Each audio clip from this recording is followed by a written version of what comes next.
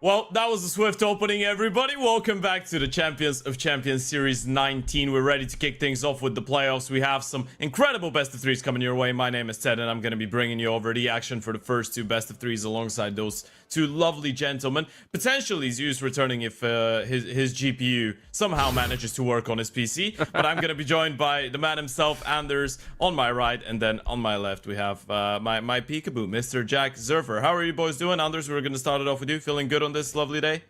Yeah, I'm ready for some great Counter-Strike. I feel like it's been shaping up really well. I think we've got some great teams that have made it this far in the tournament, and you know, Enz and Navi Jr. for the first game. I'm excited. Yeah, I think the exact same, to be honest. I'm not too hopeful about Zeus, to be honest, unless he gets the electrical tape out and just starts absolutely just going around it. But yeah, no, I'm looking forward to today's action nevertheless. Yeah, thoughts and prayers with Zeus. We hope that everything's going to be all right with him and his PC. With that being said, we're going to take a look at today's matchups, gentlemen. And as you pointed out, we have a lot of exciting action coming up. We're starting it off with two games that I would say probably deserve to be the third and the fourth, because we usually have the bangers later on in the evening. But today we get the good games with the coffee shift. We have Enz taking on Navi Jr., Big taking on BC Game as the second matchup of the day. And then there's going to be another set of talent coming in for the Bet Boom 9 Pandas and Amiga GTZ matchups. Jack, you're looking at those four games. Does anything strike you down as the game of the day? In all honesty, Ted, probably even the first game, because, you know, we got a really good storyline in terms of this is a rematch from Series 18 where Navi Jr. dumped Enz out under arse, and Enz could do absolutely nothing about it. Got dominated on Mirage. It was a close Anubis, and yeah, I think that is definitely one that I'll have my eye on for sure. But that second game as well, man, big BC game, that is looking juicy. Yeah, we're going to take a look at the bracket as well and see how things have been shaping up so far. Anders, you're looking at all those teams that are in the playoffs right now. Do you think that you could distinguish just one big favorite to take it all home? Because there's a couple big names, but I'm not really sure if we can identify just the number one who should on paper win this entire event. Damn, the problem is, like, obviously, if you're brand new to the CCT stuff, you'll be saying, like, oh, it's Enz on the one side and Big on the other side of the bracket, but I'm so not confident in that right now. I think it's very high. I'm really confident Fnatic won't make it, because I just have no idea what this Fnatic team is doing. So if you're asking me to pick, like, you know, a team that won't make it, I'm instantly picking Fnatic. Like, I think they could even lose to Eclod, no doubt about it. Like, so it's very hard to pick. If I had to just, like, really, you know, roll the dice on this one, I still think that BetBoom team is better than they've been showing. I don't know what's going on down there, but I'm just going to randomly pick BetBoom to make it from this side of the bracket, and from the other side, oh, damn, it's really... You know, actually, Nemiga, for as much as they haven't been playing that good in CCT, over in Pro League, they actually were surprised. Like, they took down Heroic. Like, I'm going to pick... I could see either Nemiga or BC Game from this side. I don't know why I think Big is going to lose, but I think they will. So, Jack, we'll see. Choose straight. What's your pick? Oh, man. I mean, look, I'm going to go for the brownie points with you. I'm going to be looking at 500, man, because I know you were going to go there. So, yeah, I'm going to say maybe them. Nemiga's also a really good shout. I was impressed, actually, from what I seen when I was watching Gun 5 the other day as well. So I wouldn't be sleeping on them over the left side. And then on the right, I would completely agree. Don't know what this Fnatic roster is doing. Could very much see them losing. And then, you know what? I'm going to stick with the first game of the day. I think Navi Jr., if they're able to get the drop on Enz here, I think they could go all the way. Okay, so bottom line is, I didn't have to play the Bulgarian card for the first time in my life, and we all believe in Fnatic's complete dismissal and downfall. We're going to get into the first game of the day, though, gentlemen. We're going to have a quick look through the rosters. We're going to start it off with the Navi Junior team, and I feel like this is the right way to start it as well, because Navi Junior, for me, especially, I don't even think we can call him a dark horse. I think we can call him one of the favorites for the event. One of the best playing tier 2 teams lately. Demon, Krabany, Makazi, Cemetery, Jugs, they've been together for a couple months now, have played around 53 maps, which 53 maps is not the right number. Around that number so far this year. I was looking at some of the Enz notes, but Navi Junior have won 7 out of their last 8 best of 3s. They've been playing great Counter-Strike, and even the one loss that they took, I don't think we can make too much out of it, because it was against the Sinners in the PGL Bucharest close qualifier. But in CCTs, they've been farming. In the main Swiss, they were a 3-0 team. Jack, is there someone that could stop those guys when they're in good shape? I don't know if it's Enz to go back on that question, but yeah, look, I think these guys really look strong. I think Makazi the key to probably stopping this Navi Junior side is actually just being able to stop him. But it's not just a one-man band either, because you've got so many other different moving parts behind it. Krabany, their in-game leader, has been playing quite well. You've got Symmetry on the AWP that maybe hasn't really been performing to the heights that we know he can, but he can definitely step up with a big map in him. Okay, we have, I guess, a big map. We have a big team, a big name on the other side of the server. We have Glaive, Pody, Kaspersky, SDY, and Night2 powered ENCE lineup that hasn't been finding a lot of success so far this year, Anders. What is the reason? You hate to always just point to one person, but for whatever the reason is, I do think, unfortunately, Pody is not consistent enough on that AWP. There's just something missing. He's not having the impact. I'm not even talking about being like a really aggressive, like flicky AWPer. There's just way too many rounds where I feel like he's not stopping. He's not putting enough fear in the enemy team. The real superstar for me in this team is still Night2. He's absolutely cracked, and it's really fun to watch. But there's something really missing. Like if you get a game here where Night2 and SDY plus any one of the other three plays well, it's really dangerous. But there are too many games where that doesn't happen. So yeah, something is kind of missing, and it's a shame because when it all works, it's actually a really great team to watch. But I agree, there's been too many times now where this ENCE team hasn't really shown up. Yeah, and it feels like in 2025, Kaspersky hasn't been able to bring in the same amount of firepower as well as towards the latter stages of 2024, right? So yeah, he was out for a minute, right?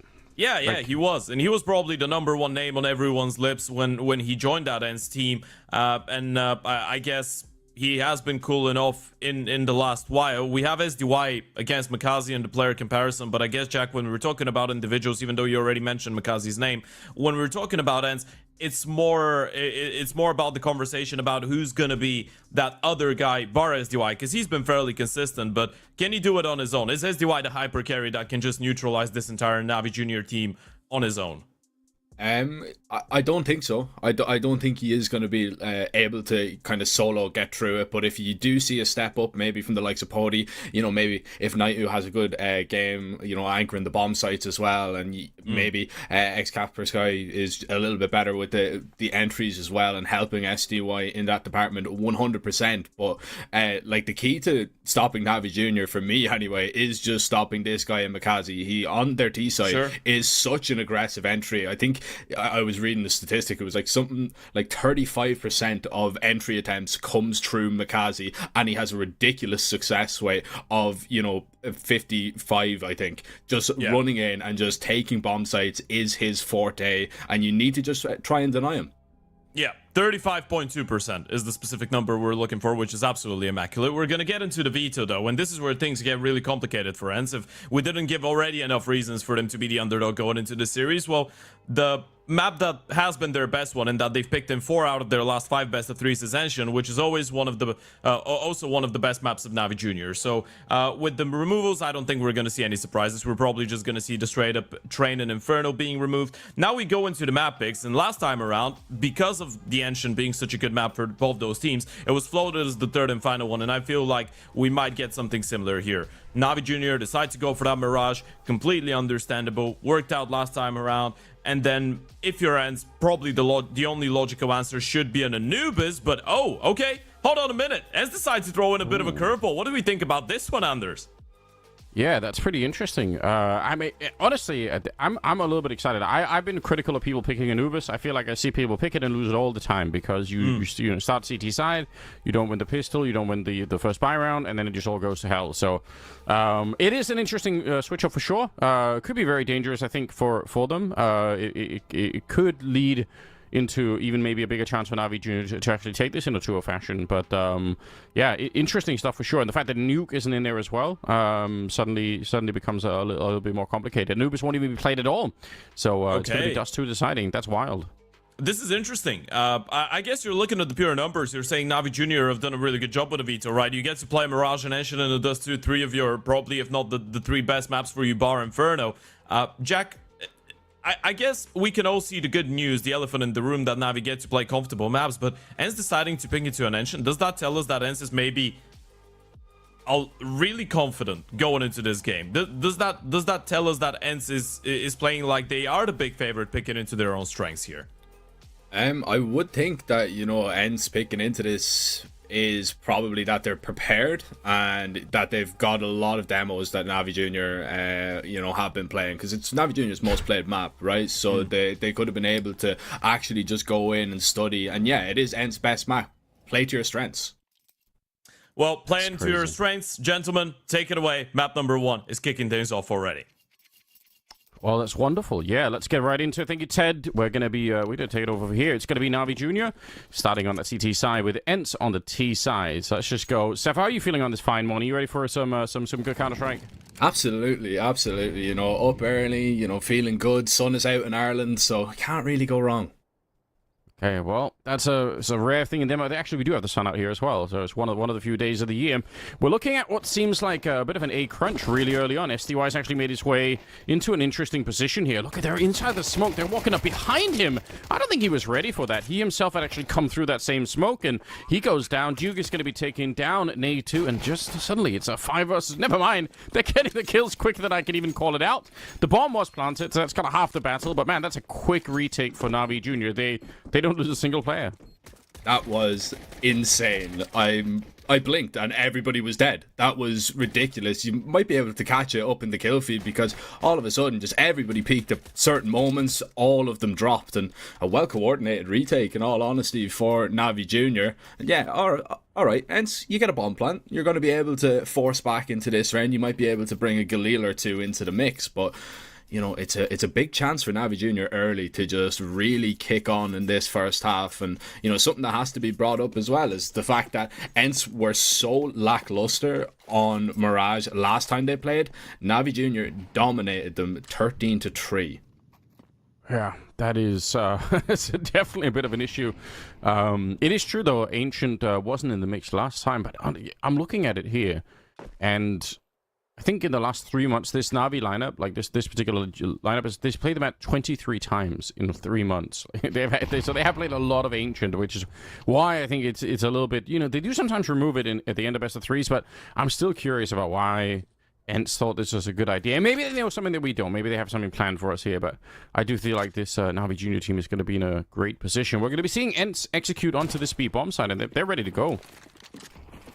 Yeah, absolutely ready to pop in, jump out the window. Flashes are good, and Demons simply no more. Just couldn't handle the heat there, the pressure. It's a really good pop on the B bomb site, and that's it. That's all she wrote. You cannot go for this retake right now. Just outcalled completely.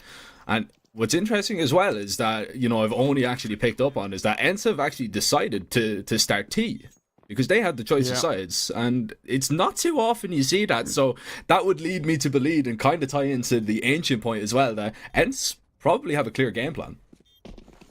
You gotta hope so, right? You have somebody like Glaive, you want to be able to see that. I will say some interesting positions for Navi Junior here, right? They've got one guy that's playing underneath the window, but the other guy's playing near the bench, and that means they can't easily help each other out.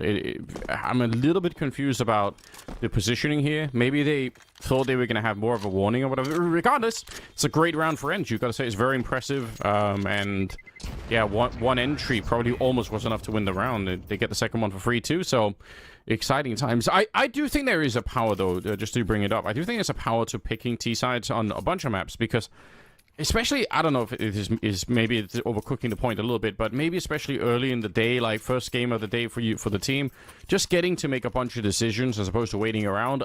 I kind of like that. I think it's a nice idea. Yeah, like you get to play at your own pace, get to set the tempo. If you want to play slow, if you want to play fast, it's completely down to you. I can see that. Yeah, definitely. Yeah.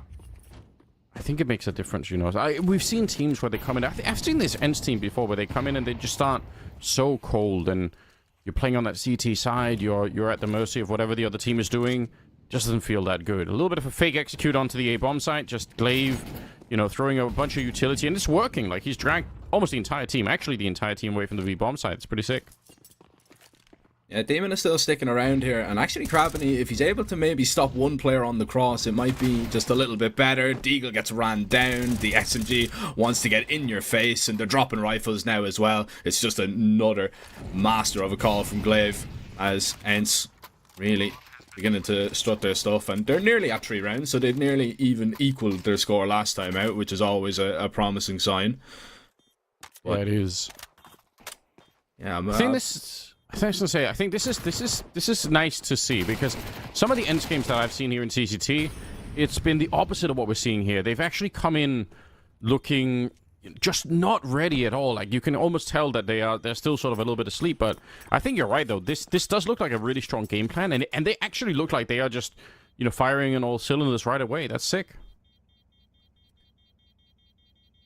Yeah, it just seems like Glaive is clued in as well, right? Because, you know, obviously, he's not going to be the IGL that's going to have, you know, the fragging ability. He's not going to be that player that's going to go out and, you know, do the dirty work. He's going to have to rely a lot and very heavily on his teammates. So the fact that, you know, he's been able to get a decent few calls, you know, you lose the pistol, it's a little bit unlucky. The retake was good from Navi Jr., but the next two calls were absolutely perfect. You catch Navi Jr. in places where they've got a few weaknesses, and that'll just give the rest of the team a world of confidence, because you know that, all right, our IGL is doing the stuff for us. We just need to make sure that we go in, we hit our shots, we don't overlook anything right now. And especially in a round like this, that you've got a hero rifle on Zuggs, because he can pack a punch. You need to be very cautious, but I like the approach from them. They're going for a little bit of a ramp play. They'll walk in, the pistols will continue to push, and that M4 is going to go back to see if it can do any damage and maybe get Navi Jr. close to a round. Yeah, he's definitely a player that can do something. And the 5.7s alone, I mean, we got one of them here at least, but you never really know. We've seen some good stuff. You could see he's listening for the utility there on the T side. He's well aware that they could be sneaking through. He's got a very good read of the game, to be honest. M4 is here and going to be taking on A2 to begin with, so very fine start indeed. And look at how far they're pushed up. They're actually covering the bomb back here. I don't think SDY knows at all. It's just USPs, but how did they even get here? What is happening? Ents, how have they let go of this? There's 50 seconds right now. They're in a lot of trouble. They're going to end up probably losing this round. Yeah, I mean, Gravity's just being annoying as well. Like, you have to go and clear this player out, and it's just really shaving so much time off the clock. You've got to get this bomb back. You know, you've made a mistake, you've left it completely open, and Navi Jr. have made the perfect play, and now everybody's got a rifle, but issue is there's probably a lack of armor in a few places. Casper Sky, that's beautiful with that double symmetry, though already picking off one and needs to find the next, but he can't do it. That one was snatched right from under the noses of Navi Jr. That is an insane call. That all came from that triple ramp push from the very beginning. I'm so shocked. I don't know. I feel like typically I'm decently good at trying to catch things on that minimap. I didn't realize they'd kept pushing all the way down that deep and they'd actually found the bomb. That's such a rare occurrence. What a mad round this has been.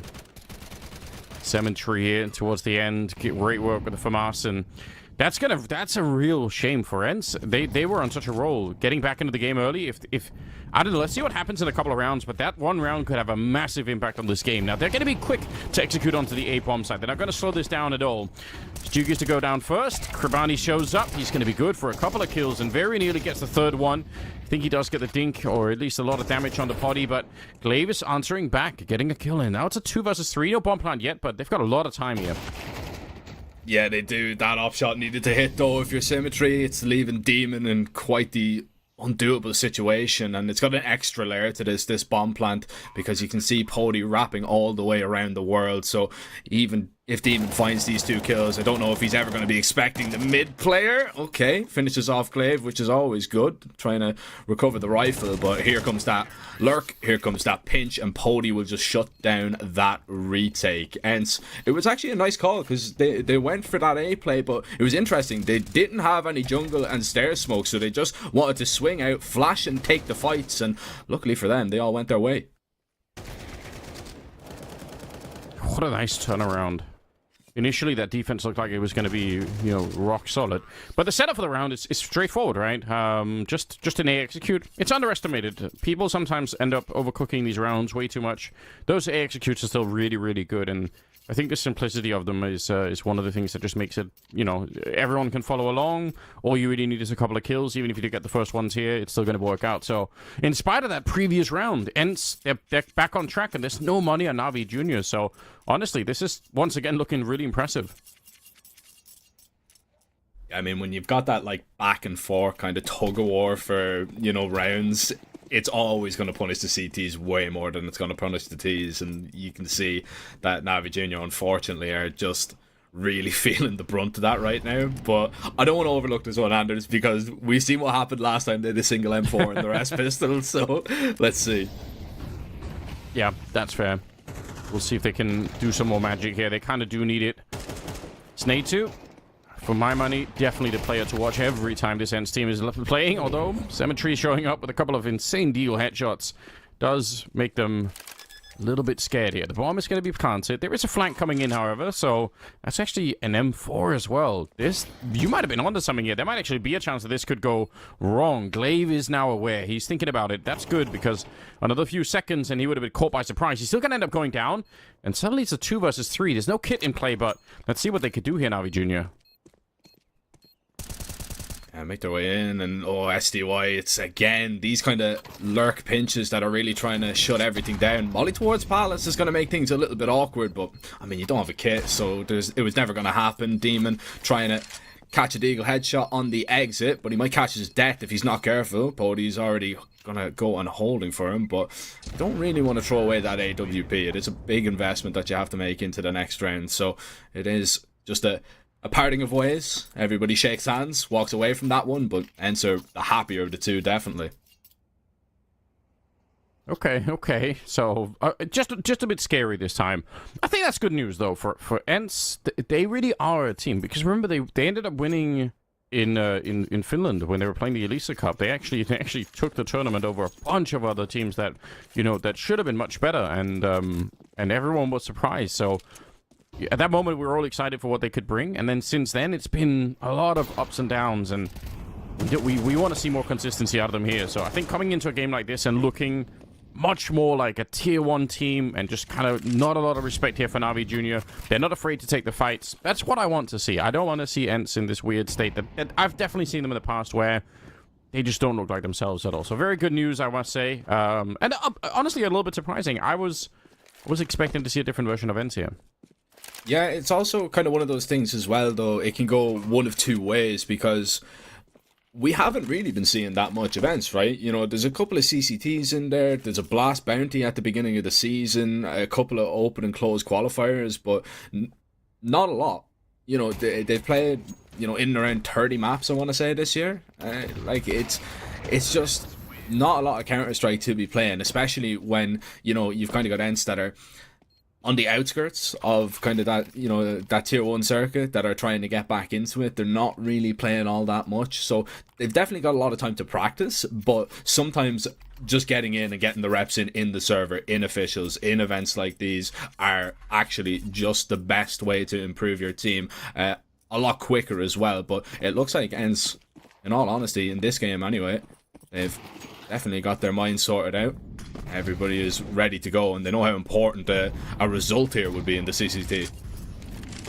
Yeah, I'm glad you bring that up, because that is something that people maybe sometimes forget about, but the CCT somehow has ended up occupying this really central point, I think, for being the ladder for people to really climb up the VRS ranking. And getting those invites is it's everything right now. If you want to make it to a LAN or anything else like that, you've got to find a way to grab some of these points, and that's true for ENCE as much as it is for Navi Junior or any other team that's playing here. That's the big dream. If you want to end up playing in a future pro league or qualifying for some Blast tournament or whatever it is, here's how you make the points to really do it.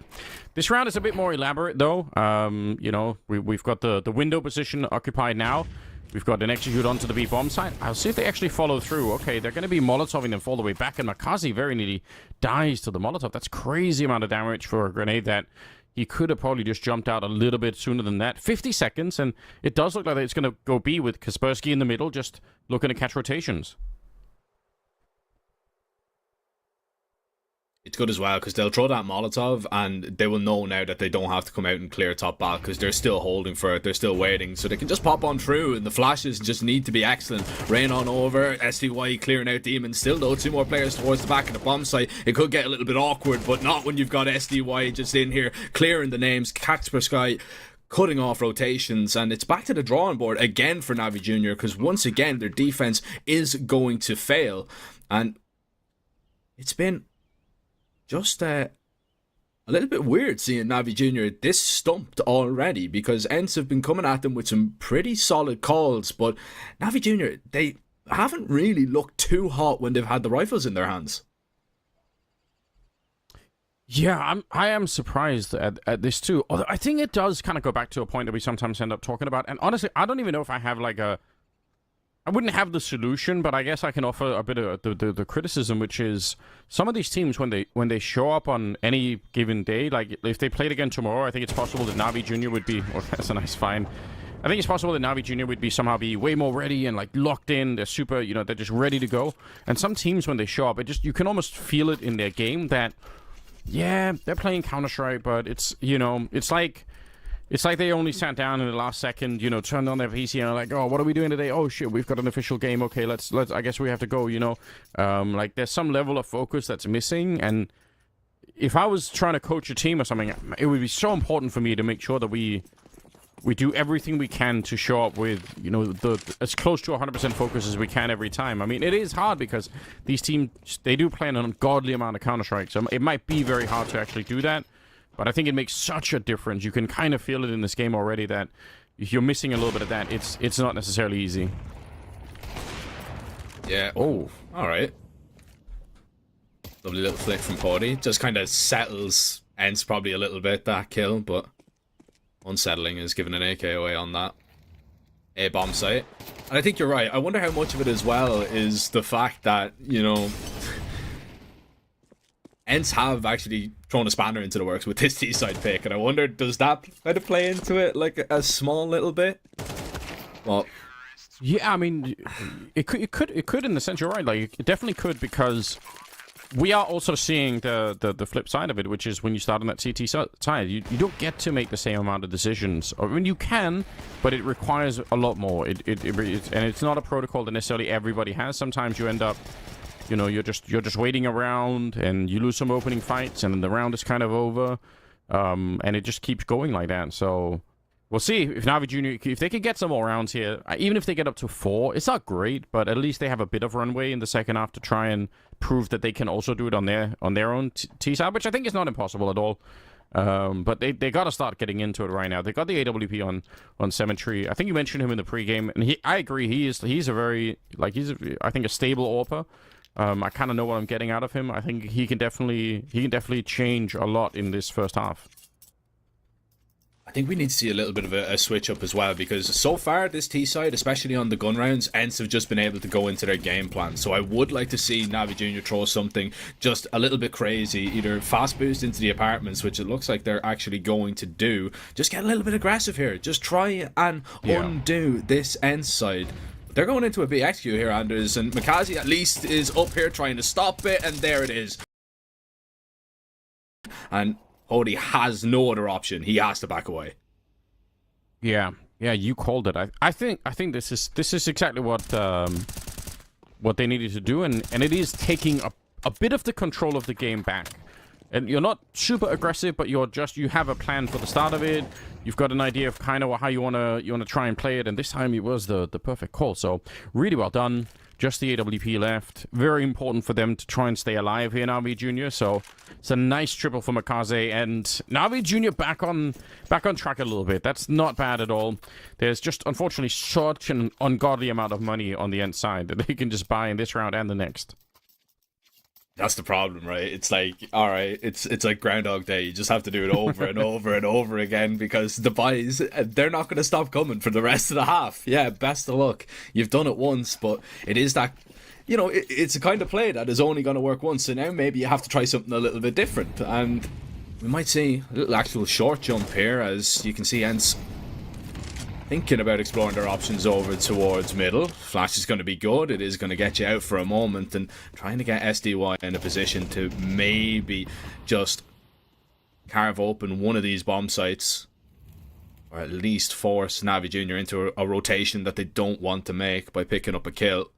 But as of right now, Navi Jr. are pretty content with just giving up this. That was nearly a horrible timing to go jumping there, but Makazi, he's already taken one head off, lays down another towards middle. It's looking good for Navi Jr. It absolutely is. 4 versus 3. Probably didn't need to peek the window there. That's a bit scary. Don't want to open up a chance for ENCE to get back in. But this is where I feel like in the past, Na'Vi Junior have had really good discipline to not repeat too many of these fights and to play very safely. And they kind of are once again now. Glaive trying to get the sneak through. Potty, even though flashed, he actually still gets that shot off. That's crazy. And now he's looking for somebody in the A bomb site. Demon in a very hard angle to clear here. Flash is going to go around the corner, but it won't make a difference. And they're going to end up defending the site. Nice discipline, I think, for Na'Vi Junior. That is one of the things I noticed the first time that I saw them play, which is, you know, not necessarily even that long ago.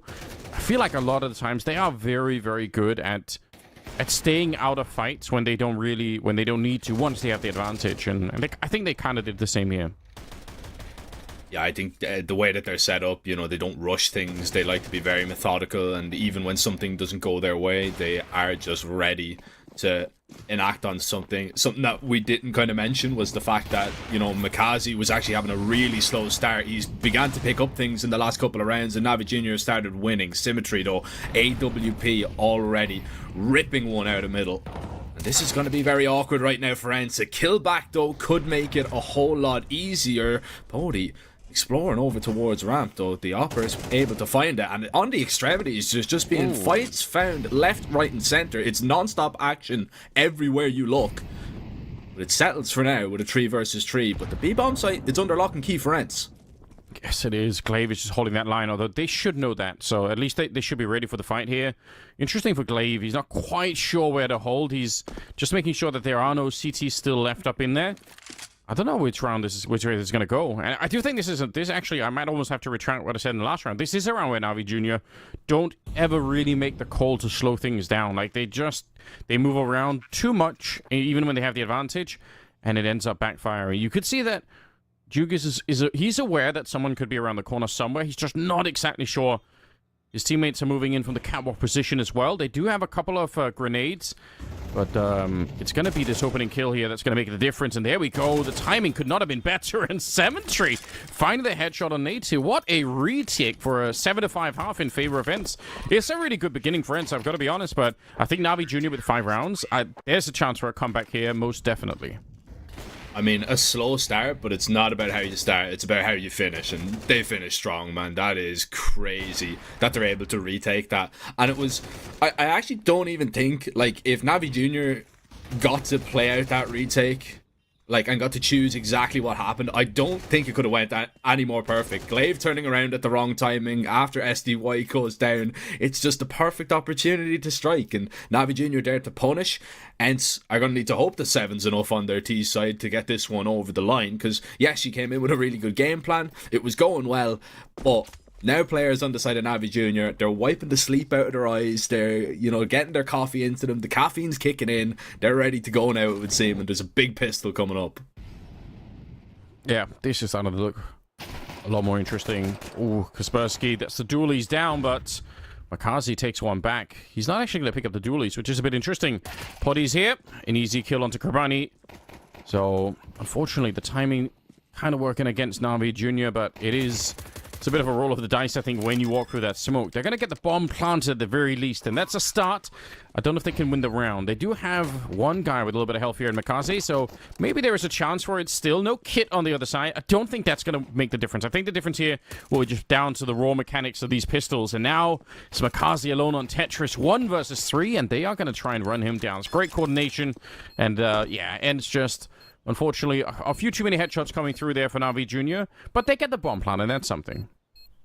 Yeah, I mean, look, they won a force buy in the first half, right? So why can't they do it again here? Look, still a really good retake from ENCE. You know, we have to give credit where credit is due, and everything was well coordinated to make their way in, and Mikaze just can't do much there as he's swarmed towards Tetris. It's such an awkward fight. They can peek you from high, they can peek you from low, they can peek you from everywhere, and they just wanted to flush him out of that situation. But I'm intrigued to see what the call is going to be from Na'Vi Junior on a round like this, because they're very light on util. They've decided to go for some heavy weaponry, and it seems like they're just going to go out and try and duel mid, but for the most part right now, ENCE don't seem that interested.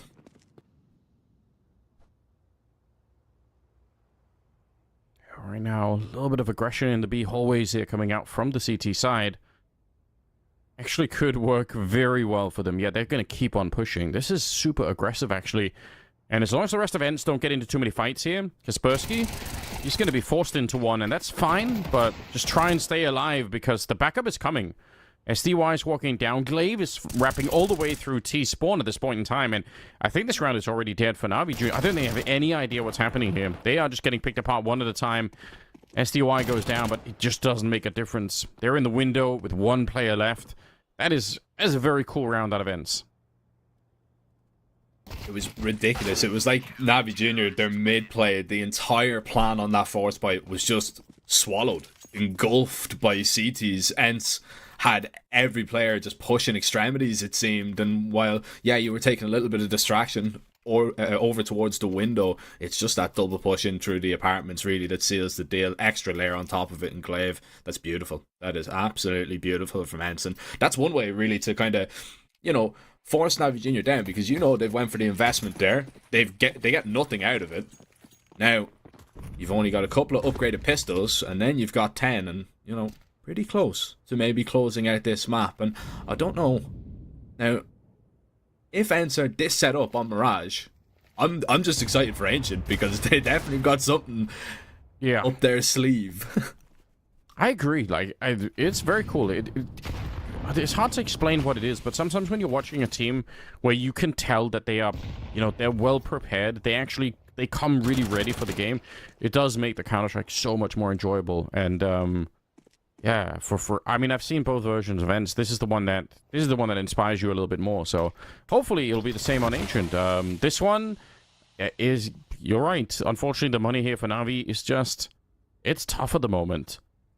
Makaze, anything you can get right now, especially, actually, if you did get the kill on Glaive, there would have been a chance for a bomb plant, which it all counts at the end.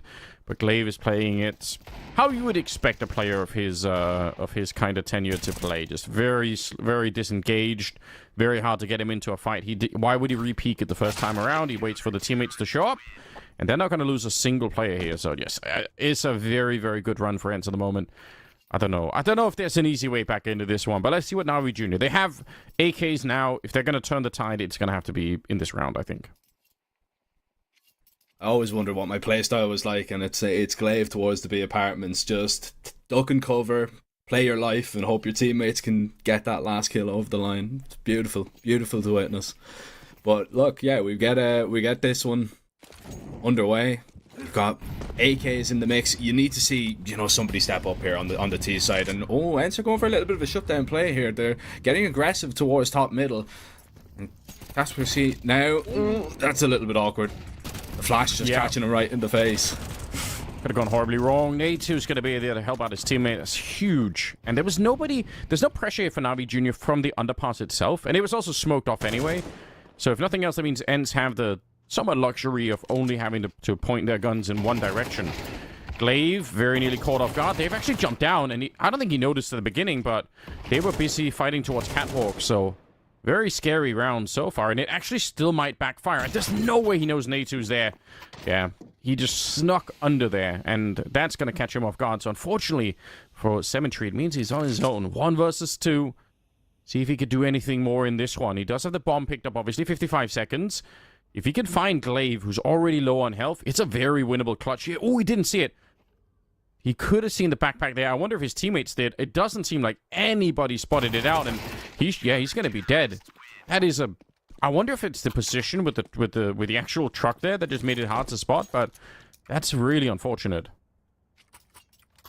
Yeah, you'd think as well, you know, like you've got a lot of teammates watching, so maybe it might have been just something that we could see and they couldn't, but you know, you'd expect somebody to call it out if they definitely caught a glimpse, but it was just such a slim margin over the lip of it. And I mean, Glaive just playing it as you would expect, low HP, waiting for the fight to come to him, and it's just a difficult angle to clear out. You're never expecting it at all.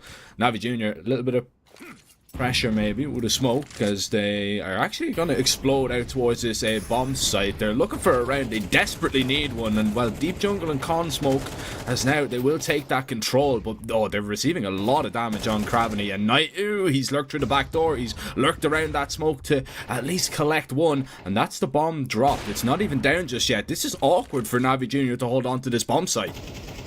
It is. What a great play from the Frenchman. Oh, and a no-scope right through the ticket booth. Going to be taking down Cavani. Unfortunately for him, it's Makaze trying to fight their way back into this round, but not easy so far. A lot of damage onto Natu, so he might have a little bit of trouble here, Demon, with a bomb on his back, and he's going to find the timing against the Finnish player. So that's at least something here. Demon, yeah, easy pickup as well. It's up to Kaspersky, sneaking in from behind. He gets the one, and Makaze's already low on health here. This is so risky. There's no more grenades, so at least it's not going to be down to the HE, but you have to make this far cross on out. Okay, he's just sat waiting. He's hoping that Kaspersky's going to go for a wide swing, but until the bomb gets planted, does he have to move at all is the question. It doesn't seem like he's going too quick. At least 30 seconds now. He can run to the B bomb side, though. Yeah, I would probably do that. It's just a little bit too late from Kaspersky. Yeah. That's a nightmare for me to say, by the way, but the move. I'm not gonna lie. I had to drop the X because, you know, in the beginning I was like X Kaspersky, and I was like, I'm at least so now I'm just Kaspersky. I'm like, okay, I'm trying to keep it to that for my own sake, but it's not easy. Yeah, it's too early in the morning as well, so the brain fog is definitely there, but you're hoping it's not here from Makaze as he's locked in towards the window and seems to have the correct read, but it does come down to a little bit of a timing and kit and play as well. As bomb is actually going to be stuck, Makaze's going to have to swing wide here, and he eventually will peek, and unfortunately can't just get the rifle up in time, so that defuse not going to come off. Navi Jr., they desperately need it around, but it has to come from a clutch, and hence, I mean, I'd be feeling a little bit sour about that round because you were in complete control. It was a 5 versus 2, and you lost. Yeah, and it lost in kind of an unfortunate way. You could see Potty goes down alone here. No one there to trade the frag. Natu, he dies alone. There's no trade fragging going on. Not even really a setup that could have allowed for it. So it is unfortunate, but it's also a way back in potentially for Navi Jr. We'll see if they can actually follow through on this one. 6-11. If they win this next round, oh, there we go. Natu. There's no grenades thrown, so he has no reason to peek up from that position. It's not that he's asleep or anything. It's just normally there's a flashbang or something being set up for someone to get out the palace, and this time it was just a walkout. So yeah, they've absolutely wrecked them in this round. It's going to be an 11-7 scoreline, and honestly, this map is not done yet. There's a chance for ENCE to lose this, and yeah, that would be a devastating setup going into map number 2. Oh, 100% it would. Like, you are in the driver's seat now. You just want to be closing this one out, but you know, if there's one team that, you know, we can definitely say this year anyway has kind of lacked that killer instinct in games, it's probably ENCE. They've really struggled to get games over the line. And Navi Jr., Ted spoke a little bit about like a momentum-based team and how momentum-based Navi Jr. are, and I think he's correct. Once they kind of get the ball, they will begin to run with it. So you need to stop that and really just smother that before it comes into fruition. And, well, unfortunately for Glaive, he won't be able to bring that rifle forward. So nothing saved. Bank accounts looking pretty dry. Navi Jr., yeah. Could they be on the way back? Hey, listen, if you can catch the momentum now, again, we've said it already, they can be a very scary team, so maybe they just, and also, now they are on the T side, now they are the team that kind of get to dictate to where the fights are happening and at what speed, so that could also just be the other side of it, is that, you know, they've had a bit of a waking up in the first half, and now they're absolutely ready to go. Certainly hope so. Again, they're such a fun team. You know, I didn't know much about them last year, not even necessarily many of their players, but I think I'd heard Demon's name thrown around before. Funnily enough, he's one of the players that's been struggling a little bit so far, 5-13. But yeah, the first time I saw them play, I immediately remember thinking, this is a really fun team to watch. So, not at all sad that we get to catch them here on this day. 4-round difference. We've got a Zeus being picked up by Pody, but other than that, it's just some upgraded pistols, and should be Navi Jr. picking up this round. I'm just hoping we get to see the Zeus in action. Pody, he might have an opportunity. He's hearing the steps go by him, but I think the chance has been and gone. He's just going to have to be boring and bring out the USP, but a pretty straightforward round, nevertheless, for Navi Jr., as they will take that one and inch closer now to ENCE. And I think about now is when you're kind of you kind of start feeling the pressure if you're Ents, because 3 rounds it's not that much, especially if your economy gets reset. You know that if this one doesn't go well, all of a sudden Navi Junior are right alongside you. So this one really needs to go. Navi Junior, they are no stranger to calling, just a very aggressive play in rounds like this, and they could be going into a B play pretty quickly. But Pody's here. Yeah, he's set up for it. Deep position. See if they have the utility to try and get rid of him. You can obviously throw some Molotovs back here, but... Oh, he hits the shot on Demon, in fact. They're going to be fine with trading that, and that means it's down to Glaive. He's calling in the backup, but it's going to be on him. If he get a double kill, this round might still be on, but if it's just a 1, they don't care now. It's absolutely worth it, and... Look at how good they are. They throw deep Molotovs to make sure that if there was a third player on the bomb side, that player probably couldn't peek them. And then they just slowly peek Glaive. They're happy to trade it. It's a very, very measured kind of an attack there where they're not just jumping in the air and trying to, use the manpower to get through. They actually take their time to just slow down the attack a little bit, enough that they can fight Glaive in a reasonable fashion here. 3 versus 3 in the afterplant. If Krabani gets this one, I think the round is probably going to be dead, but it goes the other way. It's Kaspersky instead to take him down. And suddenly... It's just 1 player left. It's Cemetery at the back here. Smoke going to be going up, throwing out a little bit of a flash, but it doesn't matter. He peeks right before the smoke pops, and now it's a 1 versus 1. SDY goes down. It's crosshair placement. Could not have been better. What a clutch coming out from Cemetery. And Navi Jr. pick up the round. They pick up the AWP. Oh, it doesn't matter, but yeah, this is huge. And there was a decision there for Ents as well, right? Because they were kind of just weighing up their options. If they weren't given a kill, they would have saved. So they would have had 3 rifles in this round, or at the very least 2. But because they find that opening kill, they're forced to go for it. And just unfortunately for them, they just don't have a kit. So they felt rushed that they had to stick that defuse. And yeah, really good round from Navi Jr. And it's actually best case scenario, because that the money is going to be very sparse on the CT side now. A bit of aggression towards the ramp is always nice. Underplayer is going to be spotted, and Glaive's going to be instantly cleared out. And I mean, Glaive is the B anchor. You spot him in under, you can probably guess there's something wacky going on. Yeah, that is actually a good point. That's always something that is it's a bit hard to catch sometimes in the middle of a game when the action is flying, but. Obviously, for a team, you are absolutely going to pay attention to where you find those CT players, and if they're out of position, it's an immediate call. So like, wait a minute, why is the B anchor all the way out here? We've got to think about that. Deagle, I don't know. That could have been a very easy, I think, first headshot there. Didn't really work out, but they're going to be able to trade the kill regardless. So 3 versus 3, they pretty much have the A bomb side on lockdown here with the position that's here for Krabani. Yeah, I think they're going to be fine with it. Get the kills to follow it up, and it's going to be a nice headshot. So, okay, they lose a couple of players here, Navi Jr., but I don't think it matters at all. They are running this game back right now, and the truth is, Ents, they might not have a lot of buy rounds left here before this goes completely off the rails. I think it kind of already has gone a little bit off the rails, right? I think it...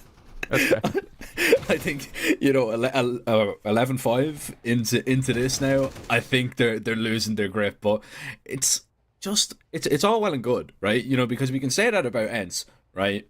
But Navi Jr., when you're looking at an 11-5 deficit, it's all right. We'll try and string a couple of rounds together. It will be a difficult comeback to kind of pull off, but once you get 1 round behind or even like level, that's when the rounds just become infinitely more difficult. Those last couple are always the hardest. And especially now we see that we're going into a little bit of a tech pause as well. So that either is going to make or break you as well. Cooling off is probably not a good idea for Navi Jr. right now. Unfortunately. It's just a part of online CS, isn't it? Yeah, you're right. It is. And... all the teams probably, hopefully it's something that they're just so used to by now that you have sort of a good rhythm for how to not get too tilted by it. But you're right, like, it's a fair point too that, you probably want to keep on going here if you're an RV Junior. You don't want to slow this down. Things are feeling pretty good. Like, why stop the flow? But it does happen, unfortunately. Obviously, people playing in their homes, you got internet problems, you never really know. So, that is, it is what it is, as they say. So, it's a real struggle here for Ents. What do they do? How do they bring it back? Like, some of the early pushes they did in the B hallways were really cool, but the problem is also if you do it too much and Navi Jr. play just a little bit more slowly, you could get caught off guard. So curious to see if Ents have some more tricks, if they can actually find a way to make this uncomfortable. Right now, Navi Jr. They're hitting so hard, right? Like, that's the other problem is, at the beginning, I feel like for Ents, when they were on the T side, some of the openings they had were just, they were beautiful, and it felt like there was no chance for Navi Jr. to answer back, but now you almost have the reverse feeling here.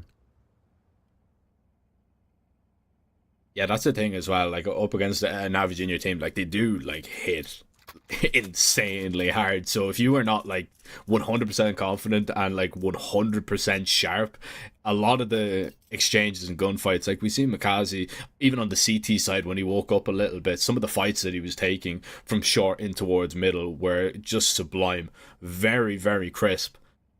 And it can be difficult to do as well because, you know, you are up against AKs. So even if you are crisp, even if you do hit that headshot, still, the AK could just one-tap you. And yeah, you might land the dink, but like you will just be taken out of the round instantly. So it is always something that you need to be a little bit concerned. But I do agree with your sentiment as well and your point that when you're doing that kind of B apartments push, you can't, you know, overcommit to that idea at all.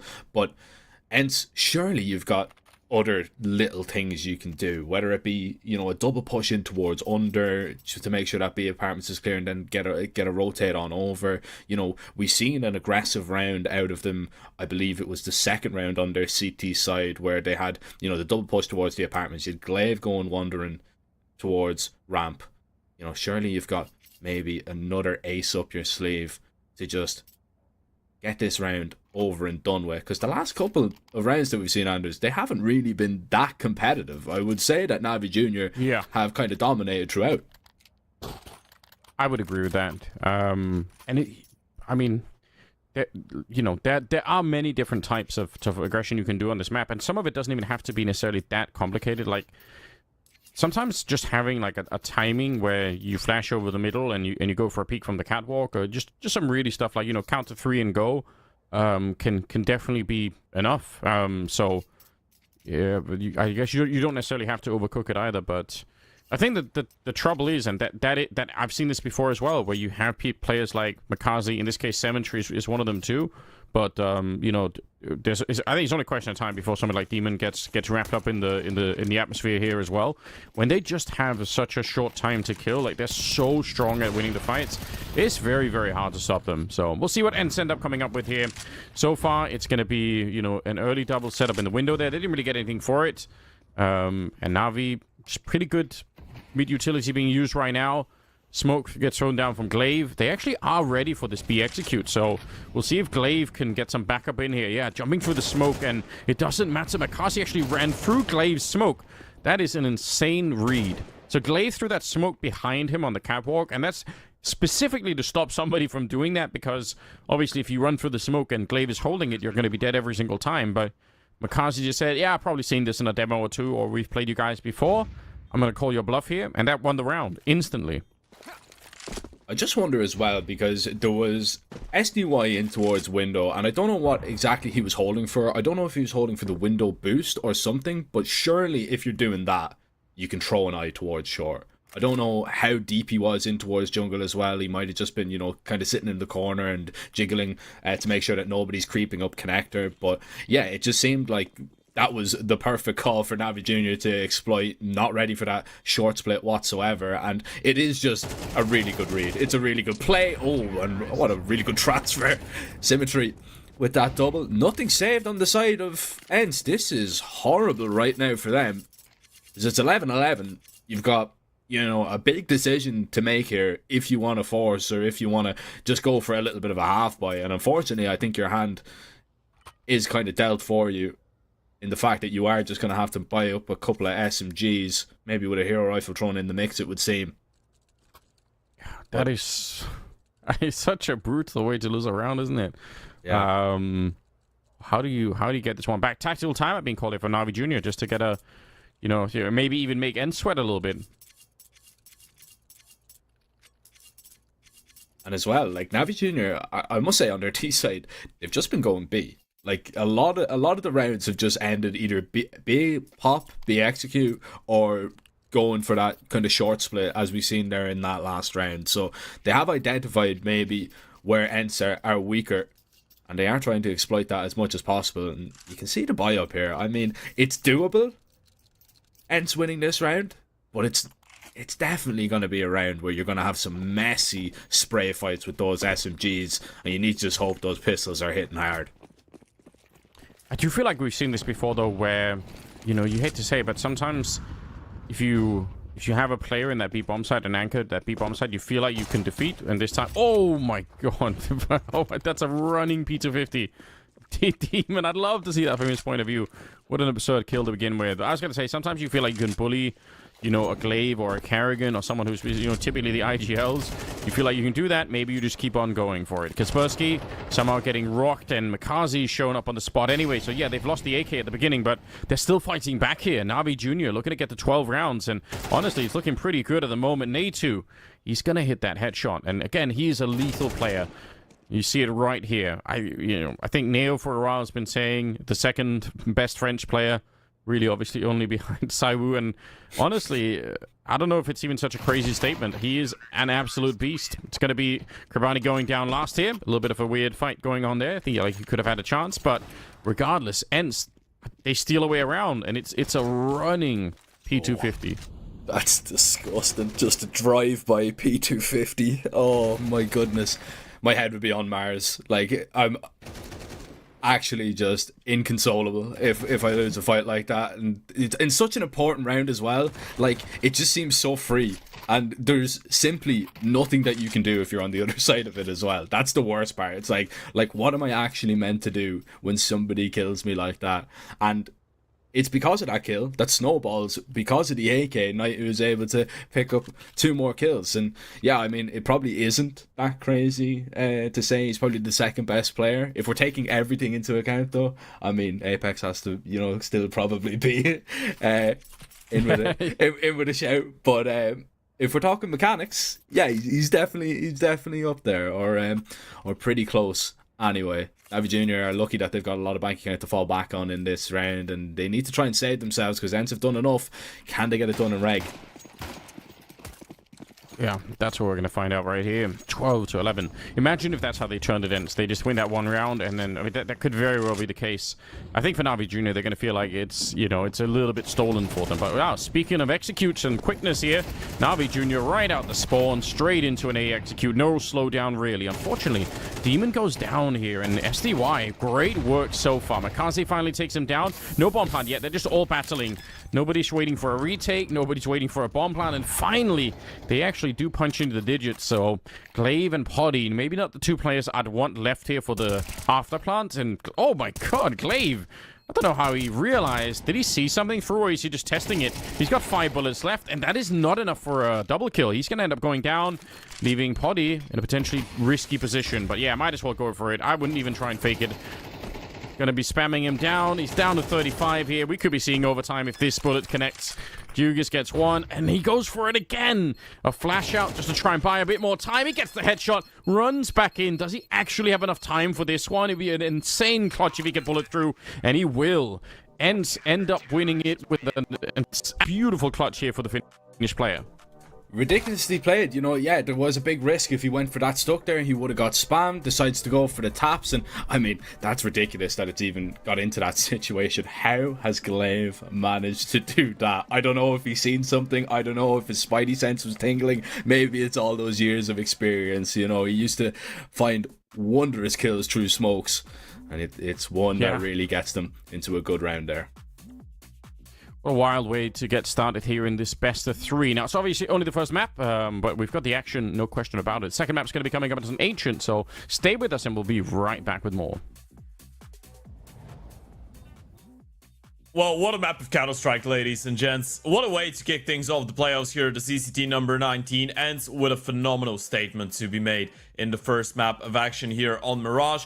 We're gonna start it off nicely with the very beginning. I feel like there is a pretty big description that we can make about this game when it comes down to what Ents brought to the table. That was probably the best prepped Ents that we've seen in a long time going into a matchup. I know they lose the pistol round and they lose it cleanly, but then you see them go for the force buy. They're able to make it work straight away. Then they win the second round. Then you had that incredibly weird round where Navi Jr. just sent a triple push down the ramp, right? They find themselves in T-spawn with the bomb, and you're thinking, oh no, this is how it starts, right? This is where Navi Jr. are going to start picking up the slack, and this is where Navi Jr. just run away with a really comfortable CT side. But and say no. Ents are able to answer back immediately with a fantastic call, a quick round out of the A bomb side without any utility, making it onto the bomb side, starting to win rounds, being able to actually push down that CT side economy. And from that point on, you can see it on your screen right now, Ents were starting to get the rounds going.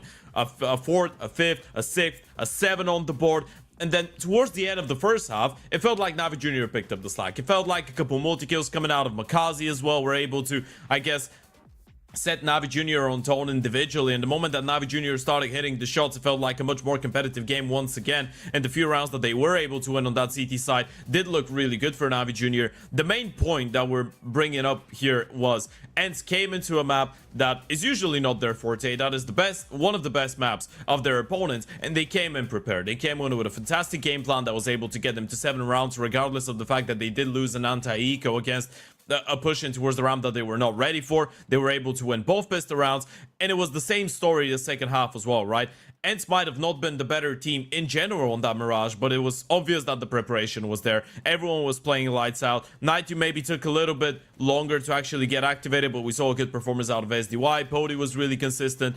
Ents were able to start off the first half with a 7-2 lead. The second half started off and get into an 11-5 lead, which from that point on, it was quite obvious that Navi Jr. had a lot to give, right? We started seeing some really good clutches in place from Makazi, from Dux, from Cemetery as well, and towards the B-bomb side in the 1v2 clutch that we're going to see any moment now. Navi Jr. started bringing it back, but what Ents were able to do really nicely was get themselves in a really good position to just be close enough for a couple clutches to get them over the finishing line. Navi Jr. showed one thing. They're a really difficult team to take down. Navi Jr., when they start rolling, as we said, you got to really fight to get them out of their comfort zone and actually deny that potential comeback, especially when we're talking about the T side of Mirage, where apparently they just built up the momentum incredibly quickly. And again, it felt like another Navi Jr. comeback, right? Just yesterday, Navi Jr. played against the Himera team, of course a lot less experienced than this Ents Academy lineup, but had a 210 deficit on the CT side of Mirage and were able to come back and win it on the T side. We nearly saw that happen once again. It felt like everything was falling nicely into place. The calls were great, incredibly dynamic Counter-Strike, and then it all starts to unravel here. That pit to 50 to open it up. Night with the triple kill out of nowhere, and then it goes down to the 11-12 rounds or 11-12 round, and after Night was able to come up with that greatness to get Ents up to 12, it felt like it was just going to secure over time. But then we had that clutch coming out of Glaive and then Pody in the 1 versus 2 in the final round of action. Ents might not have been the better team in general when it comes down to the individuals, might not have been the hotter team on the server. We might have seen a lot of good things from Makazi, from Dux, from Cemetery, from Kraben even. But the bottom line is, Ents had some of their individuals step up in the really key moments. The game plan was good. Glaive was able to, just by calling, get Ents into really comfortable positions at the start of the first half and the start of the second half. And then towards the end, he just relied on some of the individuals to pull him over the line. Nighty was the one that stepped it up first. He was one of the big names that we were talking about. And then the second time, it was Glaive himself getting a kill through the smoke into towards CT, and then Pody finishing it off with a masterclass of a 1 versus 2. Ents make a statement at the start of this game. It's up to the side of Navi Jr. now to show if they can respond. The map pick events is coming up right after the break. It's going to be an ancient, usually a map that Navi Jr. love themselves as well. So make sure to tune in for this one as well, because this game is not over. Ents might have started it off nicely, but Navi Jr. can definitely put up a fight and try and bounce back. We're going to find out if they can do that after the break.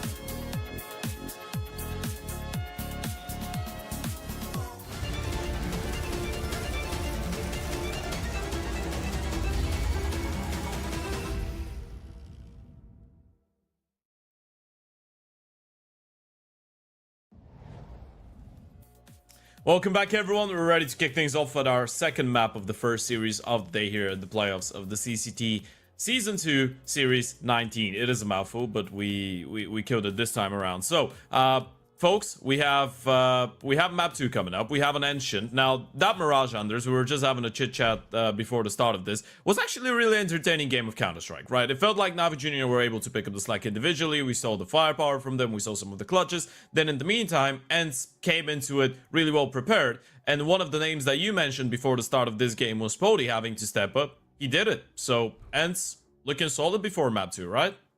Yeah, I think so. Credit to him. I think that's really, really important for the future of the team. So, you know, you want to see more out of that. But yeah, I think it was a great game. It's really fun to watch. I like Counter-Strike where nobody's afraid to fight each other. Like, you can see that no one's really scared, and I just think it's sick. So yeah, well played on all fronts. But yeah, all the rounds, it was great.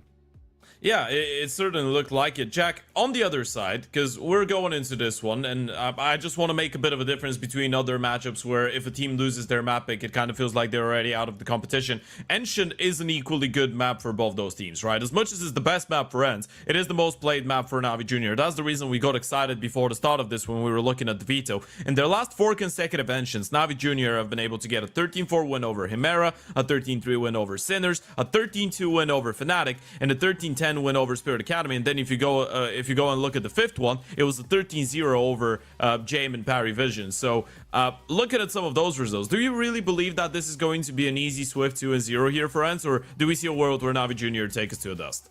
I mean, come on, we've got ENCE involved. Nothing is got to be easy when these guys are playing, because they could turn up, they could just get completely shut down, man. Look, I think obviously they've picked, they've picked into this for a reason. You know, they're trying to play to their strengths. Maybe they've got a really good game plan in place. It looked like on Mirage they definitely were prepared for what Navi Jr. were going to throw at them. Ended up getting that one over the line. But you've got a Navi Jr. side that are so proficient on this map, man. And, you know, alright, ENCE maybe got away with a couple of rounds early on map 1 because Navi Jr. weren't warmed up. That's not going to happen on map 2. Okay, I think there is a really interesting conversation as well to be had, because we were talking about that Mirage. One of the main points for me was the fact that ENCE started off both those halves incredibly comfortable though, right? Is that something that you feel like they're gonna need once again, Jack, on Ancient to succeed? Yeah, I think so. I think obviously a good start is never a bad thing, and the longer you can keep this Navi Junior team down for, the better, because they are so momentum based. Like you spoke about some of the recent results that they've been able to get on this map, and a lot of it has been sheer and utter domination. So when they get in the driver's seat, it seems like they're very difficult to get out of it. So that's something that ENCE need to worry about when they're facing this academy side. And yeah, I think, look, obviously, I'm just excited to see when we get in there to see what they actually have prepared for this. Because, you know, Navi Junior, they've got a lot of maps on it, which means ENCE have had a lot of different demos to study to make sure that they're well versed for what Navi Junior are going to be able to throw at them. And I just think it's going to be an exciting game, man. It hasn't disappointed on map 1. No, it definitely hasn't. Anders, I want to talk individuals now. We already mentioned Pody's name. He dropped a 22-14 on map number 1, and he was one of the main reasons that ENCE were able to clutch up that win towards the end. What does Pody bring to the table when he's playing that well? Because every now and then, you pointed out, he's been incredibly inconsistent. It feels like whenever Pody shows up, the team is playing much better, and ENCE are able to actually bring up their end game. Is he still the person that you're looking at map number 2 and saying, okay, if this guy is able to do as well as he did on Mirage, then maybe ENCE could be able to close it out? Yeah, I would say so. I mean, I think having a reliable AWP player, it does make it a lot harder for the enemy team to move around the map. On a map like Ancient, I mean, very often what ends up happening, obviously when you're playing the AWP, you're playing in a bunch of different positions, but anchoring, let's say, that A bomb site from way back in the A hallways, it means that your team as a whole, when you're on the CT side, is going to be allowed to have better mid control and maybe better, you know, if you want to go aggressive outside of the B bomb site, you have more players that are available for that if you have the safety of that AWP. But if you if you can't trust that AWP player, or, you know, you end up losing the AWP so many times you don't even have the AWP anymore because you can't rebuy it, then it puts a lot more strain on the CT side and that defense. So I do think it's really, really important. I think in the past, a lot of commentators, probably myself included, we've been guilty of always painting the AWP as like, it'll be interesting, like AWP versus AWP, who's going to win when they run into each other. And that's not necessarily always the case, right? Like, a lot of the time it's about making it hard for the rifles on the map to move around as much as they are. And, you know, for a team like Na'Vi Jr., who do like to move around a lot, if Pody can shut them down early, then maybe that's going to slow down the whole team. Yeah, maybe. And I love what you say there, by the way. Let's not forget, we're talking about Counter-Strike 2, right? CS2 is a little bit different than CSGO in comparison to, or in terms of how you use the AVP and how impactful an AWP could be. So it definitely will be a really interesting one. Unfortunately, folks, I gotta let you know that we are experiencing some technical difficulties. Well, not us, the players, technically, but yeah, there's some issues going on right now. And okay, you know what, the moment I started doing that, yeah, this is the superpower of caster cursing. You're gonna find out it's actually quite a supernatural phenomenon. They are ready to start it off. So with that being said, I was gonna send myself over to a break. Now I'm just gonna send only myself to a break because you guys are staying here, because map 2 is ready to start in just a moment. Nice, thank you, Ted. Appreciate it very much. Let's get into this one. I don't know, Jack. If you had to make a prediction here, are you thinking, is it going to be 2-0 here for Ents, or are we going to see Na'Vi Jr. bounce back? Oh, it's such a tough one. It's such a tough one because I can see arguments for both. I've got faith in Na'Vi Jr., to be honest. I've got faith in Na'Vi Jr. pulling this one back. I think they're warmed up. I think they're ready, and I think they can really do it. Okay, I like hearing that. Well, let's see how this one plays out. It will be Ents starting on the T side. It will be Na'Vi Jr. starting on the CT side. I do think that is potentially a bit interesting. They do have a smoke and a flashbang on the Na'Vi Jr. side, but no defuse kit. So it'll be down to the mechanics here alone. Jugas with a very good couple of shots. That is going to kill pretty much half the attack. Now, I think they were going to end up at the B-bomb side anyway, but this kind of an opening is so cool for Ents. I mean, not that we might not get to see the coolness of it, but the cool thing about spreading out this wide is that you can do anything. Like, if you win the fight towards Donut, you can go A. If you don't, you can just hold middle and go B. Like, there's so many different ways to very, very hard to read if you actually win some of the opening fights there, but doesn't work out. So then at the end, it's just Glaive alone with the bomb, and even a bomb plant here is not going to be possible, I imagine. So yeah, very, very strong. I mean, that's the power of just having that raw aim. Yeah, it's a big if, isn't it? If you win those fights, unfortunately, yeah, nothing seems to go Ents' way in this one. And yeah, really, really good idea. Yeah, I agree completely that you're able to just do whatever you want, but unfortunately, it's Na'Vi Jr. already starting good, which is definitely a worry. And especially with Ents going for a force buy, I was already touching on this a little bit in the pre-game. You don't want to give Na'Vi Jr. a hot start and a clean pistol, followed by what could be, a round that is just completely swatted away, which looks like it is going to be a B-rush here. Maybe a cave taker, maybe straight just up the laneway. Na'Vi Jr. are going to start 3 over towards B. Util is going to be pretty good. And actually, Ents are just going to slow it down for a moment, so it will just be a pop, but you've got so many bodies here for Na'Vi Jr. It's going to be very difficult to get in. It definitely should be. They have helmets, though. Oh, the timing is insane here. Gravani, he does get the MP9 just back out in time, but honestly, if he'd had it out the whole time, I'm not sure if he couldn't have had a better chance for a double kill there. It's going to be Symmetry getting the kill, and they're trying to swing out of the cave. It's kind of working better than it should have. I feel like probably there should have been a trade there against Kaspersky, but at the end of the day, it will probably still be there around here. It's going to be not a lot of health left for the MAC-10. He's really hoping that someone's going to screw up and go for a bit of a wraparound here. He could find one player.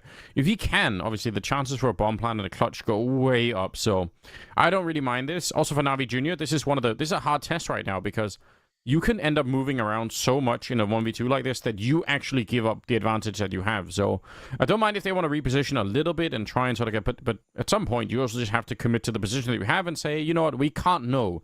He could be going A, he could be going B. There's, if we start running around the map, we might be playing into another, deeper game. So let's just wait and see. And if you split as well, if they decide to go 1A, 1B, that's... horrible. You need to just commit to one site. If you get it wrong, go and retake it together, especially with Demon on that low HP. But they give up the bomb plant now. And you do have to go relatively quick because there isn't a kit in play, and you're just going to be stomping all the way up. And yeah, you're right about that. Well, he's in the back here, so they really are taking their time checking. They're not going to find him either. This actually could work out now. It's a bit crazy if he lands the kill on the first player here and just hides. Oh, his demon diffusing outside. Kaspersky, he's ice cold in this one. Absolutely sick play so far. And yeah, Dugas knows he can't win the round any longer. He's going to get a kill, but it won't make a difference. What an insane clutch from Kaspersky. I mean, taking the risk to begin with is one thing, but like you said, just they didn't have a lot of time without the kit there. Yeah, and as well, right, you know, you waste a lot of time. You don't have really too much util, so you can't just smoke donut and stick the defuse. They guess incorrectly, so many different angles that you have to go clear out, and it's just well played from Kaspersky. Really, really nicely done from him. And, you know, that was everything that Ents wanted in that round. They went for the investment. They were trying to put Navi Jr. back on the back foot, and yeah, look, they've been able to do it here after a disappointing pistol. Now they just need to be careful because the hard part is done, technically. This one, yeah, you just need to make sure you're not caught by anything silly. Little pieces of aggression, just be aware of them. Yeah, and they look. I mean, I think you're right because they have the same kind of thought here. Is what it looks like. You know, taking a real deep breath, not doing anything too crazy. Eventually, taking a look in there. Bomb is on the other side, so we know that they don't really have to commit to anything here, Ents. They can just put on some pressure, you know, really sell the idea, and then they can start to fall back. They have so much time still on the clock, and you might as well do this. It's going to be frustrating for Navi Jr. In the middle, the Deagle's going to be fallen, and more people are showing up from that donut position. It is a bit risky with a player behind them towards the cave, but they're actually trusting in the fact that they were going to hold it. Okay.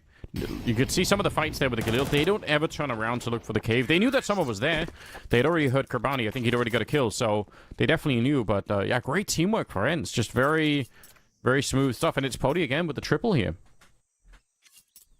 And it came down as well to, you know, the fights over towards mid because, you know, all right, Ents won the round, but Navi Jr. actually had a really good read on that because they rotated everybody over towards A. They felt a little bit of pressure, but they were like, something feels fishy here. Something feels just a little bit off. And they actually make the correct read to go back over towards middle to take the fights. But it's just unfortunate that the Galils were able to get the better of them. So now you're not playing with any upgraded pistols, it would seem. It is just USPs. This is a nasty surprise if you walk in towards cave right now. Flash is going to be good though, and I mean, you farm up a little bit of cash, so no problem. You get all the info. Yeah, and I think they landed a pretty decent grenade. But yeah, if you had decided to try and just cold peek that corner, who knows what could have happened. Grenade is shocking that it doesn't kill him. Bounces off just off the corner there.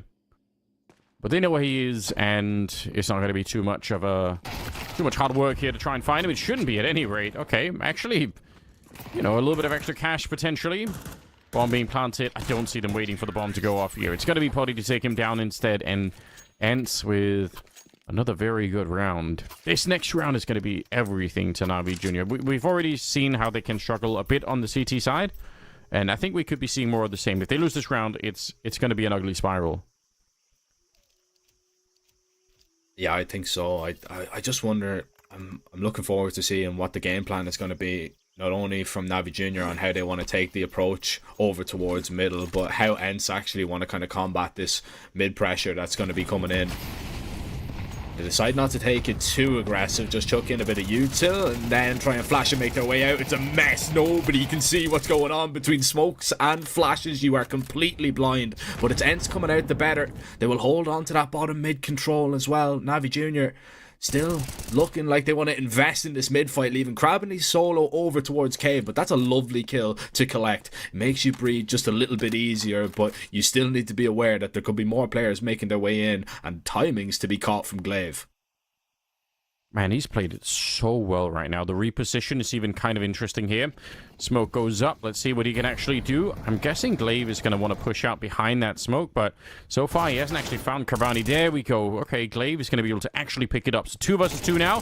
Glaive in position, but Cemetery just 2 quick kills. Shuts it down and leaves Nade 2 in a clutch. Now, I put a lot of trust in Nade to win these kind of rounds. He's only got 1 kill so far in the map.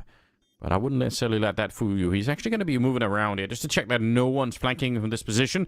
They have smokes, but the problem is, even smoking this position, it doesn't always work out that well. I feel like the lineup is still pretty intuitive for it, so we'll see how he does. They've tapped the bomb once. He comes back, throws on an HE. There's a little bit of spam. They're still defusing on the other side, though. Not quite aware of it, and he actually gets shut down with the USB. That's wild. Look at the health that's left. If one more AK bullet connects, he definitely has the round in his palm there. That's an unlikely clutch, I must say, for Na'Vi, but they needed it.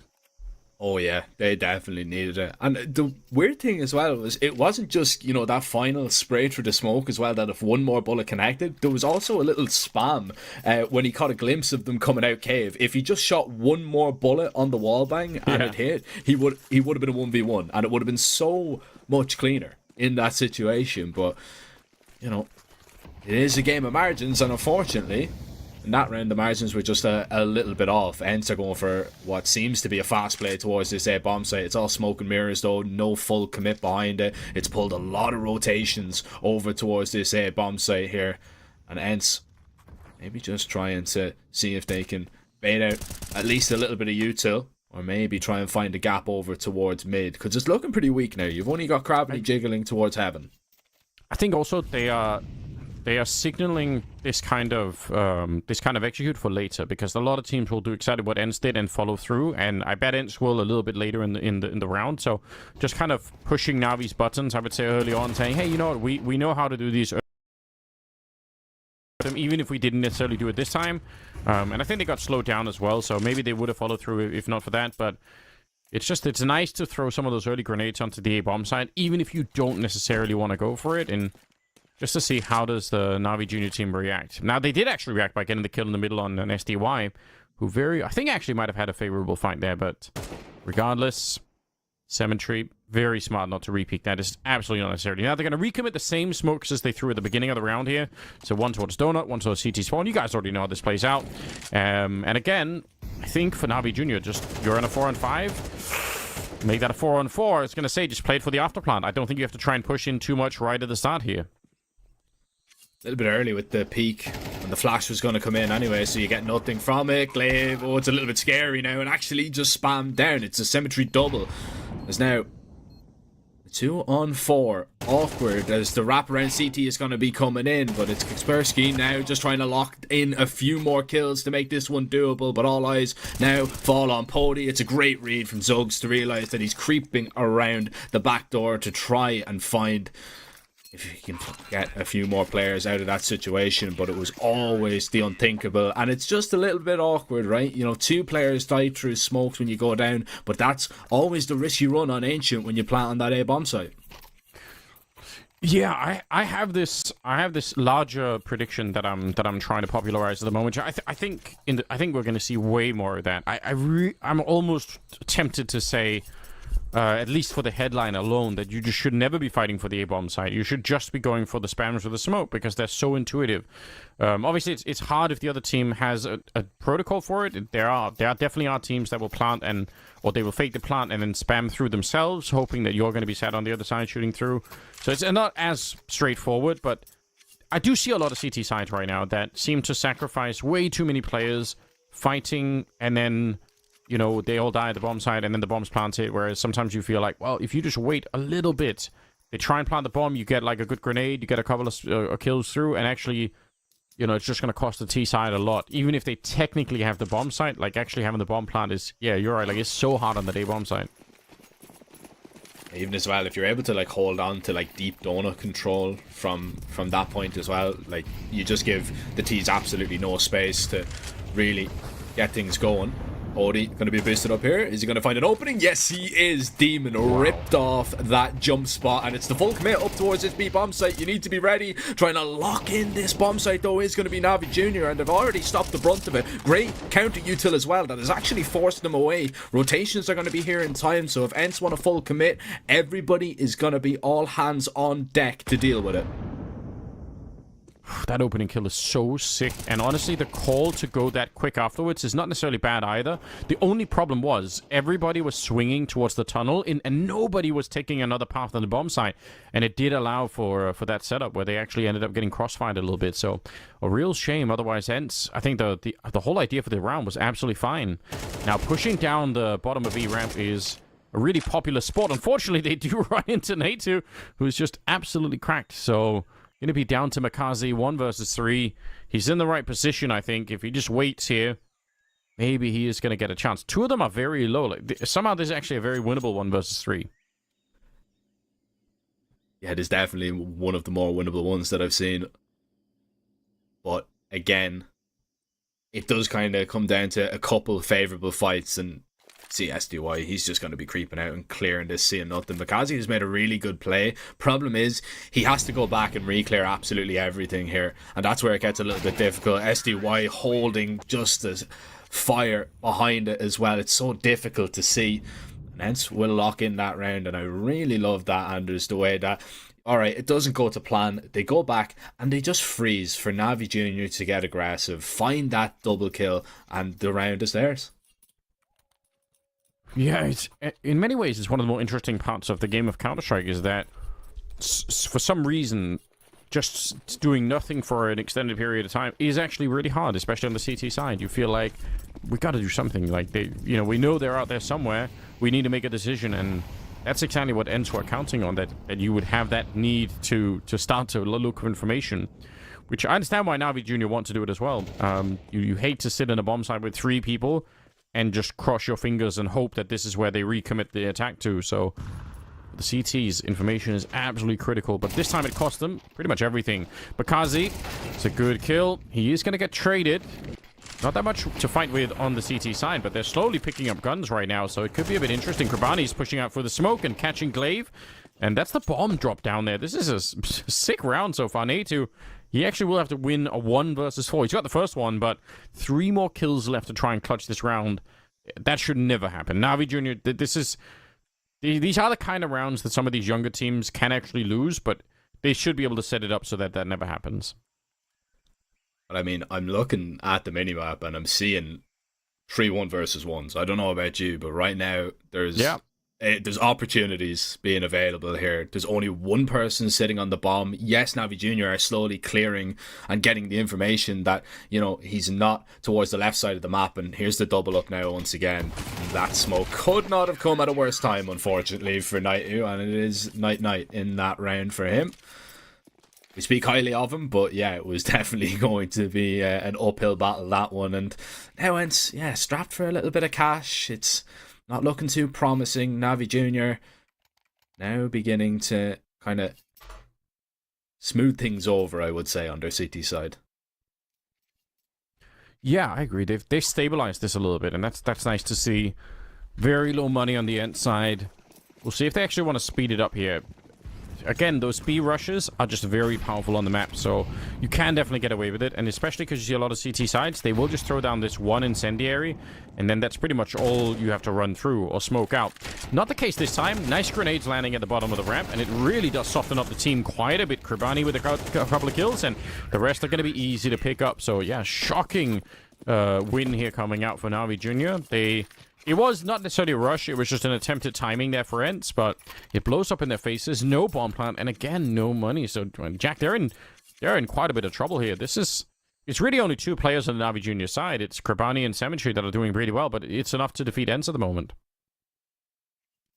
Yeah, they're kind of in dire straits now on their T side. I can't lie. This is...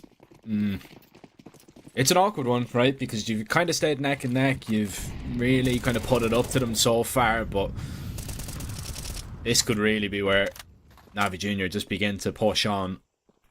And, I understand and I appreciate that Ents have a CT side to come up, but if they end on 4 here, I just don't know if it's going to be enough for them to at least feel comfortable that they can close this one out in 2.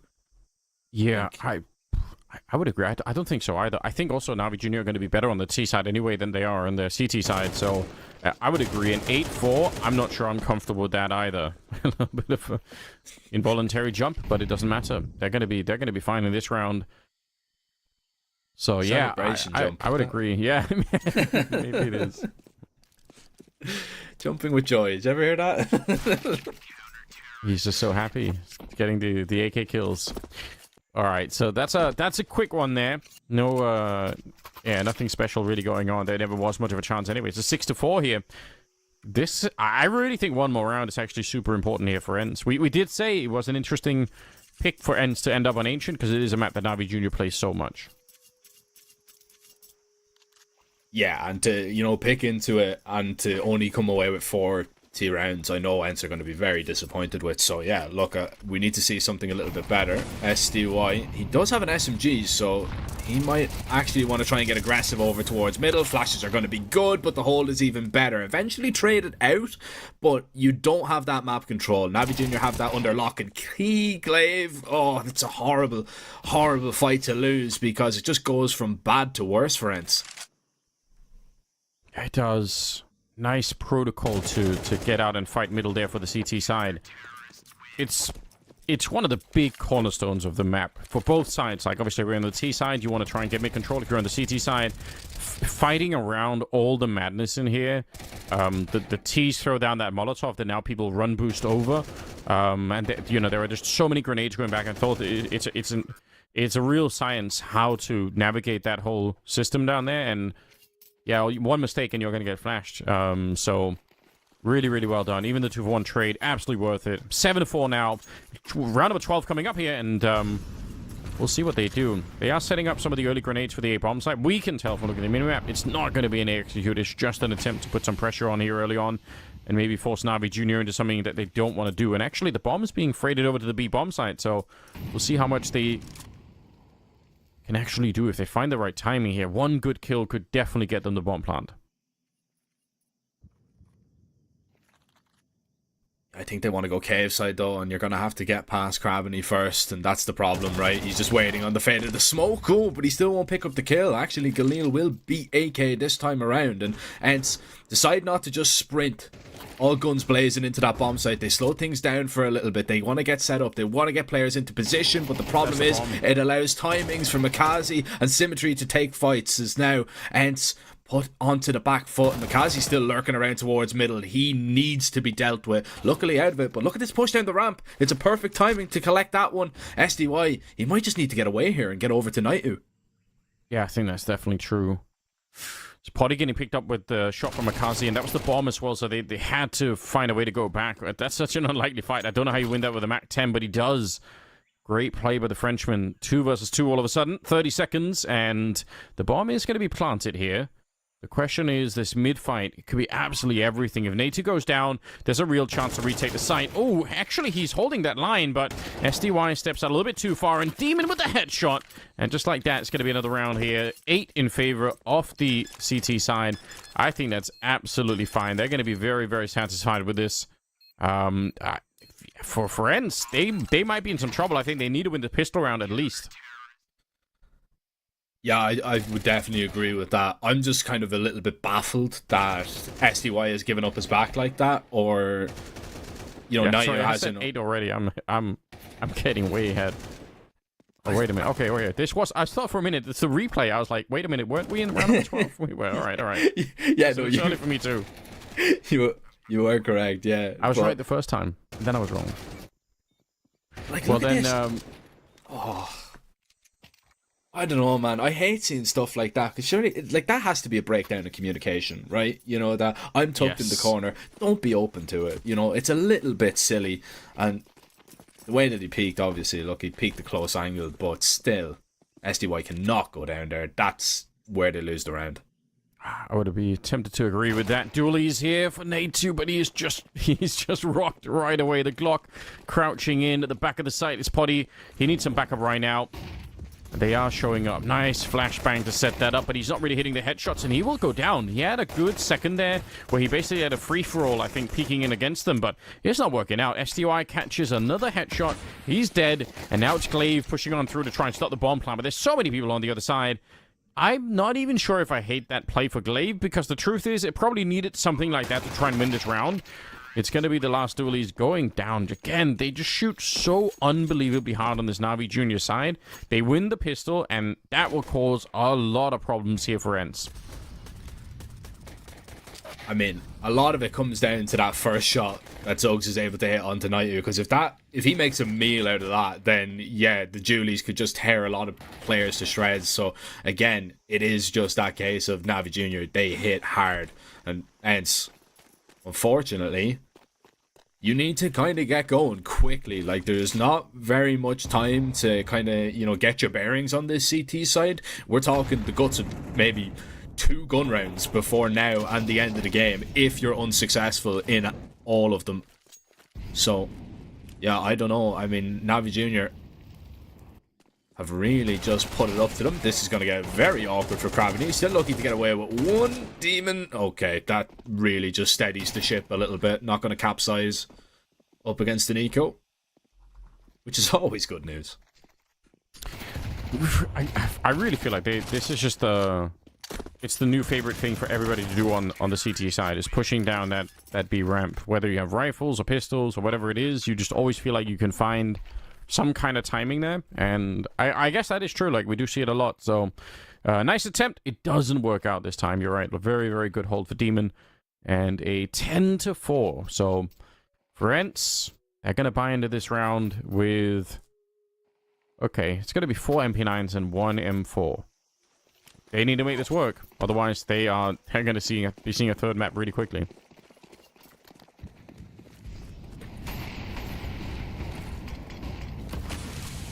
Aggressive take towards mid. They want to try and fight towards heaven. Problem is, look at Makazi. He's out mid. The spam. Oh, it's good enough to at least find a kill. As now the pressure goes over towards B. Glaive need to get that smoke down. And oh man, the SMGs are doing the business right now for Ents. They needed desperately to pick up this round, and it looks like they might have just done it. Makazi is the only saving grace. He was the aggressive piece towards middle. Now he has to get very aggressive. A 1 versus 3 on 25 HP. Much like the Naitu situation. I don't see it happening. Yeah, this one should be on lockdown. Great work, and obviously it can be a huge boost if you end up, you know, picking up MP9s, you get a bunch of kills with them, and then you steal AKs behind it. It's just such a rapid way to expand the economy for the CT side. So Makazi, I would say, even if he can't win this round, getting 1 or 2 kills here is absolutely huge. Not just because of the, you know, rebuying the armor and everything, but trying to make sure they can't steal enough AKs, I think would be the real goal here. So we'll see if he's actually able to get this one. The first one might be the hardest one against Potty. He's got the MP9 in the corner already, and yeah, 1 headshot there to seal the deal. So very, very strong for Ents, and they get to steal 3 AKs. Yeah, that's obscene. The victor goes the spoils, as they say. That's a lot of weapons that they don't have to reinvest in either. And ooh, Na'Vi Junior, this is a little bit of a strange buy. I don't like how light they were on util. Now Krabney has decided to sacrifice his weaponry to make sure that they get it, but I don't know if you're reading into an op being in this round. That could be a real just turning point in this one when they discover that, especially with the boost up. But nobody's over towards long just yet, Glaive. Okay, now you know. Yeah, but that was the whole game plan right there.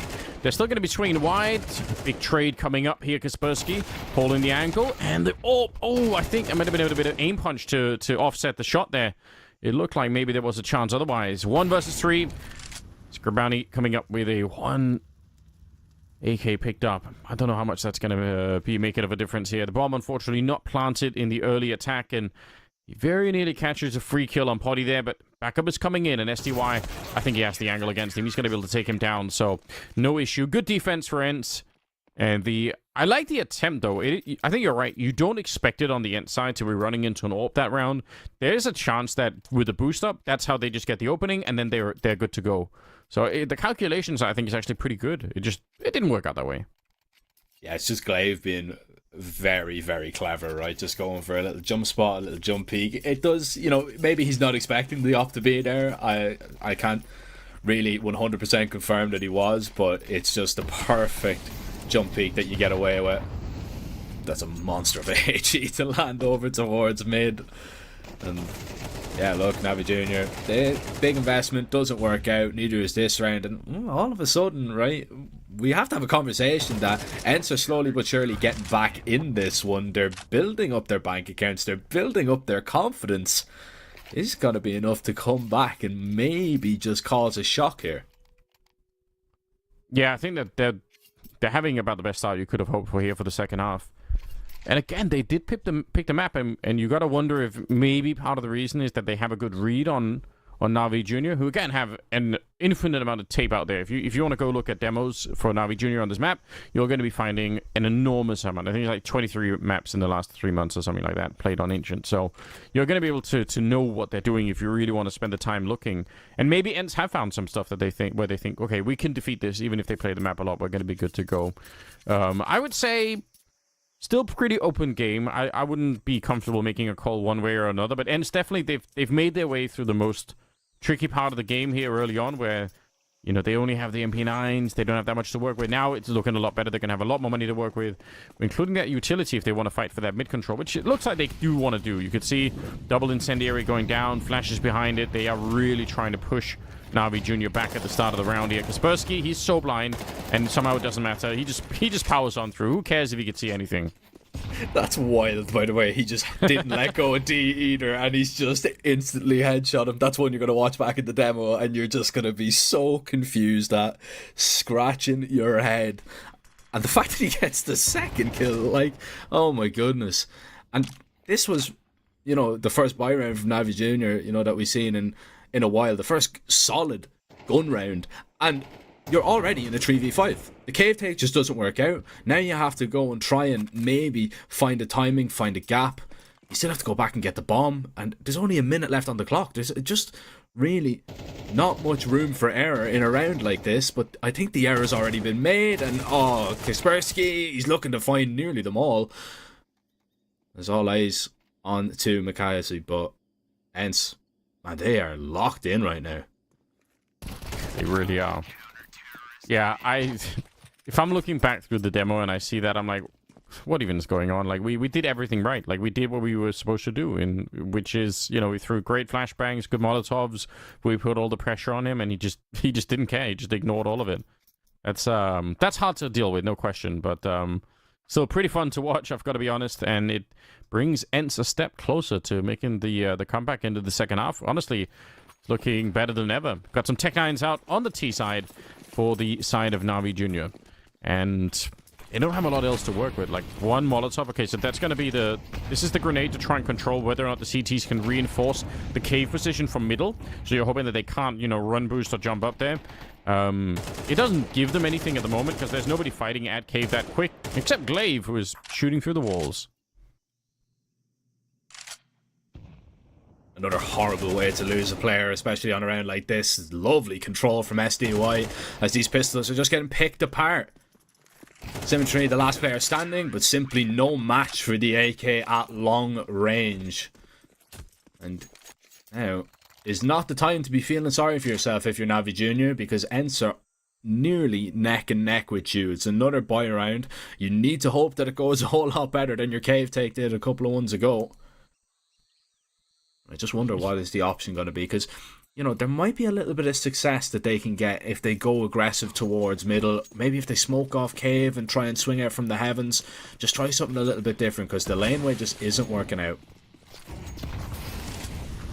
Well, mid is the object of desire right now. It's Makazi. He's made his way through, but Kurbani's going to be going down. I think that was just a shot through the smoke in the middle. Very, very strong. Or maybe it wasn't. Oh, it was over at the B bomb side. All right, fair enough.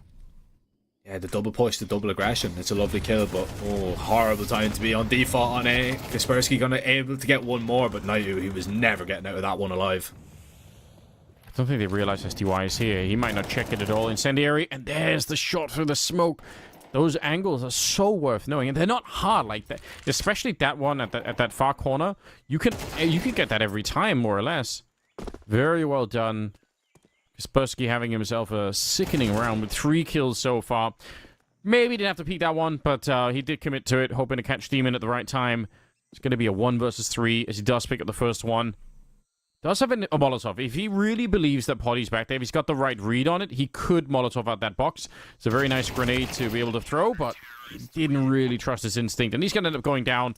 So we ends winning another round. An expensive one this time, but they can afford that. They don't care. They have 2 AKs. They have so much money. And Navi Jr., they're actually in a lot of trouble. Yeah, they are, man. This is looking very bleak, and you need to hope that this tactical timeout is going to rejuvenate this whole side of Navi Jr. because, you know, we spoke about how good they've been in the CCT. I mean, this would be a very disappointing result, especially after, you know, going 3-0 in the Swiss stage, beating Paravision, beating Spirit Academy, beating Fnatic, and then to lose in the round of 16 straight away. I think they'd be disappointed in themselves. They're looking for another deep run here. And yeah, it could all be just turning to ash in their mouth very quickly. Yeah, it's time to really, really lock in. Like I said, statistically, they are better on their T side, Navi Jr., than their CT side on this map. Not by a lot, but I was expecting them to come in with a bit more. But I'm not sure if it's really because, you know, they're hitting their shots still. They do look lethal. I just feel like Ents they're coming up with a lot of good stuff here. Nade might have been the right move, but he does get taken down, and Cemetery will find Potty as well.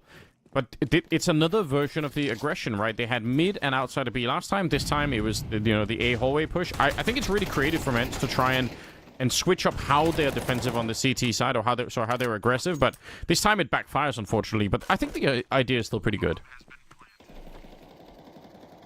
Glaive, wonderful opportunity for him here. He's already done a little bit of damage to the first. Needs to just clean up these kills, though. The pistol's going to have to do, and Zuggs is just going to run him down. All eyes on Kaspersky. Is half HP, has a smoke, has a kit. 2 players are relatively low, but time is just not on his side at all. It is of the essence, and he needs to begin to move still. It's taken on. That's going to be a freebie for the first. Smoke on to try and maybe tap the bomb and find the kill, but Symmetry, just the man to beat, and you can simply not defeat him in this round. Navi Jr., you need a round, and Symmetry bails you out. So huge. I mean, he's stuck in it to the end there. That I like it. It's for Kaspersky. That's a nice attempt. You know, it might have been very nearly impossible, but you never really know, right? One kill, like last second, you just run in there, you try and get the defuse in. Would have been fun if that had actually had worked out. But 11-10. Luckily for Ents, they have a lot of money to burn through, so they're still going to be competitive in this one. SDY didn't want to take timing shot. It's interesting. He was set up for it. Kaspersky very nearly goes down here. Akaze's got him locked in, and he knows it as well. He just wasn't going to let him get out of that one, so nicely done.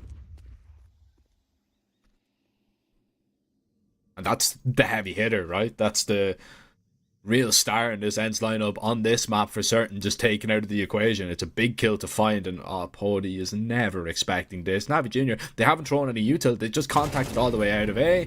They decide not to go for the knife. Just take what you can get. Grab that kill and grab the round with it, because Ents, this is one that you have to try and save. And emphasis on the word try, because you've got an aggressive position from Kravany here. You've got Makazi that's going to be making his way over as well. Even though the money isn't great on Navi Jr., they're looking for the hunt. Yeah, it makes sense, doesn't it? If you're going to be really locking this in and making sure that there's not going to be a chance at all here for Ents, then if you could take any of the guns away from them, that's definitely going to be helpful in this upcoming round. Maybe especially that AWP. There is still a fair bit of cash on Glaive, so an STY.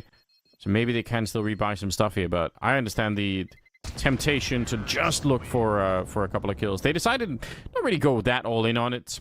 I feel like they probably could have with the extra cash that was there on the Navi Junior side. Maybe they could have been a bit more aggressive, but at the end of the day, they're going to be up 12-10. So that third map now all of a sudden is looking very, very doable again. It's great work for Navi Junior. I was almost giving up hope here, but they found a couple of crucial rounds. We'll see if they can continue or if Ents can fight their way back into overtime. A little bit of a late tack there as well from Ents, as they want to maybe talk a few things over. Maybe break up the momentum of Navi Jr. as well after a couple of rounds, because there is actually nothing more tilting when you think you're going live and there's a couple of seconds left on the clock and then all of a sudden a pause comes in. So maybe a little bit of mental warfare. Who knows? Anyway, yeah, this is such an important round. And Navi Jr. have actually, what I've noticed is they've struggled to actually find the openings. Not in the last couple of rounds. That's where it's kind of switched up. So, hence, the key to, in all honesty, maybe surviving on Ancient for one more round is just making sure that you do not give away that opening kill. It looks like Navi Jr. are going to play very aggressive towards B, though. This could be a problem. They haven't gone for something like this, and Kaspersky, he's solo. Yeah, very, very tricky. Instantly taken down. SDY gets one in return and has actually just stand in the Molotov there, Glaive. But he does get Cemetery. I like the sacrifice. It's a bit risky, obviously. Grenades around the corner, and Glaive is so lucky to be alive. Oh, if he'd been one step further, I think he just gets blown up. But he picks up the AWP instead, you know, following Bogdan's law, and they're going to be into a 3 versus 4 now. Bomb is planted, though, and this is super winnable for the Navi Junior side. There's a Molotov on Dugas as well. I wonder... There is a smoke on Glaive, and there's actually one on Nate too as well. So yeah, he's going to be pushing up a little bit further, but that one Molotov could be a little bit interesting when we get a little bit later into this round here. The retake is going to be on. Demon set up nicely. Oh my god, they try and run through, but he's just ready. And he absolutely wrecks them. Navi Jr. with another round. It's Demon map number 3. A finish for Demon there at the end. That was fiery. It was, and it's a big bounce back from him as well, because what we seen on Mirage was just nothing, you know, to the level that we expect from him as well. So, you know, Demon able to come up huge, and Navi Jr., it was a struggle. It was definitely a fight, but they end up getting Ancient done and dusted, and it leaves it up for debate of Dust 2, which is, I would say, maybe a little bit more of uncharted territory for both of these teams. Like, Navi Jr. and ENCE, they don't really play it that much. Yeah, well, we're going to find out. I think it'll be really interesting. A nice battleground for the kind of aim that we're seeing here in this game. But let's check in with Ted before we get there, and then we'll be right back with the game after that. Thank you very much, guys. We're going into this second map with probably the expectations of something similar, right? We were going into the Ascension and into the series in general thinking that this is a really even matchup, and whatever happens on map 1 doesn't really necessarily have to do anything with whatever will happen on map 2. It doesn't matter who's picked into the map. It doesn't matter what's happened on the first one. Anything could happen on the second, and that's exactly what Navi Jr. proved to all of us going into the Ascension. They didn't look like the team that was out and done for. They didn't look like the team that was just ready to give it up and say, hey, you know what, ENCE? You caught us off guard on map number 1. You had great prep. You were able to win some of the closer rounds towards the end. We're not going to get frustrated, though. Right? We can go into the Ascension. It's still the map that we've played the most so far this year. Still one of the best maps that we have in our arsenal, and we're going to show you all of that. ENCE did have, again, a pretty decent start, though. All things considered, that D side didn't look bad at the start. They were able to get, again, a nice little early lead of a 4-2, but then as we got deeper and deeper into the swing of things when it came down to the buy rounds, it felt like Navi Jr. were able to bring in a little bit more consistency. Cemetery bringing in some incredibly impactful multi-kills as well. A triple kill that we just saw on our screens right there in round number 9 to kind of set up the tempo for Navi Jr. to be in the lead at the majority of the time. And I feel like for ENCE, it didn't feel like they were down and out. It didn't feel like they were just getting completely annihilated by the side of Navi Jr. It did feel like they were always psychologically in the role of the team that was on the back foot. It did feel like they were always in a really tough spot where they couldn't afford to really let anything go, because Navi Jr. would just run away. There was always that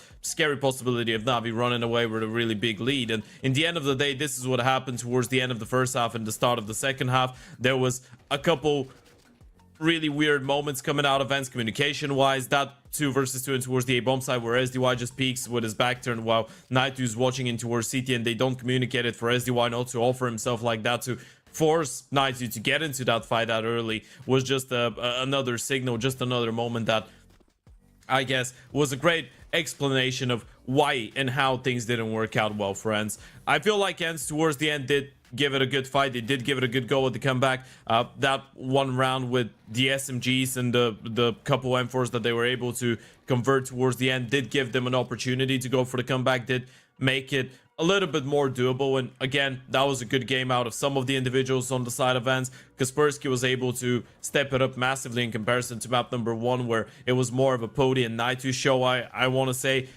And again, Pody was pretty consistent. Kaspersky bringing in the firepower and did not look as I want to say as discombobulated on the CT side, but it just felt like the really slow start in the first half, mixed up with losing the second half pistol, the fact that they were unable to convert some of the rounds that they maybe should have won towards the end of the first half as well, ended up coming back to bite them. And yeah, Navi Junior, what can we say about them? Their engine has looked like probably one of the best engines that we have right now in online tier 2, tier 3 Counter-Strike. Incredibly high-paced, incredibly high tempo, really good with dynamic, switching things up, starting it off quickly, then slowing things down, then going for another hit. And all of their individuals seem to be a lot more comfortable when it came down to that second map. Sure, it might have not been the cleanest closure of them all, but they were still able to hold on and send this to a third and final map. And as we already said, Dust 2 coming up next is going to be the third and final map of the series. The winner of this one goes over to the next round of the playoffs. The loser is out of the tournament. Ents had their opportunity by picking up their opponent's map pick in the first one and then going into their own on engine. Failed to convert. Let's see if Navi Junior can really make that reverse sweep happen. We're gonna check that out after the break.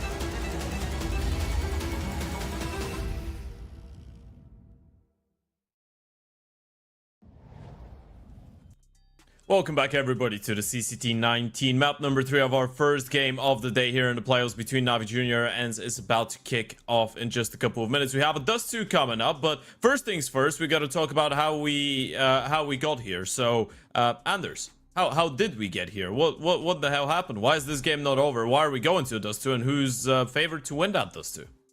Yeah, big question. I mean, I do think what we're seeing a little bit from Navi Junior is that some of their CT sides are failing them a little bit. It's a little bit too hard to find enough rounds, and unfortunately, that did make a difference. For ENCE, I mean, that was very, very close to going, going horribly wrong too. So honestly, it is exciting. Good for ENCE that they were able to play Ancient, I suppose. But for Dust 2, I think it's gonna be. If I had to flip a coin, I'd say probably going to have to be an Navi Junior here. I just think that individually, they're just so strong, and Dust 2 is a map that favors that a lot. Does that mean that it's time to start questioning that Ancient pick from ENCE, Jack? Do you think that going into Dust 2, we are now favoring Navi Junior? We're like, well, Navi Junior they didn't even win their map pick into the series, and they're still the favorite going into the third map? How does that make any sense? I mean, look, we were kind of scratching our heads at that. I don't think it was the wrong pick. I just don't think it worked out as planned. And yeah, obviously, look, we have to kind of be a little bit critical about that, because you come in with a game plan, it didn't work, but it didn't work because of slim margins. It's not like they picked it and they got completely blown out of the water. A 13-10 is still a very competitive game, and a couple of swing rounds and it's a completely different story. So yeah, I don't think we can be like overly critical. They tried to play to their strengths. Unfortunately, Navi Junior were just stronger, and I think that is going to be the case on Dust 2, because Navi Junior, for the most part, were just hitting harder. They were shooting harder. ENCE, when it came down to the raw Angels, a lot of the time, a lot of them just couldn't hang with the young guns. Yeah, let's talk about consistency a little bit here, Anders. I feel like if you're looking at some of the results, and so far on Dust 2 in 2025, they've played 4 times, they lost twice, 14-16 against 9 and Falcons, same score, and they were able to beat 9 and Ecstatic respectively in the 13-9 and 13-7 fashion. When you look at Navi Junior, there's a lot more reps when it comes down to the Dust 2. There's 6 of them. But there has been a reoccurring theme of them just going win-lose, win-lose, win-lose. And the last time they played it, they were able to take down OG in a 1917 fashion. Before that, you're looking at a loss for against Parivision, a win against BC Game, a loss against Fireflux. Why is consistency such a problem for Navi Junior on this map, in your opinion? Honestly, I think it's the same as it is for a bunch of teams, which is that, and maybe even more so for them, the CT sides on this map can be so brutal, and people just kind of get locked out. So I imagine that's going to be a big part of the reason why, but I'm going to be looking for it in the game here. I think I need to learn a little bit about them too. Well, definitely a lot of learning to be done for both those teams. The 9th round is currently being played out, so any moment now we should be able to run right into this one. So, gentlemen, I'm going to trouble you for some quick fire predictions. Anders, we're going to start it off with you. Who's taking this one home? Navi Junior for me. Navi Junior. Okay, we're just as straight up as that. We're going for it. No justification, no anything. I love it. We go with the gut feeling. Jack, where are you going? Where's your compass showing? Let's have a little bit of friendly competition. I'm going to say ENCE. Yeah. I'm going to say ENCE. Okay, love to hear it. We got an ENCE and a Navi Junior prediction. I'm gonna go for the Navi Junior as well, by the way. I'm gonna side with the Dane. You see a Dane signing up with a Bulgarian. There's a first time for everything in Counter-Strike. Sure. Gentlemen, Navi Junior ends 1 map left. It's going to be a banger. 9th round is already concluded. This one should be starting in just a couple seconds. Take it away and have a good one.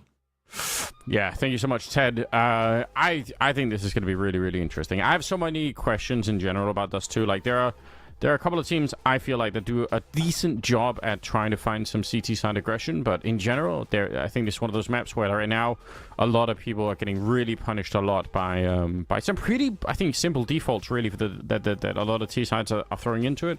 But the truth is that they're hard to counter. Once the Ts get mid and catwalk control, it can be very very tricky to deal with. And Navi Junior get to start on the T side. That's got to be interesting for them. Yeah, I think Dust 2. It's kind of a weird one, because a lot of people, when you ask them about Dust 2, they'll turn around and say, oh, it's simple, it's just an aim map. But when it kind of gets to the higher level, like, there's so many different layers and options. I was a Dust 2 hater. Now I'm a lover of it. I really enjoy watching this map. I think, when it's played right and both teams are comfortable on it, you do get just an absolute banger of a game on it every single time. Pistol starting off, creep towards lower tunnels, and Navi Jr. might be making their way up short quite quickly. There's only a single flashbang, so no smoke on an execute up towards A could be a problem. Yeah, I mean, you're hoping right now that Poly's going to miss some of these shots, right? Because if he just gets a couple of headshots here, like you said, there's no smoke, no cover. So actually they're being allowed to get pretty close right now, and that's where the Glocks could do the real damage. Nice trade as well. Glaive is surely going to be going down here. Oh, he actually will somehow stay alive. I thought they were going to, triple peek him there. Bomb gets planted for long. They actually were going to plant a default, but they decide, you know what? You've got Cemetery down there. Might as well make sure. I think he's got the P250 as well. So defuse could be very hard. There's no kit in playing them around either. They do have a smoke on SDY, so they could put some pressure on the P250, but it's still a long defuse that might be coming in, or maybe not at all. Demon gets a couple of kills here, and no chance here for SDY to do anything. Very nice after the bomb has been planted for Navi Jr. And I mean, I think you summed it up very nicely. Basically, the real danger was getting killed before you got to the bomb site because there was no smoke. Yeah, I think it was also just expertly played, knowing that, okay, we shouldn't plant here, we should plant over towards long, because it gives you more options, right? Because if it was planted just directly on default, that long player is completely null and void if the short swing happens and you get completely overwhelmed. But in all honesty, it was a really solid take from Navi Jr. Now they have a force fight to deal with, and just to one of those maps that, the double scout is quite viable. You can bring it out. Train used to be one that, especially Astralis, used to bring out that triple scout way back before it was changed back in Go. A little bit awkward here for Crabini, but he's the only player over towards middle, which they will discover, and they will flush out quite quickly. But Navi Jr., they're already up on A. Yeah, and that's probably the good news. Like, very quick call for the T side to make an adjustment as soon as they got peeked in the middle. That is what you need to do. Molotov as the bomb is being planted, and nobody can really stop that from happening. Yeah, I mean, if they're not able to make the call that quickly, Navi Jr., there's a really real chance here that they could have been in a lot more trouble in terms of getting stopped before they made the cross. But I think they're just fine now, and I think even Ents, you could argue, shouldn't be fighting this as much as they are. I would say try and stay a little bit further away. You don't have a kit. They're battling into this round. I have no idea why. They're just obviously never going to be able to get close to defusing that bomb. So I think that's probably a bit of a misstep. I would have probably just saved the armor and whatever weapons they had. Going to be 2 scouts saved instead, and that's something. But I don't think there was any reason to run in with the 4 people alive there. Yeah, it's a little bit baffling, isn't it? Right? I mean, you just run away and you save the 4 rifles. Well, you don't even have to run away. Silently make your way back, so people aren't going to be trying to force you or run you down. Navi Jr. were never going to chase and around like that anyway, and instead, obviously, look, 2 scouts is better than nothing, but you could have had a very comfortable round. Oh, there's a revolver here. Ooh, okay. Will that be refunded? No, he's going to play with it. Oh, I love it. I absolutely love it. I'm all in for this round. Yeah, I'm super into it as well. I think it's important. Sometimes it makes people laugh on the team. You give it a shot. And obviously, we have seen in the past a couple of rounds, at least in recorded history, where someone's actually made it work. Shout out to JL, obviously. But in general, I would say, maybe just, it makes people smile. You get 1 R8 kill. Everyone's in a good mood, It could really change the morale of the team completely. So I'm hoping for it. My fingers are crossed, definitely. I know we're meant to be non-biased, but I want this revolver to find a kill, and I won't get my wish. Oh, unless somebody goes and picks it up, surely you're going to have to try and recycle it. Yeah, absolutely. Get it back in action. That who has it. Here we go. I think this is what you need. If you win with an R8, you've destroyed the other team's morale. There's nothing left, so just go for it. Cemetery taken quite a bit of damage already, but at the same time, they're going to throw the... Wait, that's a weird smoke for the cross. I feel like that doesn't... They have another one, so they should be able to make up for it anyway. Okay, so he's going to actually smoke CT spawn from Catwalk. Glaive very nearly catching the timing, but Krabani, yeah, the reason why he was kind of almost getting jumped on there is because he was smoking off CT spawn, so his teammates could cross, because they actually had failed the smoke. Oh, the R8 unfortunately lost, but it's a jumping no-scope headshot scout. That's crazy. But they're going to win the round anyway, Navi Jr. They're past the main danger. the main danger being the R8. Yes, exactly. I love the R8. I remember when it first came out and like it was just super broken. That was like the funnest time. Literally just going into matchmaking and just everybody, like all 5 on each side, just running around. Man, that was some good memories, but quite a long time ago now, unfortunately. You know, that R8 patch that made it that good, that it was sort of like a scout with, you know, just, you know, way quicker fire rate and everything else. I was on an airplane when that patch came out, and it was gone by the time I landed. Like, I remember reading at the airport, like, I think I even checked it, like, online. We had, like, Wi-Fi on the airplane. I was like, ooh, the R8 is sick. And I was like, oh, I'm going to try that. And then we landed, it was like, it's already been patched. And I was like, oh, okay. Sucks. Didn't even get a chance to mess around with it. It was, let me tell you, first-hand experience, it was actually so much fun. Literally just all 5 players running around, long range, for the whole entire game, by the way. Like, 30 rounds, no problem. Just nice. R8s, but yeah. Simpler times. And we need that back. Well, look at this aggression on the CT side. I did mention at the start, I think it's one of the big dilemmas that's happening on the map, is that people don't know how to do that. And Potty, you know what? He gave it a shot, even if he doesn't find it. I'm giving people credit, you know, points for trying, because you have to find a way to do it. Nice grenade being blown open there, and he definitely could have had the kill on Makazi there.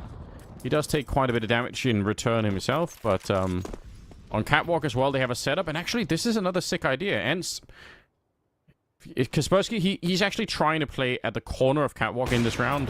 Doesn't really work out quite for him. Body's going to be going down, and that could be the end of the round. The bomb is dropped a little bit further back, which is interesting. But if they can deny Natu any step onto the site here, they should be in a good position. Makazi goes down. Natu's going to get shut down. Yeah, trying to push through. And it will be a 2-on-3, and they shouldn't be going for this one ends, unfortunately. So, good navigation for Navi Jr., but a lot of cool things happening in this round for ends, even if it doesn't work out. There were a lot of moving parts to that one from both sides. But unfortunately, it's Navi Jr. that keep their act up, and they continue this clean sweep through the T side. It was a little bit of an awkward engagement towards middle, right? I mean, the nade open to smoke is something that a lot of operas do, but the kill, the leg that came, that Pony was able to connect on, it also could have went the other way very quick, very easily. Pony could have been just taken down through doors, but it didn't change the dynamic too much of the round, all in all. Still, good call from Navi Jr. to explode out B. And caught that opera solo. Now, Money should be okay. I mean, I'm just having a look. Money should be fine. You should be able to drop over a couple of weapons. Maybe you might see somebody with a little bit less util, and STY is going to be the man without the flashes and the mollies. But right now, Navi Jr. getting set up for what seems to be a B play very early on. Still could route towards lower tunnels, but this... Ooh, they slow down, they pump the brakes. I thought that was going to be very quick. And it still might be. Yeah, I mean, you're right. They did slow it down just for a second, and that's enough for ends to get curious. They decide to try and time a bit of a look into that upper dark position, and there's just way too many people waiting for them. So it's an instant call. Nobody's going to be trying to retake this bomb site in a 4-on-3. Or even a 3-on-3 potentially. You might just say it's not worth it. So Classic does two experience at the start here, where you know you lose one fight and it's pretty much over. And Navi Jr. also putting this much pressure on the B bomb side early on it's laying the foundation for ends to have to be a lot more careful with the B side, you know, for the rest of the rounds. And that in itself is a bit of a problem, because that means that there might be more opportunity. If you get those long spawns suddenly in Navi, you might only run into one player out there. So this is all very nice.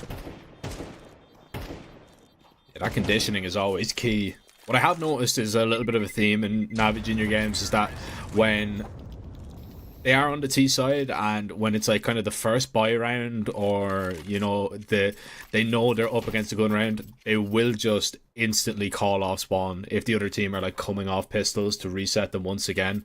They are very explosive like that, but their strike record has been absolutely ridiculous, so you can't really fault it. You can't really fault the start either. A little bit of a technical pause as we will wait, and hopefully it will be all cleared up quite quickly. But Anders, it is looking quite bleak for Ents. If they don't pick up at least one of these next 2 rounds, I think they might be out of this series. Yeah, again, I think this is kind of for me at least, it's a bit of a classic experience. And we'll see if they have even more tricks. Right, there are a lot of other things to try.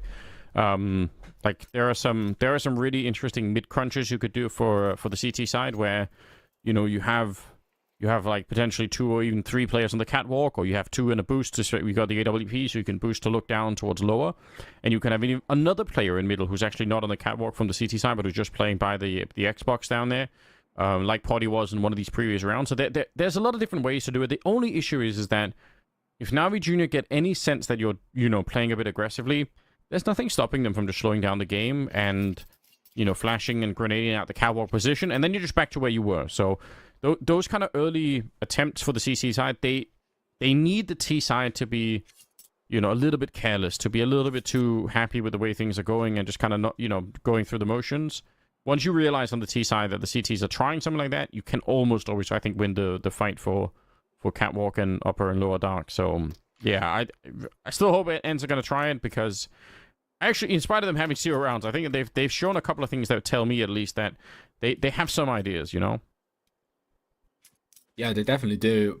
The issue for me is, yes, they're not dying because they are, saving, and they are having these gun rounds that they can kind of repeat over and over, but they're not really killing on the players that really need to be as well, right? Because Naitu 0-5, SDY yet to pick up a kill as well.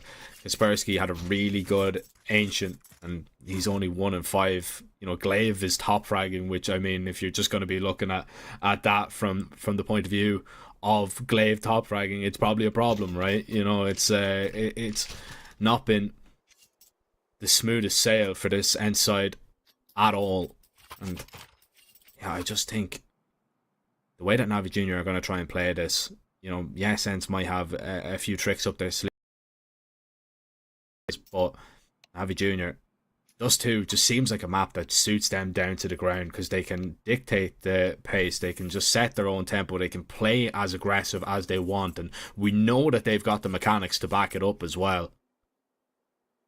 Yeah, I agree. And this might actually have been one of those times where winning the pistol round might have made a really big difference for them in being allowed to start on that T side. I will say this, though, on the other side of it, though, we got to remember as well, there's a possibility that Navi Junior will find themselves in a very similar position when they actually get into the second half. So I do think it's important for them to keep on winning. This is obviously a bit of a start here. Oh my god, SDY. I think that's 4 bullets, maybe a little bit more, but close to, and he just has absolutely banged them out in the middle. Now, unfortunately, he can't disengage from the fight that easily, and he's going to get caught a little bit here. Kaspersky's picked up the AWP, and somehow Navi Junior, they might win this round anyway. 2 versus 3.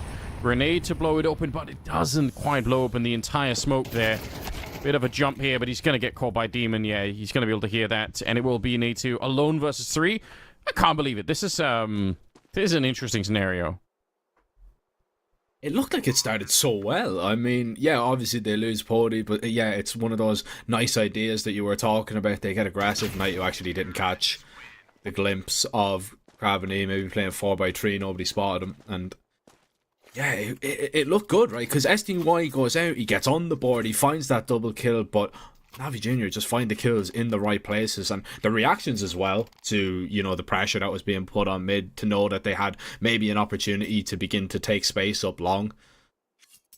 And it's no surprise, right? Because you are kind of getting towards that kind of point of no return. You need to call attack and discuss some things, see if you can iron out a few details and get on the board finally.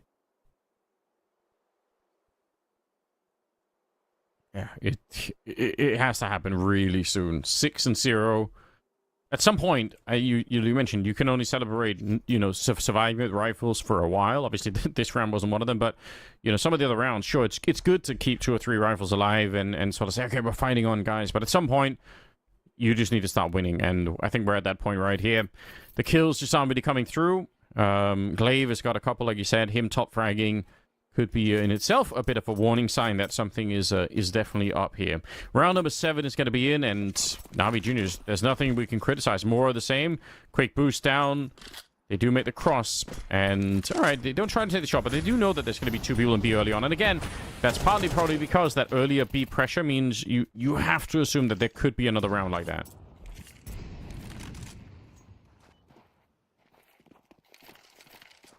Definitely no stranger, just quickening up the tempo. They really like to bully you sometimes in the server, which obviously if you're on the receiving end is absolutely no good, but it does make for an exciting watch, I can tell you that much for free. Pressure towards middle is going to be nice. You are just keeping the attention of Glaive here. It looks like the idea is going to be go back towards long, where you just have a solo player. Problem is, it's Pody posted with that AWP, so if he's able to connect on that first shot, back up to a little bit of safety, they could be in business, but it's still a big moment for Pody to step up.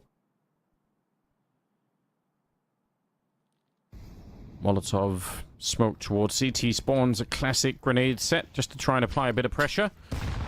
Does get answered with an HE that lands right on top, so Glaive really trying to make sure that he's taking up a lot of space with that MP9, and so far so good, but out long is where the main attack is going to be. There's only 30 seconds left here, so 3 people already in the A-bomb site. Honestly, if they can kill Krabani here, they might be on for something. Nice shot from Poddy. It's only 20 seconds now. Flashed around the corner, and that should be enough. They've done so much damage to slow them down. Demon on the other side is going to get the kill, but as long as Poddy is here and alive, I don't see any way through. The bomb is there, and with that kill, the round is cemented. Nicely done from Ents. And again, they had 3 people on the site. The big mistake Ents could have made, I think, was just leaving them on the bomb site. It's not, you know, it's not a garrison that you're defending in that way.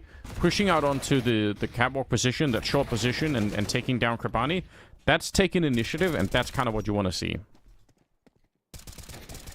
Yeah, it is definitely, you know, a promising sign, because you don't want to wait around, right? You need to take that initiative. You need to just make sure that, okay, it's kind of the pull and push, right? You lose long, you want to push and take short, or at least make sure that it's clear. Take the fights that will maybe isolate and win you the round. Speaking of which, Kaspersky nearly able to get more than just a 1, but he's going to be instantly shut down. And advantage in favour of Ents here. Information, I believe, is only gathered on a single player. That is the opera towards lower tunnels, so not really too much to go off right now for Ents, but you got to be feeling good. Double up, still in play in the round. Man advantage, and still a hefty amount of time on the clock, but it's such a difficult round if you're Navi Junior to get back into, especially with the aggression coming. Really well done. Do a little bit more here. It's a very aggressive position with the orb in the middle, but it works out, so we're not really going to criticize it too much. Ents looking to claim their 2nd round, and they're going to be able to USP kill at the end. It's Poddy. I did start out the day saying that my concerns for his, you know, consistency were definitely front of my mind. But honestly, right now, this has worked out very well. I think across all 3 maps, he's been contributing at a pretty high level. So we got to give him a lot of credit for that. Because if not for him right now, these 2 rounds for Ents, I don't think even exist. And they might just got wiped out. I think this 2-6 scoreline is still not great for Ents, but it's a very different track that they're on right now. And even more interestingly, the money is kind of out for Navi Junior. They're going to buy in this round, but if they lose now, Ents have a chance to make it an absolutely sick comeback. Yeah, they really do. And it is just a weird situation to be in if you're on Navi Junior, right? Because you were dominating. All of a sudden, Ents get a couple of rounds. I'm a big fan of calling this tack now before it really gets out of control. This is still a round that you can just put Ents back in their place and really just cement this first half in your favour if you get it right. I just wonder, I don't believe they know about SDY on that double AWP. I'm not quite sure. I can't really confirm it, but I don't think he fired a bullet. He definitely didn't find a kill, and now they definitely do.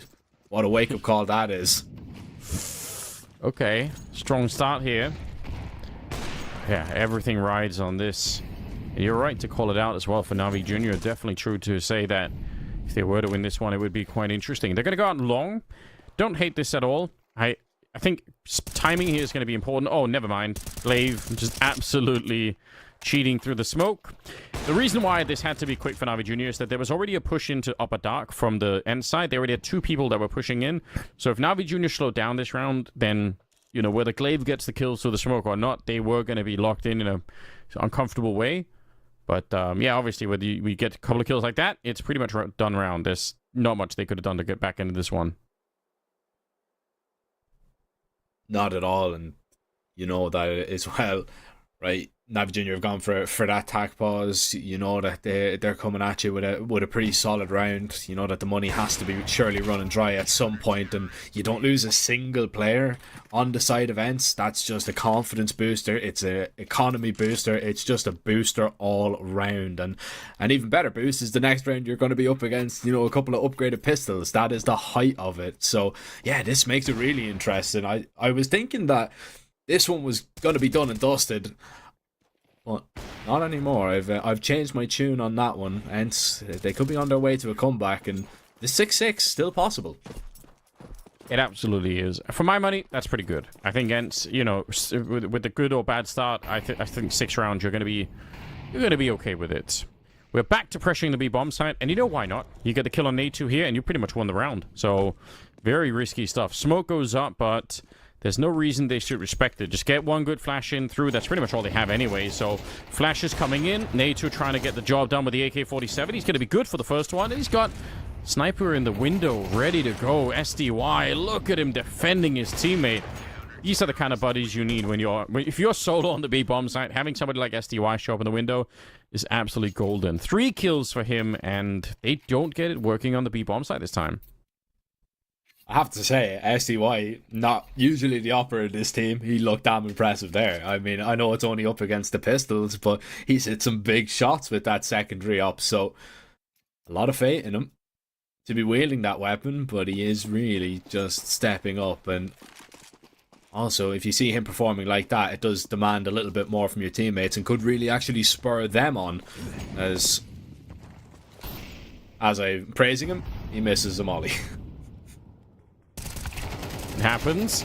Kaspersky, though, very nearly with the double. That is actually so close. And again, I love the attempt at getting for those, you know, aggressive starts to these rounds, so that Ensign just waiting around for what Navi Jr. are going to bring. 3 people, close to long at least. Does seem like they're kind of attempting to fall back. I guess they still can.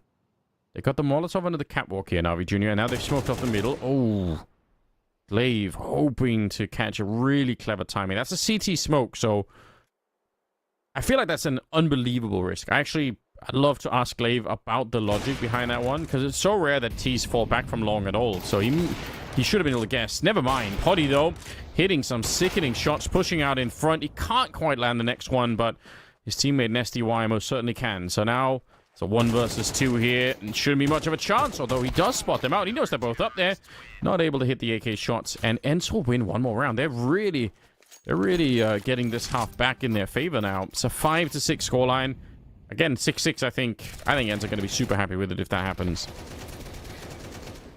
Oh yeah, I think even 5 they're going to be thrilled with, to be honest, because it was looking bleak. It was looking desperate. And Poddy, this is wild, by the way, that he's, you know, he doesn't see anybody. It's wild that he just gets away there. But, I mean, an extra few style points. He was probably worried that SDY was coming to take his job. So, you know, it's only necessary to go out and show your skill set. Navi Jr. Oh, an explosion over towards long. This is getting a little bit scary. Ents are going to be forced away, and Glaive's going to go down, posted up in the middle of long. Poddy this time will fall, getting absolutely nothing out of that long play. Navi Jr., they can sprint up and take this bomb site, but SDY already here and waiting. Oh, the lineup is absolutely insane as well. He's very nearly got the triple on that one. He will be allowed to live somehow. Goes back, picks up the AWP, tries to fire a couple of shots. Might even be worth firing the shots just to sort of pretend like there's 2 players there. They might not know that he switched out the weapons. Demon is going to be going down. Bit of a flank coming in. Low health across the board here. But 2-on-3, that is winnable from Navi Jr. Yeah, Definitely with that Molotov as well. Symmetry though forced out, and he's not going to burn up in it. So he's trying to just hold the line. The spray's a little bit messy. SDY, a ridiculous shot, but it means nothing in the round because Symmetry able to hold on, and 7-5 the scoreline goes as we go to swap sides. But still, I think Ents can be proud that they showed a lot of resilience to come back in that one. 6-0 down to end the half on 5. I think it is going to be smiles all around from both sides. Honestly, it's a very, very open game. I think Ents they're in a strong position still. And I would not be surprised if Na'Vi Jr. are going to have some very, very similar issues themselves here on the CT side. So, for my money, winning the pistol right now if you're Na'Vi Jr. is absolutely critical. I would come into this half, obviously head held high and everything, but you've got to be super careful because this can be Ents bouncing back very, very quickly in this one. There's a smoke, Molotov, and double flashbang coming in here for Ents, so that Molotov, if you okay, they're going to be using it actually to clear out the middle. They're worried for an aggressive push. They might have been watching some Na'Vi Junior demos here. Just that's an interesting way to use the Molotov, unless you happen to have a bit of info. Now nobody was, but they're going to be waiting out long, and it's Krabani to go down first. It's horrible as well if you're Makazi, right? You're the second player here, and SDY has already found it because you're like, oh, do I push? Do I wait for the fight to come to me? And looks like waiting was the best option there. It's going to be the short execute. A double drop in towards CT is something that you need to be aware of, but a perfectly timed flashbang. Still not able to undo this crossfire. It's the double up as Na'Vi Jr. look to double down on both pistols here on Dust 2, but it's still a little bit messy. Glaive going to be dropped. That's going to be the bomb, and the flying headshot from the USP. That is no problem, as Na'Vi Jr. have been prolific, I must say, on their pistols today.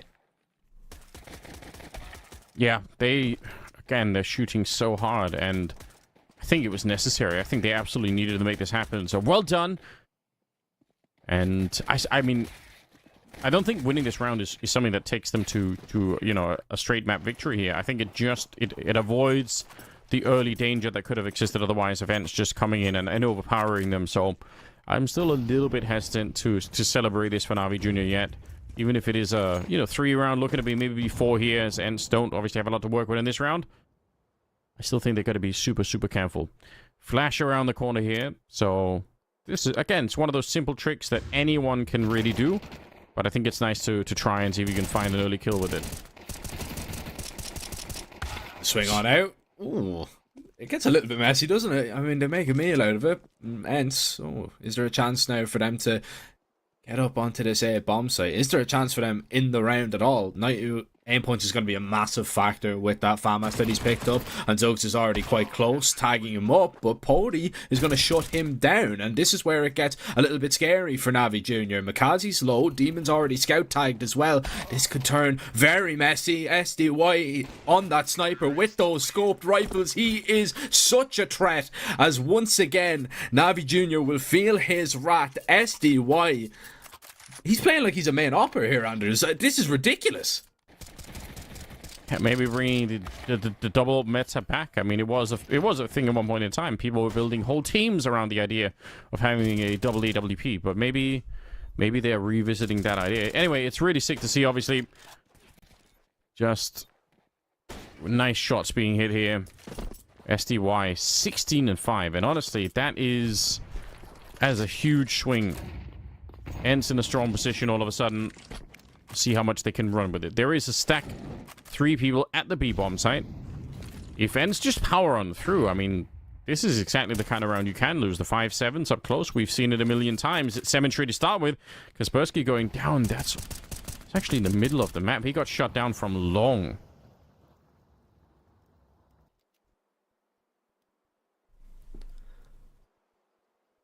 Yeah, this is definitely not a clean round for Ents, right? This is not just cut and dry. You should easily win it, but if they do make their way up short, they've got the util that they can maybe just grant themselves a little bit of cover, make Symmetry's job just a whole lot more difficult, and he's even going to offer his support up towards long for the moment, so the timing might just be getting away from him. But he goes back to look in time, has a difficult job to do, dodging a lot of flashbangs. Glaive not going to be spotted. McCarthy, though, still going to run him down and find an AK. Demon picking up a kill in the meantime as well. It's all falling apart here for Ents, who have no other option but to back away here and try and get to B. But Navi Jr., everybody's in CT ready to receive them. Yeah, this is getting really risky all of a sudden. 25 seconds. With SDY already being tagged up here, they need to make a move, and that wasn't it. Slow around the corner. Poddy, does he realize that they're both there? He's picked up the AWP. I don't know if that's the right move either. 14 seconds. He is running for it with the bomb on his back. They're surely going to know. Trying to see if they can catch him just as he's out. 8 seconds left. They go straight for the bomb plant. I still feel like having the AK here would be the better choice, but he's going to give it a shot anyway, and missing that one, I think it might have been the end of it for him. He's going to end up going down to Demon instead, and Navi Jr., huge round to take back. Just as Ents had fought so hard in the previous round, this is a real back and forth game now. Yeah, it is topsy-turvy. There's a lot of twists in this one, man. This is so strange to witness. As well, with Poddy there, I do agree with you. I don't know, maybe was he running low on ammo in the AK? Did he not feel comfortable in picking up the AWP? Because, like, the op just seems like the wrong choice there, like 90% of the time. Just use the AK. You know that one of them's probably got a pistol. If they've got a rifle, it's because they've picked it up.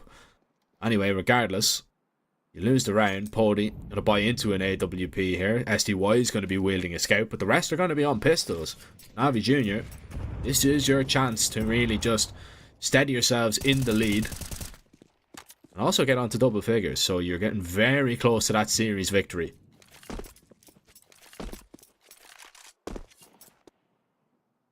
Yeah, they are taking a big step in the right direction. I can't believe they got saved by winning that last round. I really think there was a chance there for Ents to just bounce straight back into the game and maybe even overtake them, but yeah, that's a big swing round. Double Scout, Tech9, and Deagle on the T side for Ents. Feels unlikely. And we'll see if they can find one good opening, one strong deal shot to begin with, or maybe a scout kill, then. And there is obviously a way. We've seen a couple of these rounds already, so why not let this be another one? They have a little bit of utility, so they are going to be able to put some pressure on. Smoke being set up there for CT spawn. Actually from a slightly different position, so interesting to see how many different ways people know how to throw that smoke these days. You can do it from anywhere. You can do it from outside of the B bomb side, even if you wanted to. But they're going to be making the jump down towards the ramp, and instantly, the Tech9 was the first one. Headshot from SDY. Oh no, Jack, this is already getting out of control. I think you're already calling the save here. Oh, surely, because you don't peek like this. Oh, surely. Oh, okay, right. He drops the off, but still, it's going to be traded out. I'd love to see them back up away from this one and just maybe save, but they're still going to continue to go for it up against a couple of pistols. They've already dropped that AWP, but look at Glaive. He's already gone around the world. He's already in towards CT. A big shot, and the IGL will step up and hit it. Will miss the second. He'll give himself a chance to get up onto the bomb site. Suggs, who is going to go searching here for Knight. He's got a kit. He can tap the bomb here and look to try and find this kill. They know he's off it. Knight, who will hit that headshot. He's only got 4 kills, but that one the most important of the lot, because it means we continue this dastardly Force by Wars. What is going on? These are the kind of rounds that, you know, like both teams should be able to lock them down. They should be able to win them. When you don't, that's how you end up with some really tough team conversations later on in the day, when you say, how come? Like, we had it locked in, and like we said, the CCT games are so important for the VRS stuff, so you can't afford that. You need to win the rounds where you have that much of an advantage in the weaponry, and both teams here on the third map kind of guilty of giving some of them away. And they get the first kill on this one, and very nearly Glaive, so who knows? Maybe Navi Jr. just win it right back and just don't even care. Yeah, like I'm baffled there. I nearly had my head in my hands while you were talking, while that long hit happened, because I could fully see that just being a 5v3 and Navi Jr. forcing back and winning again. This game just doesn't make sense. Like, I'm going to have to stop trying to think about it logically, because it just doesn't add up. This should not be happening over and over again. And this setup is perfect right now, because you've got so many players in towards CT. You've got Symmetry with a flash. So once any pressure is going to be felt up towards long, they can just call on a timing, a little bit of a vibe when you feel that they're getting a little bit closer, and everybody is going to swing. Yeah, we'll see if they get the timing down right. You're not wrong. I mean, that is how you do it. Over the smoke, though. It's Krabani to take down SDY. And Glaive is already so low, he can't really afford to be part of this fight. He's going to go down quick, and it's just Poddy left. 1 versus 5, and they are going to be running him down. I'd say normally, you know, maybe you don't want to fight it, but this time they knew, you know, 5 bullets in the AWP. There's no chance that he's going to hit every single one. They will claim the round back, and you know, all predictions that we're making about what should be happening based on the weapons right now, they're just wrong round after round. 10-7, and Ents have no money in this one. So, I mean, do you just keep forcing and just try to make it work? If not, then you're almost giving the game here to Na'Vi Jr. I mean, the Pistols have a better strike rate than the weapons do in the second half, so why not? Why not just roll the dice here? But like, eventually this is going to have to end. Surely we don't just have, like, 1-for-1 all the way up till the game is over. Like, that simply just cannot happen, surely. I just can't believe that Na'Vi Jr. didn't lose a single player there as well. That was a clean round. Like, yeah, that's just one that, like, you're going to watch this second half back as a team, and you are going to be scratching your head and just saying, like, what actually happened here? Like, it feels like a fever dream, what is actually going on here. It does. Maybe we can tag another round onto it. I mean, if they get one good takedown kill here, honestly, it's doable. Grenade is very nicely timed. I think that should be enough. A nice close position here with the MAC-10 as well. They do get the takedown kill, but way too late, unfortunately. So, Ents this time get denied. But I kind of like the idea, because that really is all it takes. You know, if they run in there, the timing is off with the grenade, and they get the first kill on Demon playing up close, it's on. Like, they could at least get the bomb plant, probably a 3-on-3 after plant or something like that. Now, it's locked in, right? The bomb is at the B-bomb side. I know we said it before, but Na'Vi Jr. can't lose this round. Yeah, I mean, I'm just happy that, obviously, like, it was a nice idea, but for my peace of mind, finally somebody loses on the Pistols. Like, that just went on for way too long. Ridiculous. It is like a ridiculous carry on. Oh yeah. Well, yeah. Look, you mentioned it. This is now the problem, because Ents have gone for the force buy in that round. It doesn't work. You're giving away 12 to Na'Vi Jr. And like, as much faith as I have in them when they have upgraded pistols with, you know, a couple of Glocks thrown in the mix, I'm not really so sure. Poddy on the scout though lands a tag. Oh, I have seen these rounds go wrong. Yeah, I think it's an interesting test for Na'Vi Jr. They lost a couple. It is what it is, but you've got to find a way to stabilize. This is about communication, and it's about leadership to win these kind of rounds. Just make sure that everybody's holding some relatively reasonable positions. You know, Krabani here, obviously he's the captain of the team, so kind of expect him to be playing some rational Counter-Strike, and he definitely was, right? He's just holding a pixel angle. Unless somebody peeks it with a, you know, a scout headshot like Poddy was trying there, you know, you're going to be safe. You're going to be able to fall back and just throw down an incendiary. And that's all you need. Buy some time. Make sure that nothing's really comfortable for them here. Makaze going to be shot at, but not quite going to connect on this one. So, again, it's not the most exciting Counter-Strike, but just fall back, play it slow, make sure you slow down the Ents team, and you're going to be fine. Yeah, like, it's not up to you to get aggressive, to make the move. It's Ents that are gonna feel like they have to do it all, because they're the ones that are 4 rounds down. They're the ones that are on the brink of elimination as well. You know that their money is just absolutely non-existent.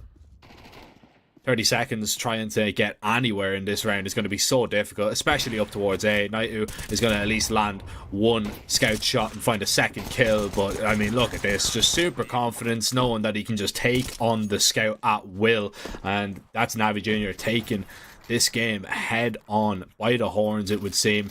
And need 5 rounds in a row. They need perfect Counter-Strike. It's not completely out of the question, but it is definitely a tough ask.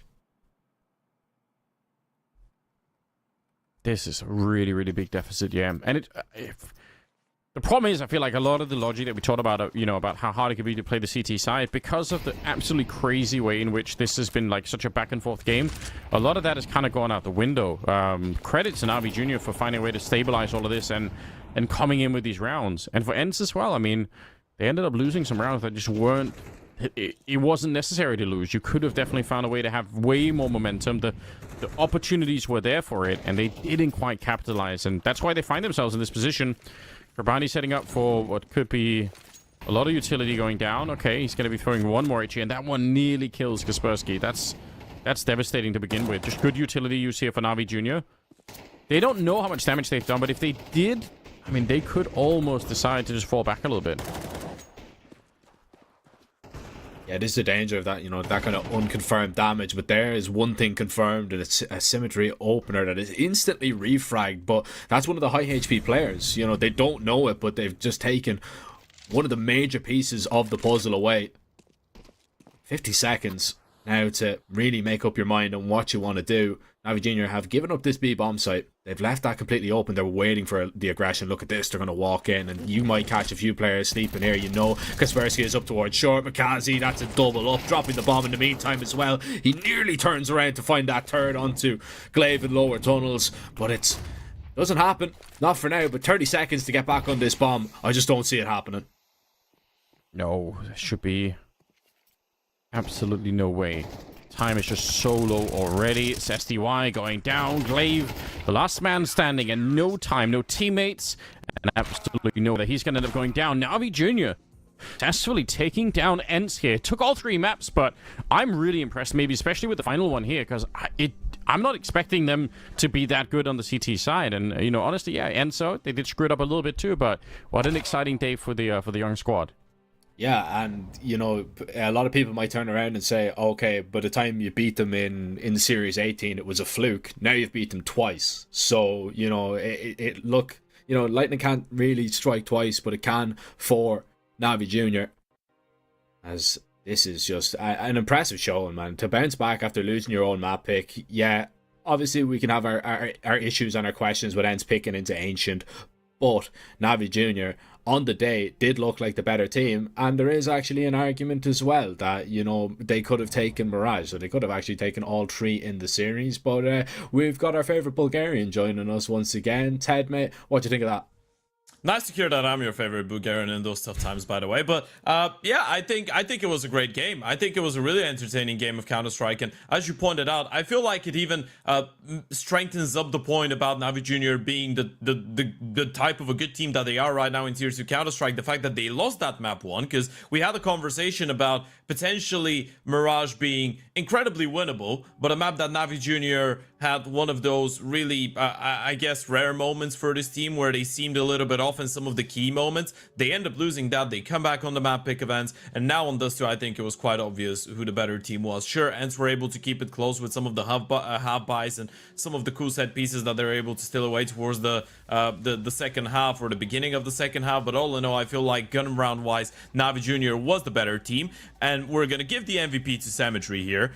I feel like, regardless of it though, he wasn't the only one that was playing well, but he was probably the only one that was consistent all in all from the start to the end of the series. Dropped the 19-14 on map number 1, dropped the 21-13 on map number 2, and then on the final map, he again was in the mix of players that were between 13 and 19 kills, which was pretty much everyone bar Krabany. So I think it's safe to say that in the end of the day, Anders, Krabany is just one happy captain, because on the final map, he just stood there, made the calls, and watched everyone just get the kills. Yeah, I mean, it's really good. And honestly, the fact that it's the Symmetry who's playing this well, it's also a good sign, right? We know that there are plenty of other players on this team that are really strong and that can do an enormous amount, but having the ability to spread it out so that you're not just always reliant on somebody like a Makaze or a Demon to step up and get, a bunch of kills, I think that's a good sign. So overall, I'm quite happy for Navi Jr. I think there's lots of small things, lots of rounds that they probably could win to be even better, but it's a really good look for the team right now, and it absolutely is.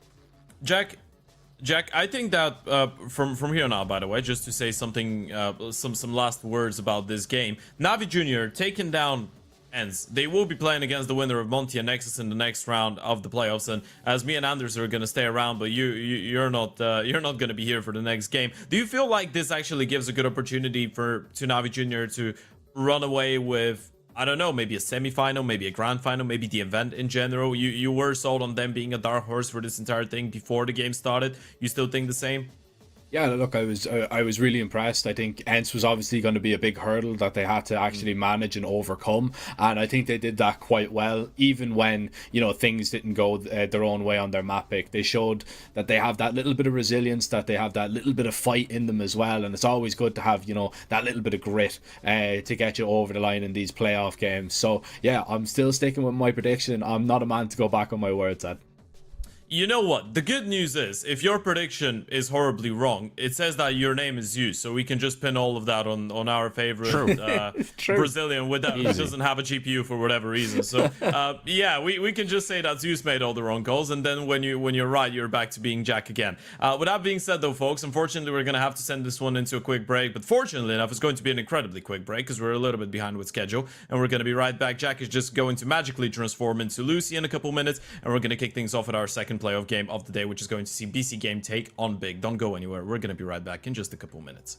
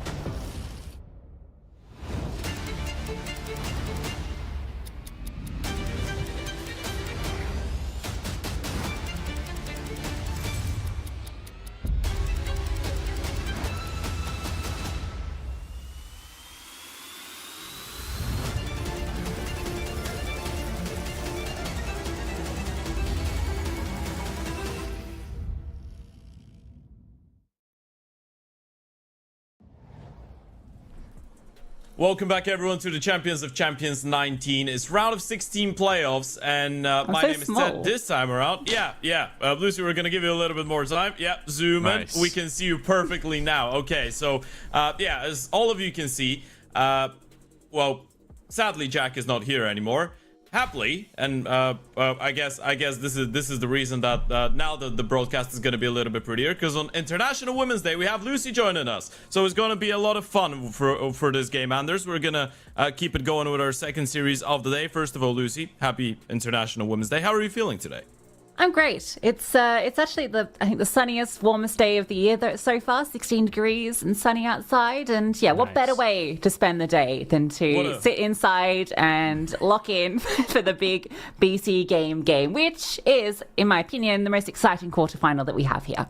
Fantastic. So you've decided to just throw away the only nice weather day this entire year in the United Kingdom for a game of Counter-Strike, which is fantastic. Exactly. That's what we live for. So first game of the day, just to give a bit of a recap to everyone that might be just joining us in by yourself. Navi Junior were able to take down ENCE in a 2-1 fashion in a round of 16 game number 1, so they're going to be waiting for the winner of Nexus and Monty. We're moving on to the left hand side of the bracket though, and we already had that conversation with Jack and Anders earlier, Lucy, but we're talking about Big and BC game in general. Looking at both sides of the bracket, is there a single team or maybe two teams that are striking you as the big favorites to take this entire tournament home? Oh, whole tournament home. Well, I would normally say 500 are in a good position, given how good they've been doing in CCT recently, but their bracket is awful, so no. I think Namiga are a real good shot. They have a really nice side of the bracket. They've obviously impressed lately in the first stage of EPL. And, okay, this might be a hot take. I quite like Nine Pandas, and even though they don't really have a proper... I don't know what's going on with that team right now. Chiron was playing last time I cast them. They didn't have an AWPer, and Shalfie was AWPing, but it was fun to watch, and they're always fun. So I'd love to see them, upset BetBoom. Okay, we're gonna have to wait a little bit longer in order to see for that, but we're gonna get into our second game of the day. Big taking on BC game, Anders. We're gonna take a quick look at the lineups, and we're gonna start it off with Big, I presume. Now we have a team that we were having a conversation before the start of this one. Probably should not be playing more online Counter-Strike than they are playing in LAN Counter-Strike, but now we all get how important VRS is, so Big are here, and this event actually matters to them quite a lot, as it does to everybody else. It hasn't been the best of year so far for Big, but we still are expecting them to put out a good performance because of the name value and the organization value, right? Oh yeah, of course. And this is really, really important. This is going to be the reality for a lot of teams that maybe, don't want to be going through this, but that's the new world that we're living in. And if you can't play these games, if you can't defeat teams like BC Game or any of the teams that typically play in CCT here, then it could be really rough, and you might not end up, having enough points. So I think it's really important, and I hope they've had that conversation. I want to see Big show up and take this ultra seriously, because it is serious. They certainly got the lineup for it. Like, we know how good they could be. JDC with hyped when he's good with the AWP. Obviously Crimbo is is still an incredible player, and Tamsin is more experienced than almost anybody else left in the game. So I don't see a reason why this shouldn't be a really strong team for these kind of tournaments. But that's all on paper. Like, in reality, you never know. Yeah, in reality, you never know, but there's a couple things that are unavoidable in reality. You can't avoid death, taxes, and Jacob, Cypher, or Nog, one of those three having a good game. On the other side of the server, we have a BC game team that has been hitting incredibly hard. And I say a BC game team, this is the same lineup that played on, that was on Bleed. Well, not the same lineup in general, because Prime Taps wasn't there, but the majority of the team was already together. As we're gonna take a look at the BC game lineup as well. And they have been playing some good Counter-Strike. Cube now being the coach, they have been together for around 1 month, have played 70 maps of Counter-Strike, Lucy. And across those 70 maps, there's been a couple close calls, a couple really good runs to really latter stages of events, including a grand final participants in the CCT 18 where they lost to Bait. But even here at the CCT 19, they started off from the close qualifiers and they were able to make it all the way through here, and we still feel like they have a lot more to show in the server, don't we? Yeah, I mean, they're a really good team. I think that their run in this particular CCT event shows that, because I was a little worried for them, right? They start off down 0-2 losses to Monty and Fnatic. And yeah, that was scary. I covered that Monty game. It was a little shaky at times. And for them to reverse sweep, make it back through into the playoffs. Obviously, they come in with one of the toughest opening matches versus Big. But I think that run that they've been on, and, you know, you talk about the core having played together for so long before, there's a lot of experience here. And yeah, we can talk about Nork and all the right, but I do want to say Nexer has been the standout for me on this team this year. His fragging output and his calling have both been at prime levels. So I've loved seeing that, and that's what's enabled players like Nork to shine. Yeah, it feels like Nexa, the fact that he's putting on the numbers he's been putting, being an in-game leader and also playing supportive roles has been helping everyone else skyrocket their individual performance. But if we had to focus only on the Operas right now, we have a hype that was brought back into the side of Big a couple months ago. Obviously, he was here back in 2023 as well. Then he got removed, and now he's back. Hype has been playing some good Counter-Strike so far this year. The only problem for a lot of people has been the lack of consistency, right? It feels like one day he's going to be the best player in the server. He's going to go and do his best Zywoo or Simple impression, and he's going to drop a 23-5 and win a map single-handedly. And then the other map, he's going to start missing shots that he probably should be hitting. And that is the issue. It's not hitting the insane shots, it's hitting the easy ones, the ones that are supposed to actually help the team. On the other side, though, Anders, and the reason I'm referring to you as I start speaking about Nok is you have been around for a long time, so has Nok. But this year so far for Nok has been spectacular. For the first time since 2023, Nok has posted 8 consecutive events over 111 rating. He's clutched 35 1vx's in 70 maps. He's been insane. Yeah, and it is. I would. Maybe it sounds mean, but it's a bit surprising to me. Nork felt like one of those Swedish players that just kind of, he was good, but then he just kind of disappeared. And I thought maybe that's it. We're just never going to see much of him again. So I'm actually really impressed by his comeback into the scene and in this super interesting mix that they've got going on.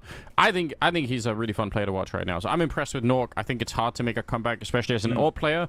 And yeah, I'm happy to see that he's doing well.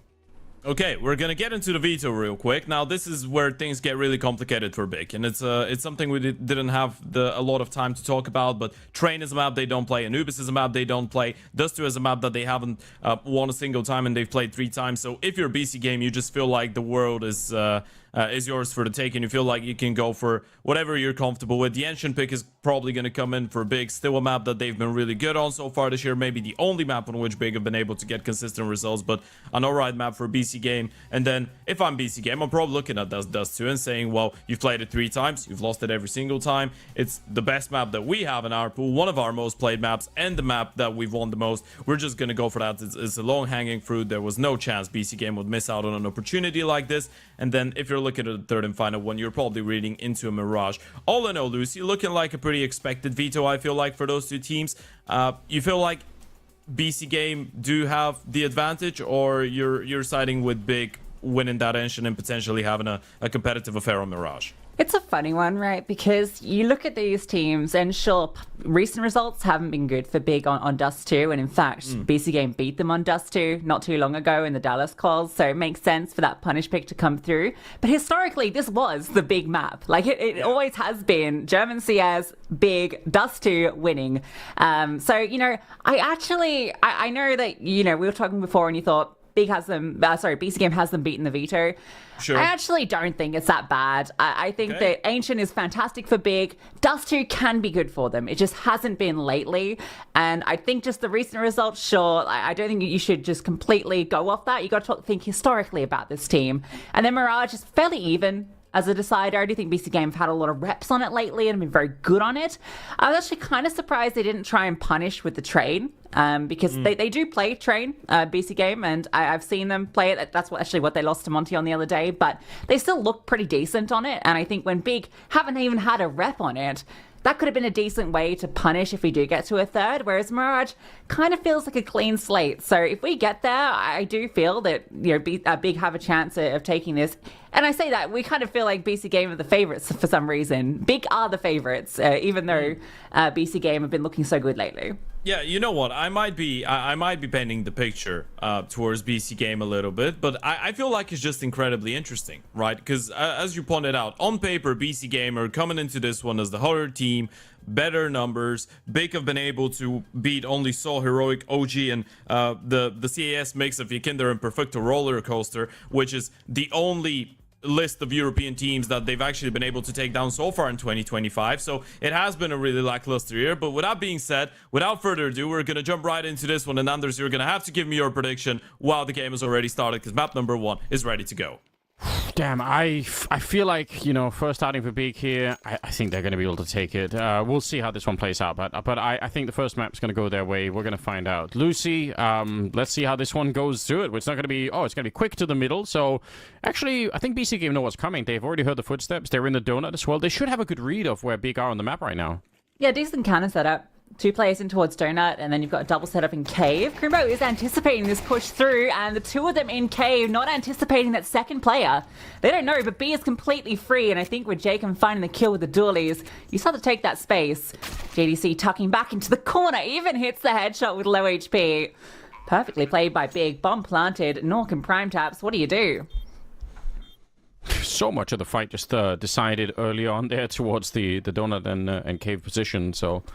Very often that's what happens. You get a little bit ahead in the pistol round here with the kills, and it does become a hell of a lot easier.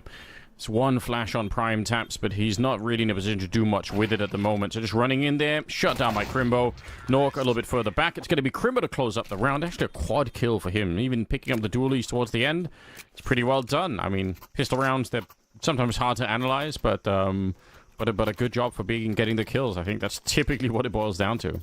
Yeah, I like the way that Big approached it. You mentioned BC Game heard the footsteps, right? It was a very fast play up through lane, the drop down into middle. They're very loud about it, but they didn't actually continue pressing from that point. They pause and they wait for Big to go for the info play. That little push through cave, which is a normal response from the B players when you hear this fast move into Donut. You want to get that flank timing, but yeah, Big just wait. They set the trap, catch both of them, and an open runway to B. And yeah, this is why I'm scared for BC Game in the series, because Big, on Ancient, I've seen them do like 2 12-0 halves this year, or like 11-1 halves. I remember one was against one of the NA teams, and then, they did it again. Like, they are insane on this map.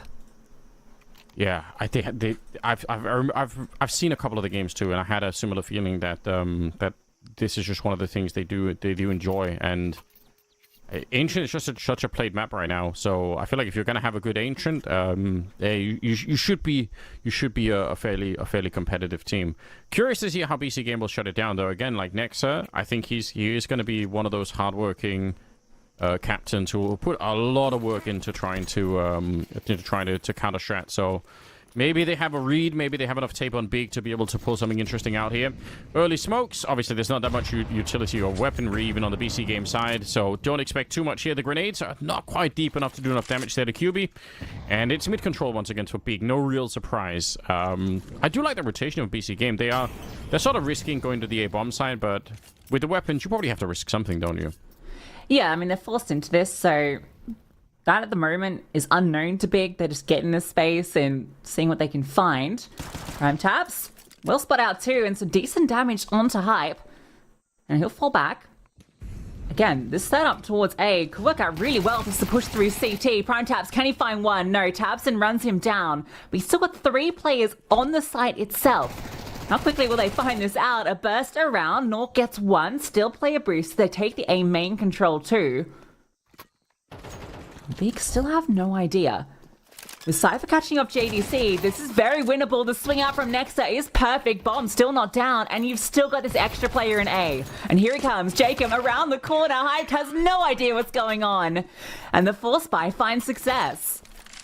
Oh, that's sickening. I think you're absolutely right. The fact that there was 2 players out on that in the A hallways, they just weren't towards the middle of that round. I thought, oh man, the problem for BC Game here is that the setup that they had with that many players at the A bomb site is great, but not if you're getting flanked through CT spawn. I thought that was going to be the end of the A defense, but they found a way to turn it into something interesting by hiding that last A player, and that's kind of insane. So, all right, BC Game stealing a really early round. That's got to be amazing news for them. If they want to shock and upset Big here, I mean, it doesn't get any better than this. You just start with stealing a couple of AKs with almost no investment into the round. So, well done so far. And Nork rotating middle, spot out, and he'll find one. Taps is running with the bomb, so that's now given over. This is the Force Spy, remember, and Nork is forcing them out of the round. Disgusting tap at the end. He takes all 5. A brilliant ace from Nork to counter the force. That's the way to do it. Okay, so they were just trying to fake a little bit towards that A bomb side, hoping to find a way through. It didn't really work out. Obviously, no bomb planted this round. So 2-1 round number 4 here should be even easier for BC Game. They're going to be so disgustingly rich. Like there's almost 6,500 on Nork. 4,000 on Nexa. They are going to be making so much money. Assuming that they don't lose too many in this round, which I don't see how they would. Should be a fairly easy cleanup. So, okay. I mean, I think for a lot of teams right now, the T side of Ancient is where you hope to win, at least half or maybe even the majority of your rounds. There are a lot of teams right now that are just, they enjoy that T side a lot more. So, already being slowed down here big. I wonder if that's cause for concern for the future. Yeah, I think especially for when you're playing online, that extra bit of ping with CS2. Yeah. Yeah, you don't want to be shut down this quickly, and they're gonna have rifles coming into this one. AK's coming out now for the big side of things. How much utility is behind it? The issue is kind of to take mid control. You do actually need some utility, even just in terms of raw flashbangs to throw over that mid wall from T spawn. It can go a long way. So yeah, it's rifles, but let's see what they come up with here if they can even fight for mid control. Looks like they want to. 2 players are here. Perhaps a delayed take after that initial volley of util, but it's a heavy B start for BC Game. They've smoked down, and Cypher wants to take the space. Flashbangs behind. Tabson needs his gun out. Cupid does win out that fight into Cypher. And Prime Tabs goes down, so 2 opening kills for Big.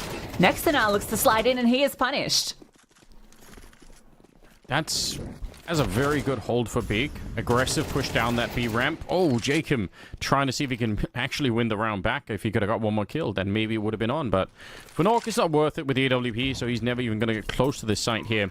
That's kind of interesting. I feel like BC Game obviously trying to pincer that outside of B position, and the push down to the B. I mean, I guess in fairness to BC Game, we have seen that work a lot. I mean, it's something that happens a lot in the current meta where the CTs will try and push down like that, but B had just found perfect positions, and they weren't really getting flashed, they weren't really getting grenaded, they certainly weren't getting surprised.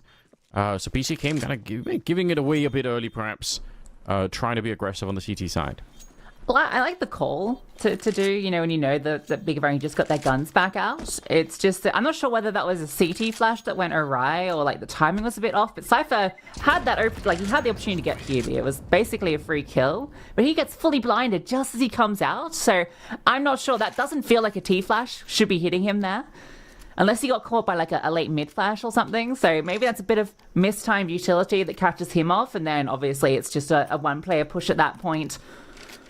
So it unravels.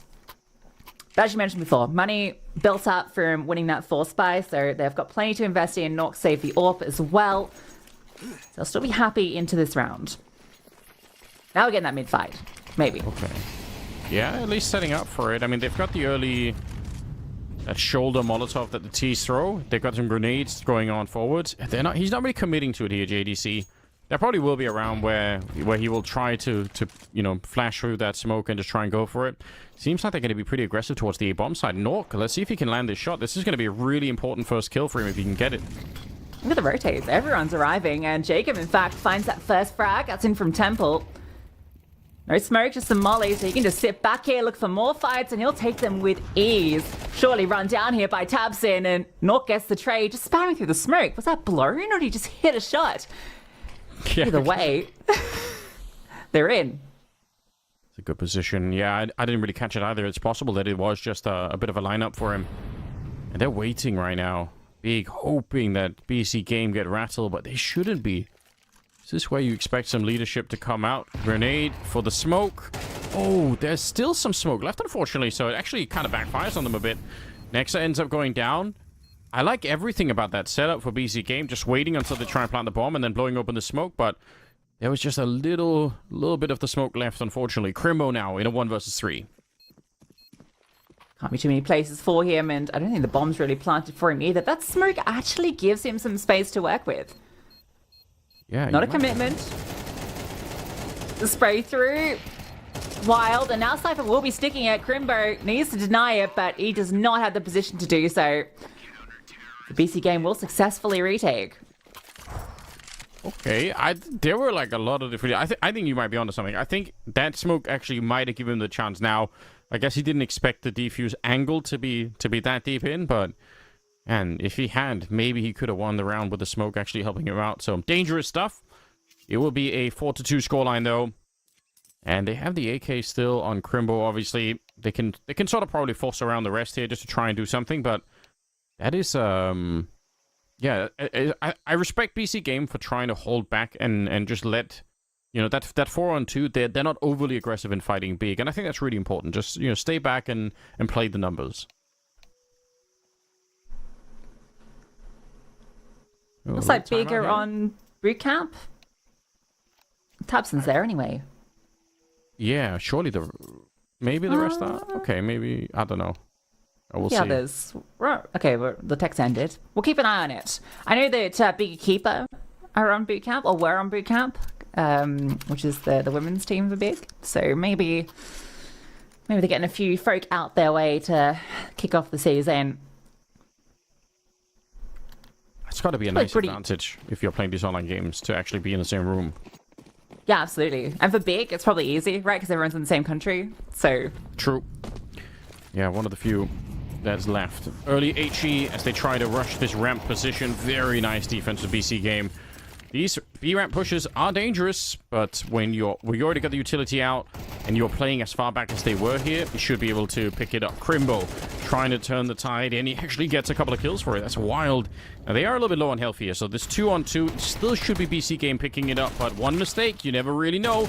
Next up, he's going to pick up the one kill, and he actually will follow it through, so nicely done. That got way too scary at the end, but I still think BC Game are going to be pretty happy with this, right? They had a lot of money from earlier.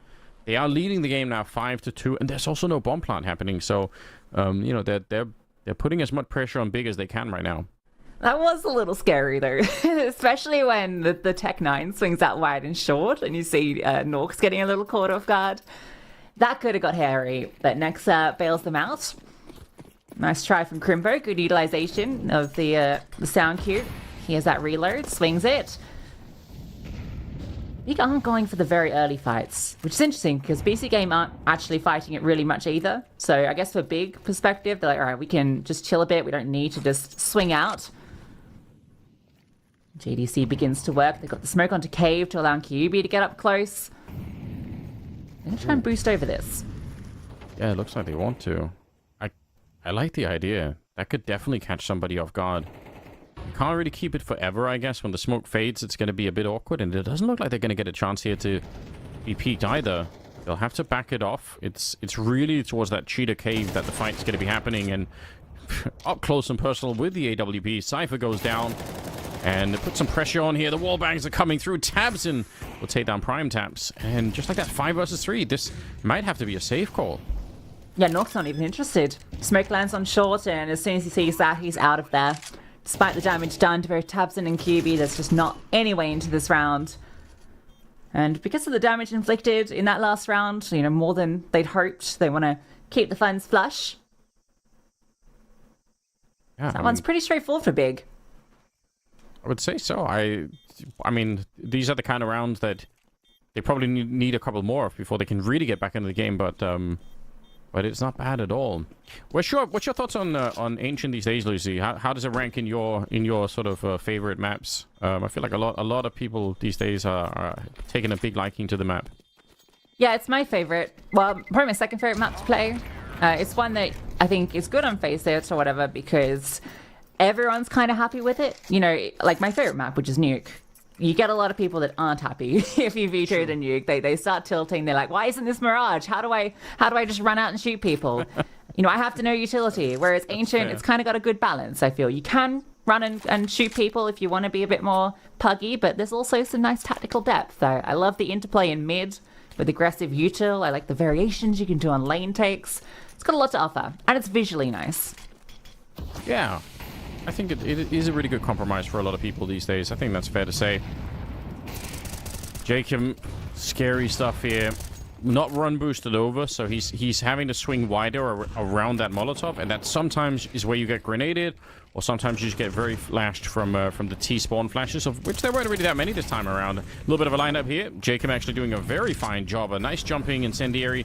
They've got QB here, so if anyone tries to get too close, they can probably stop that, but honestly, I'm surprised that Jacob is allowed to get away with as much as he is at the moment. I say that, unfortunately, I did curse him, so sorry about that, Jacob. It's going to be a 4-on-4 now. Yeah, I'm surprised Jacob didn't try and get out of that situation there after getting the opening kill. And they're just going to take the space in middle. The smoke's going to fade shortly.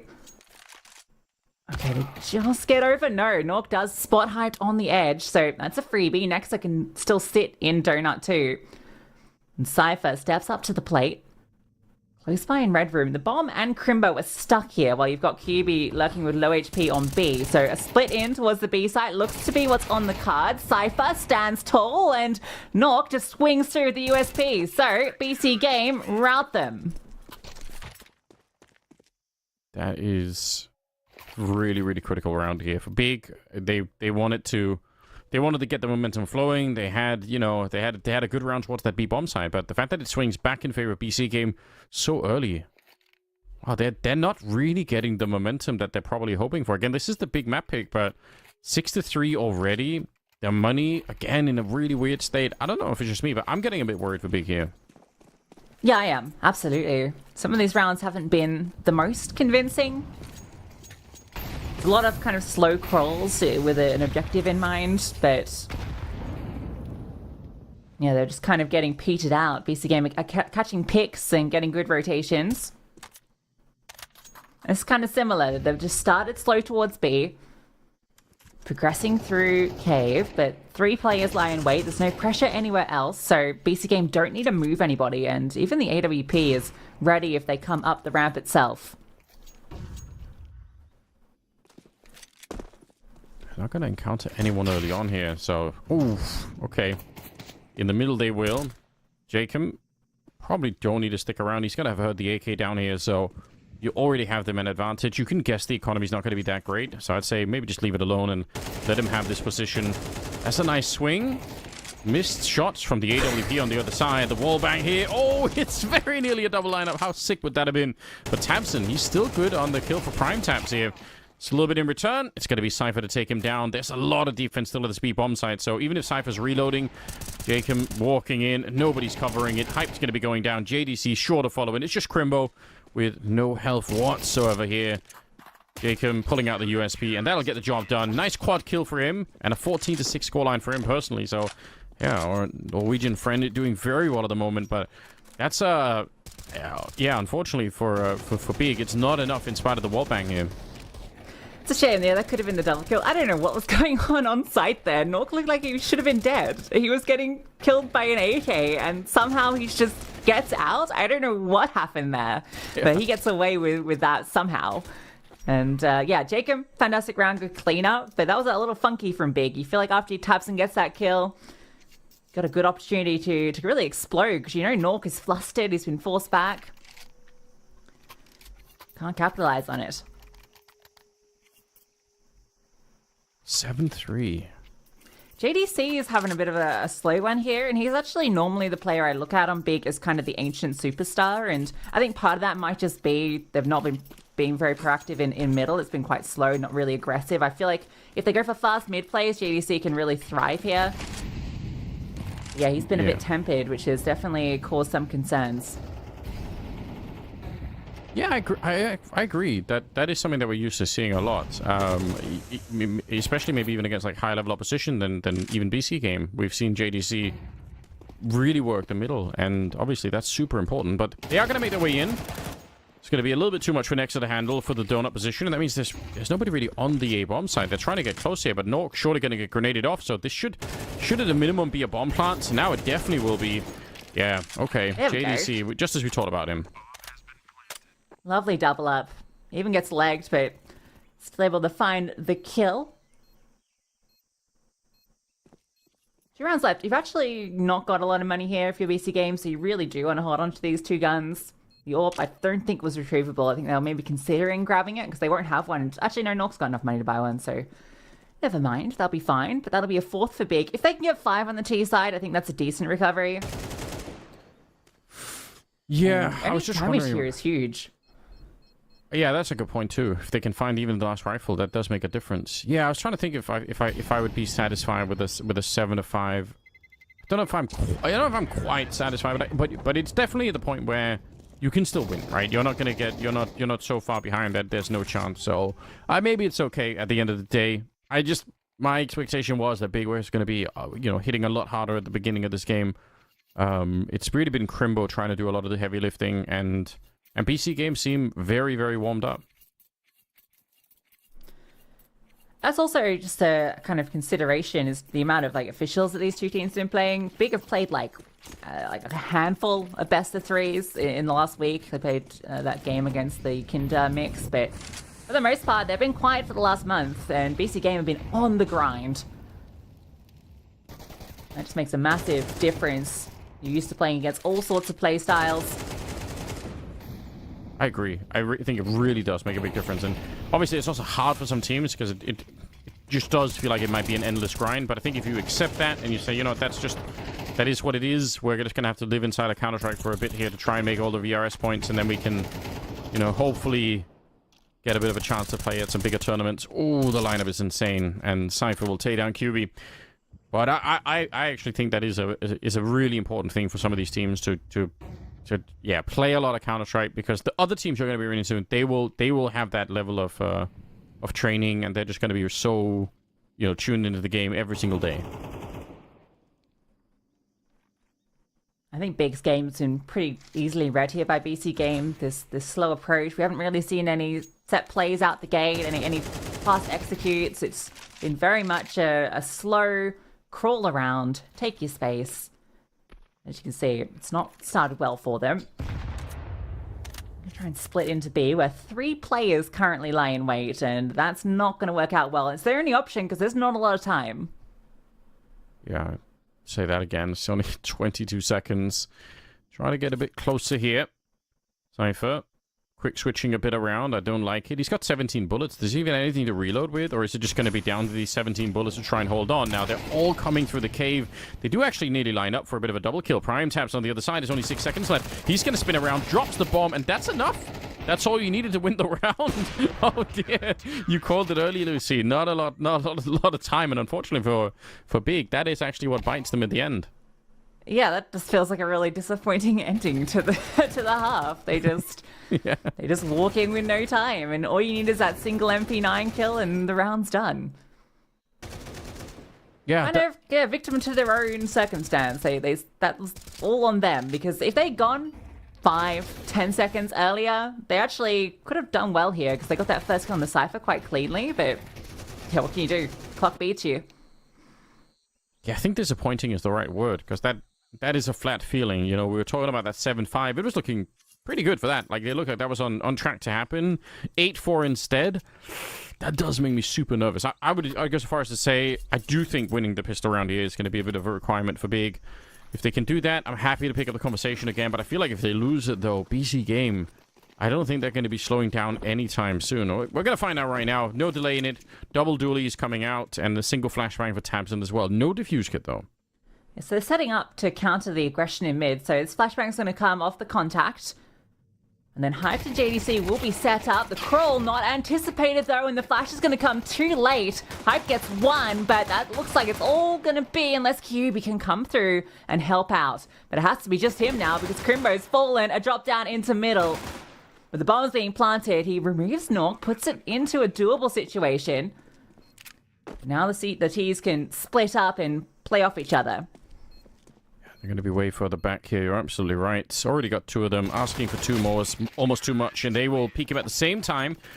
Nicely done. I think I think you're absolutely right about the idea of the flashbang there, but as often happens in Counter-Strike, you get the timing wrong even just a little bit, and the T's obviously sneaking really, really close to Donut. So there was no moment where Big could have, made the call and say, okay, now's the time, Tamsin, throw the flashbang, then we're all going to peek. If they would have had the initiative there, it would have been very different, but instead they got they got timed a little bit. So BC game winning the pistol, I think that's absolutely huge. I'd say now they're definitely favorites to win the map. Maybe even a little bit too quick for Big's liking. Yeah, I think that setup is kind of relying on the more pacey mid to A pistol that you often see, and the smoke lands on red. But when Big don't hear those footsteps coming out, they're like, okay, we'll slow clear instead of going for that flash play, and then you can flash if we do find contact. But yeah, too late, as you say. Looks like JDC has disappeared, as is hyped physically. So we'll have a little delay before we get back into things. But yeah, it'll have to be the eco from Big. So we're looking at 10-4. You know what? Maybe Ted was right. Maybe BC Game Art is going to take this 2-0.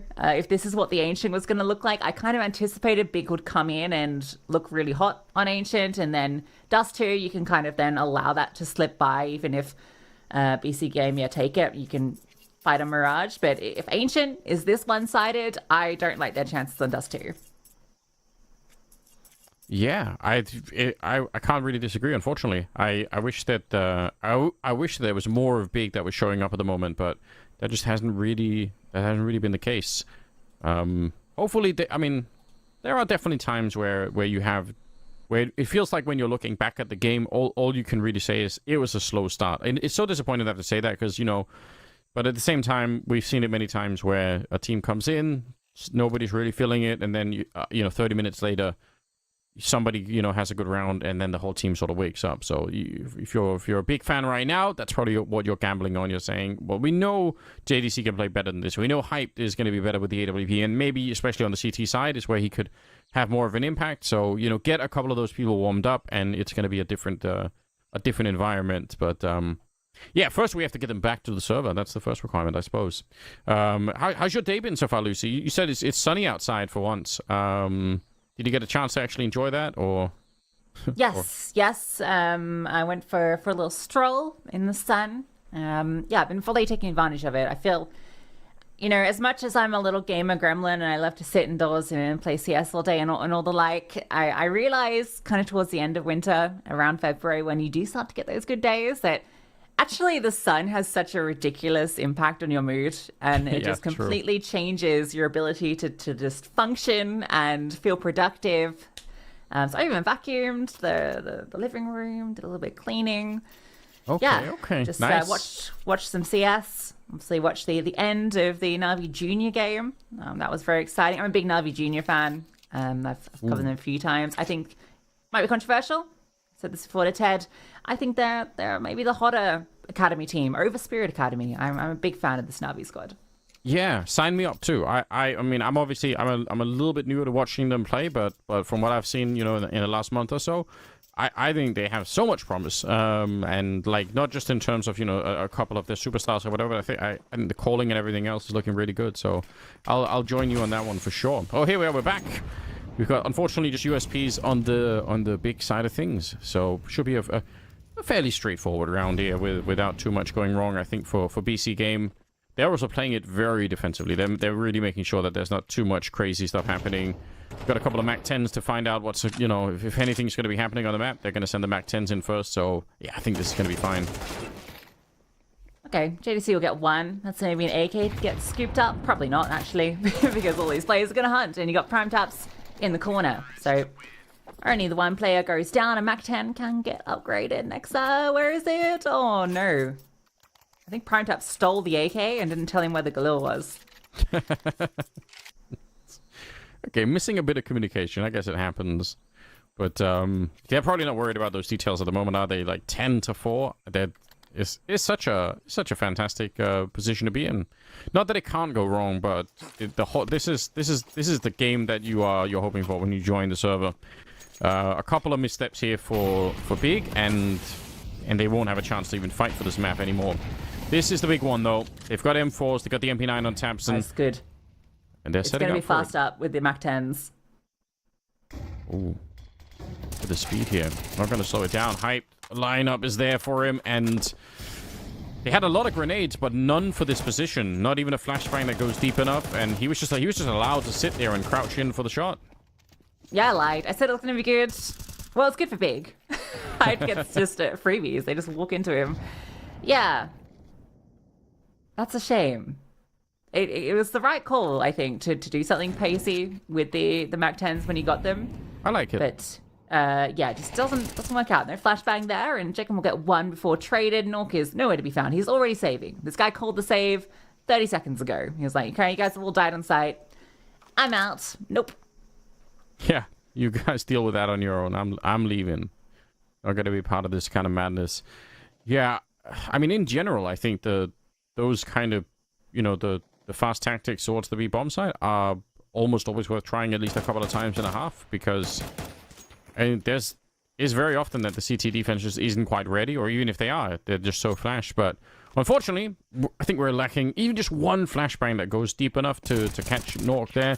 Or sorry, not Nork, but to catch Hype. It could have been really sick, and there would have been a chance to trade it. Even if Hype gets 2 kills and they trade him, the round is still on, right? There's still something to fight for. But obviously 3 kills untraded, and yeah, you're not gonna be able to do anything. So huge for Pig though. Bit of a scaling issue as well. You'll see here, like, all 3 players kind of are focused in on the one fight. Obviously Cypher gets called off, but then the next 2 try and get that trade on the Hype. There's 3 players running up. You really kind of expect one to scale left for Pillar, so at least you can then, get some space elsewhere. We're going to get the fight mid early. Cypher wins out against Crimbo. There is a trade back from JDC. Jacob's still here, but JDC finally finding success. Nexa puts it back into even steading, so a 3-on-3 early. Yeah, just a little bit of health advantage maybe for the BC game side, but more than that, they have so much time here.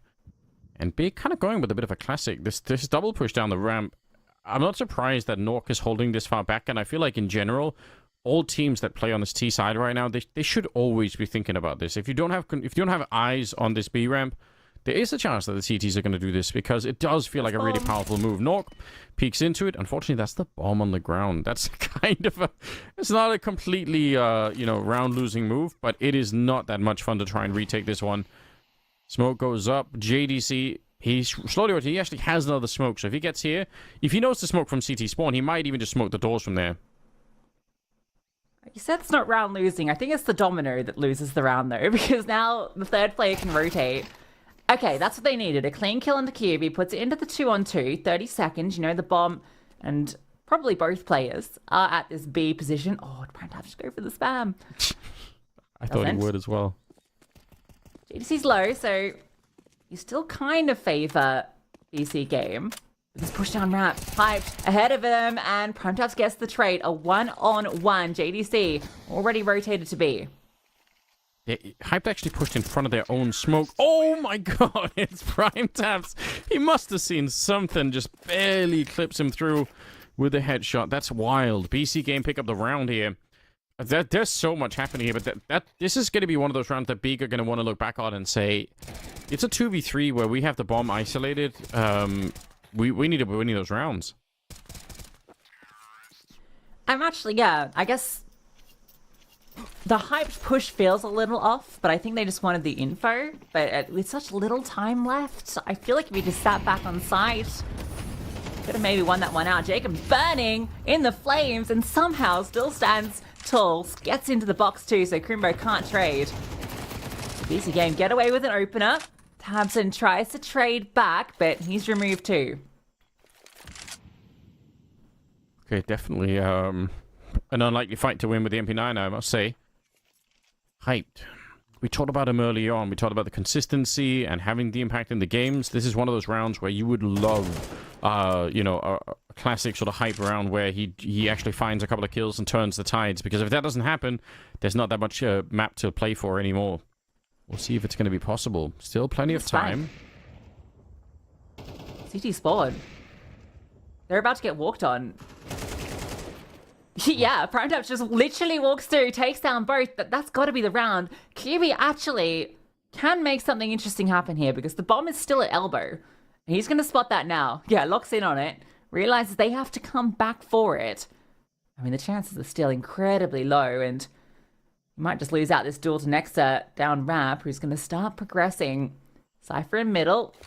Aware of the position, they double molly. So the chance is immediately removed. This will be map point for BC game, and I think you can really tell The difference between these two teams in the way they approach mid. BC Game are much more assertive in this position, and it feels like strangely Big, who are the masters of this map, don't know how to deal with it.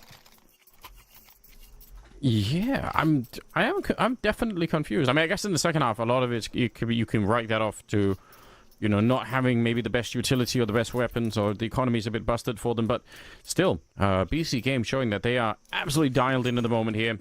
And that flank coming in from Prime Taps, that was so well done. Jacob was just kind of, you know, he was just buying their attention in the middle. He was jumping around against the AWP, which is a bit scary, but the logic obviously being that even if he does that, he's in a good position. Try to blow it open, but JDC, he'll win the fight this time. And it's Tabson on the other side of the map to take down Nork. If they want a chance at overtime here, they're going to have to win 7 rounds in a row. Starting with this one, Prime Taps, is he just ignoring Hyped? That's kind of disrespectful. Like, I know you're shooting at me, but I'm trying to pick a fight against an imaginary person inside of the smoke. Yeah, it looks silly. It really does, but there was a player, JDC was on the other side spamming him like moments ago, so he really thought that swing was going to come. This is a very tricky 2-on-3. Cypher is so low, so he's just being sent to work. Next is pausing to see if this flank comes through from that push, because, as mentioned, Hype was basically behind them. Hype routes into middle. Cypher can't push any further with such little HP. They're giving BC Game a lot of respect, so Nexa might actually be able to get the bomb down here, and in fact, they're setting up to allow that, so this will be a post-plant, most definitely. Smoke as well. Yeah, you're right about that. They are taking their time actually getting the bomb there, and I wonder if that's going to make a difference here. Another smoke. Okay. Went back to pick one up. Really slow here. Cypher should be dead, and he will be. Not quite with the wall bang, but Nexus still in a 1 versus 3 that doesn't look particularly winnable. He does realize there's someone back here, and I actually love the fact that he's trying to push in and take that fight as opposed to just weirdly standing in the bomb site. But even that wasn't enough here. Hype will take him down, and against the odds, it's actually Big winning this round with, look at what they came in with, like three SMGs, I think a 5.7 and a little bit more. It's not that much to work with here, but it does just get the jobs done. So, you know, first out of 7 rounds, good for them. They need a lot more. Yeah, Prime Taps, you know, if he'd won out that duel onto Hyped, then you could see maybe the round transpiring a different way. And Cypher's death looks silly, but it makes sense. He has 7 HP, and they need to make a play at that moment to try and get a kill back. So can't blame him for giving it a go. Bomb plant comes in, but it's not enough for a full investment. We'll just see 2 hero rifles, and Nork has armor and a deagle. So they're the players to watch. You see here, scaling very quickly, trying to get close to this lane. It is a nice way to do it, although I don't think there was the supported utility. Typically, I think there'd be flashes coming in from inside of the B bomb site, or there would be from middle, and I feel like he was maybe a little bit alone in trying to get there. And that's unfortunate, because now they've lost a couple of players, and obviously they don't have the rounds to lose here. They've almost given up the map. Crimbo, very nicely done, and he nearly escapes, but he's going to get caught by Jacob instead, so 2 versus 4, and this is just looking almost locked in at this point. Especially with QB moving away. That's given them the space. Prime Taps is just slowly crawling behind him like a shark that smelt blood. They can't believe all the space they've been given. Oh, so I think Prime Taps might have got a whiff of him, because look at the pause in A main. They're expecting him to push back. I don't know. I feel like you can just go plant the bomb here, but yeah, this is now a little bit weird. You know where both CTs are. Yeah, there is actually a chance that this can go wrong now. Okay. They are at the bomb site. They have the bomb there. They've had the control for quite a long time. Nexus going to be sneaking in. Okay, he finds a free one on Hyped, even if it took a minute there. And it still should be enough. And it will be. Jacob to take down QB, and BC Game to end up winning the opening map here. And I think in a pretty convincing fashion. Not about you, Lucy, but I feel like they did a better job than I was expecting. That was dominant, and I think this last round really spoke volumes to it. There was just 2 rifles invested into it and a deagle, and that's enough for BC Game to get it done. They were just running rings around Big, and yeah, we expect better. This is meant to be Big's best map. It's one that they've taken tier 1 teams down 12-0 on a half. They can't do it here against BC Game. Ted, what do you reckon? Well, I reckon that was an incredibly expected result. I reckon that there was nothing else that... No, I'm joking. That was even to me, by the way, and I expected BC Game to bring in the firepower in this game and to put up a really good fight against Big. Even to me, that was incredibly shocking, and I feel like the fashion in which BC Game beat Big here was terrifying. And as you pointed out, rightfully so, Lucy, while the cast was going on, if this is how Enshin is going to play out, then what are our expectations towards Dust 2, right? What were we thinking about this second map? Because even from the get-go, Big win the pissed around, and you're thinking, okay, maybe if they get a good start here on the T side, the game plan is going to be solid. It's Tapson and Kakafu in the end of the day, right? They're going to be able to bring up a good T side, muster up something cool, set up JDC to go for opening fights as well. Well, in the end of the day, and this is a crazy number that I had prepared for you, JDC was 0-6 in opening fights, while Jacob was 6-1. And this is something that is going to be quite vocal and quite loud about what is not right with the fact that Big start on the T side, JDC is not put in the right situations where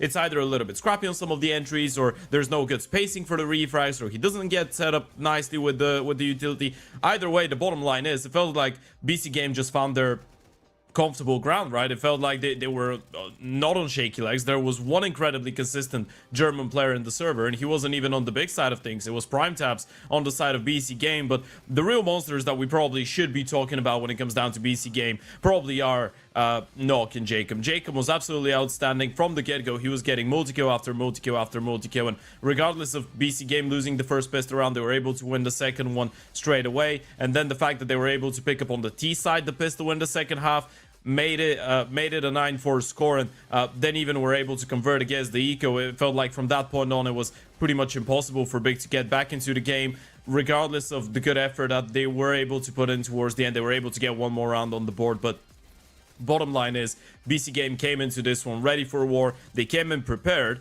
and it has been a really long time since Big have been that dominated on the map of Enshin, right? You're looking at some of the previous results, because we were talking about this map being the only pillar in the map pool pretty much for the Germans. There's a 7-13 loss to Astralis, sure. There's a 6-13 loss to 500, but you're looking at some of the other results, and wins over FlyQuest, over Wildcard, wins over Heroic, OG. This was supposed to be where Big shows their A game. This was supposed to be where Big come into the CCT event and say, hey, you know what? It's been a long time since we've won the Champions of Champions tournament. It's been a long time since we've actually had a successful campaign in an event like this one. But this is where we're supposed to come in and show some assertiveness, show that we can play good Counter-Strike, and show that even if the firepower department isn't as developed as it might be on a team like BC Game, we can still play the cleaner Counter-Strike. That's why we haven't been playing a lot of officials lately, because we want to spend the time offline and preparing. Well, on map 1, I'm not sure if we can just put all the blame to Big. I want to say BC Game didn't give them too many chances. BC Game's individuals were on point. It felt like they were keeping the game incredibly clean, by the way. Not overcomplicating stuff, but being really efficient with it. And obviously it helps when Jacob is just running around and killing everyone in the first 15 seconds of the rounds. But BC Game in general looked like the much more terrifying mechanical team in the server, and it didn't feel like Big were able to come up with solutions. And from here on out, ladies and gentlemen, it's all up to Big to try and prove everybody wrong on that second map of Dust 2. It's one of their forte maps from last year, and now they gotta try and fight back against adversity to get their first win of 2025, or they're gonna be going out of the Champions of Champions 19. We're gonna see you after the break.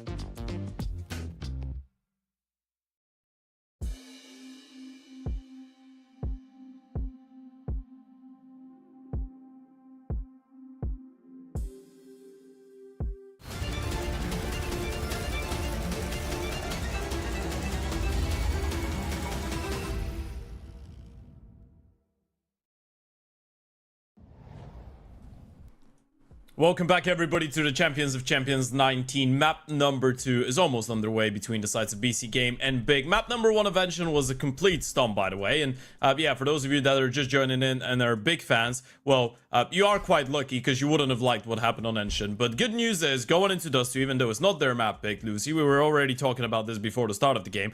Big has always notoriously been a really good Dust 2 team, and maybe one of the teams that, even in the history of the game, has come up with the most when it comes down to Dust 2. So we still are expecting something out of them, right?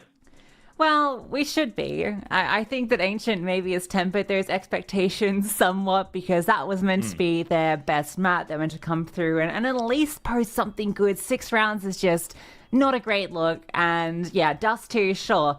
I said coming into this entire series that this used to be one of Big's best maps. It used to be their home turf, even if you look at their recent history where it's not been good. The problem was they did lose to BC Game on Dust 2, you know, only, a month ago. Sure. And that wasn't pretty either, single digits. It doesn't look good. BC Game feel poised to take this series, whether that's here or whether that's on Mirage. You know what? It might feel like I'm beating them down right now, but I will just say the BC Game that took down Big wasn't even this iteration of BC Game. It was the previous one with Kekanito, right? Jacob wasn't even here, and they've been much better since Jacob has been signed. So, yeah, it kind of feels like BC Game are just going from strength to strength, and Anders, they have won 13 or 12 out of the 16 best of 3 or out of the 16 Dust 2s that they've played so far this year. BC Game for Big, it's been 3 games, 3 losses, one of them against that BC Game team, 2 others against Eternal Fire and G2, which I guess you can't make too much out of them because it's a higher level of opposition and we're talking about different echelons of opponents. But I'm gonna ask you for a little bit of theory crafting, as you love doing theory crafting yourself. What needs to go right for Big to put up a fight and take us to a third right now? What needs to happen in order for Big to actually steal away this second map? I mean, I think the easiest way I think to win a Dust 2 map is to win the pistol on the CT side and win the first rifle round at the when the T's bring out the rifles. So just like, you know, you win those 2 rounds, I actually think go massively on the right direction. So that's what I'm going to do. I think, you know, more than that, maybe if they can get hyped on the AWP early on and have him have a big impact. Like, we all know what a good AWP can do on this map. So those are probably 2 factors I think that could go a really long way. Lucy, let's talk JDC a little bit. You were speaking about it midway through Ension. He didn't have the best game of his life, and we brought up the numbers that at one point he was 0-6 in opening fights, and Jacob was 6-1, which I think is pretty self-explanatory into why we saw what we saw on Ension. How vital is JDC going to be for the potential success of Big on Dust 2, or you think the burden falls more on the shoulders of Hyped with the AVP? No, obviously, you know, I think he plays such an important role as one of the more aggressive players in the squad grid tab scene. But I don't want to put too much blame on him for how Ancient played out, because I just don't think, particularly on the T side, he was being set up to have the success we've seen before. Like, it didn't feel like they were going for like big explosive mid takes or anything where he could really capitalize on what we've seen him do in the past. So I'm hoping he's given a bit more freedom here, because it really did feel like he wasn't given the opportunity to thrive. And it's a similar situation with Hyped. You know, I didn't really feel like he was ever able to be set up. So it was just really bad starts to rounds. And that's got to change, because BC Game, when they find an opening kill when Jacob is getting aggressive, it's very rare they let them slip. Okay, I think it's time we talk a little bit about the OP head-to-head as well. Right, that's the one we had before the start of the game. Now we're moving into a Dust 2, which is an Oper's Paradise. Anders, you already mentioned that Hype needs to have a good game on the AVP. There is a big discrepancy stylistically between the 2 Opers though, right? On one hand, you have a Nok who's a lot more clutch and a lot more passive, and then on the other side, you have a Hype who's a bit more of a showmaker, let's say, of an Oper. So which one do you favor? And you're going to give me that answer on the map, as the pistol round has already started. Have fun. Let's go. I mean, honestly, I love the flicky, aggressive AWPing that Hyped brings, but the problem is if you fall short of, like, you know, the mark even by like a couple of percentage, it becomes a massive risk. So if I have to choose between just these 2, I think playing it a little bit safer like Nork tends to do, it might be the better way to go about it. But we'll see how this one plays out. We're into the map. It's Big on the CT side. It's BC Game with the opening kill on Tabson on that T side, and they get QB as well. What a great setup for them here, Lucy. Yeah, they missed the mid-smoke too, so that could have gone terribly wrong. Like, it had a massive gap over the top. But they're not going to slow down off finding those picks, and there's still 2 players over here, so this could get a little hairy. In fact, all the CTs have rotated. And now we've actually got a chance for them to fight through. JDC takes ahead, but he's losing teammates and he gets run down eventually. Some good kills from JDC, but his teammates don't deliver a thing to help him out. That's a round here. Once the action starts, it just doesn't really slow down, does it? They just, you know, you can almost see they're sort of running and gunning the whole way. All the Glock kills here, just nobody's really ever standing still for it. So hard to stop if you're on the big side. Like I said, I think it's really important to win these kind of pistol rounds, especially on the CT side, and they don't get a chance to. So well played, BC game. They get the start. Now, what an investment into this round, though. For Mars, a couple of MP9s. I kind of like it. It's maybe risky, but I think this is fun. It looks like Nexus got the read. They feel like this has gotten aggressive. I'm not sure what gave up the signal, whether there was a jump spot in mid that maybe saw a play across, or they just think that's a chance in a round like this. But yeah, they just sit back. They don't give the opportunity. And Big can't really sit and occupy tunnels, you know, because they don't have the utility to hold on to it. So they have to disengage. But the fact that they've spotted it, you're absolutely right. That's already great news. And I guess the trouble for Big is also holding those positions forever and ever can also feel kind of bad.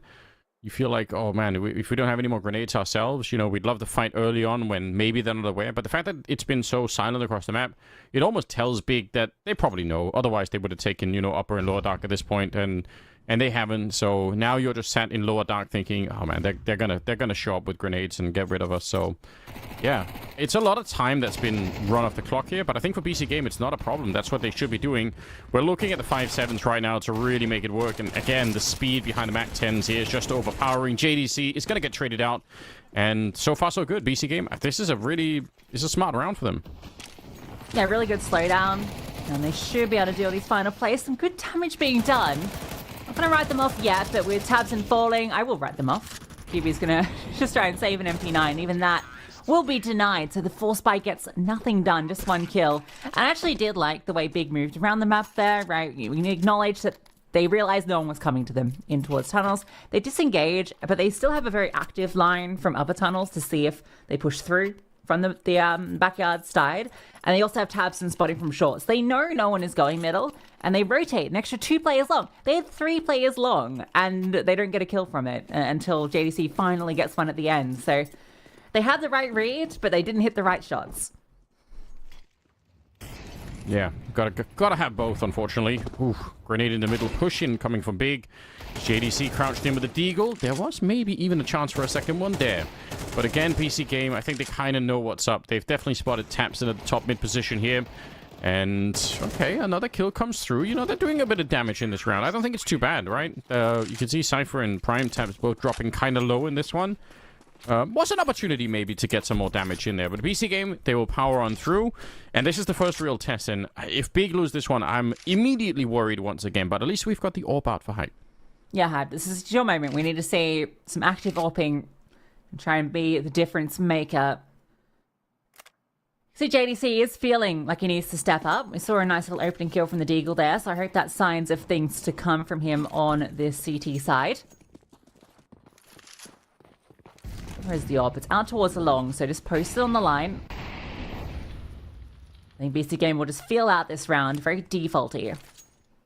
Yeah, I don't really mind. I think this is sometimes what I don't like about the Stu as a map, is that unfortunately these defaults on T side are just, they're so powerful. It's so hard to argue against. Obviously you get long spawn, it's fine, and you can throw in like a, you know, a bit of a B rush if you're really feeling super crazy. But the truth is, once you get mid and catwalk control, that's where the CTs have no more information about what's happening on the map, almost certainly. And that's just, I mean, half the game of Counter-Strike is about that information. So I don't see why PC Game wouldn't just try and do this. I think you go back and look at a bunch of Spirit demos, you're going to see just how much they abuse this catwalk position. So I understand why. And for Big, we'll see if they can get the guessing game part of it right, because they have no idea right now. This could be mid-split, catwalk, they just have no idea. So if they do go out long, though, or catwalk, they're going to run into hype, and that could be interesting. It does look like they want to go for a split here, or at least put the pressure on from short. Smoke will land at a really nice time, 35 seconds as it plumes, so That might change plans. They were thinking maybe about mid to B, but I think, judging from the positions the util set up, they're going to try and brave through short. So Hyped will be required to step up. Tabsin will be supporting from CT as well. So a lot of players here to defend.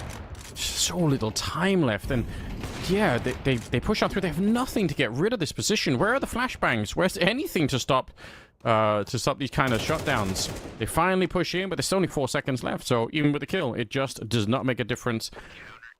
I don't even really hate the idea that they wanted to execute the catwalk in spite of the smoke, because obviously that's a mind game on its own, and they probably feel like if we go on middle, it's going to be so obvious that we're going middle from, you know, from behind that 35-second smoke.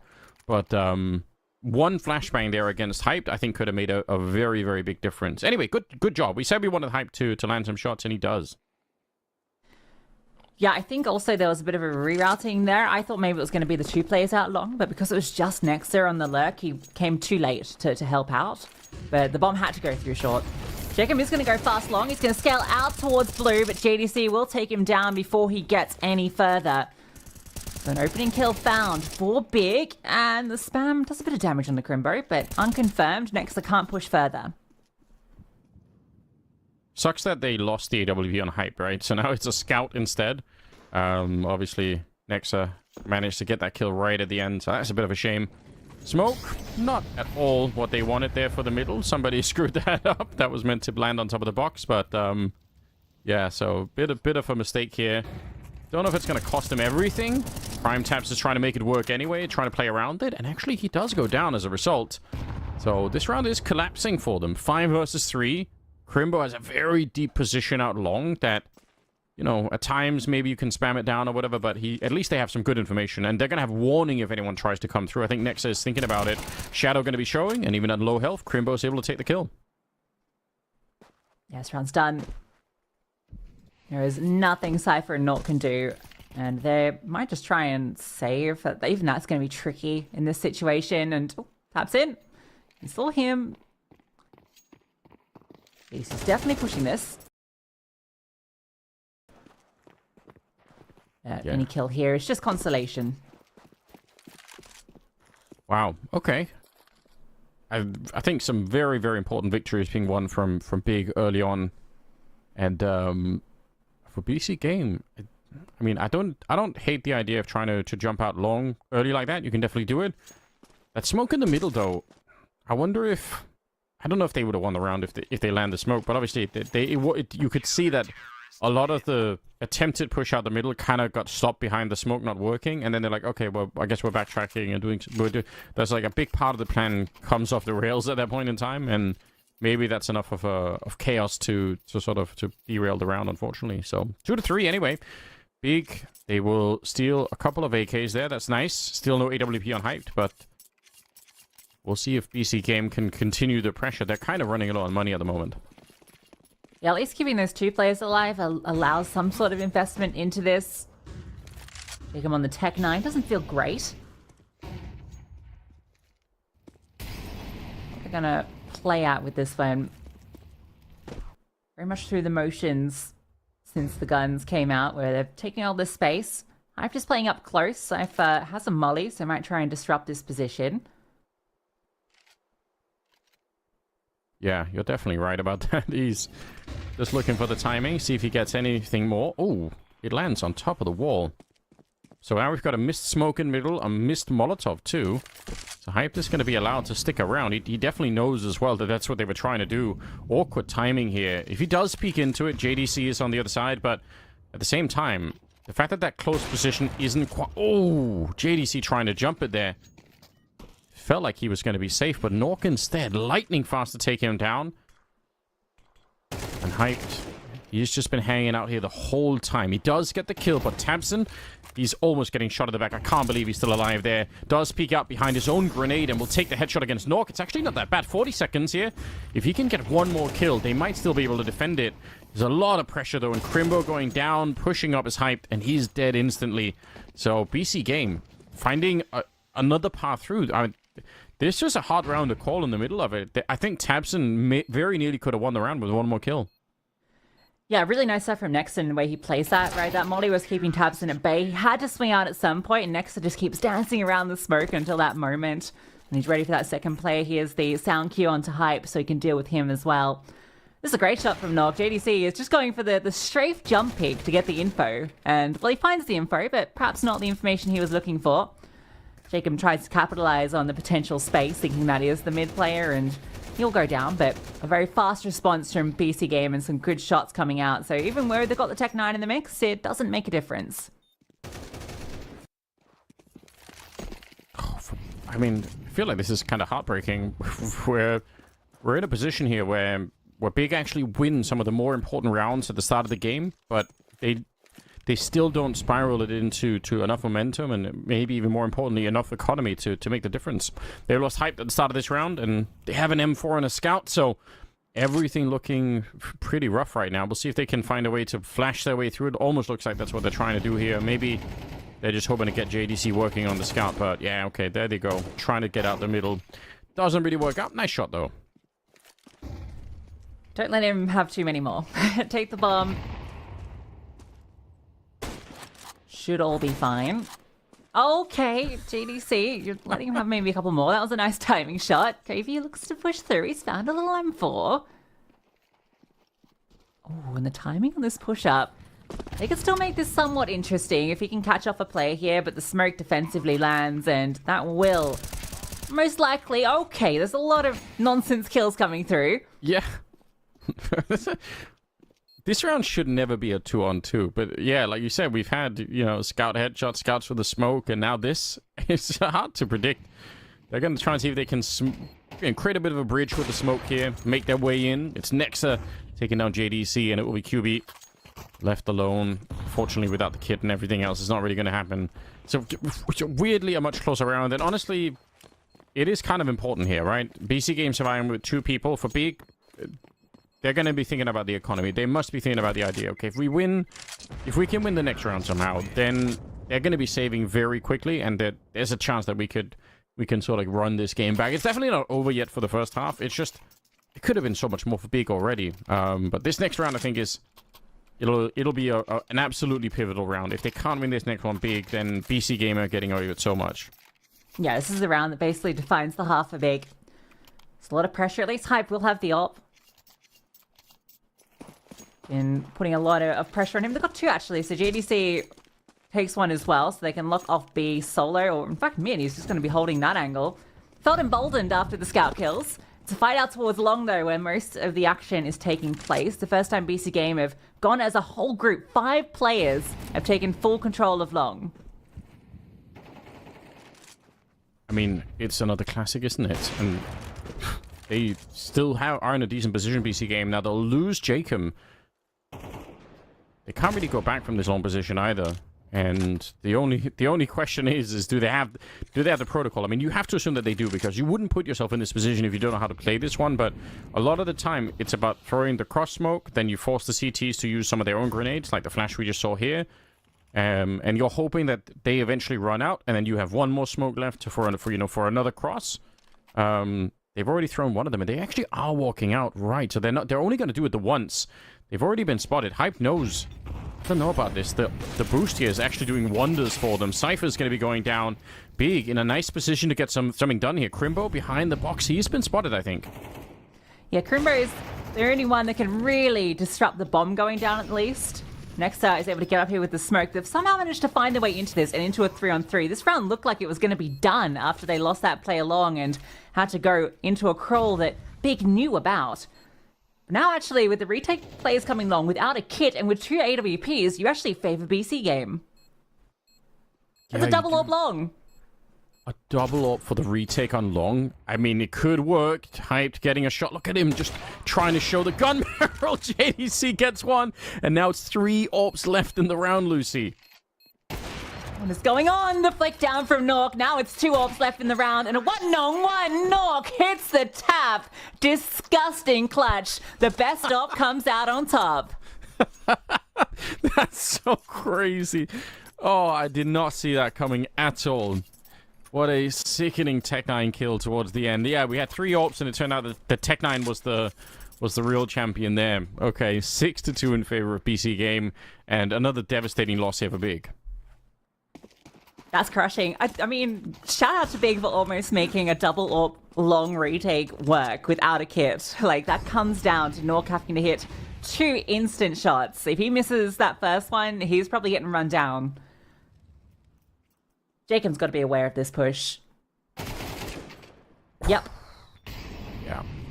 And it's not the first time that Big have tried to occupy this space, so I think you're right. He probably, it is in his mind still that they have been a little bit aggressive towards that position. Did he unscope? Okay, he did actually get the tag for the scout, so looked a bit interesting there. Feels like a chance for Nork to be dead already in this one. But yeah, I think you said it already. That last round probably was the pivotal round defining the entire first half here, and when it goes the way of BC Game, it just leaves Big in this very unenviable position. Sneaking out onto the B bomb side is a single player in prime taps. So I mean, unless something crazy happens right now, he's probably won the round. They have plenty of time to rotate back. I feel like they should already be disengaging from this catwalk fight. They're gonna win it anyway. Okay, fine. But it's unnecessary. They could have played it safer if they wanted to. Yeah, I guess their worry was that they didn't have anyone in mid at that point, so they could make timing to catch them on the cross. So they just pause, see if prime taps can catch anyone off and get even deeper in. They just come to them anyway. Cypher gets a couple of nice kills. He's having a decent map too. And Cypher's been a player that has his ups and downs, but when he's having his ups, can be highly influential, particularly on the T sides. I mean, right now, they almost don't need they almost don't need any more gas in the tank here. 7-2. That it's not just that they are. Some of these rounds they're winning are not the hardest rounds to win, but every time it feels like Big have enough money to buy, they just get smacked down almost immediately, and just winning a couple of crucial rounds like that can get you a really long way. Tack timeout being called from Big, having a bit of a conversation. I mean, we did say, I think you said at the start, you wanted JDC to play better, and he is. Unfortunately, he's also the only one that's playing better, so... Yeah, I mean, we need hyped. That's just straight up. Like, every time the AWPs come out, we said, okay, he's got the AWP, this is the chance. But I feel like I've seen JDC get more scoped kills than I've seen hyped. Yeah. You might be right. Oh, no. Gonna B play. A lot of players over this way. Are they just gonna go for a fast one? I actually think that would be so sick. Just change the pace. There's a little bit of flashes out long for one of the players in BC Game. Yeah, they're walking right into their QB. Awkward position. Almost gets jumped here. JDC, very nice hold so far. But it might not be enough. If he dies, the round is absolutely back on, and he will. Cypher takes him down. It's straight into a 2v3 now. That Nexus catching a kill out long. That was Crimbo trying to sneak through. And they're going to get Tamsin as well. Hyped, just burned out in the middle. Nexa knows that he's there. He's got no chance. Nexa with a triple kill. And yeah, that works so well, and it shows another problem with us too when you're on the CT side is even if you trade evenly on the defense, it's not even close to enough. Yeah, JDC, nice try. He kind of got a little, I think, obsessed with dropping all of his util there to kind of disrupt. I think if he just kept his gun out after dropping that smoke and just tucked in, he might have had a chance in that second fight. And if he'd found one more kill, could have been something. But Nexa confirms the round. Brilliant lurk. And again, obviously praise Nexa a lot coming into this series for the fragging output he's had. And I mean, you're seeing it in the server. The fragging and the calling looks immaculate here on Dust 2. It does, and I think it's worth highlighting. Nexa definitely putting this team together in a super nice way, and fighting for his own redemption too to some extent. Obviously, I think he sort of was a big community favorite at one point in time, and the way that BC Game are playing, I mean, he might recapture that status once again. I do feel like it's a really fun project so far, and they've already created a couple of headlines for themselves. At this stage, they're getting dangerously close to 2-0ing Big, and I mean that in itself would be like that's something worth writing about, Ted's gonna be sitting there watching this, just thinking, "Oh yes, I knew it. I called it. I'm so smart." Yes, you are, Ted. That's why you're in the analyst seat today. True. Very true. Yeah, at least if you're going to be smug, you have to earn it, right? I feel like we can, at least, make an effort for it. So yeah, the 2-0 prediction I think is, we'll let him have it. Not looking good. About to be 9-2. A 9-3 half, the best that Big can hope for. I won't rule out that Big could do something similar on their own T side, but as obviously the problem is you have so few buffer rounds for any kind of screw ups. So if all you get is 2 or 3 rounds, I almost don't care which. You're looking to play the almost flawless half of Counter-Strike coming into the second half. It can be done, but there's not a lot right now in Big's game that the word flawless isn't immediately in our minds. It's a little bit further back. Is this your first time getting a good look at BC game? No, I had a chance to catch them in some of the earlier CCT series. So I have seen them before, but I do think this is one of the better versions that I've seen, because I think some of the games that I've seen from them, it's been one of those classic like 2 out of 5 players. So it's been like Nork and Jacob, but then the rest kind of missing, and I feel like that's been a bit of an issue. But today it seems like the kind of game. Weirdly, I don't know about you, I've never seen a game yet from BC Game where it's Cypher that's doing like all the work. Maybe he doesn't have to, but I feel like, obviously coming out of, the Paris, major and everything, he was such a hot prospect, right? I think people kind of haven't figured out in a lot of ways. You kind of anticipate his aggression. So, okay. Yeah, I think most aggro players, it's hard to be consistent unless you're donk. Hyped. There we go. An opening pick. Something that's been few and far between, but might set them up for this third round. You know what's funny Which about doesn't that? sound great. Like, that kill is so funny just because they were thinking about Molotoving the position. Like, they had the Molotov to throw hyped off of that corner, which obviously is one of the most used Molotovs on the entire map. And they were like, no, we're not going to do it. And Cypher dies. But I mean, that's the thing, right? Like, he's the player that's going to be making those moves. So Yeah. you can't really blame him for a lot of his deaths, because he's there to set up a lot of these other players. Yeah, I mean, that is probably important to highlight. I still think he's a really good player. I just noticed that when I look down the sort of the names on this roster, I immediately Cypher to, he sort of jumps out at me and says, "Ooh, this is going to be the guy." And so far haven't seen that to the same level. But I mean, they're still pretty early on, to be honest. Even if they do play a lot of Counter-Strike, there's a lot that could change. That is sick jump. Prime tabs catches hyped, so he's just not expecting to be fought at that level. Bit of a jump there. They're still on the catwalk, so weirdly with 20 seconds they are super far back, and that does allow for a couple of isolated fights here that don't seem to be going their way. They don't have time to run. I don't think he can't make the bomb site. No. Maybe you can just kill them. No. He realizes, okay, well, kind of similar to how the second half of Ancient, the first half of Ancient finished, where it's just the time that ends up ending it, but it's the other foot. So 3 rounds on the CT side. Gonna say it, Anders, it's not enough. I don't think so either. I wish I could, spin this into something more, but I have to agree, unfortunately. I feel like Big letting go of too many. And you know what? They had these early rounds that they managed to pick up. Like, they had a couple of rounds right at the beginning. I think it was like a 6-2 scoreline, and they managed to turn it around. And there was a real chance that they could have done something. So, yeah, just not a good start, not enough momentum, and not enough focus are coming out. Like, right now, QB's 2 kills, Tabs on 6, Crimbo 6, Hype with 5, JDC with 12. That's sick, but where's the rest of the team? Jacob's getting curious, and he's punished. JDC, of course, the player to take him down, and he'll take 2 as well. So good start. Now they can just burst onto B. Smoke lands at doors. Flashes come out, and this is looking great for Big's first pistol. Yeah, this is exactly what they need.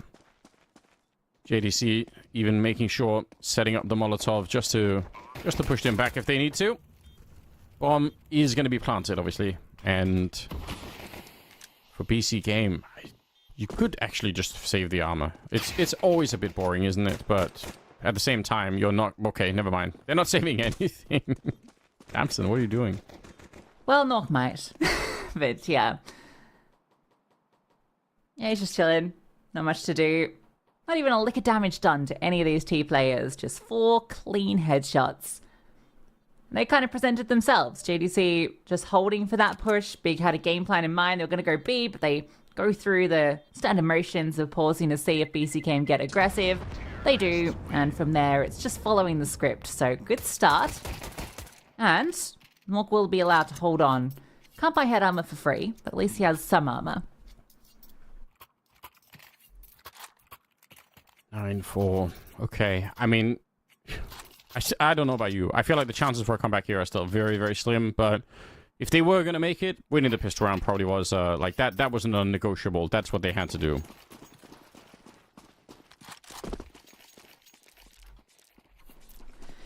And, you know, if they can win against this full spy, maybe we have a conversation on our hands. But suddenly then it's, you know, a 3-round game after you mop up the pistols. Yeah, that's gotta be the plan here. They are playing fairly far back, just Crimbo for the minute. I don't love the fact that he's on long with the Galil alone. I guess he's got the confidence for it and everything else, but this is just one of those rounds where if you do lose the Galil, it's a very big weapon to pick up right now, and at the same time, okay, so now he's down in pit. Maybe it's a bit different. I feel like now he could be a different asset to the team, so we'll see. Nork is certainly looking for him. Not going to be finding him at the moment. Molotov goes up onto the catwalk. Counterflash comes out. 5-7 gets that close. You never really know, but this time it works out just fine. JDC hungry for more kills. They are stepping into the Molotov. There's nobody at the B bomb site, but I don't think Big have realized that yet. Big's intent has always been to do this split through towards A, but now they might start to make some moves elsewhere. Jacob is given a chance. Doesn't want to risk pulling out the rifle. Nexus dealt with Crimbo. Oh, you can't lose like this. Oh. Not after getting those 2 opening kills. Jacob's going to beat them to sight as well. Yeah, at least going to be able to spot them. You're right. Hyped. Trying to make the crossover here. It's very dangerous. They've got the Galils, picked up the scout as well. Nork, nice little leg shot there onto Tabson. The bomb is getting planted. Tabson goes wide. What a shot from Nork. He goes down, Tabson, and now it's just hyped in the back, already slightly tagged up. He's going to get the first one there. Dancing around, but it's not good enough. The headshot from the Galil, and they can, in fact, lose the round like this. Unfortunately, Big just having no traction in this game whatsoever. That's kind of unforgivable. I'm shocked. All right, so I think because they killed these 2 players in towards short, one of them might have been the B player, right? You kind of feel, all right, we're going to change direction. But you've already got Crimbo in pit, and you've killed 2 players in short.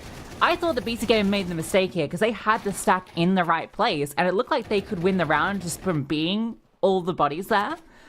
And then they push forward, they lose out, they don't get a kill from it, and still Big walk to their own doom, just blindly through to Jacob. No one's there to trade either against this 5-7. Like, you don't get that second player swinging out, and he's allowed to live. It's just a real fumble. If they just committed, allowed that player to work in Crimbo, that was their round. And instead, they're now forcing into this. They're walking through smokes into players, and they are all falling apart. This is a disaster for Big, and it's not getting any better. Oh my god, Prime Taps is killing him through the smoke, and you still got to play it baited in. Yeah, you're absolutely right. It's so smart for Prime Tabs to run out and just accept the death. You're absolutely right. Just baiting them into Cypher. He'd already done enough anyway, so just impossible for Big to try and check that corner. Not that I don't think they got a chance to even think about that, but it's 11-4, and Ted's prediction is somehow, it's becoming more than a sort of a prophecy at this point in time. There's no chance for Big. There's not even enough energy right now on the Big side to turn this around. JDC, he's trying to be a one-man army, and it is kind of sickening for him to have 16 kills when they're this far behind. Like, he's actually out-fragging everybody, even on the BC game side of things, but it's just doesn't make a difference at this stage. Just Glocks. So long-range rifles, 3 of them, in fact, can just clean house. Jacob is having a field day with the headshots. That round that they lost against the Force Spy has single-handedly lost them this map and series. I'm still in shock of how that fell apart. I know. A 5-on-3 against 4 sport guns. I can't explain it. Series point established. 8 of them for BC game to close. Yeah, what a world to be in for Big. Stepping foot into CCT, hoping to, scrape together some VRS points, thinking this might be, slightly lower tier Counter-Strike. Maybe we're going to be able to farm something up here. It's not going to be the case at all. And again, I mean, if you don't know, I'm still fairly new to the CCT circuit, right? I wouldn't say that I necessarily knew about this, but obviously now that I've been watching a lot more of these teams, like many of them that are not even at the sort of the BC game level, they are super dangerous. So can't really underestimate a lot of these teams. It's brutal down here. Tabson's quickly finding that. That's the bomb, and a second dink comes through. Hype gets the critical kill onto Nexa, though. JDC onto Cypher. It's given them something into this round. Not done just yet. PrimeTaps just tucks into the corner. He's been spotted. And surely swung on in a moment. No, they line up. And now he's got a chance. Here's Crimbo coming for him. A dink comes through. Again, a huge player advantage, at least for Big. Jacob is very far removed, but HP is not good. So this is secretly obviously a super scary round. Doesn't look like Jacob is going to find any kills for free at the moment. So, but yeah, one misstep here. The bomb is only just planted. So, but the kit and the flashbang, you just don't know how this is going to be playing out. If I'm Jacob, why not try and go for this one? Crimbo is really far back in the site here, so not immediately going to get peeked here. But it also means Jacob can just kind of walk into the site, and he might just have the crosshair placement for it. He's going to be dropping down, checking it. Ooh, nicely done from Crimbo. They'll survive the scare. Now, that's the good news. The bad news is that they can't afford to lose anything. They're just backs against the wall. We're talking about, with the last round there, it's 8 in a row. 7 more from this point on for Big to get into overtime. Even you'd have to be the ultimately delusional Big fan to think this is going to happen. Yep, when that round even comes that close, there's so many that BC game feel like they're about to just lose the round immediately, and they somehow find a way to make it look doable. PrimeTap's massive double and almost the third. It's going to be required to step up again because Big are getting ready for a fast B. Okay, it's going to be very fast, but unfortunately PrimeTaps is there to really shut them down. It's a huge defense put up right now. They will get Cypher halfway through the smoke there, just on the edge. Hyped able to pick him up, so still not necessarily that bad. QB a little bit low on health. Got to be careful that he doesn't get grenaded in this position. Setting up a grenade of himself, and the bomb will be planted. BC game, in a way, you'd love to see them try for a retake, but realistically, and just by the numbers alone, save the rifles and try again. You don't have to try and win it on the retake. It's a good round for Beak, but it was also close, I've got to be honest, real close. Yeah, Cypher just needed to live a little bit longer there. I think trying to fight out after PrimeTaps goes down, at least from the right-hand angle, is always going to be risky, and Hyped is just waiting for that second player to reveal himself. But with even trading into B, that generally means a round conversion. Jacob looks to do some damage. Might be able to. Well, 12 to 6. We've got, if nothing else, there are a couple of more players that are starting to warm up on Big side. It's just warming up at this stage does seem like it's, it's a little bit too late, unfortunately. But yeah, if they can get Tabson and Crimbo and Hype in here, obviously it's going to be a different team.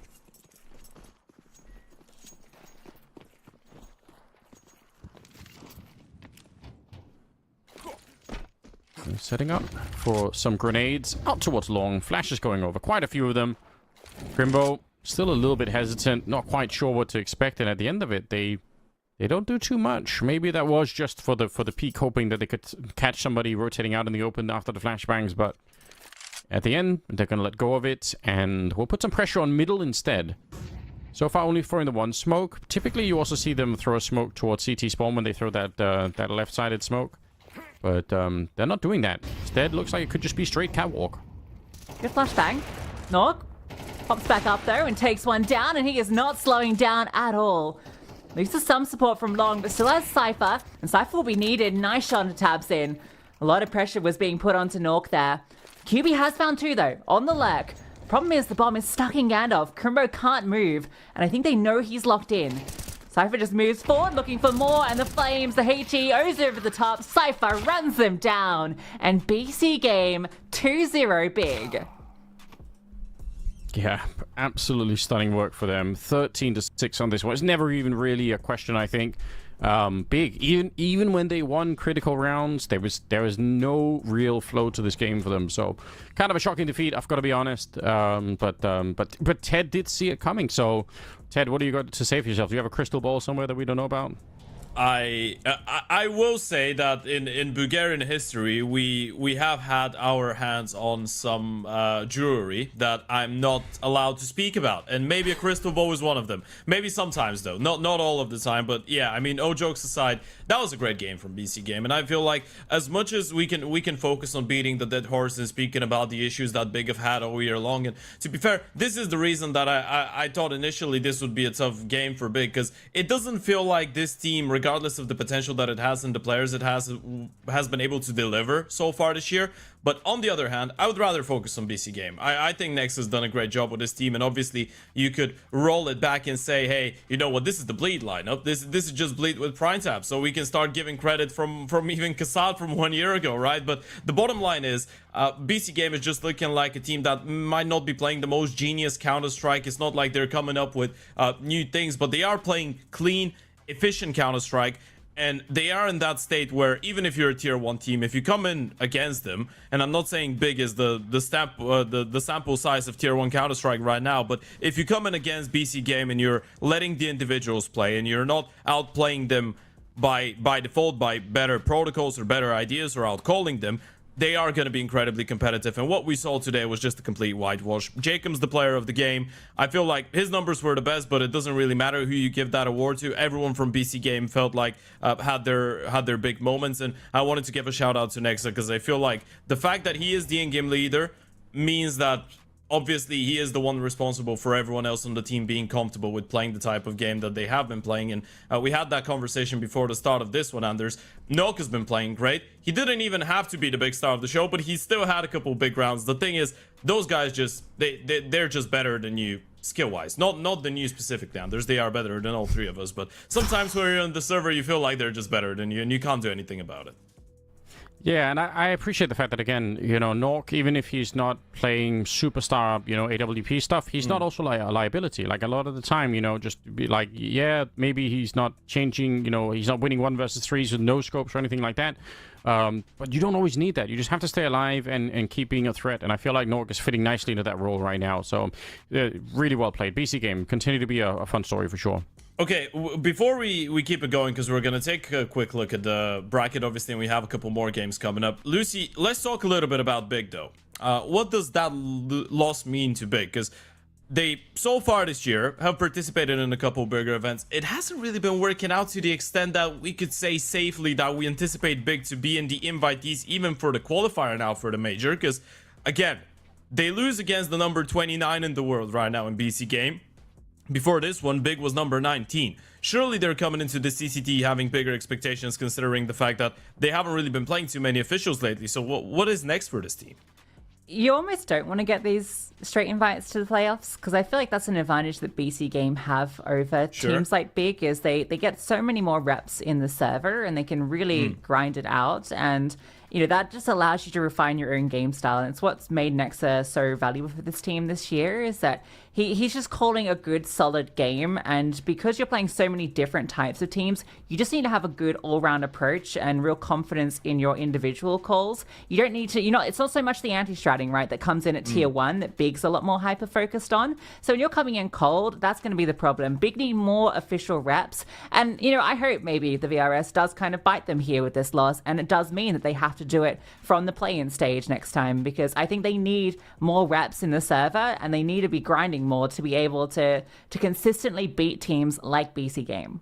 Yeah, definitely hoping to see better days for the Big side. Speaking about more reps in the server, though, we're going to do a couple more of those later on today here at the CCT 19. The playoffs are going in hot. We're going to have a bit of a prolonged break before our next matchup of the day. And of course, it's going to be a different set of faces on your screen, ladies and gentlemen. But we have Bedboom taking on 9 Pandas, which is going to be going live in around 1 hour time, meaning that there's going to be around 50-55 minutes before the pregame goes live. Before we send it into a break, though, Lucy, Anders, we're going to start it off with Anders. Quick fire prediction for Bedboom 9 Pandas in Nemiga GTZ. The thing is, I think Lucy's right. Like, this 9 Pandas team weirdly is really fun. Like, they just play like a fun, loose kind of Counter-Strike. But I said Bedboom earlier. I am gonna have to stick with my Bedboom crowd on this one. You know, Boomich and all the rest of it. What was the other matchup you said? Nemiga Sorry, I just. Just because Nemiga did beat Heroic in EPL, I have to go. Honestly, before that, I wasn't that impressed by them. But whatever, I'm going with Nemiga on that one. Okay, Lucy.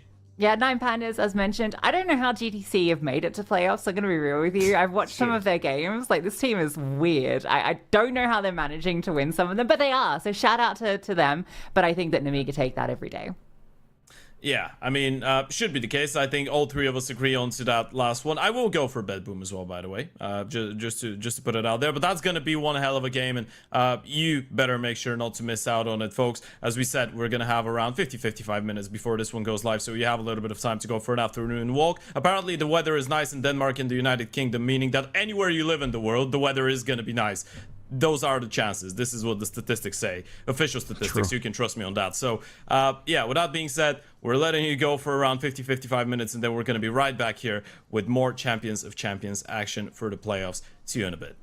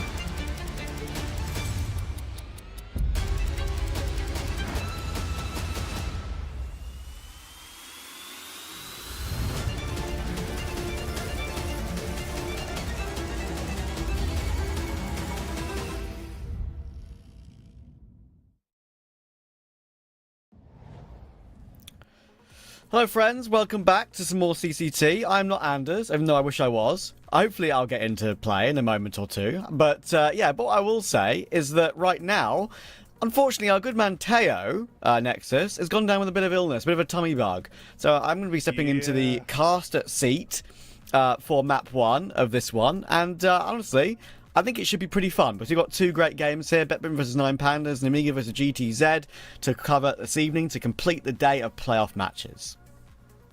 It'll be absolutely an interesting one. Now, I don't know how, but this feels like a game that we already should have had ages ago, but yet we've not had a single game between the two teams, which is a bit interesting. So, I don't know how they've managed to avoid each other, but somehow they have. Now, a great opening game. It's still looking great, by the way. Thank you, man. Listen, I've never been happier to not have my picture on the screen.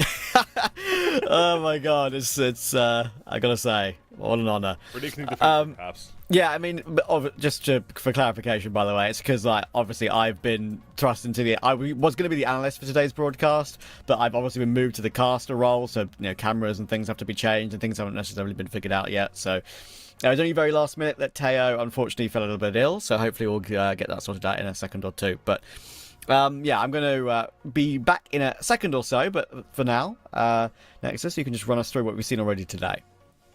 Yeah, fine. Let's do that. Right, Ends. Second time, I believe they've lost to Navi Junior in the playoffs of the CCT here. Last time it was in Series 18 or maybe even 17. They got knocked out by Navi Junior yet again. Here seems to be the case. And BC Game, they've continued their, dare I say, dominance in this recent last couple of weeks, or last month or so. They've been looking really, really damn good.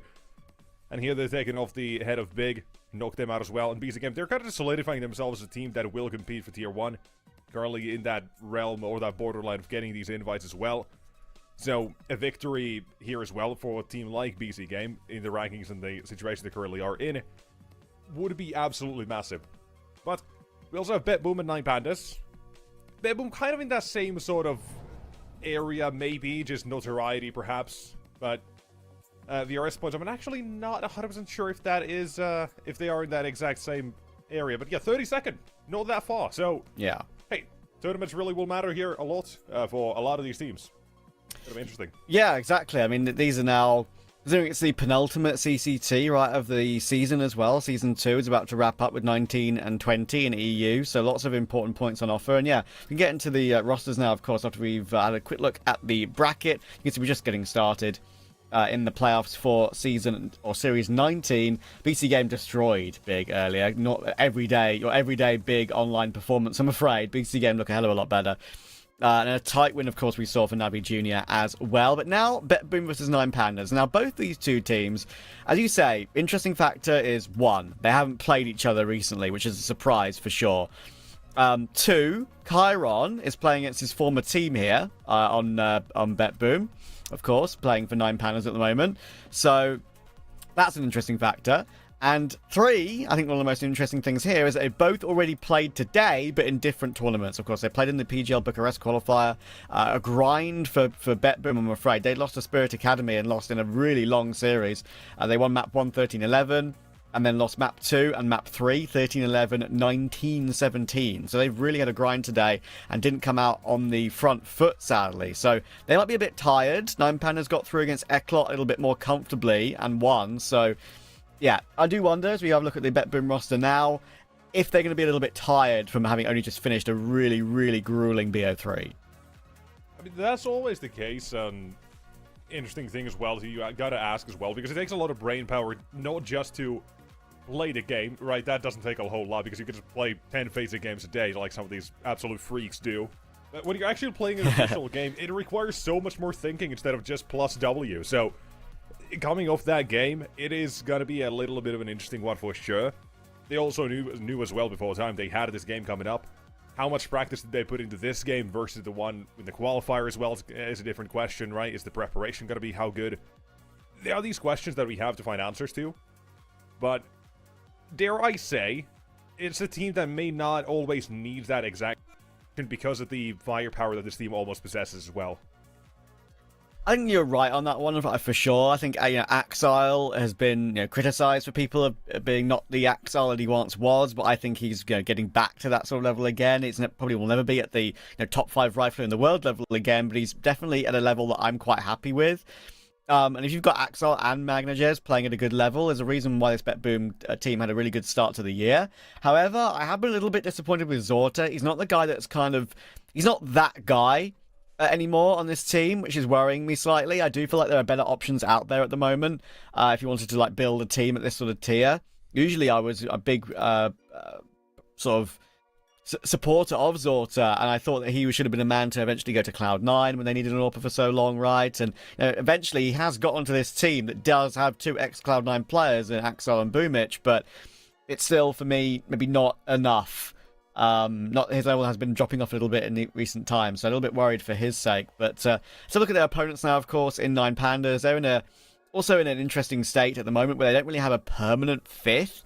They trialed Alv for a little bit, and he was a very inexperienced player. That hasn't really been working out for them. They're playing without like a recognised primary AWPer right now at the moment as well. Some players can pick it up, but there's no actual star AWPer here. And I've heard that they might get Artfrost at some point, but that kind of has not come to pass just yet. So that'd be a fantastic choice, which I'd love to see them manage to grab. But for now, Chiron is playing, and of course, former BetBoom player, an interesting matchup for him. Yeah, it is. I think the biggest part as well I could do mention is the fact that there is no permanent AWPer here. Like, the first game I saw of them, it was Dilettes and, Result and Chiron who were AWPing a little bit. Then the last few games I'd seen was Shalfie. And then it was also, again, I think Dilettes or Chiron who had picked it up a little bit again as well. So they really just keep swapping it around, but Shalfie has, in the last week or so, seemed to be the one who wields it the most. But when you're... Okay, let's now focus on the actual game itself here. When you're going up against a team like BetBoom, I don't think you could afford not to have an AWPer, right? Even if we say Zorte's stats maybe aren't the best, I agree on that department. I think he has been a little bit lacking in the last year or so. But nonetheless, you need someone who can still stop them, who can actually wield that green and do damage when needed, right? Someone who can step up and deliver those performances. And currently, that's just something that 9Pandas don't have. Yeah, and I recognise AWPer that perhaps is falling off a tiny bit versus no AWPer at all, no recognised AWPer at all. I still would favour Zorta in that sort of matchup, right? So no matter how I feel about how Zorta's form is currently going. But anyway, we're going to look at the head-to-head, of course, in this one. We're going to look at Axel and Result. These are the two star riflers that we've spoken about so many times over the years for BetBoom and 9Pandas. I think arguably you can look at the likes of Magnajez now as a player that could be just as good as Axar on his day, but these are the two players which you'd usually keep an eye on. And yeah, I think it's always a battle that I love to see, especially Wrestle. I've always loved watching him play. But yeah, I think I'll have to see how they feel, because they were done with their game in the Bucharest qualifier quite a bit before BetBoom were, so...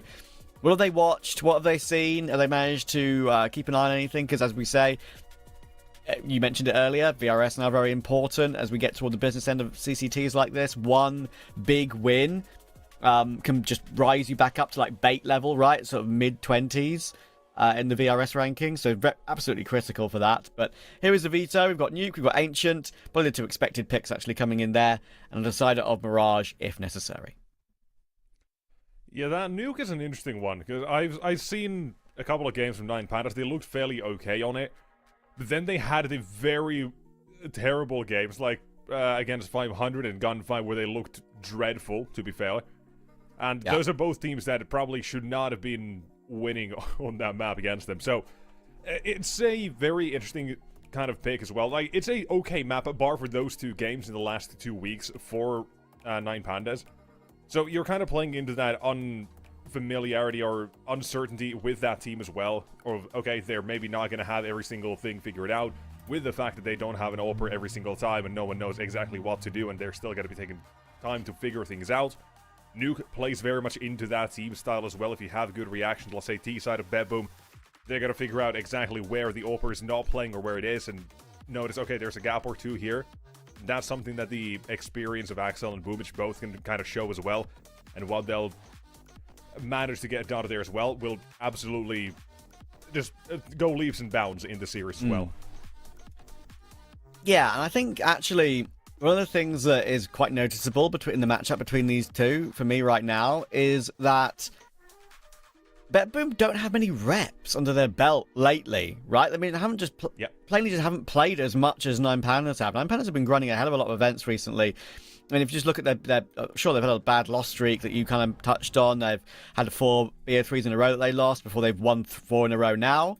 If you just look a bit deeper on it, they played Astralis in the Dallas qualifier. They lost. I was lucky enough to cast that game, and it was a pretty wild back-and-forth matchup. But since then, they've only played 2 BO3s. That was 3 weeks ago. And for a team at sort of this level in Tier 2, maybe they looked at it and was like, okay, I'll only take 1 or 2 invites, just in case we get some bad results and could just plummet down the VRS while we're in a decent ranking. Let's not, rock the boat too much.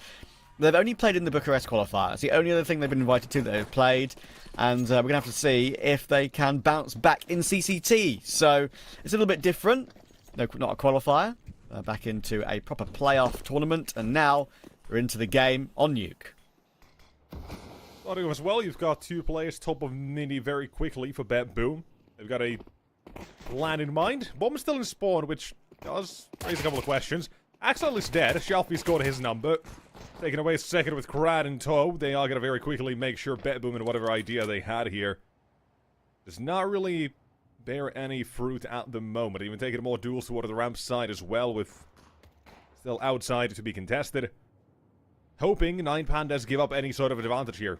With a 5-on-3, I know who I favor. And now it's a 5-on-2. I still know who I favor. Yeah, not wrong. Bit of a overly slow start to the game there, I think, from Bet Boom. There's just shifting around the map outside, kind of getting picked off, plucked one by one. Not really going as a group as you'd thought they would. Siren's in a full 1v5, and it probably will not work for him, and he's about to get taken down. There it is. Result will finish it off. That's 2 for him. And that is the start that 9 Pandas would have wanted. Because as you can see, as I mentioned, just standing around outside and then peeking singular out toward the red box position, fighting in the open, getting plucked away one by one. Not good enough.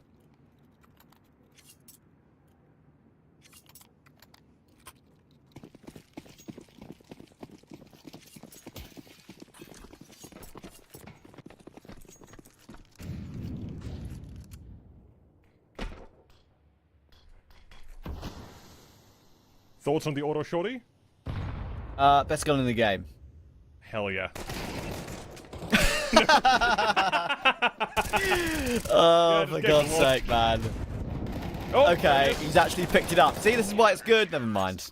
Ah, fuck. Why? I'm upset. I mean, hey, if someone found money with it, I'm happy. Yeah, fair enough. That's not even a bad position for it, right? Like, XM top heart, legendary spot for it. Yeah. But, he just got absolutely destroyed. Well, literally 50-50 guesses. You're gonna be on the left or right when you enter the door. And just 3 bullets to the head. Oh, damn. Still, Axel, able to afford a little bit more useful because of it. He's got the full bat belt and all that. For the first gun round, though, we gotta see what the CT side will do here, because this is my question. 9 Pandas, I saw your worst on this in the last week or so. Bet Boom is certainly a team that could go above a gun 5 and 500 as well in terms of just the sheer name value alone. Gotta give us something from the very early parts to believe in. That could be Chiron as well. Having some sort of insight on how the team kind of does what to play. Yeah. But for now, he's lost his life. Magnolias will take him down. Definitely a different era for Bet Boom, right? Of course, they've gone past the Nafany Chiron era now, so Chiron will have information on how Nafany likes to call, but probably not Boomich, and probably only has intel perhaps on tendencies of the likes of maybe a Zorta, maybe a Magnajez, right? So, yeah. There actually is, I think, I could be wrong here. I remember there were some times where Nafany couldn't make it, and I believe Magnolias was the one calling in those games. Right. That was still a while back. So, you know, there may be something to take off from there there as well. Well, obviously, it's not a massive deal in this situation, probably. A different team, different identity, different caller completely as well, so... Yeah. And it's been a couple of months. Well, for now, Bet Boom. Very clean first gun round. It's 3 entries they'll find, and just like that 9 Pandas, they've crumbled the first one.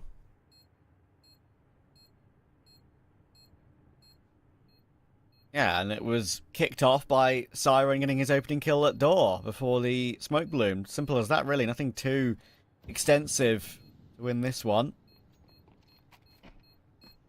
Do you ever actually use in-ear headphones to play the game like Krad currently is? Because I've never actually seen anyone do that outside of LAN. No, that's a very good point, actually. I was actually talking about that with a friend earlier today. Like, whenever I've worn in-ears... Shalfa dies to the bomb there, by the way. Very awkward. Shouldn't have gone down, probably. But, no, he's obviously got probably pretty high-tier in-ears that he would use at LAN. Yeah. And obviously, at LAN, the headset is one the thing blasting the white noise, and the in-ears is what you actually use to listen to the game. But yeah, I would talk about it earlier. Like, I know how uncomfortable, at least with the in-ears I used to try and play with, like, having headphones over the in-ears is very uncomfortable for me at LAN. I'm sure it's uncomfortable for many players as well, even if you've got, like, molded in-ears. So I think if you can use them at home without a headband on your head, without a headset on your head as well, I think why not? Maybe if that's what he's comfortable with and doesn't actually use a proper headset to either communicate with his team or whatever. Like you say, it's more unusual though. You are right to point that out. Yeah, I mean, it could just be like the sort of thing where you want to make sure that between LAN and home online games, the difference is as minimal as possible. Yeah, true. Could be the mental game of it all. You never know. But, you know, just to put it out there for everyone just wondering about in-ears at home, it's not really great for your hearing. They definitely don't help, in case you ever have any sort of hearing trauma or anything. Probably shouldn't do that. Axel, he's got a little bit of trauma as well, but Zote will make sure that his teammate will be avenged for now. Mad advantage regained for Bet Boom. They're still backing off, 50 seconds. They've got plenty of time to figure this one out and wait for the response. It's Results 5-7, doubling down, but Boomich doubles of his own. And Bet Boom, they will still take this one away. And almost slips away. You see, there's like half HP on most surviving players for Bet Boom. Definitely could have gone awry there for a moment. Yeah. But they just all need to line up. Slightly awkward spray for Axel toward ramp there. I think we managed to recover it, which was the most important thing. And then actually that was the little pinch at the end that just sealed things for good. That gave us Bet Boom the immediate response to force 9 Pandas down to the eco. So, best possible answer back.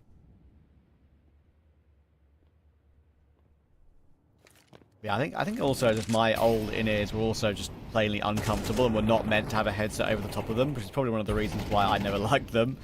But I'm sure at LAN there are some players that their heads will hurt after a bit of time.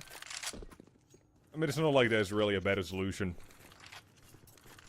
Oh, a more feasible one. You had if we want to go ahead and argue for it, you had the Boston 2018, like the booth setup. But apparently very hot and air conditioning's not great from what I remember people saying. So, you know, you've got your cons and... Oh, unlucky. Rose. Unfortunately, result. That's a minus 300. Unlucky, buddy. Dear. Those hurt. Not just in-game. They hurt your pride. It was just weird movement. It was like he was trying to get toward the side, he was flying in the air, and there were like 3 people shooting at him. Very audacious, I'll say, but hey. He's playing the server, we're not. We're just here to complain and watch. I think that's the professional description. If he like strafed down onto the panel to not take any fall damage, he would have died. And if he jumped toward top silo, he would have died. But probably both. Well, yeah, I mean, like, to a player. But now he's died in that way, it's a bit more embarrassing, so unlucky. He was dead whatever happens, there's a question of which was the most embarrassing. Unfortunately, he chose the most embarrassing option. Being shot mid-air and dying to the full damage. But all's well that ends well. He's still got a gun in the following round. Just one less piece of utility, I think, because of that. Yeah, currently very well for Bet Boom, though. I get it, they're making a play outside here. Boom just got some utility set up for main. And up from above. Oh, hold on. What are the flames? I think so. It will still do the job. It might even get Kyron to swing and adjust like so. Almost bait him in, and Bet Boom now with the man advantage yet again with a minute remaining. I like the pace they're going at these rounds with. They find an advantage somewhat early on. They've got a minute left still to figure things out. Now with Siren, however, down. Let's make things a little bit more awkward. Gotta regain this inside control. A little bit of time ticked off the clock. Magnez up above. He'll be throwing utility, it seems. Setting up for an A play. Is it down vents? Could be, you know. Assault actually ready and waiting. He can pick off his teammate's contact. This might be a bit of a mixer that they're going into here. A bit of a meat grinder, but Zorta wants to answer back. That's a really nice double, unfortunately. Now he's the last one left. Has to pick up the bomb. Shalfie's keeping an eye on the angle as well, and he won't be allowed to drop into vents. Nice position from Shalfie to make doubly sure he wasn't allowed to get away.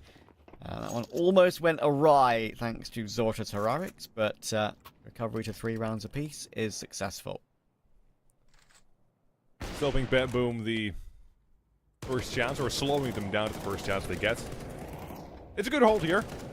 Of course, almost brought back by Zorta. We did place a little bit of pressure maybe on him, or just some criticism, call it what you will. So it's good to see him actually performing very well to start things off here. But not out of the woodworks, not just yet. Things can still flop very horribly if things go south. There's a quick first. Magno, yes, we'll still be able to trade it out. Aggression at the wazoo. Bomb was spotted as well, and boom. They've still managed to get a play down vents. Still, despite 9 Panda's aggression outside, they've managed to get something done here. Chiron will respond to this, but guess what? MP9 versus the AK, and Axile wide awake this time. You can see how the result goes. HG to finish. Oh, I was going to say, Crad being a bit too greedy there. Kag went on a frag for Magnajez, but in the end, the dunk, and he's going to be able to find Restot as well. Miss Molly, who cares? I think he's done his job in this round. God damn. This is just Magno's the Bedboom author, I guess, then. Yeah, Bedboom's having very nice rounds here, I will say. Like, last round I mentioned the pacing. This, again, is just really impressive. It's very smooth sailing, and it's not like 9 Pandas are giving it up for free either. Well, that was a bit of a freebie. But it's not like they're giving up these rounds for free. They have fairly decent setups and holds as well in terms of how Bedboom would approach them. But they just don't go the right way. And able to slip in, find an advantage. And here, despite the early disadvantage, still recovering. Like this, his first was that outside trade and continues all the way to 3. Big round for the big man.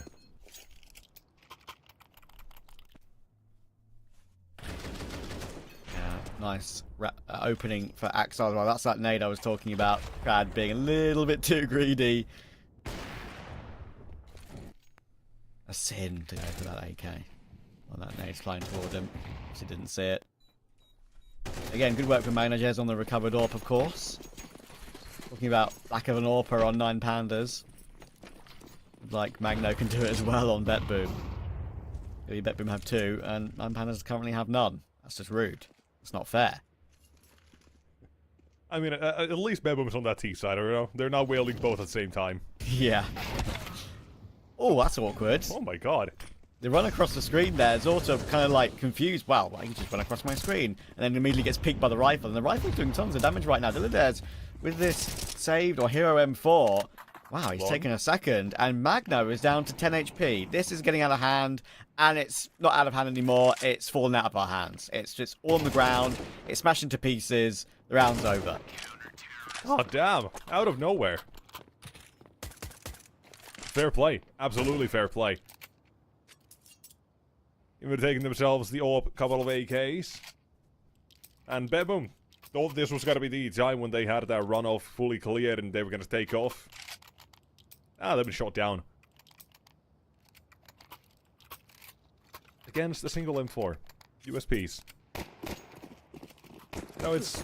Sometimes it does happen. This is one of those situations. No team can fully escape losing against what is essentially an eco. No matter how good you think you are. Down the vents goes Siren. Whoopsie. Cool bitch will break his legs and Krad's skull, apparently. How does he manage that then? Completely stolen that one. Yeah, you can... trust me, I've also made that mistake by not holding... going a bit too slow, perhaps, from Silo to land on top of mini roof, but... There's nothing worse than getting shot at while you're jumping over. Ah, no. And that's when you can die to full damage as well. Yeah, that's a humbling experience, all I'm saying. It really is. What are the B side, though? CT side, they've got Chiron here. Problem is, if they do approach from 2 different sides, which they currently seem like they will, well, he's only going to be able to do so much, considering the fact that he's got no one to support him, no rotation anywhere nearby. Even 2 here would be very much a miracle, but 3 is the minimum, I'd say, that they need to get a round here still. Going on, there's that utility. Doors to be open. Probably even a pre-fight, keep an eye on the kill feed. There you go. Looking for it. And he's dead. Round is done. Yep. Stolen back by Bet Boom. Yeah, player on the vent already as well. Siren cutting off the rotation. Comfortable for Bet Boom in this one. Sparing their blushes from the previous round, perhaps. A lot cleaner. And obviously, actually, it's actually an interesting conversation, right? Because I think I mentioned earlier about how Bet Boom have only just finished their previous series. It was a grueling 3-mapper versus Spirit Academy in the Bucharest qualifier. I think they lost map 3, 1917. But, you know, having heard from some coaches and players about their opinion on how they feel about that sort of thing in the past, they often say, listen, we might get tired later on, but we kind of prefer going straight into the next game with no break, because if we break, we cool off. Maybe just, mind switches off a bit too much. We're not in the game as much when we have to get back into the server. So, I think at the beginning here, I'm expecting Bet Boom to look competent and probably actually look the better team. But as the series goes on, now 9 Pandas have had more time to chill, perhaps they come into their own later on in the BO3.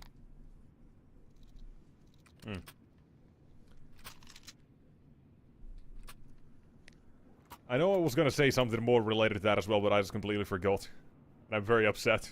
Happens to the best of us. It's actually so frustrating when you actually forget. Roll back in your mind. I got it. Okay, go. Okay. Actually, I'll save this for the next round, because this one... Okay, don't forget it though. Yeah, this one will be a little bit of an associate it interesting with something so you don't forget it again. Fast again. Out of Squeaky. Toward the vent. Siren. He's trying it. He's dead. Finally, David put a stop to him. Denied this early possession. 9 Pandas are catching on here, yes, but Bet Boom already have 5, no matter how you look at this one. Definitely a good T-half, and there's still plenty more rounds to go. But how do Bet Boom play from 4 versus 5 is the question. We haven't really seen this just yet. They're still dealing damage. Shalfie and Dilettes both down to essentially 1 HP. In from ramp. An MP9 up top. A little bit of a nasty off angle. There's one. There's the trade. No one else is here. But a minute left, still with a disadvantage. No damage is significant though. Walking wounded with Shalfie and Dilettes. Magno playing around. Squeaky Door should get at least 1 here. Wrestle. Does he go for an immediate trade? He doesn't. He's waiting for the Heaven Peak as well, and now will eventually go for it. But Magnajez was very aware of Shalfie peeking that one. So, 2 though. Brings it back into this 2 versus 2, and Wrestle still playing on the front foot, almost gauging the timing on Zorta and Boomich in Hut, but they are going to walk Door together. This could be awkward timing for Wrestle. Do they know that he's still around Hut? Are they aware of Chiron's position? Well, they are now. Now Zorta's in a 1 versus 1. Wrestle's going to get down the vent. Oh, he just about can. Will he be chased? Innate to stop him from chasing him in the end, actually, in that position, as no damage has been done to Wrestle. But Bomb will get planted safely. The peak will come through. Door being played with. Very awkward. Molotov available to try and force Zorta into the open. Oh, what a battle of wits in this 1 versus 1. Trying to force him out. Wrestle will now eventually get out the door, but it's Wrestle that hits the headshot first. Wild. Damn, there's like 5 fake plants for Zorte. Bit of a teabag for Result. God damn, 9 Pandas tied up here. It looks a little bit slippery. Very much so after the second one for Magnolias, but 9 Pandas very much still into this first half and in the game. But I haven't forgotten now. So this is a conversation that I've had since the last year, since we pretty much had the whole VRS things and we kind of knew this whole system was going to change. I like how teams, or some of these supposed top teams are going to be exposed during this season. And I really love the fact that I think it was Device complaining about playing 2 best-of-3s in 1 day. Like, Tier 1 teams supposedly couldn't handle a single day of CCT, all I'm saying. Like, some of these teams, they cannot handle the grind. You've got last year's Zero Tenacity with like 90 games of Anubis. That's more than Astralis played maps in like a 3-month period. Insanity, and there's some more. I just love clowning on some of these teams, but let's see what Bet Boom can do. They brought it back. Advantage taken, still too low, and so is Dilettes on the other side. honestly have no idea how Diledez got the second kill with the MP9 there. He was in the fire and flames. He should not have been allowed to get that second. He should be out of this round. And honestly, it should be a Bet Boom 3v1, to be honest. But now it's actually round still on. If Wrestle can get anywhere near the action. Control of the B-bomb site right now, but Bomb currently nowhere near. Axel is the only healthy player. How do they gauge this one? Still waiting for Axile. That's the time off the clock as well ticking. A great smoke that will at least allow Siren and Axile to link up here. Hold on. Going through the smoke. Not immediately. Together instead. 15. Resolved. Oh my god, I love this. I love this so much. Right in the mix. Still gets caught. 10 seconds. Diledez, the MP9, a hero. Wow, that was wild. I'm super impressed that they've actually managed to find a way to win that one. Because look at the final duel coming in here. 5 seconds, 4 seconds, 3. It ends on 3. So awkward to try and pick up that bomb and actually get it anywhere near the site. They tried to play it so carefully. They tried to wait for a mistake from 9 Pandas. It just didn't give them any opportunity. It took a very wild round again to get them their 6th, which will land on top mini this time. Seeing an auto shorty again. Just their rarity, so gotta note it out. Chiron this time demanded the wield, and he's toward a ramp instead of A. We previously saw it on Diledez. But boom. They've gone for a very basic nuke. It's smoke outside. Go B. Shelfie's got the first one of the 5-7. Almost expected. Best pistol in the game, almost. But limited to just the one. It definitely helps Bet Boom. Molotov toward the vents. You gotta now make your play. Make sure no one else is here. I like the caution here. But Chiron, from ramp, now toward the side. The auto shotty shows its fangs, bears them. Blood to be spilled. A little more as well, and 1 to go. Down with Resolved. Axel collects the final few, and Bet Boom. 7-5. Pretty good half. Pretty good. Agreed. Agreed, yeah. I think Axel had a number of really important kills at the end of that one as well. To recover a couple of rounds. Not just, you know, might look at his KD and think, oh, 9 and 8, that's a bit, you know, middle of the ground. But I think 5 of those kills were actually really impactful. So yeah, good half from him. And that XM in the final round, unfortunately not being able to do a hell of a lot. Chiron tried to charge his way in at the end there, but Axel was just ready for that pressure to come through. Don't get me wrong, Bet Boom made a number of errors in this half, but they've managed to recover a lead, which is all that matters, especially on T side. I'll see if 9 Pandas can bounce back. Both teams apparently take their pistols toward the A side.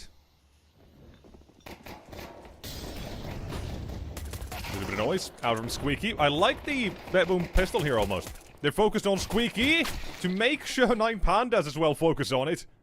Buy time for the rotations, and when they do, it's all a little bit too much to handle. That's very nice. That's very smart, actually. I like it. It's the macro of Counter-Strike and these small things, differences that not every team will do the same way. That's what makes Counter-Strike a very nice game to play. And to watch. You're always in for a surprise. Yeah. Quite a speedy game this one has been, actually, as well. I feel like first half was done pretty fast. There weren't many rounds that were bled out till the last. But, yeah, Crad now in a 1 versus 3. Unfortunately for him, the bomb is dropped on the A-bomb site. He can't get anywhere near it until he fights someone. Axel will check toward heaven. Now it's a bit awkward. Could get caught and will get caught. Now he's got the high ground, but boom it, or the fadeaway tap. There was a chance maybe if that one was missed, but... Boom, secure it confidently.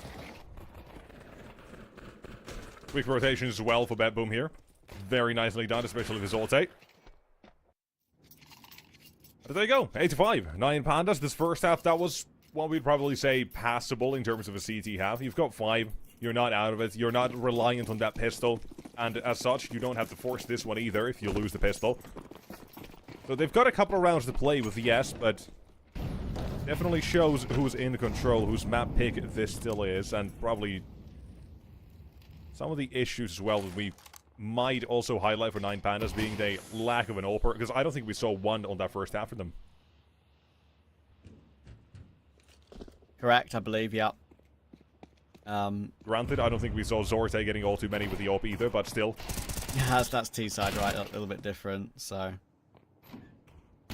Honestly, I think Magno's had more AWP kills than Zorte. Yeah, I think Zorta bought one, and then Magna had to pick it up because he was low and they bogged down, right? Yeah. So... Oh. Nice clear up. Flawless. 5 players alive.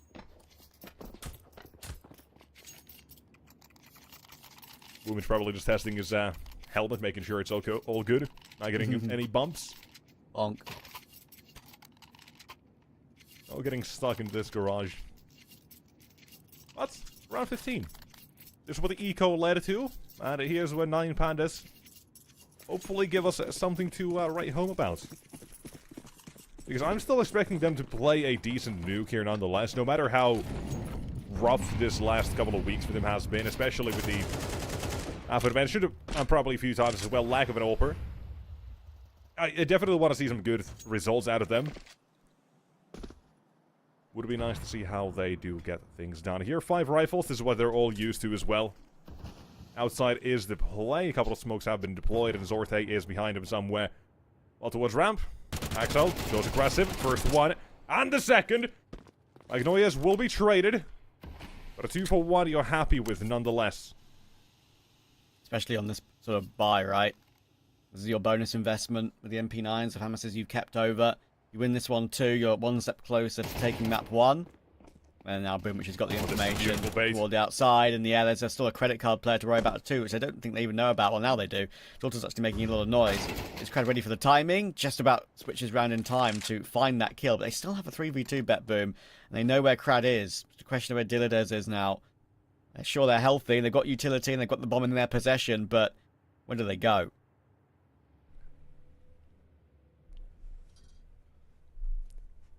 Do Betboom even want to take control of inside is a different question I have, but it seems like sticking to site. Boom's watching Heaven. Siren watching both main and hut as well, but here's plenty of utility, and here's 2 taken down by Giledes. Last man versus Axile. Up from the vents, has to make noise. Bomber planted now, and Axile made the noise. Giledes over the bomb. And into the fight. Will take a 1v3. 9 Pandas during the game. That's huge. It's one of the rounds that can get away from you, and you're like, oh, where do we go from here? Now we've lost against the bonus buy, we have to eco again, and they're going to have free upgrades to AKs, but as a great recovery. Zorta had his opportunity, but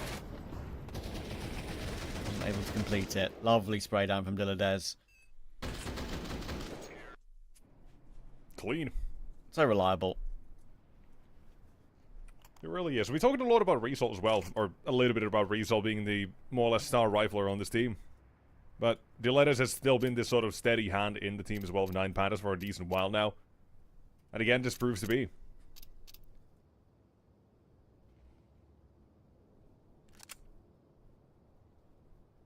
Pair of trusty hands. For Betboom though. Mentioned it. Last round was a bonus round for them. They've still got weapons in this one. May not be perfect with a couple of French FAMASs. Oh my god. I'd hate to be Siren Boomies right now, but oh well. It's okay. It's a little bit better these days. I actually don't mind it at all. Come on, Crad. One more jump. You can get up there. There we go. I myself choose to hate the FAMAS out of principle of it being a terrible weapon for such a long time, and then you add on top it's French. I'm never going to forgive the weapon. Yeah, I don't mind it at the moment. I think it's alright. Still not the nicest, obviously, but I think it's actually viable now with the price change British as well. Man. Someone who doesn't hate the French, wow. I mean, I can hate their gun. It's fine. The gun's fine. Nice little peek there, actually, from Secret, from Axile, but guess what? Who's ready for it? Mr. Dillades again. Critical kill as they try and work their way down. Minute on the clock to go, and actually got an okay setup still to maybe give this one a crack, Bet Boom. But if Boomwich doesn't get one and stay alive, and their rotations don't get there in good time, then we're probably looking at a save already, because they are mostly positioned with, I think, double ramp, that is, by the looks of things, and Magno on A. Sorry, Siren was just a little bit further back. They're rotating in now, yeah. Yeah, full-on gamble, and should be a save as soon as that bomb goes down as well. A little bit of util, and that's all it takes for the CT side to buy into this one. And with another one for Result, no way they don't save. They realize they've been bamboozled. Hoodwinked. They've been had. Their prize, a Mac 10 they can't even pick up. Yeah, looks like that save is going to have to come through. Shelfie's well got a nasty position here. Does he here? Doesn't matter. Still gets him. Save to be denied, and now down to 2. Suddenly going quiet, but they are hunting. Oh, At least one should survive. his timing's good here, actually, Shelfie. Has got Chiron in position 2. They're so focused on the position of Shelfie, they just don't expect Chiron just shifting in. Now, Boomich is the only man left to try and save. They now know where he is. Shelfie, it's your turn. And he takes him. Nothing saved. Worth dying for the cause there. Gets flown out of the map, literally, for his efforts. But doesn't matter. You removed all the weaponry from the CT side. They're going to have to full eco. Suddenly, the game we thought would be close is going to get close.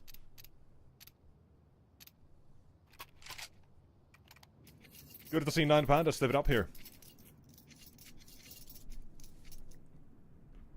I still want to see more. I really do. And one from Bet Boom. I think I still can ask for more despite Zorte being top of the team. I want to see him get that AWP out. I want to see him actually get around all 2 just by him on the board. But something that has already been good is that ramp hold from, what, 2-3 rounds ago? When they get that advantage and then they let us 1v3s anyway. Neat little bait and switch they had with Magnoise and Axile. Give me more of this sort of team play.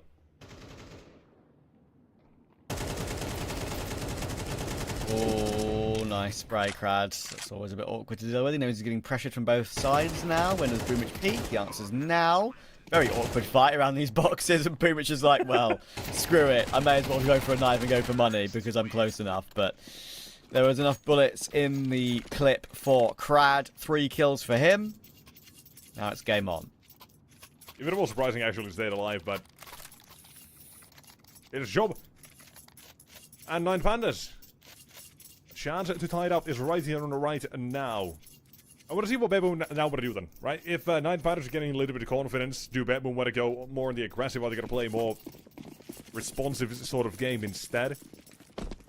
Because Nuke does actually offer quite a few different playstyles for the CT side specifically. One of my favorites is just CT aggression. It's always so nice to see when it's done well. Nuke is a map that offers that to a very nice degree. But here, playing off rotations of the information they'll be given. Boomich down toward the lower side. Siren. Flashed in a corner. Result actually doesn't make it out, and as soon as he will... Ooh. Doesn't get spotted. Not down the vents, but into main. Oh. And Siren will eventually find him. Toward the lower side, Chiron still stands with his first toward Axile.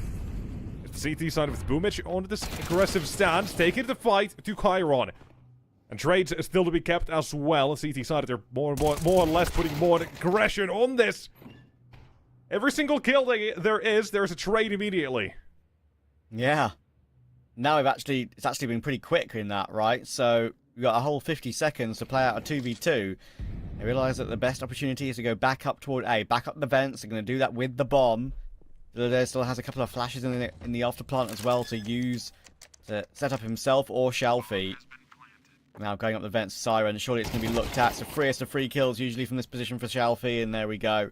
Boomich too far away as well. Siren just kind of going on his own, trying to catch the timing, thinking that maybe he's behind them, going up the vents at a quicker time than they're expecting. But I do wonder why he doesn't wait for Boomich there. That's usually what you'd do.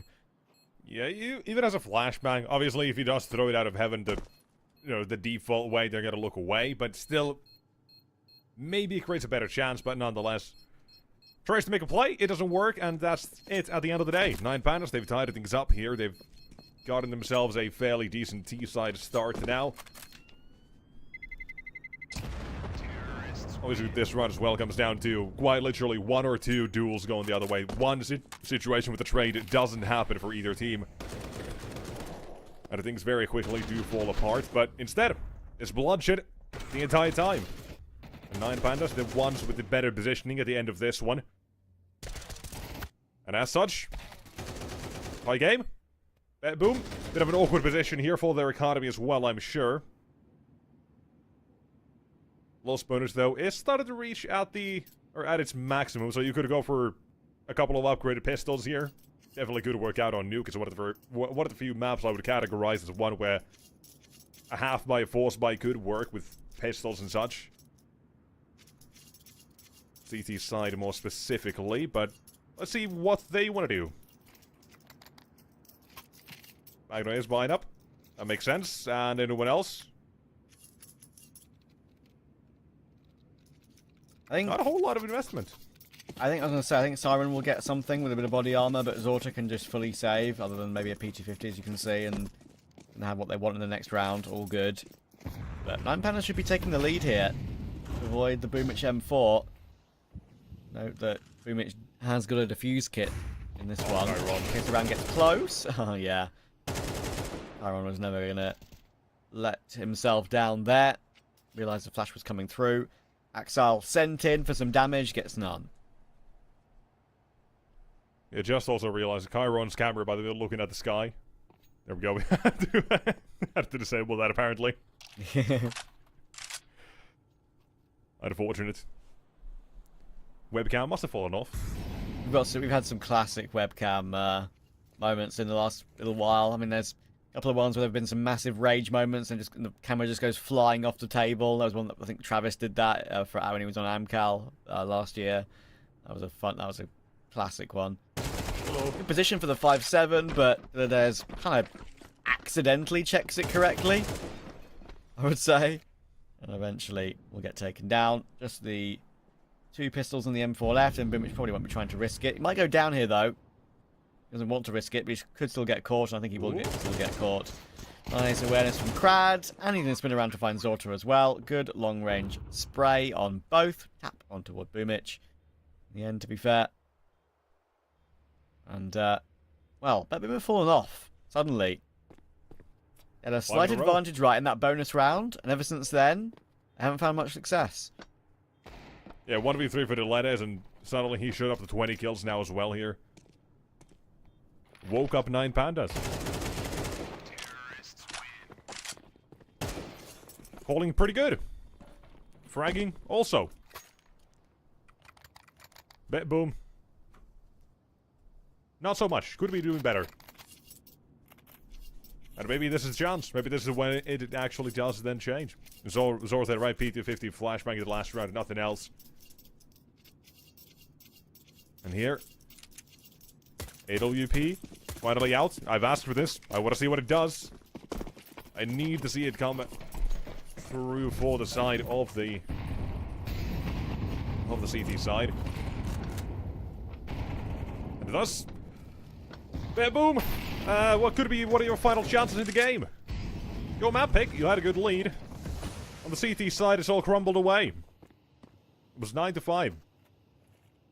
That's where they stopped the grind. They clocked out.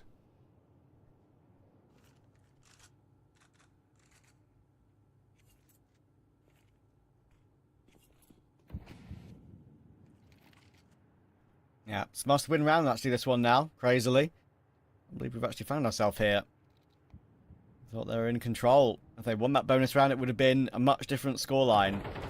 Those 9 pounds would have been on Eco directly after it. They've got Dillades to thank. He's got him to thank for that entry as well. That's Zorta on an off angle with the AWP, and he's been absolutely domed. Insane entry.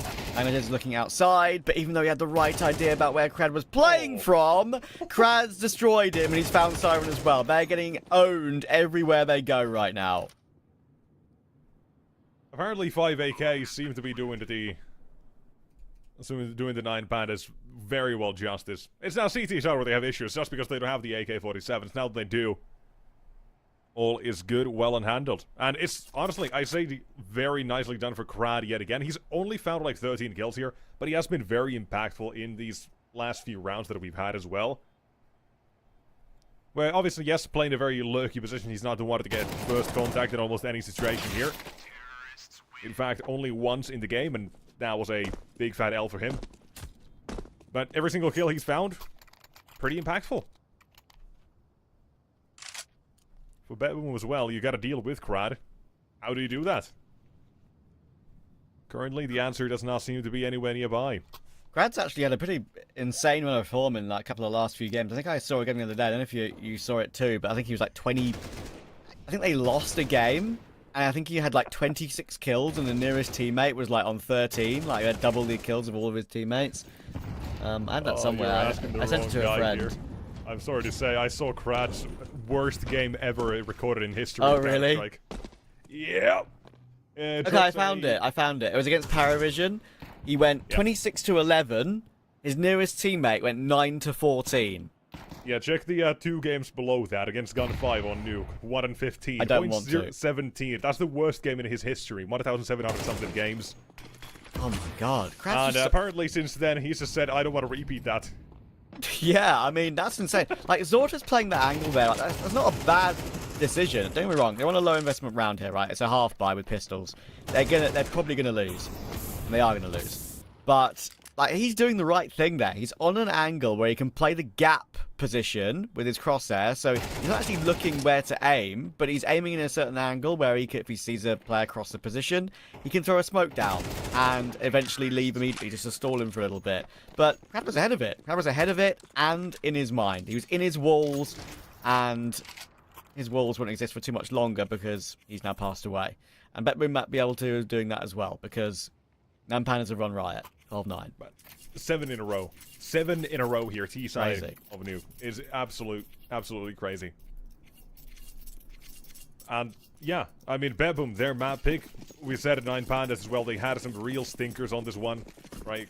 Crad, a life game, not a positive one. In this exact map, before that, they lost 500, that was their second win in, I think, 10 games. Real kind of stinky ass on this map for 500 recently, but it still lost to them. And right here, they've just chosen violence. They beat Gun 5 again. They got revenge. They beat Eclod, and now they're about to beat Betboom here as well. But a 2v5 to do so. Yet again on the ramp, another entry. This is a weak point consistently. Apparently, it doesn't matter who is actually playing here for Betboom. But in this situation, that should matter very little. Apologies to 500, by the way, for the drive-by. Just had to mention it. Yeah. Just getting caught in the crossfire. Yeah. There's nothing you can do about it. Yeah. Molotov, Right. if Karada throws it toward the double doors, obviously will need them something here. I think there's a flash he's about to throw. There's the Molotov. Anyone close by? Yep, they heard the damage. Try to chase it. Little audacious, but hey. 2v4, you want to get something back into this round. That, however, has given information on both plays of 9 Pandas. Set him up yet again. There's a flash. Here, swing, and down he goes. One man against it all. Karate. He's had a great game, but this one, nope. Stolen from beneath him. Or above him in this case. And Betboom, hey, after 7 rounds of nothing, it's nice to see them back in the game for at least something here. To prolong it, maybe take it in overtime. But for now, it does not feel like that's still going to be happening. That round is just Betboom finally finding some answer to it, yes. And, you know, a little bit of luck attached, of course, but nonetheless, it still feels like 9 Pandas have the read on the situation.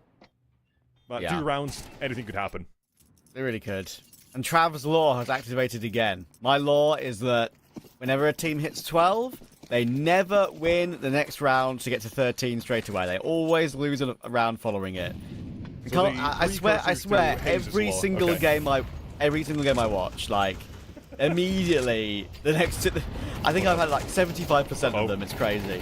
Hang on a second. There's a player behind in the cubby outside. How has he not got more than one kill there, Magnajez? Oh no, that's crazy. Now, even though Chiron's 37 HP and Kratos 60, Boomich might all be down to him, but he's going to be timing as well. Oh, I think he does the right thing there. But Dilladez kind of just shadowed him, and it worked out in his favour. 9 Pandas might just be getting this one done, the round directly after my point. We're not going to get to Hayes' law this time. No. And the ending, here it is. Oh, did it actually hear him? The Molotov somehow doesn't tick him either. Lands directly on top. There's another one in there. That's definitely ticked him. Oh Yeah, no. that has. Poor guy. How hopeless must you feel in this situation? Oh dear. 1 versus 4 for Axel. Got util but no kit. It's all shifting up secret. This one's just as good as done. Yeah. It's Might cooked. be time for the darkness in his camera to claim him officially. Might be time for the just good old-fashioned / disconnect. Don't even allow them to get the kill. Say, peace out, lads. See you next map. He'll find Dilladez, and that's fair enough, but Crad will trade him, and that's game over. Well played, 9 Pandas. Absolutely. A massive T-side that comes out of nowhere almost. It's that bonus round. It's a 1 versus 3, by the way, to anyone who just joined as well in the last 7 rounds. Dilladez, 1 versus 3s, trades out toward the A side, and after that is nothing until Betboom get 10, and then it's immediately done. A masterclass of a T-side for 9 Pandas here. And Betboom, a bit disappointing. And maybe this is where the lack of reps kind of comes in as well, you mentioned. They haven't been playing as much, so that's a big thing. But just the name value alone, man, we're still saying that probably Betboom should have this one. They looked really damn good at the start of the map, and then nothing. Yeah, I'm a bit concerned because, as I said, they did start well. Actually, it's happened quicker than I thought, right? I mentioned the logic of, oh, you're warm off the back of a game you just played, even if it's a really long one. They looked good to start the map. It looked pretty clean, and then they lost that 1v3 to Dilladez, immediately just switched their mental, it felt like. That was around, of course, where they had a decent opportunity to maybe even change the scoreline further, right? It would have been a bonus buy win. It would have put 9 Pandas on an eco. It would have put them on at least on a low investment round, maybe not a full eco, but it would have put them on a half buy. It would have changed the scoreline to, like, you know, maybe 2 or 3 rounds extra in their favour. But as it is, yeah, 9 Pandas managed to clutch it, and they managed to look a lot nicer ever since that moment. So, yeah, slightly concerning. For Betboom, and now that we go into map 2, of course, a Nexus, which is Ancient, and sure, 9 Pandas, even though it's their pick, like, they haven't been amazing on the map themselves, but they're picking into a Betboom weakness here. They've lost against Passion UA, Falcons, Astralis, and Spirit Academy, all pretty significantly, and sure, Falcons and Astralis, difficult opponents, but Betboom don't love Ancient in recent times, and 9 Pandas are trying to maybe exploit that. Yeah, it's going to be an interesting one for sure, considering as well, like I say, it's not been the greatest. But I'll say this one, 9 Pandas, the last couple of losses they've had were 13-11, 13-10, and then a 13-1. We don't talk about that much, we ignore it for the sake of the point. And point being, the losses as well in their last few games have been fairly close. So, it's a weakness for Betboom, slight weakness for 9 Pandas, but on paper, you know, it does favor one team. That momentum as well absolutely will carry over to what that's taken up, especially T-side, which they just finished on. So I'm looking forward to seeing what 9 Pandas can do. But that will be coming up after a little bit of break. So ladies and gents, don't stray too far. We'll see how Ancient goes in a little bit. We might have a 2-0 on our hands.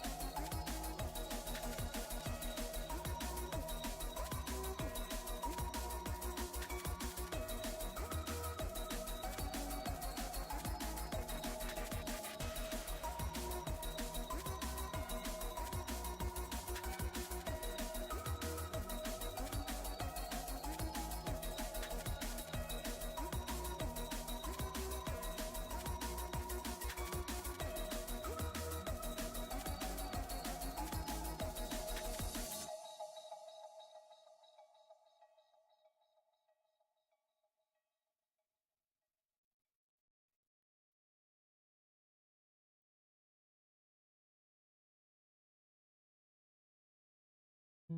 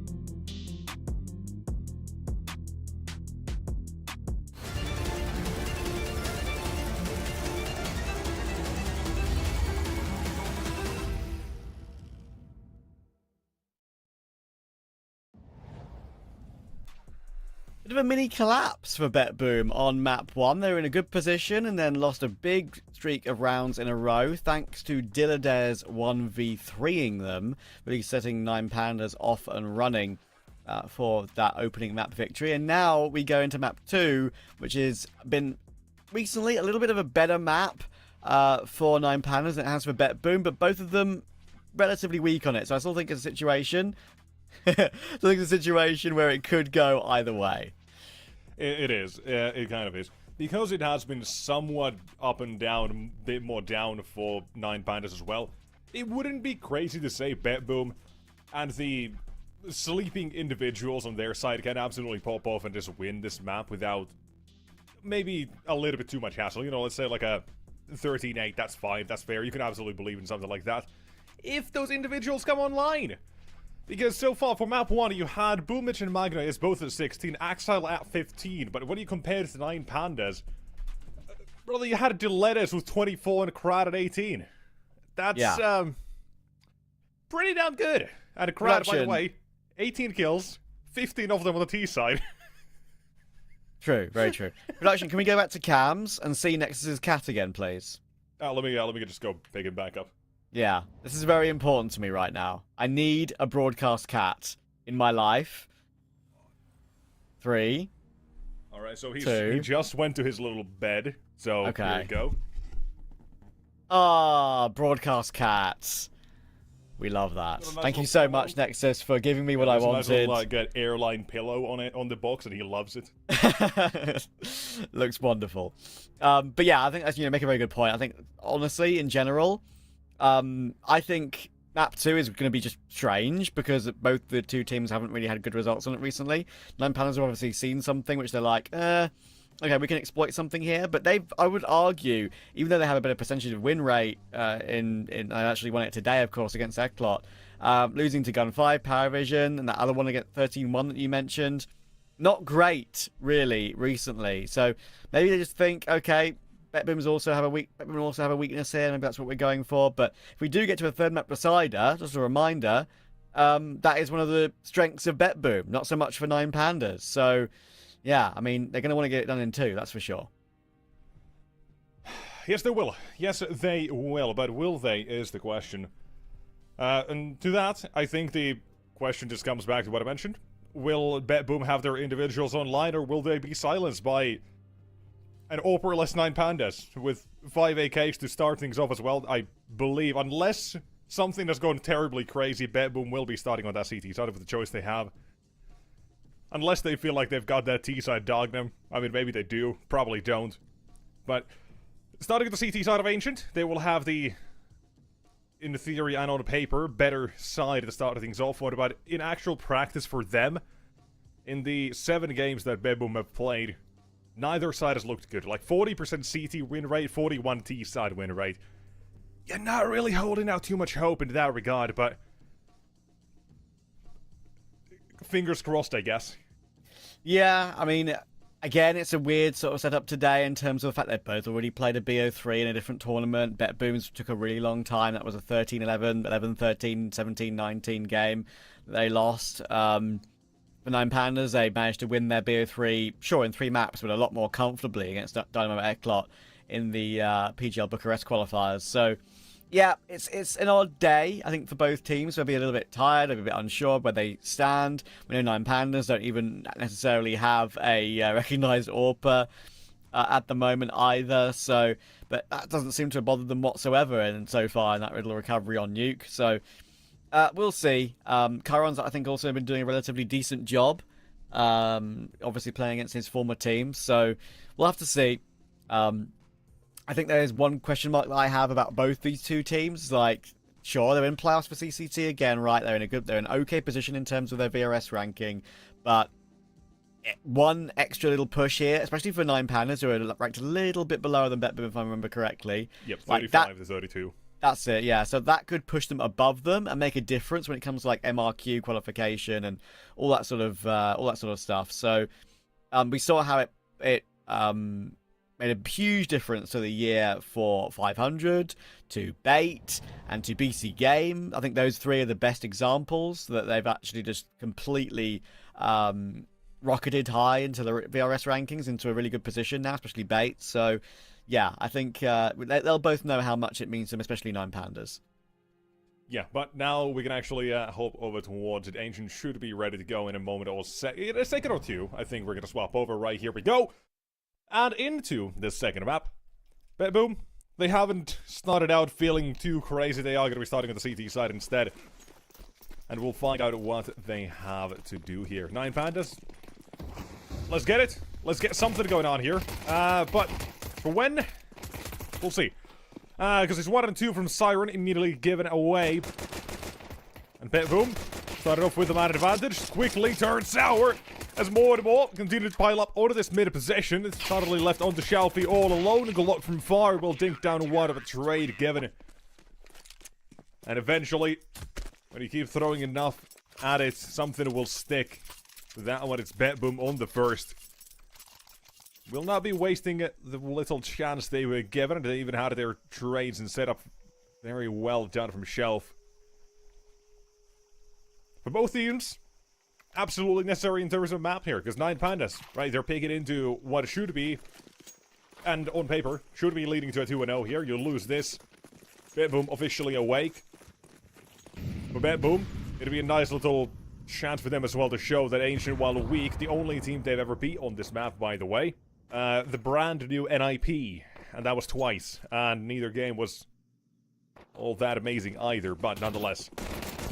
Yeah. Here we go, for round number 2. A bomb plant is all they're looking for. Magnoyas from afar with an MP9, he'll look to farm. Bomb will be planted, not denied, and that's extra money guaranteed, but here are the MP9s. One for Maz and USP kill in the mix, but a very clean round of a Bet Boom nonetheless. This is props 9 Pandas up for a slightly better round. Maybe even gets them an AWP here. Maybe. If they really feel like it, but if they do, there's gonna be no armor for it, so glass cannon. So I feel like AK should be the play here, and I feel like that's probably gonna be the play for the most of this half, I would imagine. Yeah, you'd think so, right? 9 Pandas actually do quite well to get the bomb plant there off the full eco. Thankfully for Bet Boom, Siren was particularly sharp to be able to react to those players in front of him at range and close left. Remember last time I had a chance to interview Shalfie, I asked him what's the key for your guys' rise in the ranks and maybe getting a little bit of improvement in results recently. He said go to the gym and get buff, and he even asked me what my benching record was, which I couldn't really answer properly. So he's a bit of a goofy lad. I love him for it. But in this round, it's also a little bit goofy. They're rushing in with the MAC-10s, and actually, it's a bit of a surprise they had MAC-10s in play with this round, because look at the money they still had, right? It's basically a vague half investment in a way that they think they can still win with. And it actually does wonders to their money now. They've got free M4 and AK upgrades. Wow. Very nice. You wanna hear something? Go on. I'll give you the mind of a Result and the 9 Pandas here. So, originally, when the move happened, that was back in August, Result gave a small interview. The headline for it was, "I've moved to 9 Pandas to fuck even harder than I do now." Yeah. Pretty baller, yeah, he knows. Then I think it was during the LAN event, maybe. It was a while, nonetheless, like, very recently. He was asked how he was feeling about things, or how he was feeling about these changes and his decision. And he wasn't really positive. He said, honestly, doesn't really know. And he's maybe not too sure about it anymore. It felt very much like a situation with the team where they weren't sure at all either. Where maybe he was regretting it a little bit. And that kind of, in the very few games I saw of 9 Pandas playing very badly, it felt like it was almost like a dying team, if you get what I'm feeling here. Like, maybe it's the last stint for this iteration of 9 Pandas to make things work. And I'm a bit afraid of that. Because I think you have fairly good individuals here, but right now, you know, not amazing. But right now, pretty good. Yeah. So, it's hard to know how to feel about the either one of these two teams, actually, because Vetman had an amazing start to the year, but now I've like tailed off a little bit. How much weight can you hold on that first sort of great event in the year, in the Blast Bounty? Because one, that's, you know, a first event of the year where everyone's kind of warming up into play again. Like, usually you get some weirder results at the beginning of the year. And two, you have the situation of the fact they couldn't play the LAN with the full team. So, yeah, it's awkward. This buy is also awkward, but again, I don't think they're going to be too concerned, because again, they've kept the MAC-10s. Very interesting calls from 9 Pandas early game here. So, I think that what they've done with the economy in the last couple of rounds is actually different to what I've seen from any other team lately. To have that opportunity to get the plant in round 2, right? Sure, they knew what Bet Boom still had. They had the FAMASs, they had the MP9s, they had whatever. But usually you'd still completely go for that full investment. You'd usually buy up the AKs, you'd usually have a good opportunity to win that round. But they continue with a couple of MAC-10s and only get a couple of rifles out. They go for that really fast play toward B. It works to perfection, even with the Mac 10s. They have money in the bank in arrears. And sure, they may have lost this following round straight away, but they actually have a big bank to fall back on and can continue to keep putting the pressure on BetBoom. So I think it's a different kind of call with the economy than I've seen in quite a while. Look, it's it's round 4, and they've got 7k per player borderline. 1.5, sorry. That is kind of insane, I'll say. But it's also what now lets them have a buy. Looking pretty good. Again, it's a choice with the AWP, yes or no. They go for a big no. Yeah, keeping those AKs alive. But a fast play like last round probably not going to be happening anymore. Figure something else out. Boom, on paper, like we again say, 40% win rates and 41 on CT and D alike. Not great. 9 Pandas, you pick into this one, knowing it's a weakness. You also know this is not your perfect map either. Maybe they put a little bit more practice into this now in the last week or so. But nonetheless, we'll have to see if that's the case or not. No. Execute Stilettes. Don't think that would have happened or would have changed anything if he didn't. Would have been dead bad nonetheless. That is a very good start for BetBoom in this one, denying early mid control. And there seems to be no trade anywhere nearby. Yeah, it looks awkward, but as you say, would have been the same result either way. Good little peek there from Axile to confirm what's basically a 5v2.5 now, with Wrestle down a little bit low as well. Actually positioning themselves across the map pretty well. Magno is going to push a little bit further through A. Giving it a cursory glance. But the only choice for 9 Pandas left is to group up somewhere and go somewhere together. And that's what they're going to do. They're going to choose to go toward A. Fortunately for them, Zorta is playing from the Brokey position and they still got himself a 1. Did they expect a second player? Of course not. Magno peeks, gets the kill. Now all down to Chiron, and he's caught between 10 different angles.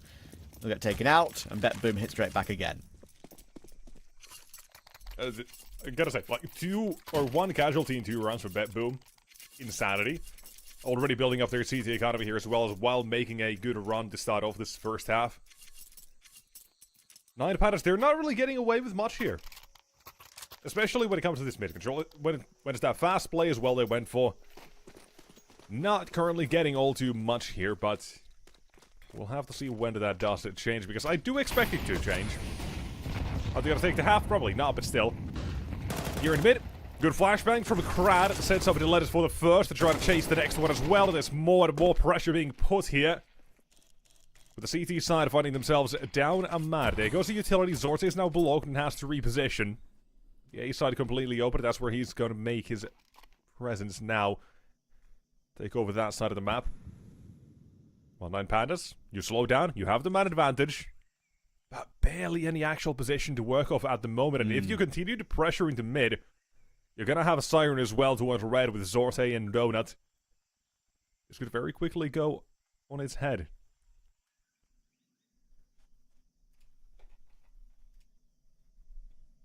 They actually know how important this is, because they made that economy decision in the early game that I described for these rounds, for the bank in reserve that they've got here. They've now used it all up, and they need to find a way to use it to a success.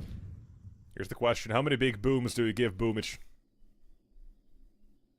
Let's see. The bomb's coming toward him. Does he get hard cleared? I'm going to give him 2. There's 1. That's 1 boom. Bomb on the floor, and that is a big boom, actually, that bomb being on the floor. Check from Krad toward the rotation of Siren, though. That's a big find. And it gives them pretty much full control of this one, even though the bomb being on the floor. You'd think they still have an opportunity, but hang on, they still need to find it. And actually, Boomich does get his second. They're so low, though, both of them. How have they not got that kill? Now Zorta's here to help, and Krad is 1 HP, and he's been wallbanged by Zorta. He sees the information on the radar and sees where he is on the map. Easy positioning, easy wallbang, and Boomich actually, trust me, I don't have the script, does get 2 and kind of wins the round single-handedly. 2 big booms for the man. And that is a 5-1. A very convincing start. Now, again, that was 9 Pandas who had that round pretty much on a platter. All you needed was a trade, and you could have had the B side for free. You had Krad, who I think it was Krad in CT, caught it down that rotation, and you had it. You had it. You couldn't get past Boomich, and that is buys time, stays alive for way, way too long in that position. That's, in most cases, when you're committing to be a one and done. Especially in that situation, it should have been. But Nine Pandas are way too slow in the actual approach. They got scared and spooked. And as such, they're punished for it. They had the advantage. They had everything. And Bet Boom, add on top, they had the wrong read, man. Doesn't matter. Officially answering our questions of if Bet Boom are going to be awake for this map as well individually. What they're looking at. The greenery. Yeah, What are the Pandas will be... Pandas will be disappointed because, as I said, that literally... That economy decision to give them so much money in the bank to use for like 3 rounds in a row, that haven't been successful in any of them. That definitely is a mistake as well in that cave position. They could have just taken a little bit more aggression there to deal with it. Even with Krad's, especially with Krad's position. And this buy, this sort of half investment as well coming in here is not looking too good either. Good flashbang. Beautifully set up, and one man up against it all to get a bomb plant down. That should guarantee it. Molotov as well, making sure no one else is going to be here in time. Fakes it once. Here comes the noise. And a godsend round required. It's not happening. A bomb plant, sure, that's something. But Bet Boom now, obviously just running away with this first half for the moment. Maybe this bomb plant obviously does change things up here as well. There's going to be enough for a buy on 9 Pandas. Even without it, it would have been fine. Now they've got a little bit of extra to work with. Trying to shoot a kit as well, so we'll get it. Save every little dollar you little can. helps. Yeah. Every bit of saved money is welcome. Now it's Bet Boom that have the big bank built up. Funny, right? All things turn quickly. And Nine Pandas find a way to break through. 6-1 can certainly turn quickly as well. We've seen many a lead lost. Seen it in Pro League today. Seen it in other tournaments, of course. E2 were 11-2 up and lost to the Mongols in overtime. Absolute chuck that game. Now Axile, I'm going to try and keep the streak going. Looking to make it more than just a 5-round lead. 7 is what he wants, and Zorta checks Cave on a perfect timing. Shalfie will get caught trying to push forward. Really good job. Resource on the side of him. There's the one. Gonna get the idea now. Somewhere toward a CT. Could have been long already. Molly, swing into it. Will be shut down. And Krad, ages away at the moment. And guess what? He's being watched.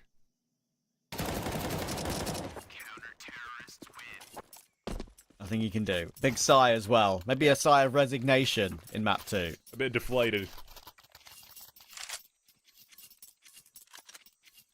I was not ready for Bet Boom to be this good.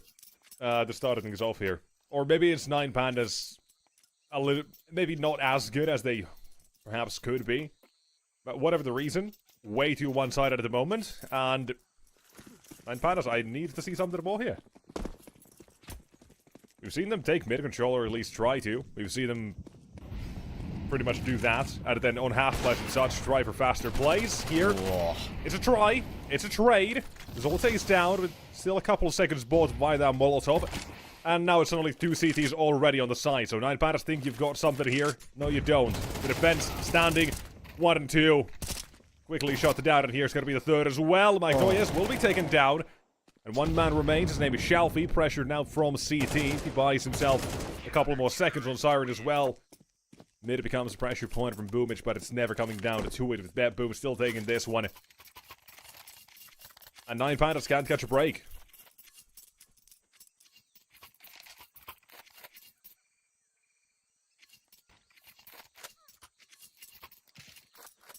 Good work to keep trading in that situation.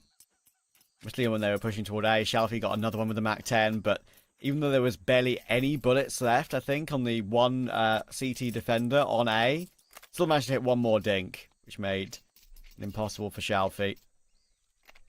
8-1 the lead, and a nice time to actually get attack in for BetBoom as well. You may as well use them if you've got them, right? Just to make 9 Pandas stew a little bit. Stew in their mistakes.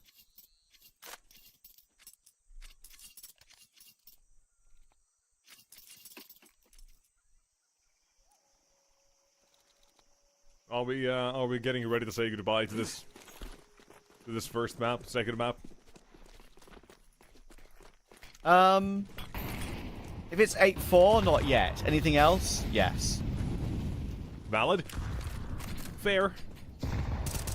Let's see how base that might be of Magnolias. I mean, what do you do about that? What do you don't? Nothing. He just cry knows his about it. Jaguar angles. Hello. Goodbye. That's Great how you force do by it. Shalfie. Some control to be given, but look at that ramp presence suddenly for BetBoom. He could wait out the smoke here for Shalfie and swing back with Kyron if he wants to. But focus is on mid at the moment. Kyron is the man with the bomb. He's not going to start swinging. Shalfie will be here. Now left to be a lurk instead. But all the control BetBoom right now have, and they've got not only this presence toward the B side, now confirm it as well. Shalfie taken down. They've got a man embedded deep in main, and a donut. So it never gets any easier. You have to take the skill immediately without allowing Siren even one. That's a start to it.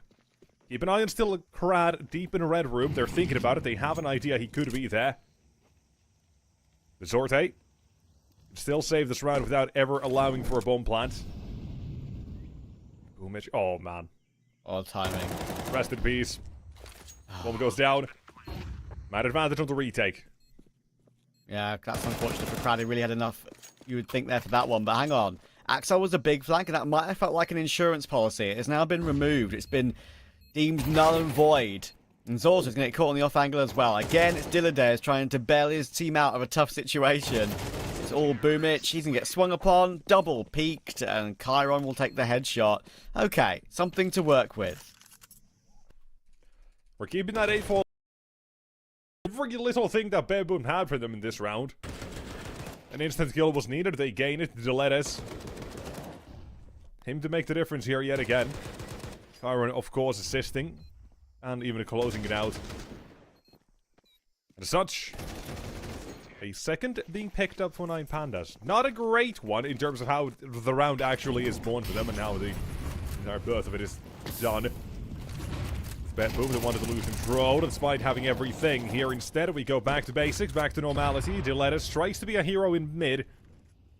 Solo out, but that has drawn away the attention from the site of B. Got utility set up a play here potentially. Boomich now going to be a thorn in their side. They'll have to deal with it. And up from above, he'll take the first one. Starting from CT, covers for the trade attempt. And suddenly T side, they're just flipping around here. Denied. Yeah. Crad tried to peek when they thought they were spraying the wood, wallbanging the site, and thought to himself, okay, yeah, he's occupied. But Magno immediately switches back, and he's been having a fantastic round here as Magnojez. Alongside Boomich, great work in toward that cave position. That's when the bomb was lost, and they knew that poor old Chiron was very much stuck. So it's only one little bit of respite for 9 Pandas. I said they needed an 8-4 to give themselves a chance. I think right now 9-3 is the best they can do, and I don't think that's going to be enough. Can BetBoom get double digits? Ooh. He's an opening. Going to force this second as well from it. There's more and more, but it's one by one, and quickly giving up the advantage. BetBoom, the response is very quick, and it's good enough as well to shut them down. Axel turns his back toward A. Or turns his eyes toward A. And now he's completely dead. Nothing towards A anymore. With all 3 on BetBoom on the B ramp having to make this a retake. Obviously, we are going to see this attempt here. They've got plenty of util as well, and seemingly 9 Pandas who do want to give up a little bit of this control toward a donut. They'll just play with Shalfie there. Chiron will double down with him. HE, fantastic. Flashbangs as well. They're going to try to force this quickly. There's one. Why did the second up top as well? Closes Shalfie. What and done is Crad alone. Great T-side on Nuke. So far, nothing for him in this one. And a round required from him. 1 versus 2. Plenty of utility bombarding the site, and Zorte, quick headshot. Execution is clean, a 10-2 Win or lose, gotta say, Zorta's had a very good game. I mentioned him slightly a little bit, of course, at the beginning of the series, and we need to see him step up a tiny bit, and he's looked pretty good. Fair play. Another instant headshot by him on the entry forward. They had so much utility to make it awkward for Crad, right? Had to hop back onto the ledge, had to maneuver himself into a position which didn't feel like it was ever going to work out for 2, let alone 1.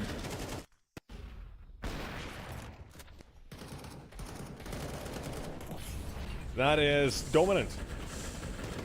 And the dog that Betboom had inside of them now has been awoken. They had to wake up when it came to individuals, and I'd say objective has been complete. Boomich, he's been a massive surprise for that first half as well. He had so many rounds he delivered just by himself with only 8 kills. Yeah. I say many rounds, I think like 2. And that's still good enough. Makes the difference between 10-2 and 8-4. I like this pistol. Oh, I mean, Direct Assault even had a flash there to help out, but Boomich still finds a way to get the kill. Magno did just W key in toward A, so actually Chiron does get that kill for free. They didn't check backside. I thought that was going to be a bit of a fake being made there by Magno Jez, or maybe even a big flank later on in the round, but that factor has been cancelled out straight away. So it's still just a bit of a tap fight in mid with 1:15 to go.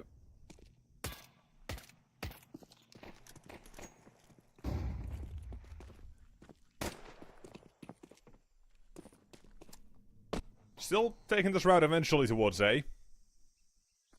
Or not, maybe. Honestly, Betboom kind of fumbling at the moment. Very slow. Not so steady. Brad will find himself one of his P2K. On the B side, though, Zorte's taking space. And now he's taking a lot more space in the grave. Last 2. This is, again, same as the first pistol we had for the game. Betboom T-side on Nuke. It's not looking good. Like, it's just a very awkward one. They're going all over the place. It's that first kill again denied us 1 by 1. They all die. That is kind of crazy.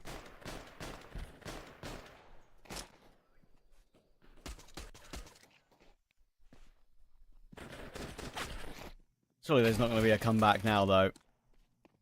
Oh, his Surely cushions not. being taken, yeah, actually pretty awkward. But Chiron does really well.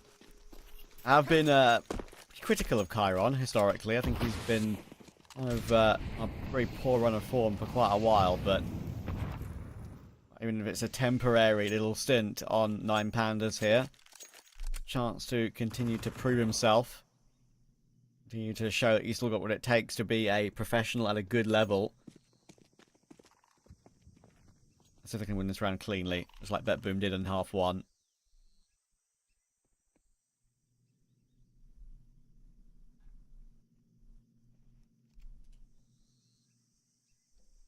This is not going to end well for Betboom. Interesting.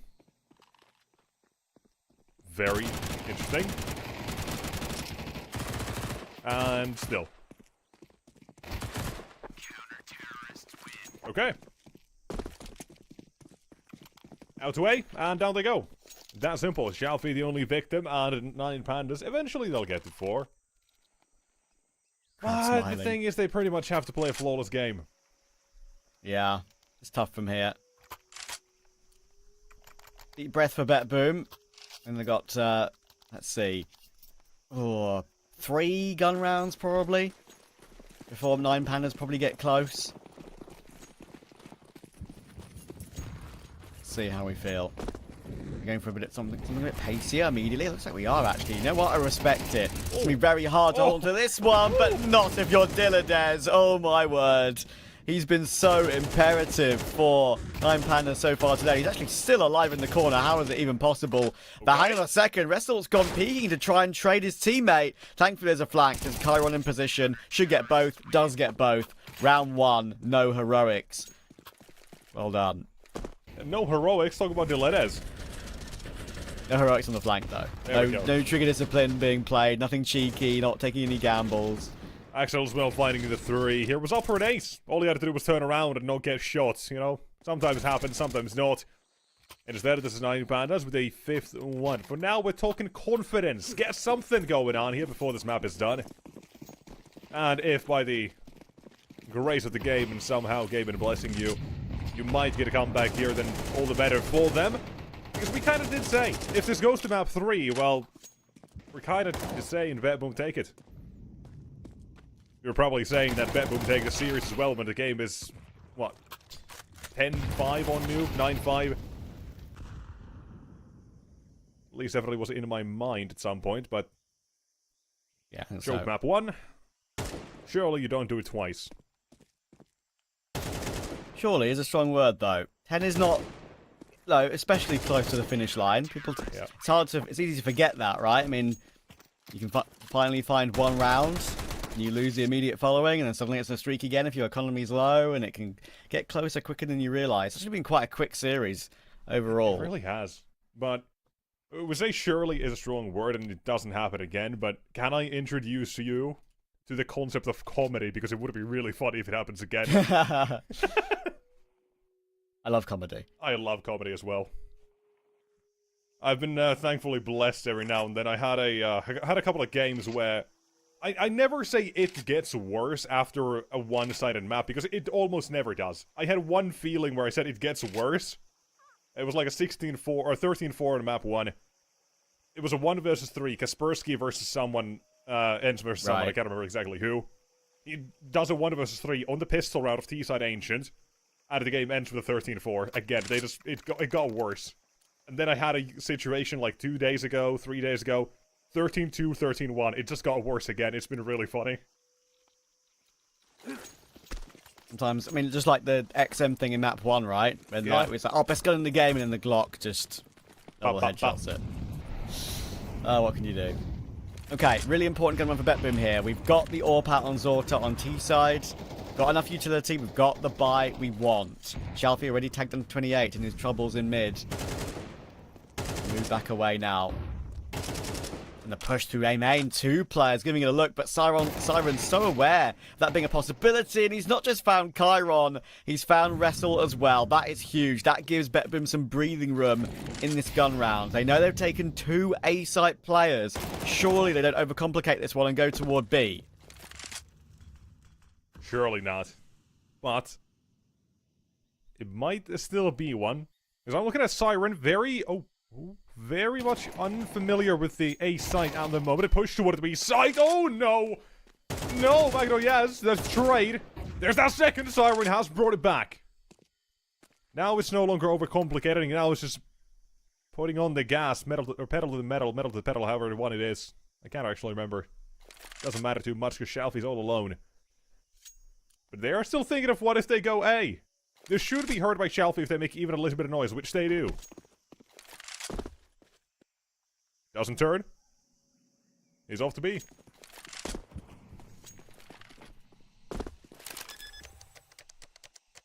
Okay, no risk. Was worried for a second. Thankfully, Siren is a hero. And Siren, I think, is one of those players in the CIS region which definitely goes undervalued. Mainly because of his just numbers not being, don't jump off the page at you. He's always like a middle of the road player. Like he's your average like 1.02, 1.05 sort of player. Like he always does his job to a decent enough level. And don't get me wrong, I've been guilty of saying maybe he should be replaced if BetBoom want to get to the next level. You got Perfecto available soon, right? There's options out there, but he can have his maps, he can have his moments, and he can be a consistent factor on a team. He's up to 17 and 9 now with a critical quad kill. Shalfie will save the AWP. Who will use it? That's the real question.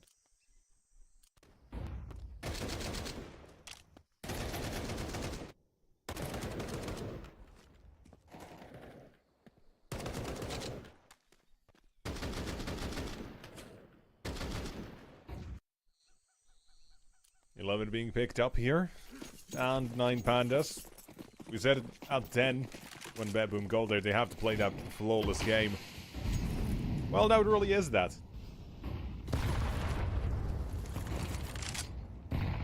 Not a lot of options besides just play the best you can. For now, however, we start off BetBoom. Taking control towards mid by just one. Axel will fight himself Shalfie. The scalp taken down. Continuing. Around to the smoke. He'll spot the second. Result down. Still yet to have much impact in the game. And bet boom from this alone. Kind of like it was on Nuke. You have an advantage. You can play off that. Slow it down. You've got plenty of time again to figure this one. See what the response is going to be. Deledes might walk in.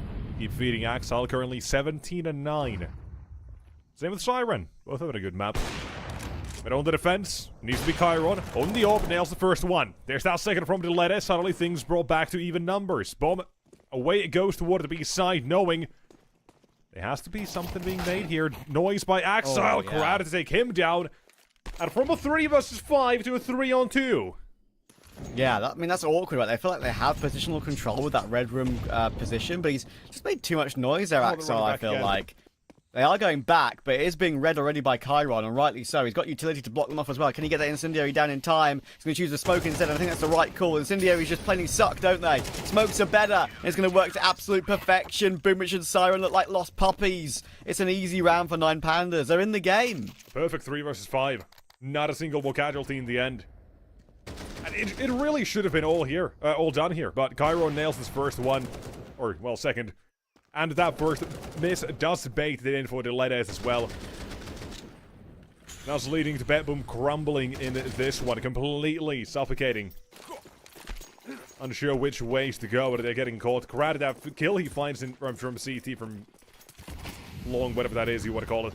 Absolutely massive, game-changing. And round defining. Now, BetBoom. You're starting to sweat. Zorte. Not so much for them, or for him in this one. Opening found, continuation toward the B side, and forward, farm it up as well. Try to deal more damage, but Crowd down after 1. Not gonna fully send it immediately, but they will respect it just a second or 2. Chiron might have been spotted, has been seen, will be taken down. Zorte comes back for it. Swing, no miss. Same for Axile. Continues towards the 18. With 1 more to go, so Resolve towards CT, and he's looking to run away and gets denied.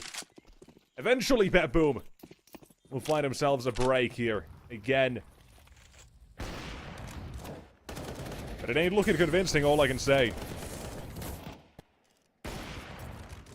Yeah, I mean, it's definitely not easy. They've kind of dragged themselves over the line. It might look like that's the case. It might have looked easy, sorry, on the scoreboard, being 12-7 up, but there have been a few rounds which here have looked particularly messy. Late round decisions being made, which either have completely fell flat or still been a bit squeaky. That one was a little bit better. 9 Pandas need 5 in a row for overtime. Look at the buy they're going to have. MP9s. 5-7 to afford utility. You want to just remind people what this map was supposed to be? Yeah, I mean, BetBoom plainly don't have amazing results on the map, but the thing that is the difference maker is that they have played better teams. They've gotten blown out of the water by Astralis and Falcons, don't get me wrong. Yep. But they already played earlier today against Spirit Academy, lost 13-11. That was a bit closer. We know Spirit Academy, how good they can be. 9 Pandas, sure, they've had questionable results too, but that's against Gunfight, Paravision, and, 500. So, a different tier. Maybe that's what we're seeing here, that 9 Pandas tried to exploit something, and they've been unsuccessful with that attempt. Look at this final round coming in here. Zorta and Boomich and Magnajez are just clearing this one up. It's a 5-7 and an MP9. Save the map. We are almost 100% certain going to 3. Yeah, that's it. No matter how good Deledes is, no matter how good he was on map number 1, 1 versus 4 with a 5-7, it's not ever going to be happening. Well, actually, maybe it can happen. Not in this situation, though. Completely real here for a moment. Deledes, you're done for, buddy. One way or another, currently seems like by Siren's hand. If not, it's going to be Zorte. Back spotted. Turning back. Eventually. Surely. And There finish it it. is. Good Great map across the for board as well, BetBoom. right?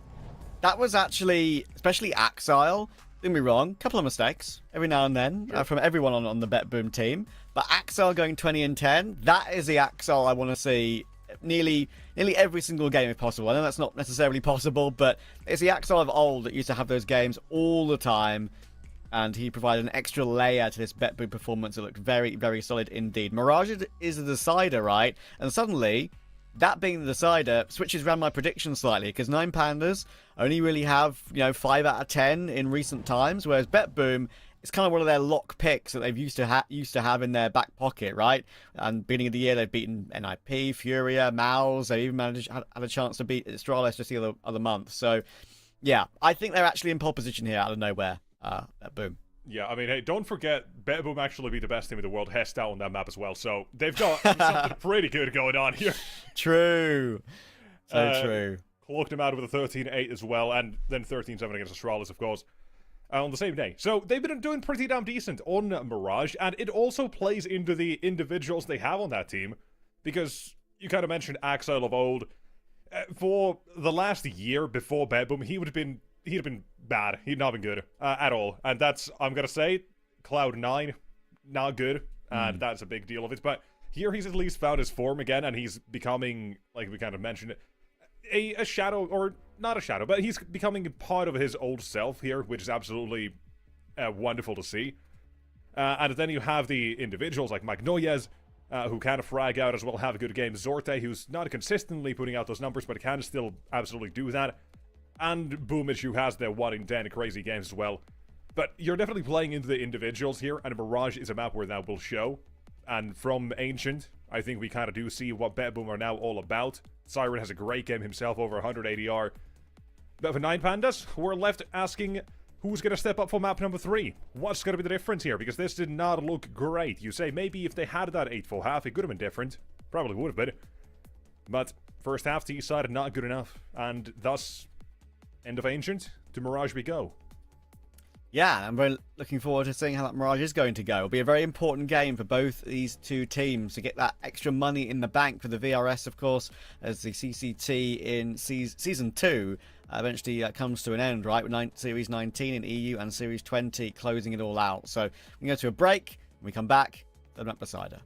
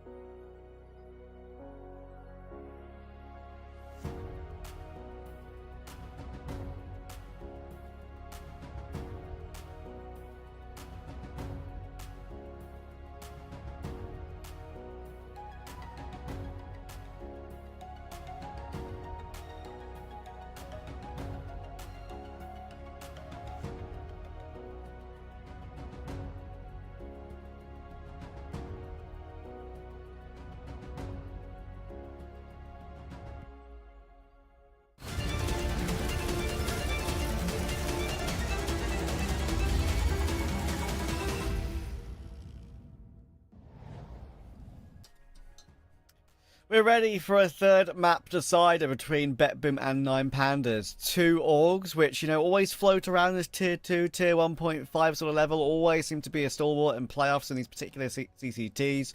Of course, this one now means something. One of them's going to be eliminated from this one, or have a chance to get through to the next round and earn some more dollar for that VRS ranking. Nine Pandas, great start to the series, considering they're playing Orpless. Pretty much, but now, of course, in the following map, BetBoom put in a little bit of a masterclass. Mirage is also a very nice home for them. I do wonder if they are now the favourites. I think so. Right, we saw, you say we've seen Nine Pandas, an AWPless team. We've seen, I think, one round where they had the AWP. Maybe two, actually, kept that over. But once they bought it, that was Chiron on that second map of Ancient, when everything was going poorly. So, beyond that, we haven't seen Nine Pandas pull it out. A map like Mirage, though, feels like you absolutely need it. So, I am interested to see if it's going to be Chiron, Result, or, like in the last few games when they've had it, maybe it is going to be Shelfie. We don't know just for sure, just yet, but I think if they are going to pull out the AWP, it has to be on Mirage here, because it is such an impactful weapon here. It really is. So, I'm looking at Nine Pandas. I want to see that happen. We talked about it at the start, right? Do you want a team without a stable AWPer, or someone who's maybe not been the greatest in recent times in Zorte? We're still favoring Zorte. No one's really been able to stop him or do much. He's been fairly stable throughout. But you gotta get it now. You gotta really do it. Yeah, Zorta's actually been pretty solid on the rifle as well, to be fair to him. I think he's been one of the main factors for BetBoom over the course of the series. Even in the map that they lost, he was looking really good up until the point where they lost that 1v3 to Dilladez. He really changed things. So, yeah, let's see how it goes. We're ready to go very shortly, hopefully. I believe the knife round has almost been completed. I think it has been completed. So, yeah, Nine Pandas got it. So, yeah, it should be... That's actually going to be interesting, because as you say, on that CT side, I mean... It's very impactful, but also at the same time, it's like if you don't have a player that you're comfortable with on it, like, is it just going to be a liability? I think that's one of the things that I think about as well. So we'll see. We shall see. We're almost ready to get underway. The timer is underway, and so are we. We've got actually a pretty normal setup here for BetBoom. We've got a couple of pistols. Got P250 with the Kevlar, of course, on two players, Magno and the Orpa Zorta, as you normally would like to see. A bit of util as well. Maybe go for a bit of a push toward that short area, or toward A. Looks like that one smoke is going in towards CT at the moment. We're going to try and split up. Actually, it's a smoke to completely block off CT. Interestingly, they're going to use it for that. It's a bit of a fake. I actually really like this call. They think it's a smoke that's going to just basically be an A-site play, but it allows a bit of coverage to go up short, and it gets them the opening kill. But Rissel is responding until Magno shows up. Oh, it's showing up in style. 2 kills. Siren actually gets that one. I didn't even realize for a second. I had to process that. A third one now for Magno Jez and the P250. Final man has been spotted. He's Shelfie all alone. And if a preliminary guess is correct, Shelfie might be on that AWP. Could be very nice to see him get an early bag here. Even if he's not going to win the round, just a kill or 2 more could help. Though he's choosing to save the armor. Probably indicates next round is going to be the force buy for Nine Pandas. Probably. But nonetheless, a BetBoom pistol round that actually works for the T side, finally. Nuke and Ancient, they both looked subpar. Yeah. So here it finally works out. That is Magno has to take 3 here. P250 is very sharp. Yeah. Also heard the rotation coming in from short right, so you can actually judge his crosshair placement to expert effect. Siren with the jumping shot, of course, looks funny, but it was the right thing to do when he knew that player was gooshed and could just make sure it doesn't take a heads-up duel and take any gambles of him just one-tapping him. Jumps at him, jumps across the angle, it should all be fine. Indeed is a force buy. Shelfie, armor saved. It's 350 for the head armor and a FAMAS to go. Setting up to counter a fast A play. It seems like that is going to be the correct call to make here as well for Nine Pandas. As a counter that fast A play, they're actually putting themselves into stop the initial ramp aggression as well. To stop them from throwing that util in. Nearly to take down Axel, but he'll live. strafe away. They should have known second man is going to be up close, but exactly where? Here he is. Karada shows for the 1. After that, he's done. Continuation of the play, still toward the A side. On the balcony, they've heard of that take, I think. Siren spammed it a little bit. Boomich heard it. There's the vault over to flush him out as well. And the force by now on the back of 2 remaining CTs. Boomich and Axel, them being low, definitely helps here and aids them. An impossible quest. Now looking likelier. And 1 more to go up close. With 1 man to remain. Siren, his round. A 1 versus 1 needed to be complete here. Oh, wow. Surprised that it's got this close. Siren knows he has the advantage when it comes to health and positioning because he's picked up the bomb now as well. He can even choose to run to B if he really wants to. He's actually going to commit to the plant. Gives Wrestle a chance to push forward, but in the end just goes for the massive information swing. And he could have made so many more different decisions there. Siren could have gone toward the B site through CT, could have even crossed the connector. But, you know what? Balls to the wall swing works out. Gotta respect it. Now the Siren will clutch up here as well. This is a sign of what, or sign and showing of what these sorts of rounds can delve to be. Even if Boom stopped that early round aggression, you're still getting away with a kill or 2 just by one individual. Then if that flank comes in, so much damage has been dealt. A near impossible situation. But you keep it chipping away. Those 4 spies, they will sneak up on you. Here as well, they've gone for the Hero M4 on Giletes. Leave Result drops that over. With... it's 2,900 in terms of loss bonus, right? I'm not making that up. They lose the pistols 19 to 24. Now 29. Yeah, I think you're right. Yep. Sometimes it's... sometimes even now, like, it's hard to keep track. Like, you forget, right? Yeah, it's advisable not to do math or anything numbers related while here and True. Let's keep an idea of what Boomich gets now. He's had 0 in the bank, right? That's easy math. 0 plus anything is very easy math, right? So... well, we've got we'll be able 2 to find it out now. versus 4. That's a big thing. Again, same exact situation as last round. Yeah. Except you flip on who's on which side. I mean, they got away with it, yeah, with these guns that they had. I can't really believe it, to be honest. With like a USP on Shelfie, of course, that shows you the investment in the round that they've really put forth. There's boosted up on the bricks. That's beautiful job, actually. That's a very difficult spray to hit on Siren from there. Dead man Moves it down to Zorti. He's about to go in toward Wrestle, and Wrestle's playing this one correctly and judges the timing to perfection. Zorta runs into his death, and that is a result that Boom did not want in that round. Twice it's happened here. Twice in the series, 9 Panthers have got away with the exact same buy, pretty much. Last time on Nuke, when we started the series off, they had a saved A1S. Now they forced out for the A4, and it still works out. Yeah. We'll never know the lost bonus. I'm kidding, of course we knew. But, of course, now it means it's even worse for BetBoom, right? The minimum amount, all you can get is a couple of pistols and some body armor. And with the spare cash they had, 1 rifle.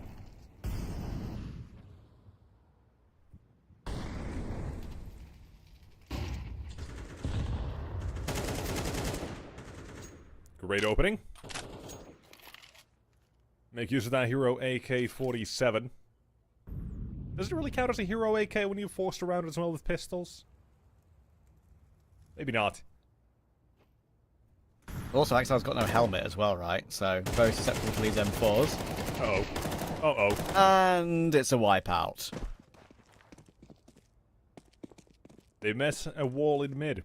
2 CTs, and they've gotten away with the advantage. Though this is still a decent position for BetBoom now. Zorte's going to hold the position top mid. Siren's going to join him. They might look to get that second AK, I think it was dropped. Suddenly, looking a whole lot more doable, but the force by yet again is going to prove to be a bit of a difficult one to handle, nonetheless. This time, 9 Pandas. Left it. Figure this one out. Siren entered toward the ladder room, into short. He's going to make a play toward the B side. Maybe get a rotation going over the CTs. If not, deploys a smoke, maybe gets Zorte a free bomb planter on A, but keep an eye on a Result. He's the man to be fooled here the most. 20 seconds. Still on B. Siren, he drops that smoke. Maybe that is enough. There you go. 10 seconds, result off Oh. from CCT-related is expected at a free A site. 1 versus 2 for Zorte toward the A side, while Siren still by the time of staying alive on B. They should realize in a moment they've been bamboozled. They make that rotation, and it's into the hands of Zorte. What a call. What a call to make.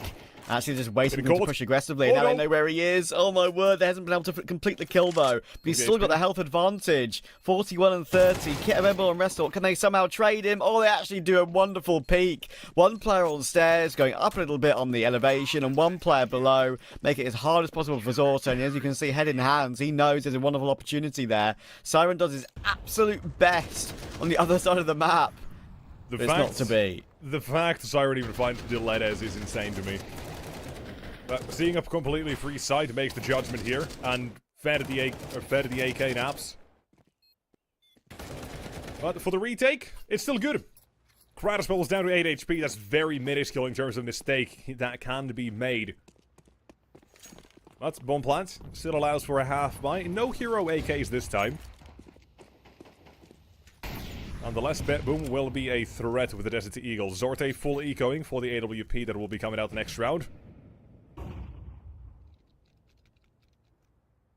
But for now, it's a waiting game. Seeing if Nine Pandas want to make a mistake and start feeding Bet Boom anything. It's a plain boring eco, essentially. You're going to have everything they want in the next round, though. That bomb plant, of course, and the damage done means that Zorto with 3100 will get the AWP out.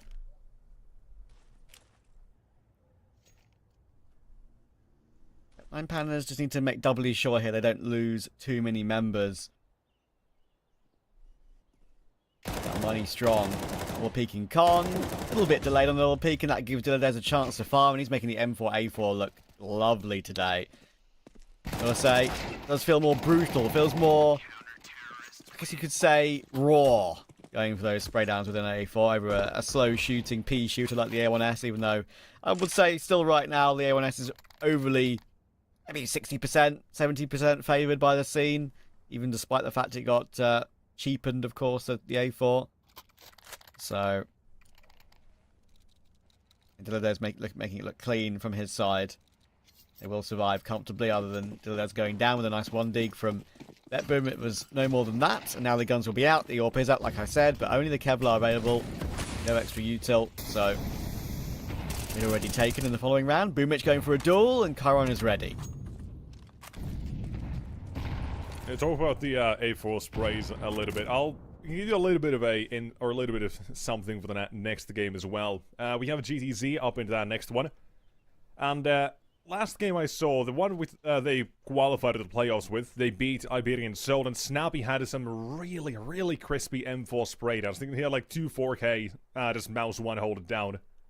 Yeah. Spray downs was very nice to see. I don't think we get these, or get them nowadays too much anymore. I don't know why. Maybe it's just No, like you're luck. right. Now, honestly, spray downs are quite hard to come by. AK, a bit more common, because obviously the one bullet is an instant headshot, but A4 feels very difficult to get a multi. Even by the top pros in the scene. As Zorta only just getting away with his AWP there, but and that play for Bet Boom has been totally cancelled out. There's nothing doing with this one. They tried to go for a bit of B contact, stopped by Result. And I'm afraid we're in a situation here where Zorta might be forced to save the AWP for a whole, like, 45 seconds. I know the color scheme is the same, but we're not really watching Dust 2, so let's hope the saves don't actually become a massive thing here.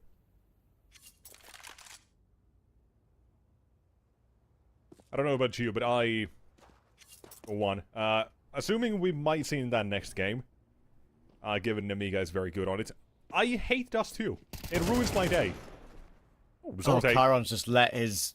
Yeah. What the hell? Siren Yeah, just let his teammate die. Unlucky, Siren. Keep himself alive at least. Nope. And it's literally the ultimate nightmare. Nexus, he just let his teammate die, and then died after time himself. Tilt. Insta-tilt. Yeah, And he looks pretty chill, a lot of but- sense right now.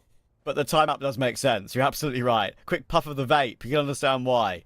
He needs a De-stress, little bit of maybe. relaxation.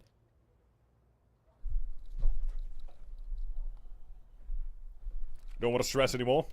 You know, make a mistake is whatever. Just don't tilt too much. But those weapons definitely could have done them a whole lot of favors, because now Siren's gonna have nothing for that next round.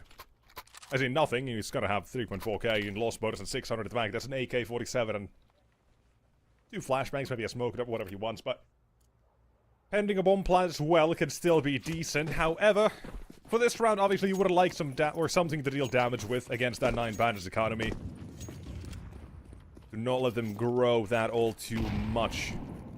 At least not at the start. For mid, for now, it's going to be a fairly quick approach for Bad Boom, but one that seems to be handled for the first front of underpass very quickly. Cairo with the second to spray the smoke. And any ideas we have of Bad Boom perhaps finding too much damage here immediately just silenced. So they will still feed them. The opportunity was given. No more, surely.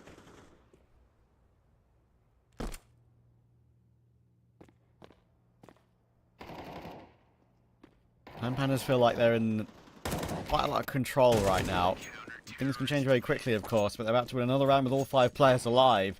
Crowd is on 11,750. Makes me wonder whether they're going to say, if it ain't broke, don't fix it, and continue with the rifles. If they see how much money they have and like, okay, let's pull out an AWP. I think while they've got the AKs, definitely keep with what you've got. One player dies and maybe consider going for that AWP. We'll see. Right now it's working. The headline is Bet Boom lose to team without primary AWPer. Bet Boom or lose any the team AWPer. struggling, and there's no AWPer. Yeah. But maybe that's also a testament to Nine Pandas. that. We might have, you know, maybe undersold him a little bit from the start, but can you really blame us? For a team that's been struggling in these last few weeks, and then you add on top the no AWPer. It's not really a fantastic side, and Bet Boom as well. They have that name notoriety of Boomich and Axel alone. Magnolia's been a really good player in these last year or so. Siren, who has been a hot commodity and as well been talked about for a long time, but maybe hasn't been hitting the same peaks as he once was. Still, you have the name on Bet Boom. You have the players who are supposed to be maybe a little bit better than currently shown, but Nine Pandas, they're still stepping up here, and that's what matters. If you already knew the result, would it be interesting? Now, would it? True. This round already feels a bit cooked, though, doesn't it? I mean, Yeah. Zorta down below half.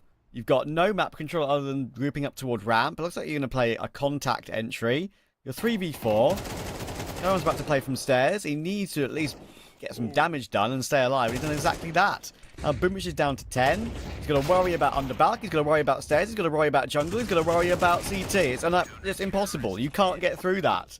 Crad will get the finishing blow. 3 kills for him. He's up to 15.5 grand now. He's got so much money. Surely he commits to an AWP at some point to give it a go. No? We'll Still no. see.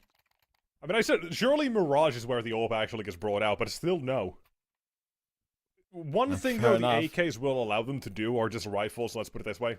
They still have majority AKs, but they might keep that in mind. They've been doing so damn well. Yeah. Keeping them alive. But one thing the rifles allow them to do is have very, very quick rotations and setups if they want to move from one thing to another. You have the, let's say, like a pair or pack tactics wherever they want to go on that CT side. Not having to worry too much about an AWP to set itself up or something of the sort. Spamming smokes is easier as well. And currently, Bet Boom, yeah, they're struggling. That money, it definitely reflects how things are going.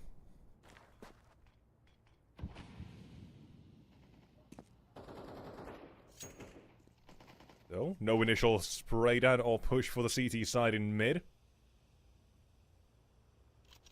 Wait for Bet Boom to unfold upon them, though. That might be a problem. Dilettes, A4. Let's see a spray down here, maybe. If not, gotta move out of the way. Oh, timing. Blood feud Time toward for A. Dilettes. Dilettes, stuck Should between a get rock and a hard caught. place. Is dead. Man on site also falls. Suddenly, Bet Boom, they made this round with an advantage toward the A site. Look doable. Did look like he was going to get caught a bit sooner than he was, but Axile, oh, that's big, and there's Magno. Okay, we've got a bit of a recovery here in that round. It's one of the rounds maybe they shouldn't have won. They've recovered the 3 AKs, though. And Axile is a hero. 2 big spray downs. Here's that 1-1D. Dilett's always going to get caught from behind, right, with the players coming up through con. The timing on that was awful for him. Getting 1 was actually a bit of a minor miracle, but not being able to trade Axile here from Wrestle was the biggest issue.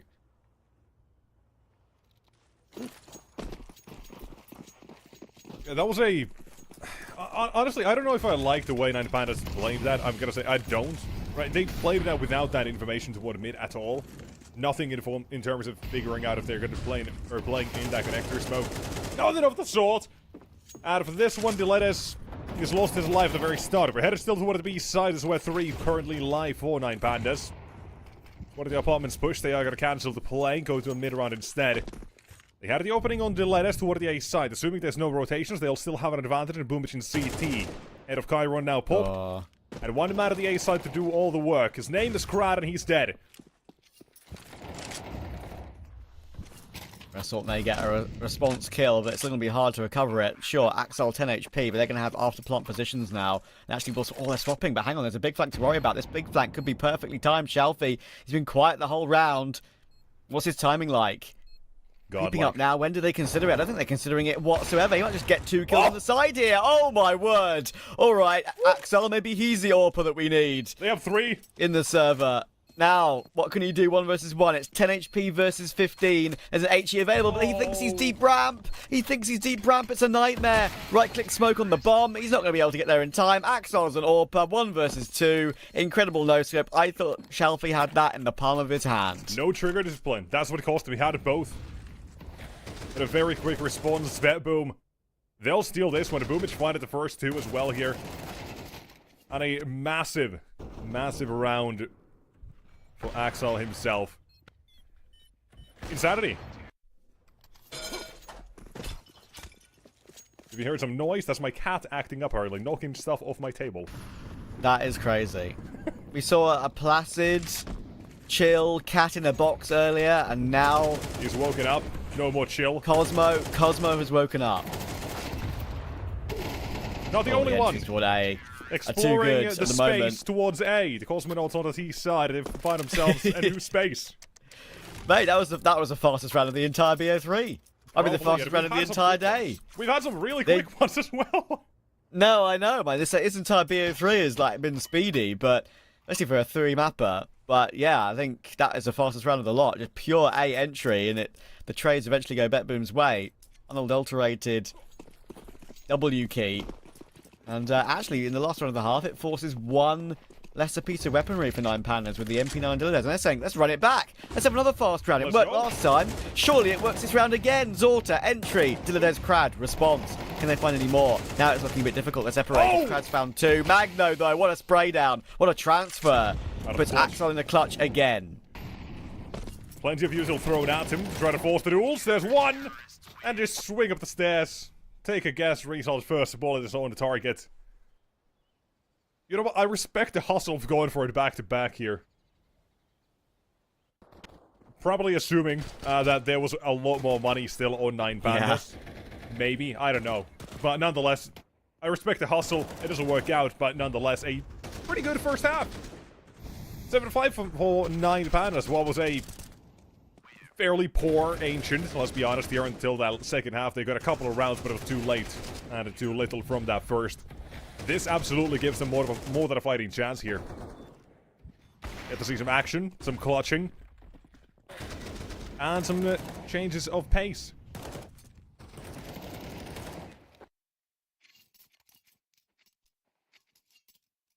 A slight delay with some TS issues. Hopefully won't last too long. Second half underway. When that is sorted out. Utilities already been bought for Chiron. Double dualies set up as well. On BetBoom. Yeah, of course, reminder, we do have one more BO3 to come tonight. That is Namiga versus GTZ. The Portuguese team, of course, with some known names from the Portuguese scene that have been around for a long time, especially Nope. I think he's probably the main guy. Yeah. Snappy and Rafax, a couple of players that I've had a chance to watch a little bit of and are pretty entertaining. They are definitely a significant underdog, though, of course, in that matchup. But Namiga are beatable. We've seen them lose to some poor opposition before. Maybe they're going to come into this particular CCT playoff, though, with a bit more renewed vigour after a decent Pro League run. I thought they'd get... They came into Pro League looking a little bit poor, rough around the edges, but they took a map off Pain, beat Heroic, played MIBR close as well. Lost to NA. That's, whatever. That is true. That is true. They did lose to NA. Don't let NA have an ego. They're going to be so... telling you about Boston 2018 again.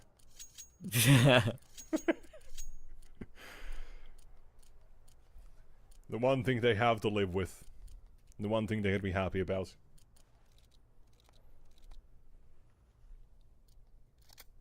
I'm trying to think what else. Like, I guess Grand Slam. Look at Results Cam. Oh. Is that a... Not sure. That maybe looks like a Gretzko thingy. That's for sure. That's cute.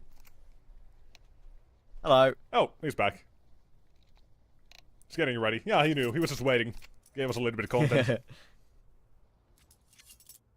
I hear ticks in the chat.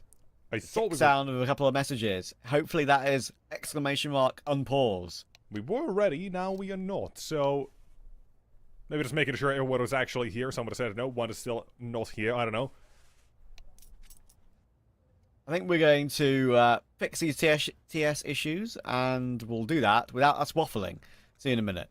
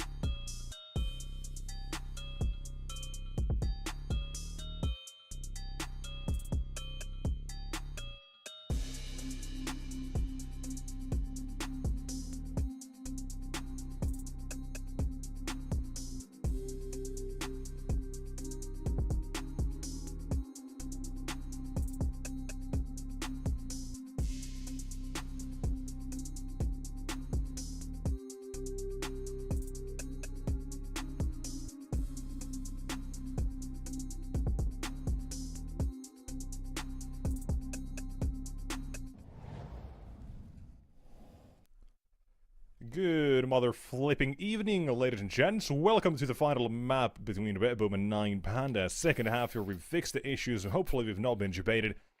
And it seems like all is good, well and handled. We are ready to go with Mirage second half. 9 Pandas currently lead 7-5. For Redboom, pistols have been a bit of an issue, but that was mostly on that T side, and here as well, they've broken that streak. Now for the second half, we've got double dualies, 1 flashbang. That's the investment they've gone for above the Kevlars for the side of Redboom.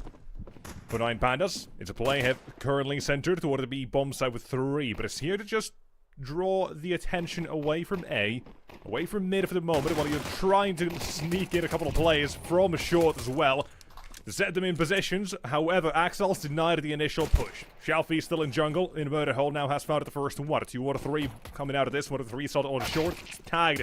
Not bagged, he fights, but eventually found, and with Magnoia's dual Berettas, they won't betray either. That's Redboom with his first round of the second half. Pistol in the bag, 2 now for Mirage. And still, only at 6. Imagine the game if they hadn't picked up either. Definitely could be a whole different sort of story, 9 Pandas. Very good first half. And one thing, we've still yet to see that all from them. We had questions about it. Seems like even so, they are doing pretty damn well. Talking about Zorte, he's been fairly consistent throughout here. 14 kills on both maps. Bottom of the actual scoreboard when it comes to his team so far, but still been pretty damn decent. He's found impact. But still waiting for him to have that good game as well. Maybe it is now the second half where he'll pop off. Still waiting, hoping. But for now, full eco for 9 Pandas. 1 walked out toward the B site. Boom, they've called off their plays a little bit more off the site itself. They've got contact coming in from short. Siren with an MP9 will just play behind the pillar, wait on the site. But 9 Pandas, nonetheless, shouldn't be getting all too much out of this one. Quickly into position, and the farm has begun. MP9 easily takes care of 2, and Zorte will take the final 1. Very nicely done yet again. That's a full eco, fully dealt with, no casualty, nothing of the sort. 7-7, things tied up here. And Zorte, AWP out.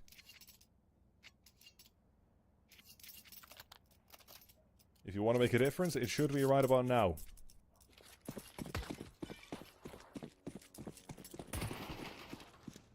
Arguably had the least impact when he or out of his teammates with that AWP.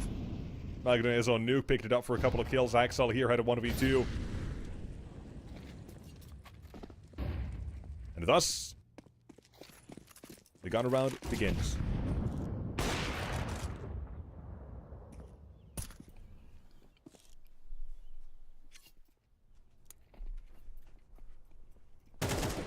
Nothing separates these two. As expected, to be honest. 1 map all, 7 rounds all.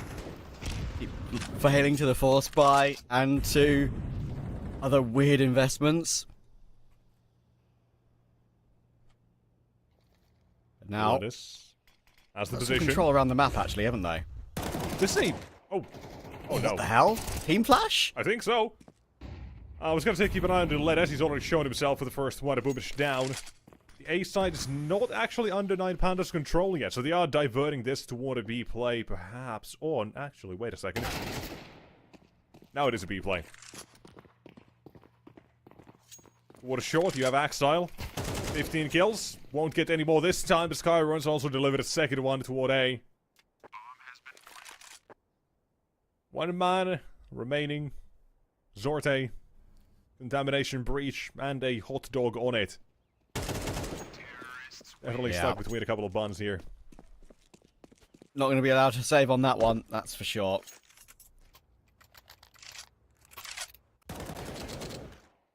Back and forth it goes. Lovely tap from Axel toward connector there, but Siren just not aware they're being so up close and personal already through the murder hole, and awkward situations like that are unpredictable. Mention how much control 9Pandas had across the map, and it really did help them there. Pretty much down to a CZ, but his teammates, his stars, all have rifles.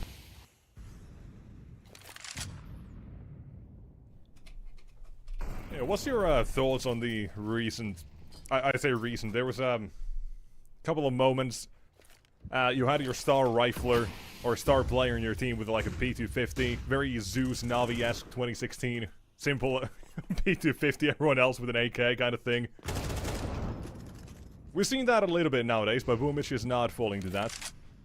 Oh, surely Boomich doesn't get anything done with a CZ from here, right? the It's goal. not the position to be in. Never mind. Worst pistol. Use a 5.7, please, brother. Goodness me. CZ has aura. 5.7 has Has kills. aura. It has aura because you're literally handicapping yourself. Fair enough. Exactly, every kill feels as good as 2. Fair enough. But yeah, I think Your that opponent's sort of chance. weaponry thought process for me. There was one that felt egregious the other day, right? It was in Pro League. Serjot was on like a tear. He had like 35 kills that's or the one I was something. thinking about, yeah. Yeah, and like he was on the Glock on a full eco, and his teammate had the AK. And it's It like, was- listen, I get it. Yeah. Maybe that's a protocol. He's not playing for the all-time kill record in CS2 in regulation, which he could have gotten, by the way. He had a chance at it. But like, I still feel like the player playing well needs the gun there. Yeah. I mean, it's really fun when we've had such history in Counter-Strike already. When you have these kind of blasts from the past, something that's like, oh wait, this reminds me of this. And that exactly is just Zeus and Simple in Navi way back when. It's funny. All that to say, Indeed. Boomich, he was not feeling Simple there. He was feeling like a CZ, and that CZ didn't feel like much. Now he's feeling like a Zeus. We get there.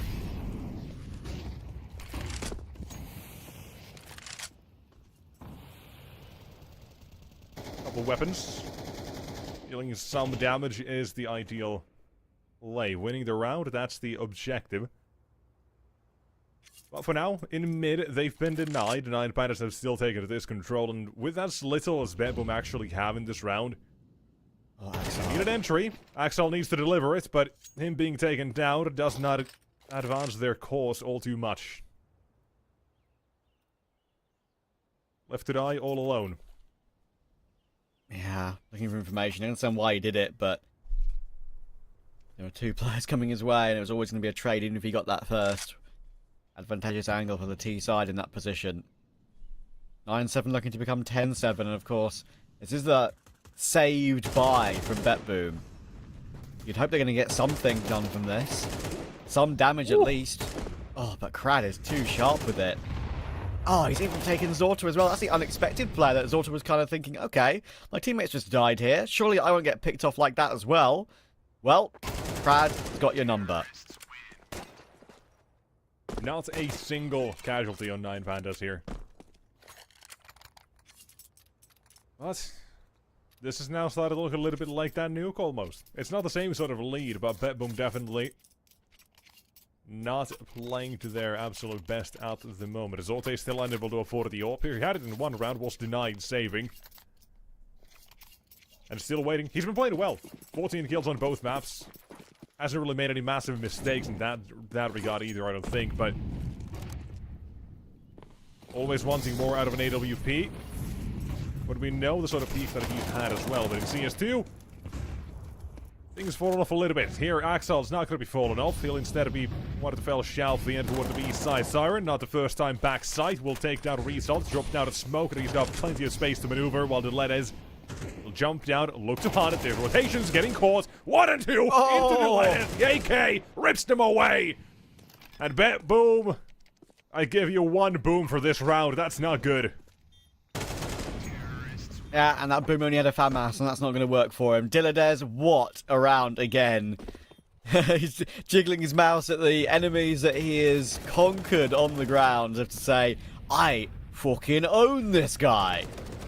Not just him, but the one behind him as well. Look at this. So damn Look quick. at that. Beautiful. Magnuez is doing the exact correct play as well to trade it out immediately. That Gillette's the only one entering that far. Magnolia takes him down. He's going to have time to adjust. just better Dilettes. And 9 Pandas, 2 rounds away from the next stage here in the playoffs.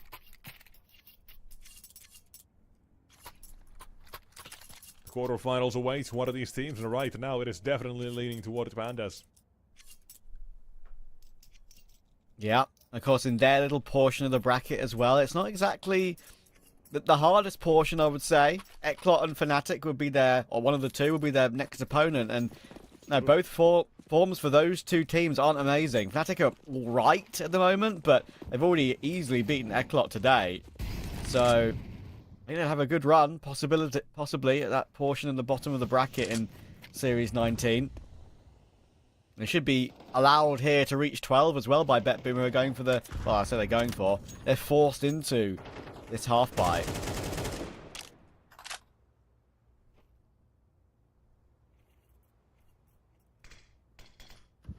I actually did have to check. Yeah, Fnatic apparently a slight win streak. Oh. Yeah, a little bit better than recently, for sure. I think Yeah, they've been having some I've had struggles. this thing where every single game I've seen with them has been a nightmare. I had this... I had this guttural sigh one day when I realized I had to work Fnatic the next morning. It was not a good feeling, because the initial, let's say, first 2-3 weeks of them was just not great. And just kind of dreadful, honestly. But I just want to skip that first couple of months, because sometimes you do have your honeymoon periods. Sometimes you don't. Fnatic is one of those situations where you don't really have that, because you're swapping out a brand new coach, Hope, and an IGL all at once. So it's a massive change. I can get that. Yeah. But because you need VRS points, you gotta grind at the tournaments and officials. It's kind of annoying. But give it a couple of months, surely they'll be doing a whole lot better. But right now, BetBoom need to do better, because 12-7. Just gotta skip that round. 9 Pandas, they had an easy time with it. Yeah, they're about to win a BO3 pretty much AWPless. Crazy. Oh my god, I forgot about that. We've been saying it so much, but it's still caught off guard. They've had two all game, and one of the ones they did have was like Shelfie trying to save one. Yep. So And the second, insane. I can't even think of. Just had to have been somewhere. Oh, the M4A4 Chiron will deal with Axel. Oh. The trader's coming up top mid, but Chiron is just too sharp with it. Magna just goes down. Chiron is coming back to haunt his old team here. And BetBoom are about to be eliminated from Series 19 of CCT. This is a pretty even game, as we discussed early on, of course, right? We thought it would be pretty close. We know they're evenly ranked in the VRS right now as well. This certainly will help out 9 Pandas, and that spray might say it all. Wrestle will take it, and it's a great win for 9 Pandas. So many big moments in the game from the likes of Diledes and Wrestle, but I gotta say, 9 Pandas overall deserved it. Absolutely. They play a surprisingly good game. Especially that first half of Nuke, right? It's 9-5 for BetBoom. They're on the CT side. Keep that in mind. They could have had this in 2. And then Krad decides to wake up and have an insane T-half on that one as well. I think like at 18 kills, 15 on the T side. An absolute masterclass that kind of props up the team and lets them continue all the way to this final map here. Right, Ancient, it's that first half, you said it. 8-4, we could have given him a chance. 9-3, maybe at that point as well, but 10-2 was just way too steep of a climb for them. And here until in the end, it's still 9 Pandas who come out victorious. Yeah, and it actually was quite easy for me. I think there were some big moments, don't get me wrong. BetBoom were in kind of felt like cruise control. No, it wasn't, I would say, that close. They were looking pretty solid in map 1. Then Diledes had that 1 versus 3 where BetBoom could have won the round with their sort of bonus buy from the anti-eco. That could have turned it into a more of like a 3-4 round lead. Wasn't the case. That closed it up again. That big streak, of course, we saw on map 2 as well, which is helpful for BetBoom to actually get into this position now and into a position we didn't think they'd be, actually, in this third map decider. But overall, it was once again Diledes in map 3 that had a great performance, and we're going to choose him as our player of the match. Lovely MVP performance from him, and not the first that he's had at this level for this 9 Pandas roster. No, you do get a well highlight still. Axel has a great game here. We talked about him at the start and throughout the map or matches a little bit. He's been finding his level again. That's great. Siren has an insane nuke, or Ancient as well, to keep that in mind. So, still, Axel, great game for him. You know, definitely gives us hope that this Bet Boom lineup is still headed in the right direction. You're gonna have those individuals who can play to that very good degree. But while we have the match MVP of Dilettes, you still have, I think, Zorte you gotta mention. Right? As an Oper, his stats just not ideal. Granted, so damn many Opers nowadays aren't even putting up 1.1. And that definitely does hinder a lot of teams a little bit as well. But Zorte's kind of in that same bag at the moment. It's that same mix. And you imagine, what if he did have a slightly better nuke? What if he had a slightly better Mirage?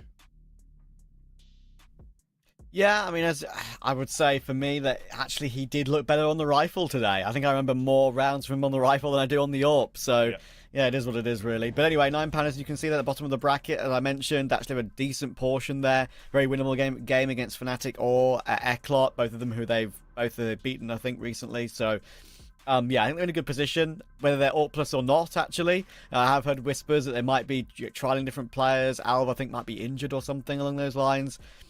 Karan just stepping in temporarily. I've heard maybe whispers of Art Frost. Right now, it looks like they don't need him because that was a great result. But we shall see if that makes any difference as we go forward. We got one more game, though, for today, of course, in these playoffs for CCT. It's Namiga versus GTZ. It's that team we've seen pop up around the scene a bit more in the last year or so, right? Especially at their appearance at Pro League just the other week. They will be the favourites against the Portuguese. We'll see if they can prove that as factual after this quick break. Hopefully we'll be back in 10, 15 minutes or so.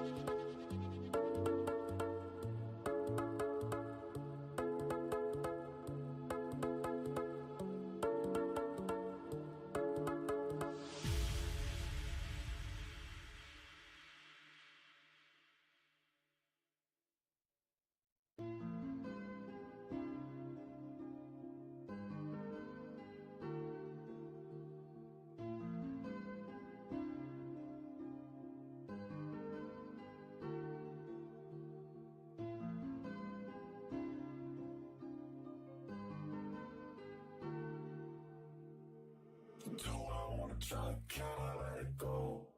We're running from the past, wanting to be sure. Chaos in my mind, constant deja vu.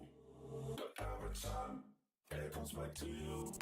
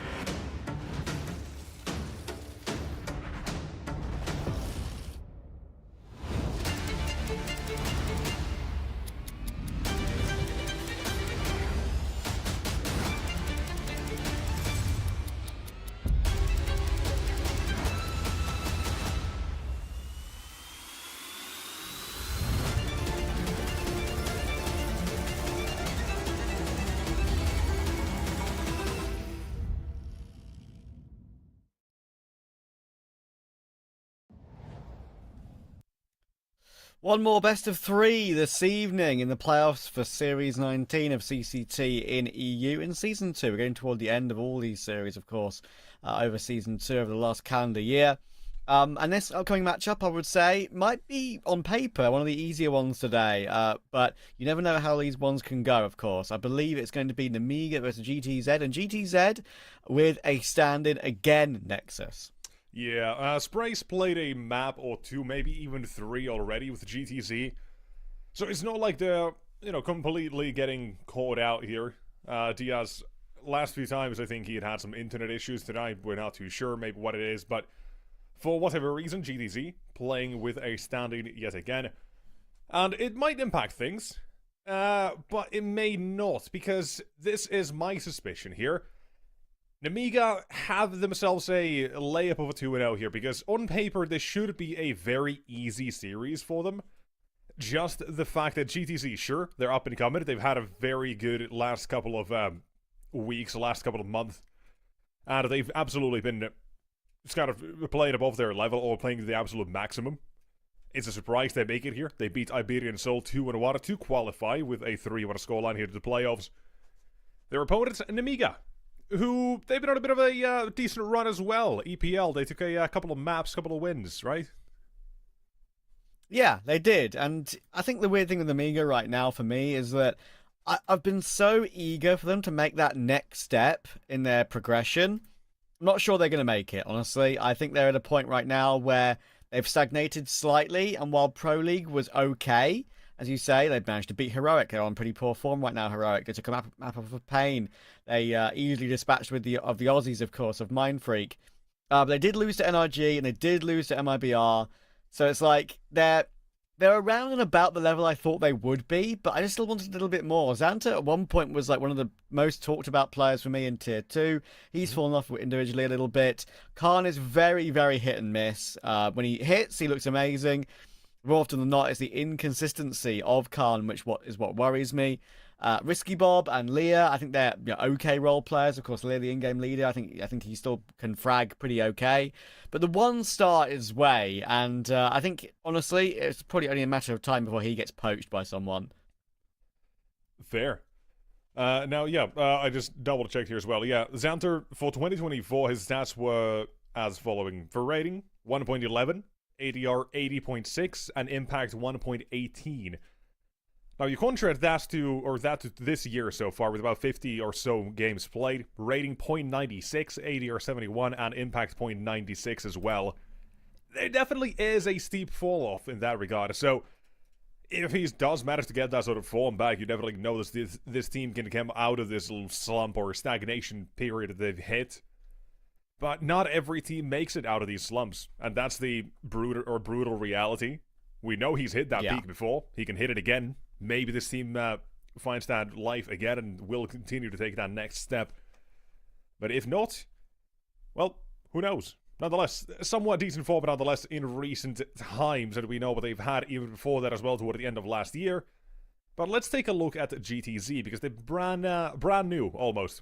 Up-and-coming team out of the Portuguese area, and as mentioned before, playing with a stand-in. No Diaz, Spray instead will be played, but they've got a couple of decent names here. Noba J has been around for a decent while. Rafex, he's been very influential as well in this team.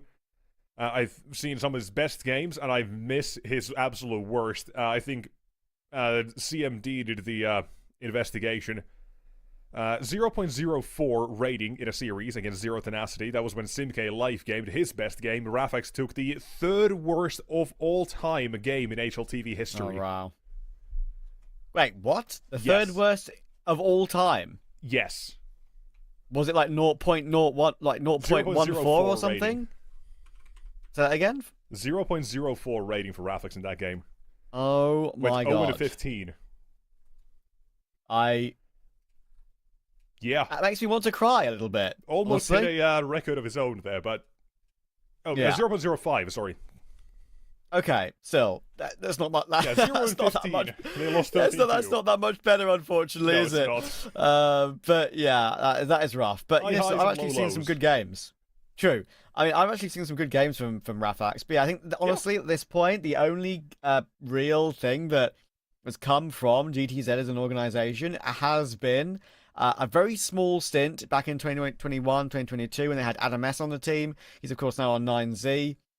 Spent quite a lot of time, of course, on Movistar Koi, and of course SHR as well. More recently, SHR. He had 3 separate stints on the team, and then obviously was in the end picked up by Saw, at least temporarily. I think he was a bit unlucky to get dropped in the end. So they do bring up some, Iberian talent, but the question is, sure, you're an amazing job to get through to playoffs, but next step, I feel like it's very unlikely you beat Namiga. But on a day like this, when Namiga perhaps a little bit tired coming back from Pro League, who knows?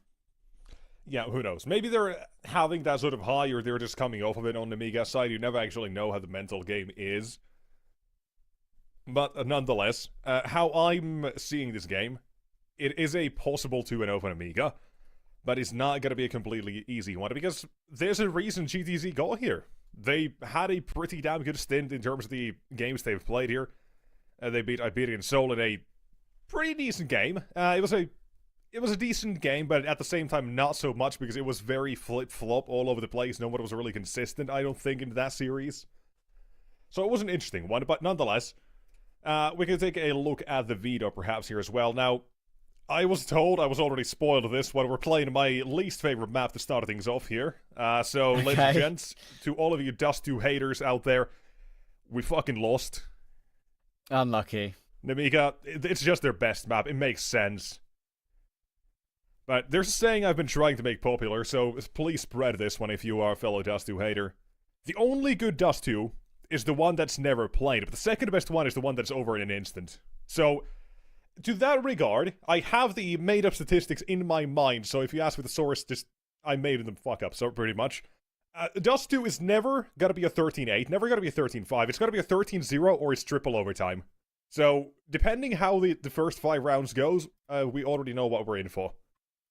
Yeah, I mean, we'll have to see. I'm obviously going to be favouring Amiga pretty heavily here, with Dust 2 being in the pool. It makes total sense for it to be a 2-0. Even on Ancient, there actually used to be a really, really good Ancient team. I think they've actually been overtaken in Tier 2 by, like, Navi Junior being incredible on Ancient recently. But I've got to say, Amiga, like, I know you hate Dust 2. I know I'm going to... Unusually, don't say it. I agree with you most of today. I'm going to somewhat disagree with you. I hated Dust 2 in CSGO. I think it was incredibly boring. It had no strategic depth whatsoever.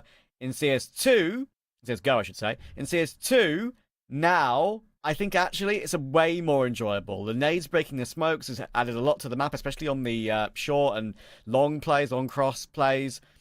The elbow box added on the A-bomb site adds a lot of depth to the CT retakes and just an extra angle for them to play. Don't get me wrong, hate B, hate the fact it's completely unretakeable if you're a CT and they're rotating in from behind. Probably the only way you can possibly retake it if you've got a tunnel rotator. That sucks, but other than that, I'm fine with D2 at the moment. So, going from a dumpster fire on a global offensive to now a dumpster no longer on fire in CS2. Yeah, listen, the dumpster has been cooled off. It's a little bit of a dumpster. There are multiple around the map, a reason but it's why okay. It's actually more enjoyable for me as well is the box you can now just boost up to short with on your own. That's the one thing. In CT spawn, that's a very on good A one, side, yeah. that's made it so much more enjoyable. Because you're not just seeing a CT side of gamble long or short for the first minute and then just stay there. You can actually rotate and move around toward that A side defense. That's made it a lot more enjoyable.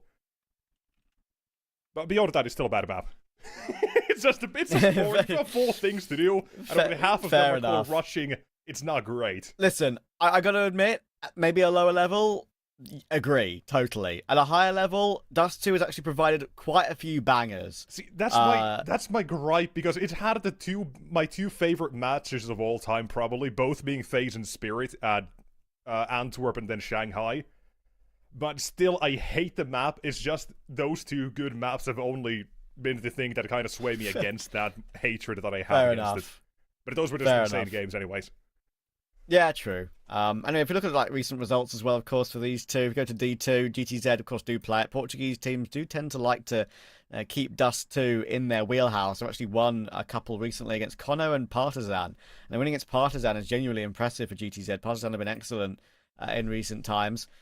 For Namiga, though, this was kind of their lock pick, not just in smaller events last year and earlier in the year in CCT, also at Pro League as well. They've beaten Heroic on the map, they've beaten Z10 and Cybershock in the Bucharest qualifier, and also they've managed to take Pain very close on that map too. That was a 13-11 they fought against Pain on, and Pain very commonly go to Dust 2. We know how good Pain can be, so that was a good fight on that one. But in Tier 2, they've beaten Bait, they've beaten Sashi twice, actually good results here. I don't expect anything other than a Namiga 1-0. After that, I have seen frailties on Namiga's Ancient firsthand, unfortunately. So I think there's a chance we could go all three, but either way, I think picking anything other than Namiga here would be crazy. Yeah, I was gonna just quickly ask about as well Ancient, because it has been that weakness for Namiga. Currently a 3 losing streak. Sure, every game has looked, very different. 13-8, 13-3, and 13-11 in terms of the losses they've had here. So it's kind of flip-flop. But all of those games, funnily enough, have been against one team in Cybershock. So it's kind of that rivalry, maybe, and both teams figuring each other out. I want to see how Namiga play against other teams as well. A couple of wins, sure, a couple of losses, whatever. But for that second map, we still have to get through that first one. And to get to that first one, we have a small break to go to. We've got a little bit of a delay. So, with that said, don't go too far. Keep an eye on the stream. Or maybe you want to go. I don't care. We're not your parents. You can do whatever you want. You're grown people, probably, hopefully. But nonetheless, we will be back in a little bit with that first map of Dust 2. So don't go too far. We'll be right back with Dust.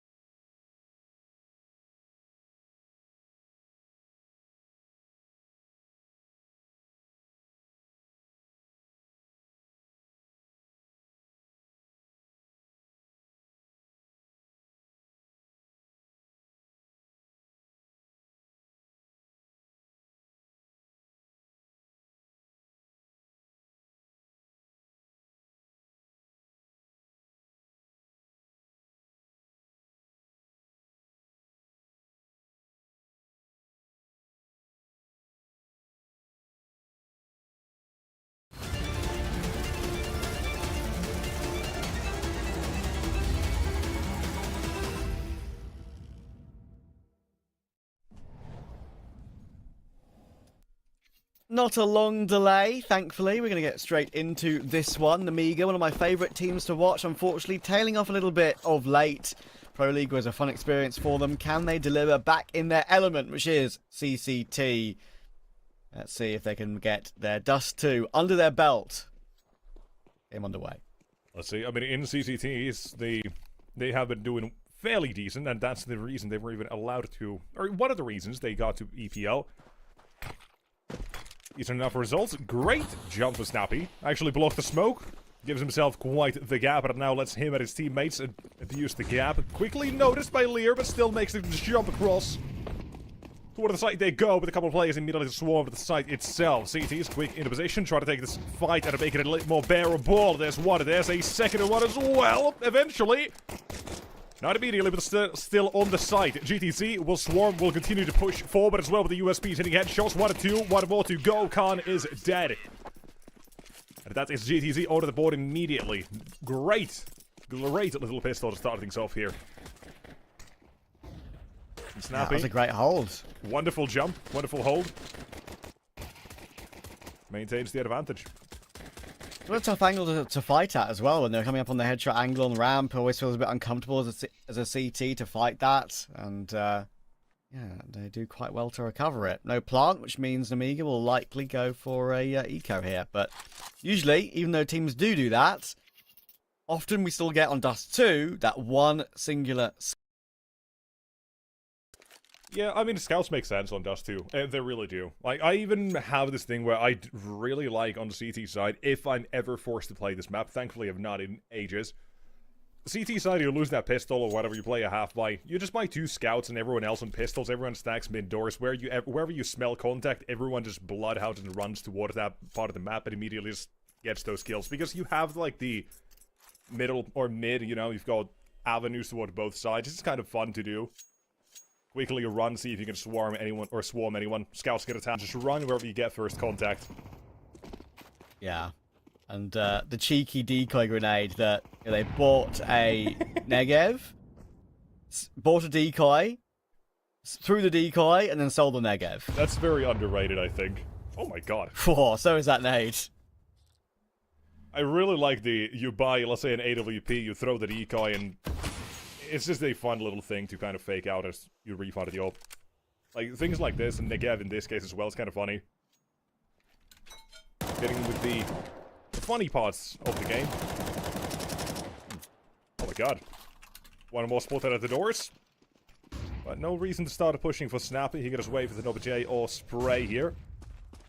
There's the flash. Here's the clear. No one else is going to be up close. And they're going to make that rotation toward A. Now, the start was easy. Finishing touches should also be fairly easy. And won't be. Will be.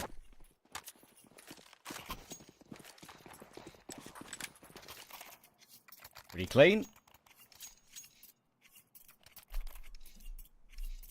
If we feel tech pause from before was a little keyboard issue, which we have fixed, of course. And the GTZ start is as we wanted, but now the guns are out. And of course, Khan going for that Force bought Scout in round 2, which I understand it can win rounds on Dust 2. I don't like it that much. I think it's a bit of a waste.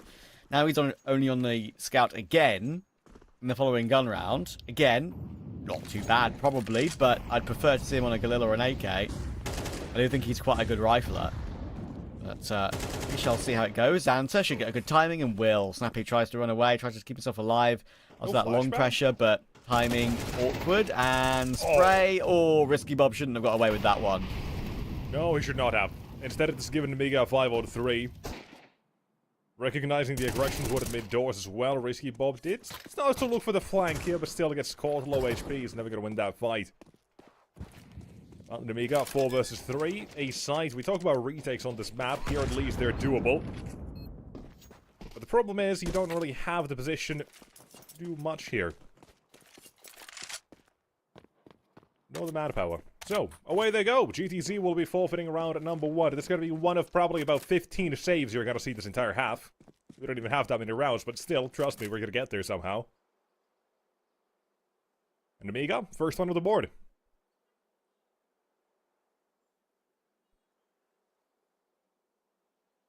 And remember, I did say, after the first 5 rounds, we'll know if we're going to be in for a quick Dust 2, or if it's going to be that triple, quadruple overtime sort of mess. This is number 3 done. We head to 4, and then 5. Testing the waters. Amiga for now. Decent start, and statistics-wise as well, Dust 2 absolutely home turf. Yeah, expecting a good result here. It'd be a turn up for the books if it didn't come through. Pretty good, actually. 58% win rates as well. Almost 59 on the T side for an Amiga. By no means bad. Here as well, confident. Out on long and a GTZ. This time they'll just give that up. Won't be punished on the way back. But this is some pace they're already setting up here as well. Xanter just loaded toward long now. Has this entire pot under control. Great nade. Get on short. And the setup is good for Snappy to take 3. Shots down at Amiga. Push. There's a 4th as well. He doesn't need backup, but he'll have it anyways. Xanter all alone against the world. Amiga at an early start. That'll be completely thwarted with this hold from one man alone. What did I say about Snappy on the A4 last game? Told you. Yeah. Odd kill. Even got saved up util. That picked up Molly. You know how much better the Mollies are than the incendiaries? Everything's come up Millhouse for him in this round. Everything's come up Snappy. Do you like Snappy? I haven't, I an opportunity to cover him that much, but every single game I have covered of his, I think I see like at least one pop-off round every single time. He's not exactly one of the most consistent players in Tier 2, but yeah, he can play very well. I think that I have seen one particular round that comes to mind. I think it was on a nuke game where he looked superb. Considering the entire team of GTC is kind of on the come up now as well. Like, this last month has been really good for them. All they needed was a little bit more, I guess, practice or official games under their belt, and they've been looking at really good. Right, even if the actual, like, win rates and such for them, or just the recent games, there looks to be a bit more red than actual green, I still rate them higher than what those results actually show, just because of the games I've seen of them individually as well. They've looked really good. Some of them, they played with the sand in. Either for a map or an entire series. We'll keep that in mind as well. The M4A4 Sing there. That looked really clean, didn't it? Yes, it did. Above the flames. No one able to stop him. GTZ. Round number 5. This is where I make my judgment. Either a 13-5 or 13-1, sorry, or to overtime as we go. And let's find out. Amiga, they've all gone 1-for-1 on long. They have dropped the AWP of Rafix, not letting him have even a single kill in this round. He's been picked up by Linko. He now holds that long position all by himself, while Amiga, yet again, focusing more towards mid. Long is just testing to see how much control they'll get, because if they do immediately take that part of the map, they have both long and then all of their manpower besides one towards mid. But now, different plans. They'll have to retake long control, and that's the play they're going for, with short now having worked out for them. They, again, expanded their forces back towards long. Rotation made. There's going to be back to full Linko. Flash or no. Dry swing again to take the off head. Snappy. Good spray again, down for 2. Again. Yeah. Having some real moments here already. With 10 kills on the board. That's enough to wipe out, by the way, a tomato town. In case you didn't know. Osway. Out the mid doors will struggle. Both players do get away with just some damage dealt. I'm gonna say, like, he's still getting more damage to the door. How's he getting away with this? I'm gonna say, Khan's actually come and helped out. I was thinking for ages that Khan's gonna need Zway's help on low HP. As it turns out, it was Khan who came to help Zway. It was the other way around. It was vice versa. And that is an important one for Namiga to win, because they looked a little bit disconnected at some point there, but they actually played off of each other well at the end of the play. There's that entry from Lear toward long, that was critical. He does really well to hold too. Khan gets the trade, but he was low HP. Finally, then he comes round from long towards short to help out Zway. I've seen enough. Impressive. We're going triple overtime. Here we go. Production also on board. Everyone, of course, Production said let's go. So to be here clearly until he wants morning. it too. Again, expanding their horizons. Just calling it quits towards long this time, not even trying. And honestly, if I was GTC, I wouldn't be playing along too much either. Just seeing how quickly both AWPs in the last round got dealt with.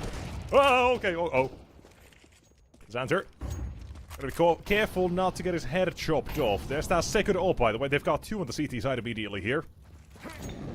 Snappy, despite having great spray downs, has decided to go for the AWP here. Makes sense in a way, but we'll see how well it actually does end up working out. But for now, because you're only back-to-back in mid. East side and CT's got to give each other a little bit of a greeting card.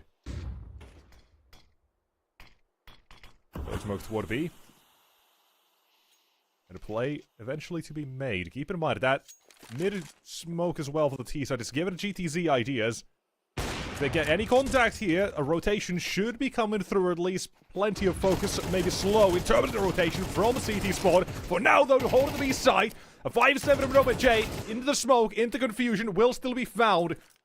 And is out there having found a kill of his own. He's cut off those rotations, slice him in half, and now taking on another one. Snappy all alone. We talk about B retakes. You don't go for these, and especially not now with your entire money bank account under stress. However, he's going for it as well. Currently 1 vs 1. Khan alone on site. Risky ball, but keep an eye on him as well. On that mini-map, now it's been seen. Snappy's got to move. Quickly so. If not, we'll be caught. All right. And not much you can really do about that. Especially when the bomb's planted on B. And of course now a couple of rounds in a row means the economy's broken on GTZ, so Amiga should be in the driving seat. Massive round of this answer as well, by the way. That's just the position of the mid doors. Everyone knows there's always going to be someone watching for it. But you're still going to be able to good for one in almost every situation. On that T side. And Xanthor good for 2. Slows them down, that's the main priority. Takes 2 kills. Going up and... oh my god. Above and beyond, that's the word. Oh, those are the words I'm looking for. Sorry, it's getting a little bit You late say it here. again? Above and beyond. Say it again. There we go. Yeah. It's getting a little bit late. I've been awake for 12 hours. I'm not used to that. I woke up way too early today. Fair enough. I actually also woke up too early today. I say way too early. I'll just say that's like 10 a.m., 10:30. I mean, to me it was 8 o'clock, and I usually stay in bed till 9, have breakfast, and then rest again until like 11. So, honestly, there we are. You differentiate the times and we woke up at the same time. Fair enough. I mean, honestly, like until like 12, maybe even 1 or 2, depending. Listen, I'm just going wild on the Counter-Strike lately. Like, I'm waking up for as many co-streams as I can possibly do. I'm doing, like, open and close qualifier casts for people, and sometimes just for fun, because it is just fun. So, yeah. I'm even waking up early for some of those. So, open qualifiers are really fun. I like that we're getting them. It feels like it's been ages since we've had any open qualifiers. Yeah, and honestly as well, right? Like, waking up early is... Well, now I'm, like, a little bit more used to it. Sure, I actually get tired, but I get tired at a more normal time now. I'm not, like, up till 2 a.m. every night. I actually get a bit more sleepy at, like, 1 and maybe midnight. Late night ELO when everyone else is tired. They can have it. The devil in your shoulder telling you to keep playing. One more could have hurt you. But yeah, I've been feeling better. So I think overall, now I've got a bit more used to it, it's alright. Trust me, I will regress. I will regress, and I'll wonderful. Be going back to that normal degen schedule very soon, I'm sure. Well, degen times, it's also the long times for an Amiga. Also, have you, by the way, how much have you seen of this, I'd say fairly new smoke? You just throw it from here. Pretty much exactly what Linko's throwing now as well. I've been seeing this a lot in the recent times, and I don't know where it's come from, but it's really nice. Like, I don't really understand. Like, there is a position you could put it in where it blocks off as much as possible, right? It can spread to the left and the right, and it doesn't block the whole way across. But it still does its job, weirdly enough. Like, yeah, I mean, it's weird. I don't know why some teams respect it, because you can just run through either corner of it. I guess if like you got a line up with the north, you kind of have a better angle as a CT to actually see you first. But I personally don't like it that much. I think it does just plainly waste of smoke, but there we are. Yeah. Anyway, unfortunately, as you can see here, they have been entried either way. That smoke didn't do anything, so it's going to be 5-3. Yeah. What is it? Retake number 4? 5? Or, sorry, save? Number 4 or 5? I can't remember anymore. It's been a fair few. Yeah, yeah, the saves are just... There's too many of them. Too many of them everywhere on the scene right now. Yeah, that's a massive part as well for me in terms of this map and why I despise it. The economy on the CT side, how terrible it is to retake. As soon as your economy gets broken once, you're looking like prime Jame. So it's just not great. And at that point, the T side, they can start running circles all around you, unless you can somehow break that T side economy instead. I've seen like probably one out of 10 games the CT side economy not be broken in the last series I've done on Dust 2 here. And that is insanity. Every other half has just been T-sided as soon as that economy's been broken. Every single time without failure. And that is just probably a solid 10 minutes of saving for the entire map. That's probably indicative of actually how long the games I've had have actually been, with, you know, overtimes and 2-10 comebacks, 9-3s and all that. That's been great for me. Yeah. I don't know why teams can't close out a game, man. I mean, listen, as I said earlier, this reaching 12 and then never winning the next round straight away thing, yeah. I swear to you, I swear down, at least 80% of the games I cover. It happens so often. Or games I cover or watch. I think it's obviously it's a mentality thing, right? You reach 12, you relax ever so slightly. It's a normal human emotion. But the fact it actually does happen that often and you don't just finish the game straight away is been mind-boggling to me recently. I keep an eye on it every single time, and it nearly happens every single time.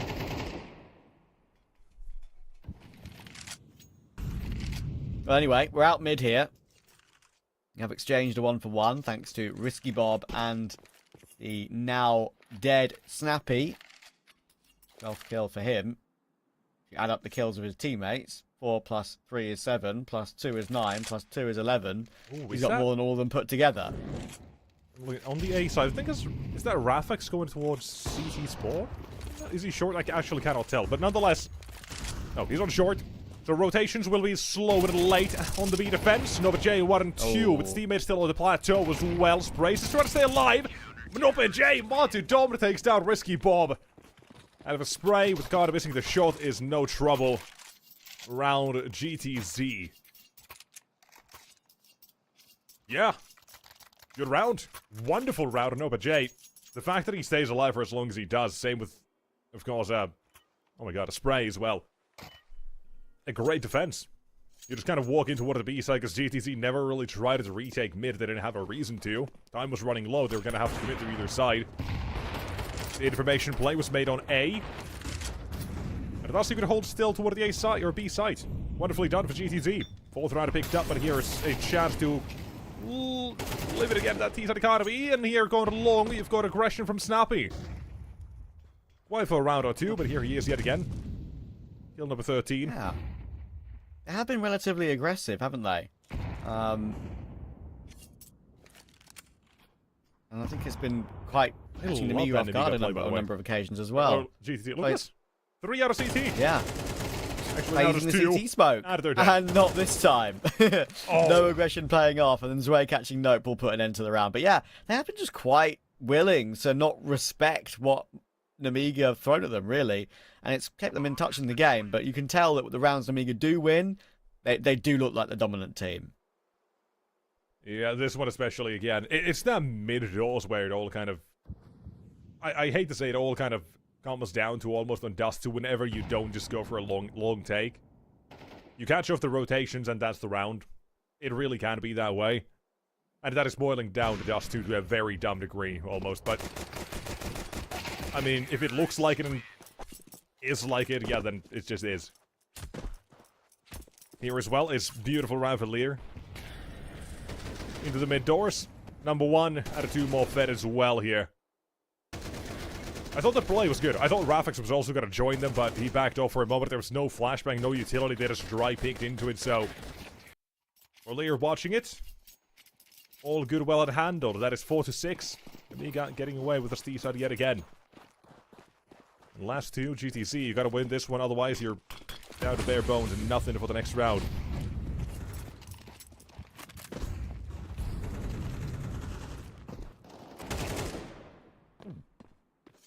Talk about not respecting the Amiga. For Zwei. Yeah, Snappy tried. Are you a Zwei or a Zwei guy?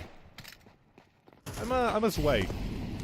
Yeah, I'm glad, because I've been hearing Zwei quite a lot during Pro League, and it annoyed me. Risky Bob. Oh, that nade from Linko does chase him out of the round. Now, 3v3, working their way up ramp. You think Xanta has the advantage in this duel, and he absolutely will it. He's just hitting every single one of these, isn't he, right now? Feeling very confident. Headshot angle. Oh, he hasn't actually seen Nope, but he's seen Spray, that's for sure. I thought he'd actually take Nope first, but no. He will actually try and fall away. I don't think he'll be allowed to because there's a gap in that CT smoke, and Khan will catch him trying to maneuver away. Amiga looking to try and nab a possible 8-4 here. Yeah, and at the end of the halftime, you finally see that CT side economy fully broken. I've kind of been teeing it up, but it only happens until the very end. Or it only happens at the very end. So, weirdly enough, I'll still call this a fairly decent half of GTZ. No matter how it kind of ends here. Obviously, 5 would still be very nice. But I think it requires a bit of a change for the CT side, or would have required a bit of a change. Because they were just going for that long control so much, the early starts. Rafix, you can see 3 and 6, he's not had a great time when he's going for those plays. For example. So I would have liked to see slight difference from GTZ to it. either just more challenging toward a short, because at the early part of the game, that's exactly where they found that success. Spray 4K at the very first gun round, was it? Second one? I don't know. It's been doing so damn well. Short control for Nemiga, if you take that away, you know they're going to be going for that mid control anyways. Would have been nice to see if GTC would have pressured this in any way, but yet again, they've given it up here.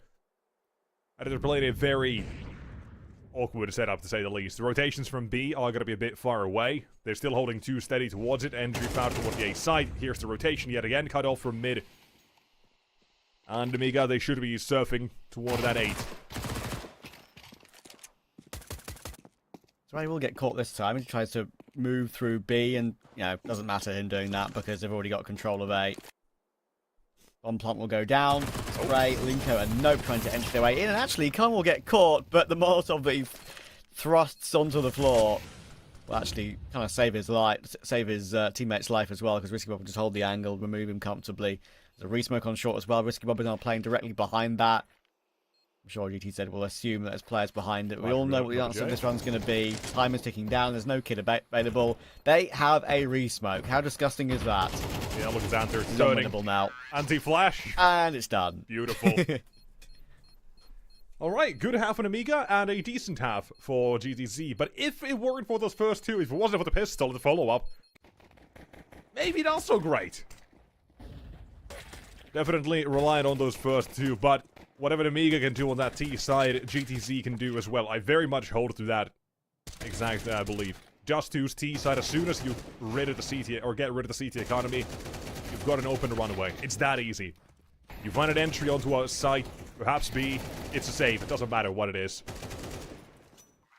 And so damn often, but we'll see how much of that actually holds true for the second half here. GTZ, if you take this pistol, you're back in the game immediately. If not, well, maybe not. Maybe you look toward Asian instead. But a fast play toward a long, fast up mid as well. In the country of Finland, we do call this the Finn Night. Gotcha. What does it mean? Finnish airline. Finnair. Ah. You fly up middle. Xanther is currently a surface-to-air missile. Oh, never mind. Turret. He's dead. And apparently, I'll just let you know this. Our production has lost faith in not having 3 overtimes here. True. Risky Bob and Leah from above. They're gonna take this pistol round away. And Sway joins. That is Nemiga on to 9. And if it is gonna be a comeback, it'll have to be the hard way. To which degree? I hope we don't see a force buy for GCC. But I've seen crazier things. Yeah, I mean, I think most people are of the opinion right now that in this sort of situation, forcing without the plant is not really the way to go. They might get by the singular scout again like we saw Amiga do. But no, actually, I take the option that I prefer. Just that one Deagle on Snappy trying to make something happen. Yeah, and Amiga in full control right now.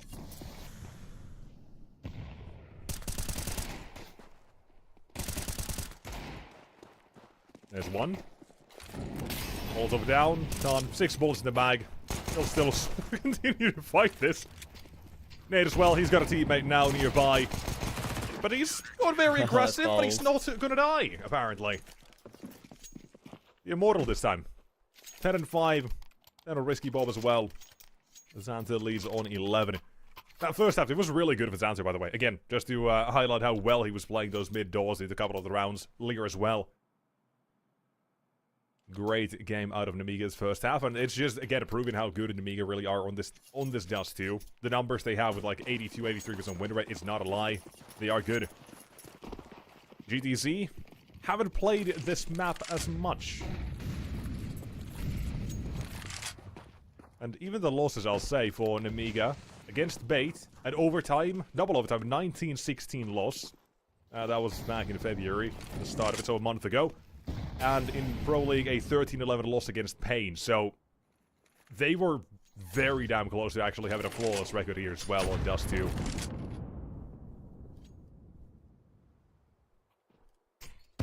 Strong team.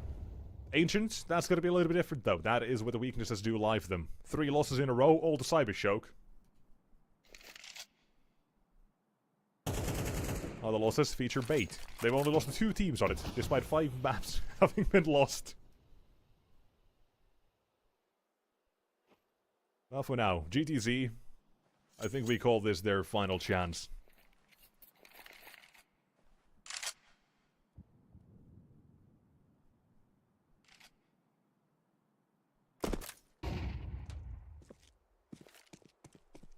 Setting up in tunnels, GTZ. Resmoke will come in from Zwei.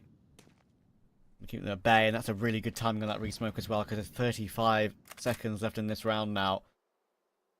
Look at the positioning. I really think it's going to be... sure, Zwei has left the site. They are worried about mid, of course. None of the information, but it's a beautiful tap. And now they know Zwei's occupied with mid. Will they go back and go for it straight away? I think they will. They realise that it's worth doing it then and there, as Zwei is distracted, and actually will allow them onto the site. So, kits available, util available. One will go down. There's that It's boost. still a 4 versus 5. However, it's B site after all. No openings will be given easily. It'll have to be taken by force from the Rafix to hold him at bay. AK stuck in the corner. Normally a 1 and done, but he'll put up 2. There's 1 and 2 more for the CT side with 1 more to go. Oh, wow. Quickly dispatched of. Holy hell, that is Nemiga with a very convincing one. And GTZ's, by the way, not even made the wrong call there. They spot 3 in total from tunnels. Rafix has taken 2. They know they gotta make a different play as well there. They want to get rid of the doors as the reaction. Not to be sandwiched in there between all the rest of Nemiga. Yet still. Firing away on the CT side, they'll take 11. Bomb plant, yes, for GTZ. That's the money they'll need with that bomb plant. And the lost mode is all combined, Honestly, but that is convincing still for Nemiga. Yeah, I was kind of surprised that they actually decided that their only option remaining was to force themselves outdoor. Like, you make a good point. Now, you have to react to what they've seen in tons. But Rafix still took down 2. That could have been enough as well. yeah, I mean, I'm quite surprised they decided to go in towards Zwei like that. Oh, Santa! Looking for more! Oh, I felt for it. I felt for it. I thought for sure he was going to get a full spray down there, but... 3 kills, eventually he'll 333 get taken damage. down. Coincidence. True. Beautiful number. Double that, and it's a devil number. Whoa. Ooh. He's a half devil. Something along those lines for sure. Bit of a demon at the moment, if you could say. Any takers? No. Okay, fair enough. Bit of a lazy one, I'll say. It's looking comfortable now, though, isn't it? Xanta has stepped up pretty well. This is when Nemiga, like, you can tell they really understand the map. I think Nemiga and BC Game, for me at the moment, are probably the two teams that are really solid on Dust 2 and Tier 2 at the moment. Yeah, BC Game, they had a 2-0 against Big as well today, right? Did they play Dust 2? I think so. Or am I BC crazy? Game played Big, and they did play Dust 2, yeah. Yeah, I thought so. Yeah, 2-0 in that game as well, so not bad. Not bad at all. They are really making a great case for themselves as well in BC Game as to why they should be getting these Tier 1 invites, because they're, what is it, like 25th, 23rd, something like that in the VRS? 29th, sorry, I lied. So, yeah, them, as well as many other teams right now in the, 30 and high 20 ratings in the VRS rankings. A single CCT win could be all it takes. And a BC as well, keep in mind, they're headed to Dallas. So, a win there as well, or any wins over there as well, absolutely, is massive for them. Nice to see the teams kind of grinding and making themselves eligible for the invites. Great to see. But focus on this one. I said it's never going to be a 13-5. That's the cutoff point, but I was also expecting a triple overtime after the first 5 rounds. Though Nemiga, they're still looking to keep this one very quick. It's happening. It's happening. They're going to win the game straight away on 12 after they got to 12. Yeah. After they got to 12-4. I can't believe it. Risky Bob says, "Get the hell out of my way. I want the map over and done with." And he gets a double to finish it off. They actually finished the game immediately. Can you believe it? It's a rare occurrence. I'm usually the curse. 34 for Nemiga. They loved us too, and they proved it that. Yeah, yet again, they show that this map is really just theirs. And again, the 2 losses they had, a 13-11 and double overtime. So, Namiga, very much a strong team on Dust 2. And at the cutoff point I said, never gonna be a 13-5. It's not, it's a 13-4. That counts as a quick one. I was wrong in the actual prediction, but still. I'll take that in terms of a very quick Dust 2 if we have to watch it. Because Namiga play a very, very good game there as well. And it only makes me wonder, right? If that pistol doesn't go the way GTZ, what else is there? Because Snappy has a couple of rounds where he's kind of selling us GTZ and why they should be feared here as well. They get a decent first half, not a great one, but a decent one nonetheless. But second half, just not enough to play with in the end with that pistol loss. And we turn our eyes toward Ancient next. Yeah, and that's actually a map where I'm thinking there could be a slight opportunity. I mean, you mentioned actually Ancient is a funny situation for Namiga. Like, their main losses have been only to 2 teams, even though they've had 5 of them. Losses. Yeah, they're literally Cybershock 3 times and Bait twice as well. So it actually maybe sort of lulls you into a false sense of security about how good they actually are on the map. But GTZ, they've actually had some really good wins on it lately, notably Partisan, Sashi, and Connor as well. Connor actually aren't that bad on Ancient. So there's a slight chance with a stand-in, even though they've been playing with them a little bit more recently, of course. I'm not so sure. I think the Namiga have a bit of a skill diff here, and we'll see if that remains true when we hop on to Ancient after the break.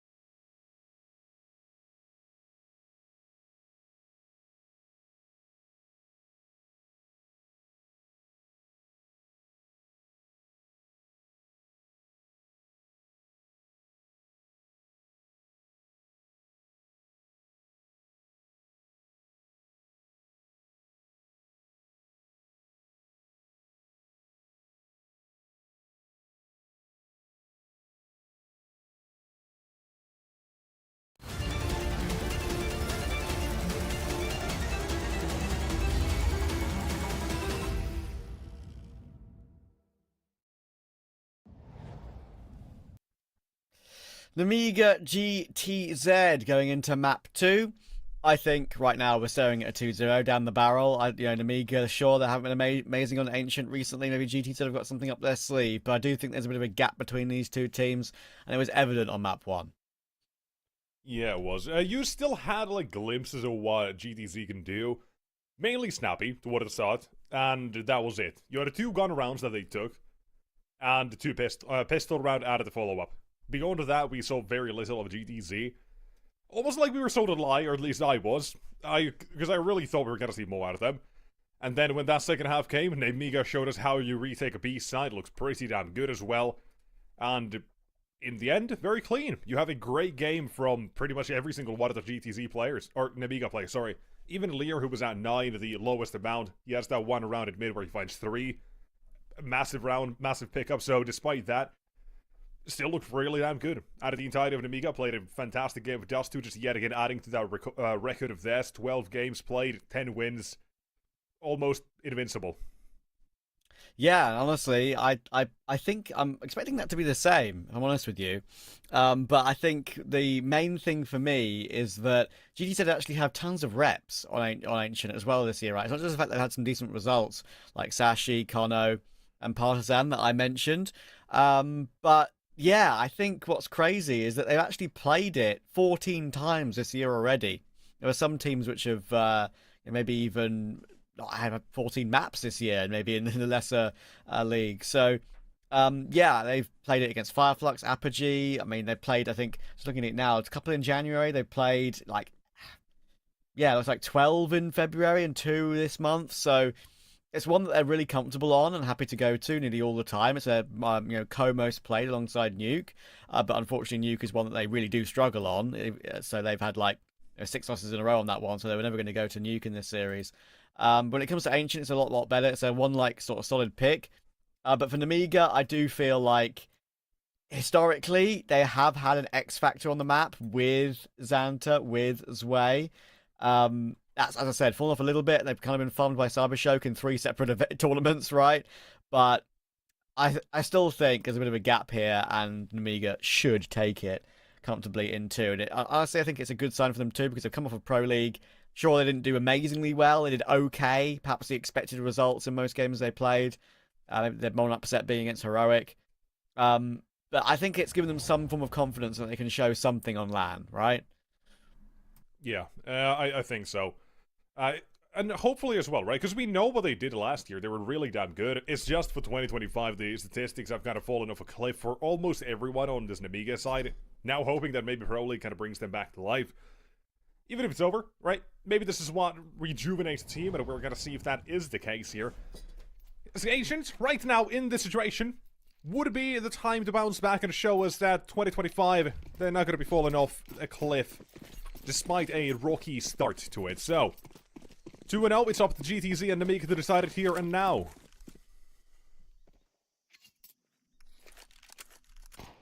More likely to GTZ to deny. They have the reps. They have the entry. Make it 2. Make it 3. Give it a second. Eventually found. Not a 4th, not yet. There's Zwei alone.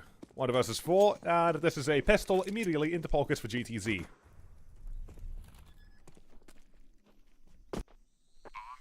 Yeah, actually, the pistols haven't looked too bad for them, I've got to say. The Amiga have had slow starts in the first map, of course, as well. Pistols have been particularly clean. Zwei, does he realise? Oh, that's a good check. He does realise. He'll remove Nope. Nope J. Nopey. Many different ways to say it. Been around a long time, of course. Nope yeah. But this is all just looking for exits, of course. He wants some extra money in the bank. Yeah, we don't know if he's actually been... where he's been shot. I'm assuming he's at least taken damage on the armor, so... There we go. I mean, if he already had it, there you go, the body shots. Finishing that one off. We might have lost one more toward the GTZ side of the bomb explosion, but... hey, little do they care. This is a round of the pocket. A very clean pistol round for them. Now taking both T-side pistols. Or no, sorry, not both T-side pistols, but both first pistols in both maps now. But the last map, that is sold as a lie. For here, we're gonna see a... okay. We saw for a moment a hero Galil being bought. Thank God Xanter sells that one. So anyone wondering, if you buy a Galil, that's as good as you're dead. You're going negative kills with that one. You're probably going to turn it on yourself. I don't know how that's possible, but we'll figure it out. We'll create a new mechanic for the game. It's not bad. But here, the result, exactly the same. Everyone's dying. CC slide and not a single thing they'll get out of this round except for damage. And again, that doesn't matter. Everyone has Kevlar and head armor as well on the T side. It's not like they'll have to rebuy that. Just a little bit of util, so that is round 2 done in the bag. The Amiga first gun round coming out. And there is that. Xanter Famas. Just wanted that util, huh? Has not heard of the superiority of an MP9. Yeah, MP9, I mean, honestly, MP9 is weird right now. Like, I didn't say nerf the crouching accuracy. It's actually made it feel a little bit more uncomfortable when I've held an angle with it. Running and gunning, sure, still the same. But, yeah, I actually have been preferring buying the 5.7 and Kevlar more over the MP9 recently. And Xanter, well, he's making that FAMAS sing. What can you do with it? Looking for 2. A lot better recently, but hang on a second. Oh my word, Carney's just hopping up and down like a kangaroo, and Rafax took ages to finish him off. It gave away an opportunity, but hang on, it doesn't even matter. Nope, just line them up for a 1v2. Yeah, that's not even a misplay on the CT part. You couldn't be prepared for that one. Quickly dispatched off GTZ. Given a massive lifeline here, almost. It's not off the game, it's a... That's just funny. Oh, sure, sorry. I can't keep that out of my mind. Just... Kangaroo, man. That's the first day of someone in B-Hop school, I guess. That's what it looks like. Or your average day for a KZ veteran nowadays in CS2. Or me. All my efforts. Counter-Strike, Global Offensive, KZ. I can't hit a B-Hop to save my life. Actually, I lied. That's... Recently, I don't know what's happened, but I've been able to hit B-Hops again. Here, hitting heads. Xanter with the 5.7 will be offered a little bit of reprieve with a AK collected for Khan. He's headed toward a T-spot as well. That's where the bomb currently is. That is where the T-side are going to be collecting it as well with an OpenJ to get that kill. Bomb will be secured back, and so is that AK. Not giving that over to the Amiga yet. Bait and switch in Cade. The GTZ still got to decide which way they want to go. Risky bomb. He gonna turn them away from A. That's one. Spam the smoke. No more spam, but it's still an A play happening. Charging through donuts. Xanter, 5.7. He's low, but he's dancing and he's jiggling and he's dinking. What? Goodness me. Linko and Spray given no chance whatsoever. And on the round that wasn't expected to be successful from the Amiga, it's more than that. They're going to pick up all the guns off the floor as well. Xanter's got 3, got the AKs, and gets way. Risky Bob and Lear over on his side of the map to pick up more weaponry. Damn. Nope, left on 12 HP, wondering what just happened. God damn. Even going, I think that's, yeah, Lear going for a AK here. Nova J trying to hunt him down. A little bit of pre-fire maybe around the corner. Down he goes. After time. Oh, it doesn't matter. He's got plenty in the bag. Yeah. One of the few occasions where it actually doesn't matter. But Xanter looking clean with the 5.7 man. This shot from... look at that from Mr. was actually really nice as well. But here's the dancing and jiggling that I was speaking about. Xanter, oh, it's making it look so easy. That's not as easy as that. Yeah, you saw as well there was a mist smoke landed above on the roof instead. So allowed him to just walk through full confidence. Out of a GTZ. You know, maybe not the actual reason, but definitely caused them worries in that regard, and that is Namiga getting away with that first one. Daylight robbery, as it were. And looking to double down on this. You don't want to let a chance like this get away. But this could just as well be GTZ, pretty much. Just giving Namiga a false lifeline, almost.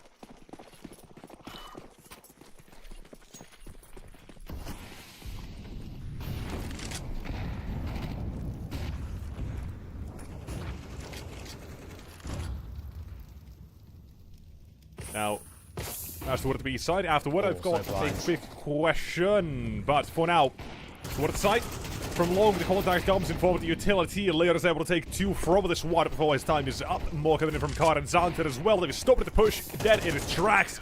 And dead is all 5. Nemiga not letting the chance slip away. Wonderfully done. Now, here's my question. Because I just got a message from a friend of mine watching this game. Asked, is Nopej finish? Does not look like it by the picture.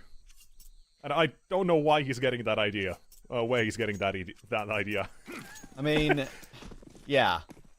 I don't... Quite a difference between Portugal and Finland, I feel like. Yeah. Yeah, it really is. Lots more sun in Portugal. True. I've not seen the sun in a couple of moons. In a few fortnights, perhaps. But that's maybe also my sleep schedule. True. I wake up, the sun goes down. Just wait for summer. You know, we got very cold winters and very warm summers. We got that very, I guess, polar extremes here. It's nice. Seasonal depression, also a thing. And True. winter, Yeah. very, very much the case. But either way. Okay, so actually, I think I know why he might have thought his name's, or he's Finnish, and that's because of the name. Because nope, that's like slang for fast. Nope is the correct word for fast in Finnish, so maybe that's it. You know, a letter of a difference, or just calling it slang and just adding a J at the end, because why not? But, you know, there's definitely people who don't pay attention to every single one of these plays always.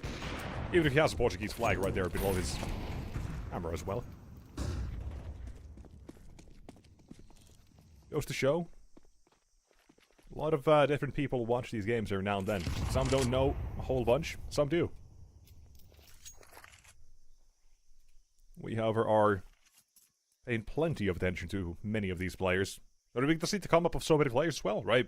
Passion UA last year, we knew before the major they were going to cook something mad. They did.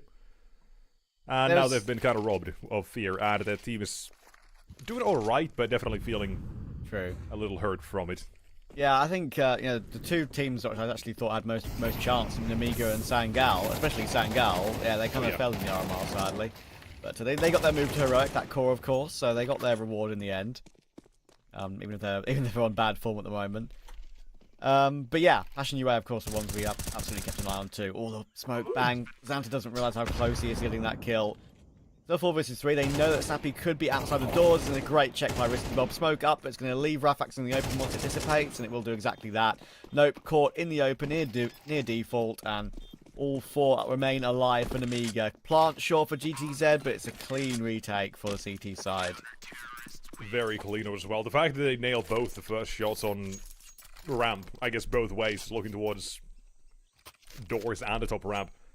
Impressive. This that first one especially as well, because that then just lets them get faded that smoke with 2 watching it, and not much chance for GTZ at that point. And continuing. Bomb plant sure gets them a little bit of something for Nobaj. An AK-47, tech 9s on the rest. Pretty much Rafix though, he's saving for an AWP. And let's see Hero AK, what does it do? Already we've got away with 2 of these rounds today. Of course, previous series, but still. These do tend to work out every now and then. No team is really invincible. Especially not now for Risky Bob. He's dead. Can't shoulder spotted. He's missed his shot. He's also dead. Yeah. And yet another one. There you go.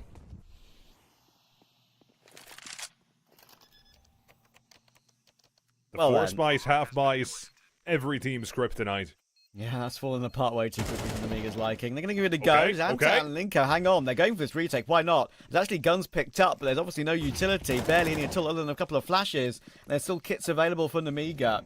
Look at the utility that Lear has. He's going to try and force the backside player into the open. Speaking for Xanta, but Lear's been taken down. It's going to have to be Xanta, but nope, bails them out. Oh my word. Xanta almost did that all himself, but for the little help of util by Lear. GTZ, it wasn't easy, but they do win their round with the pistols.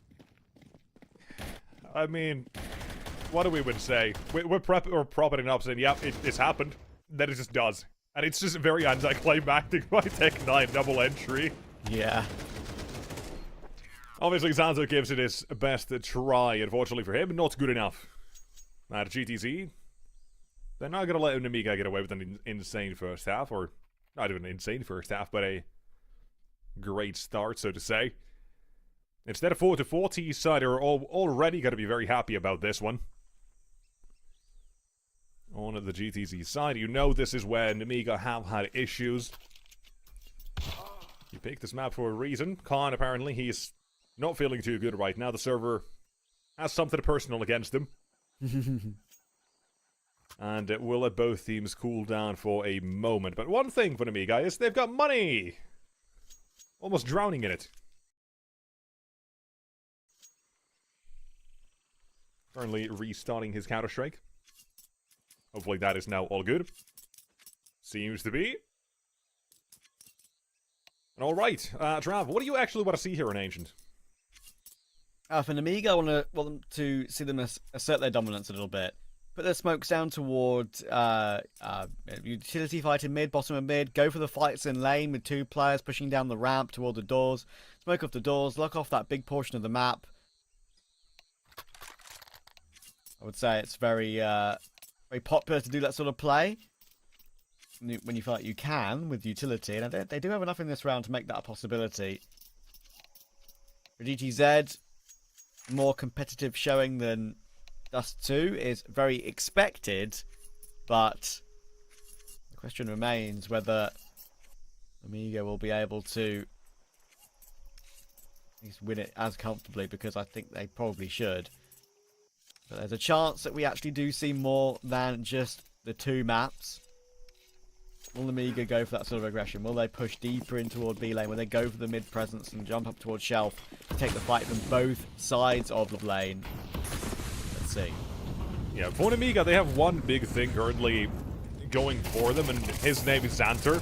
In this round as well as Risky Bob opens things up. There is no follow-up on this. The utility for the T-side has been decent to stop that. OpenJ still gets away with 2 trade from Khan. He's dominant an A side out of his control. No one else is going to be there for GTZ. Instead of full focus toward the T side. Xanter!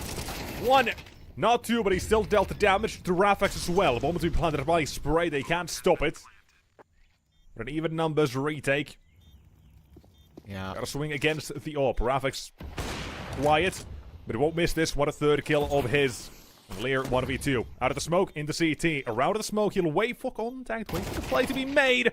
Now, down to the last man. 16 HP. Yeah. 1 bullet to make the difference. There's the Molotov as well. Throws toward backside. That smoke gives him ideas. As soon as that starts to fade, should have a decent idea where the player's got to as well. And he's got to stick it as well. 5 seconds. Rafex not biting. And Lear, 5 seconds stick. Will get the round, and Rafex, he'll at least save the AK-47, but for Namiga, that is the round. Wow. Oh, he's even been able to run back towards CT and grab Khan's AWP as well. It couldn't be better for Lear. I mean, he actually plays that perfectly, right? I mean, it looks maybe a little bit silly, a little bit goofy the way he does go about that, but right-click flash through the smoke, hides in the corner, waits for someone to overextend. That's exactly what GTZ do. You're going to see it in a second. It was this one. Not this one right here. This is the overextension. Lear waits for it, bides his time,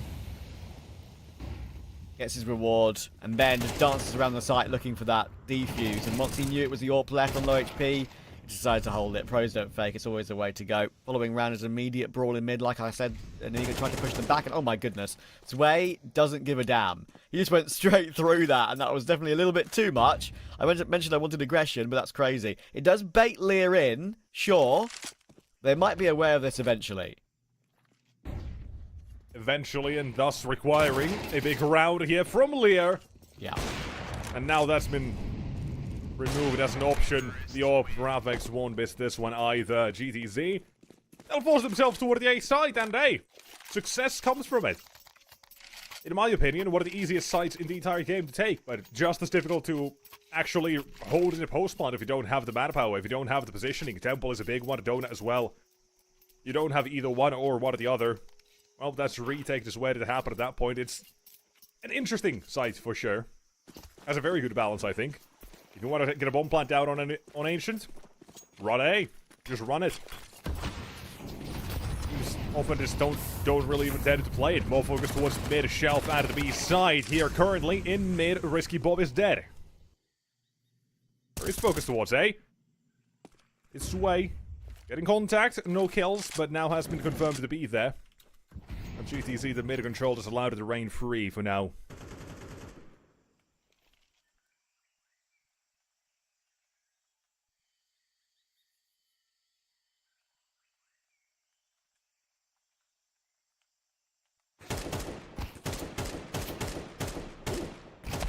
Oh, nope. Trying to tap away. Does manage to deal with Khan. Yeah, looks like CZ might be able to get away with a lead on this first half, but again, look at the damage they've done. Like, sure, they're covering the kills nicely here in Amiga, but he's walking wounded. Spray just needed to connect one bullet through the smoke, and he does exactly what his alias suggests. 2v3. Spray holding an off angle, but checked properly by Rafax as he walked forward with the AWP.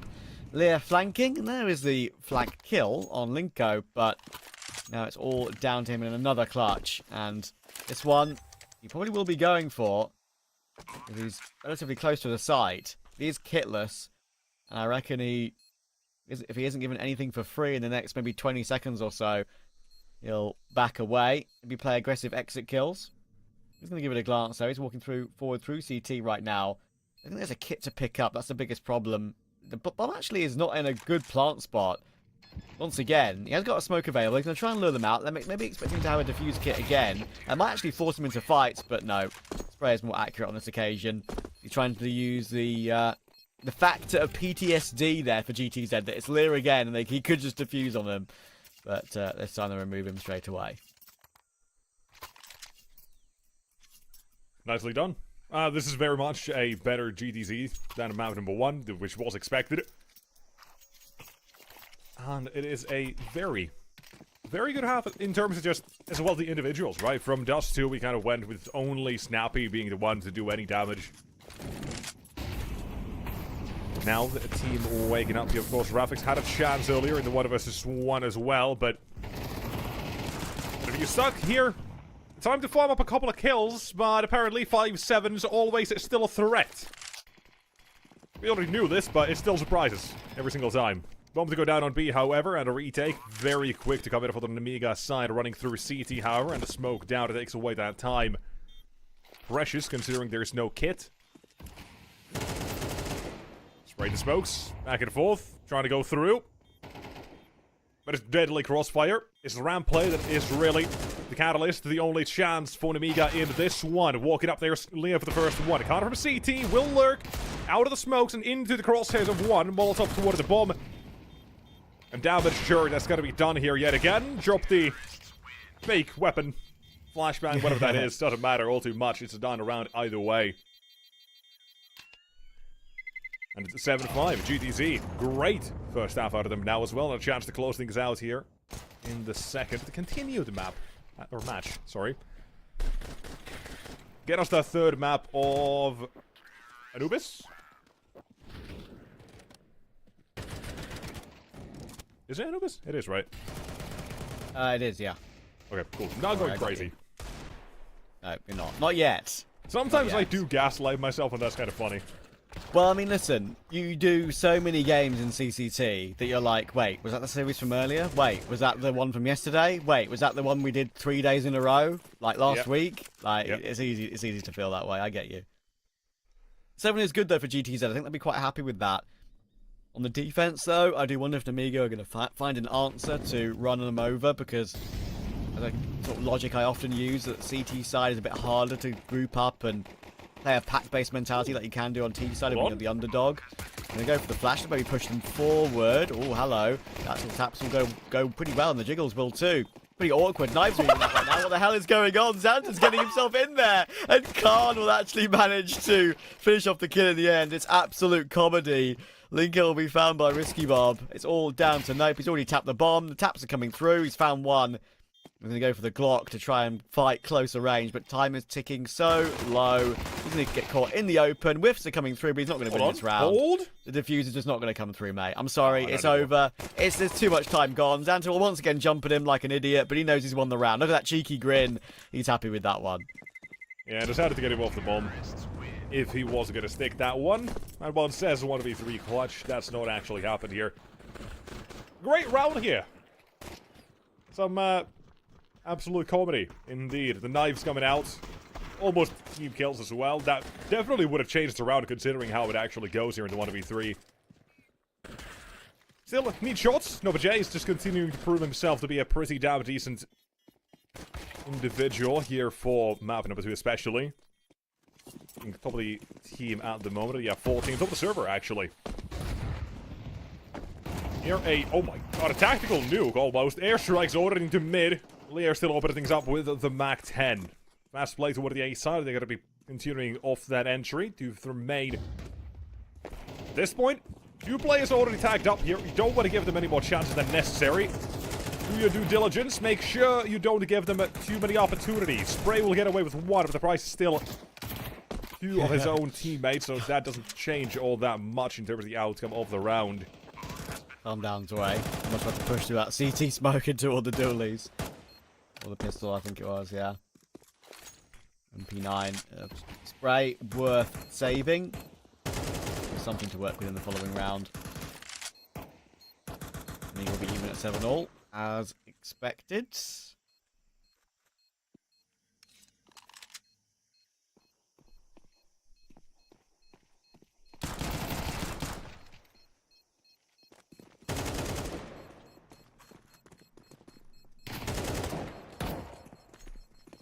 Don't lose anymore. Not a massive save, but MP9, I think a 5-7 out of the armor. Not half bad. Is there a pistol he saved, or am I tripping? Let's see. Nonetheless, game has been tied up here. Forced by the GTZ, not that amazing, and thus Amiga should be on for a fairly decent 8th. But I am going to hold my judgment on that just because of these rounds we've already had and this map already. Tech 9 to the first half of GTZ did strike true. This time even less weaponry, but you know, Counter-Strike every now and then. Bit of a cloud show. And we love it all the more for it.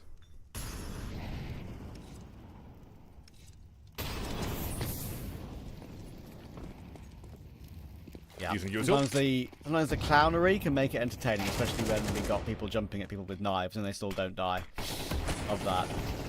Sprays and work his way forward with the MP9. This round is actually still dangerous because Xanta's very low and he will just decide to peek it. He gets run down by 3 players. They do know now where 3 are. Gets the rifle to try and deal with them. AK picked up, and that's the important one. Oh my goodness, it's actually wild. The nade takes Khan, even though he's from the... He's literally done it posthumously, from the grave. Can you believe it? It's a 1v1 after all this. Nope's got not really much to work with other than a 5-7. Zwei has a 1v1 win and got 40 seconds to play it out. Smoke available, and the bomb now picked up.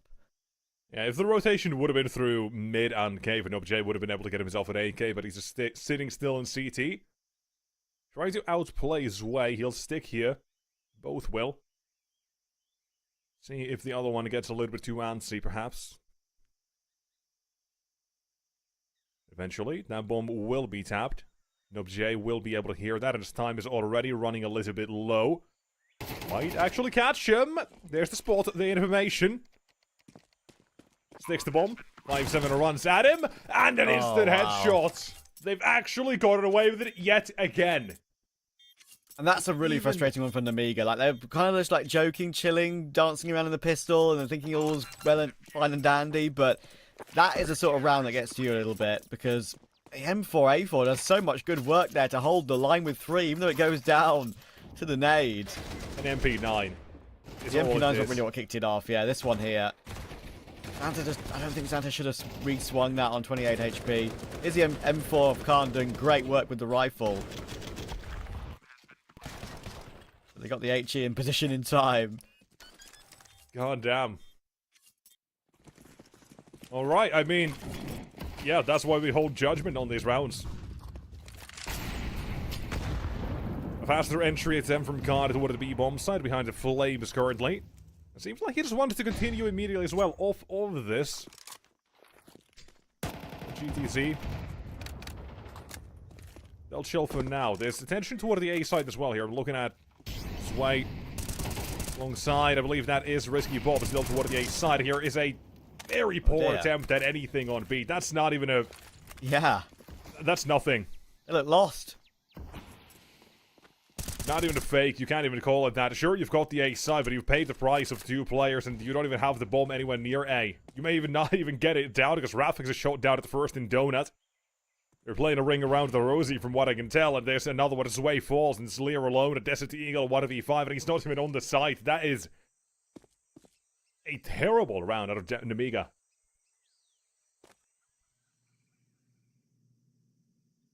There was nothing there. I hate to say it. A very desperate attempt, and that's not even a round where Nemiga have to be desperate. The framework of the... Do we want to call that a fake? I don't think so. A B play. Or a poke. Let's go with that instead. There was nothing with it. They just walked out dry, and the CT decided they were ready for it. They already got ensured that no one is going to be... Or they were already made sure no one was going to be immediately through cave. Either they played passing enough for the actual Ross fight to be effective as well. And thus, 9-7. Map 3 Anubis. Should be 3 rounds away here, but maybe not, because the pistol's always going to be a chance with them. But for now, they've been struck with the bomb. And here's Nova J as well. It's AK-47. Good for a couple. Triple in total. And GDZ, they'll get away with this one, build up a little bit of a bank as well. Nemiga guilty of being a bit lackadaisical in the last few rounds, thinking, oh, okay, listen, we're on T side now, this is our favoured side, we're usually pretty strong here, it's GTZ after all, and, you know, being a little bit carefree, and too carefree. And with that, how they ran up, of course, with the guns, or not the last round, but the round before, on B, like, very disconnected, didn't look right to me. Probably didn't look right to them either, especially the outcome. So, 10-7 now. GTZ, as I said, definitely have a chance to take this to 3. I really did feel like they weren't out of it. And now they have an opportunity. 3 away from Anubis.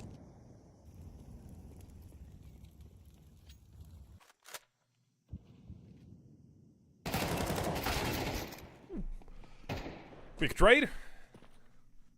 Red room contested. And rotated back to as well for the CT side. They're going to make not just 1 of 2 players, but their presence here with Linko to trade. Now smoked off, that just very quickly tell you the plan of the idea. Nova J needs to be aware in a main. Just trying to figure out if maybe he's missed the timing, if maybe they could have already walked past him. Cautious over this, especially with how long that smoke has already been down in CT. Just mind games between him and a Khan. We're still looking at Xanta, by the way. Bomb in mid, headed toward the B site. Maybe. Waiting for an entry, waiting for a play. Instead, there is finally contact in a main. And J down to half HP. Molotov into Khan. The Galil will take this one. That has to force some sort of move for the T or CT side, and now it is Rafix. Head on a swivel between the mid and A. We'll find the first one. No one's been made. Out of main. Gotta be cautious. Over the second. Oh. Will be found, and now it's done down to Linko. Keep the CT streak going. But it's gone. Running at him, and an AK headshot to decide it. That's a... I don't care they won the round. That's a terrible CT swing. Joking aside, your teammate's just been brought down to 16 HP. You're the one healthy player, and you've wide swung CT. They had time to play within the round. It wasn't like they really needed to massively rush. I understand why they took the fight. Like, you are concerned about the fact that they could just get caught while one player's planting the bomb. But that's just so risky, man. Man, I think I had, what, like 8 seconds, 7 seconds? Taking the risk to plant there and have one player occupied while obviously Zwei is probably... Xanta is walking wounded and trying to hold for you. That is a way to lose the round. Maybe that's the only logic I can think why Collins just swung it. But, like, it's still so risky, and they're playing off of that risk, as they always tend to do.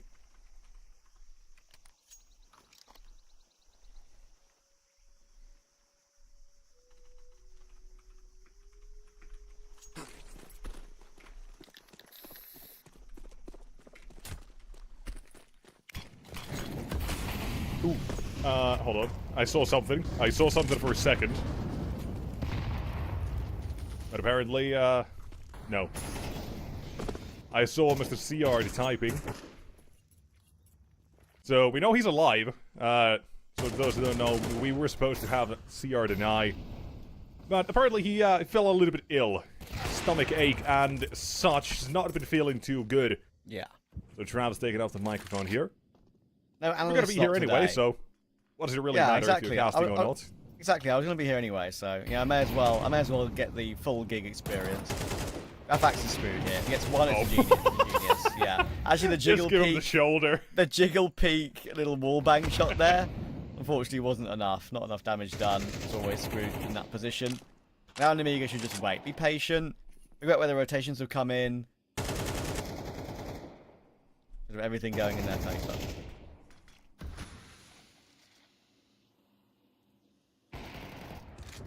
This is a good split as well to one of the B side. They just got to time it well with the cave smoke fading. They do. Risky Bob wins this duel. That is long control taken away into the entirety of B falling. 10-9, and Amiga, they're not going to keel over here. They're going to make a GTZ work for this map if they want to take it. And remember when, 2-3 rounds ago we mentioned GTZ having a little bit of money? They had that economy built up. Not anymore. They got nothing. Snappy will be lucky if he gets away with the M4 here as well. Because you have Risky Bob on the hunt. Though I do reckon he's not going to get there in time. Pretty nasty off angles well in A main. And I like playing myself if I'm ever forced to play the A site, which fairly often does happen. I like that position in A main a lot. It's just a really, really nasty angle. Yeah. Terrorists win.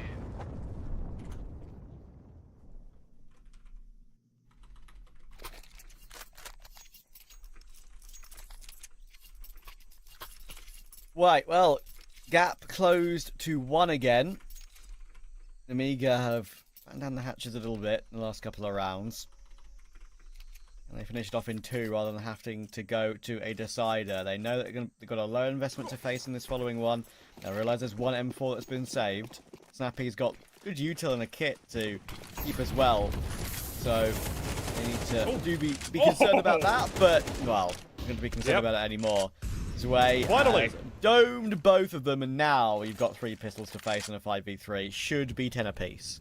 Yeah, that is finally a chance or a round where we're not seeing pistol shenanigans. And normally that's a sentence that we shouldn't be saying. So it feels good.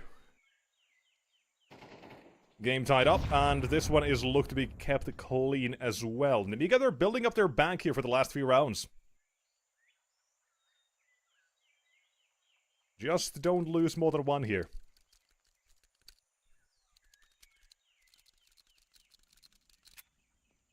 Yeah, that little bit of extra bank will be very helpful. Up to just over 5k per player. Near 6.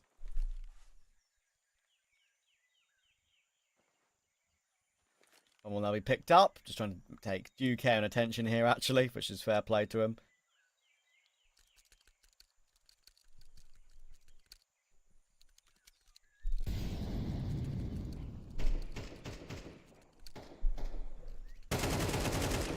And there it is.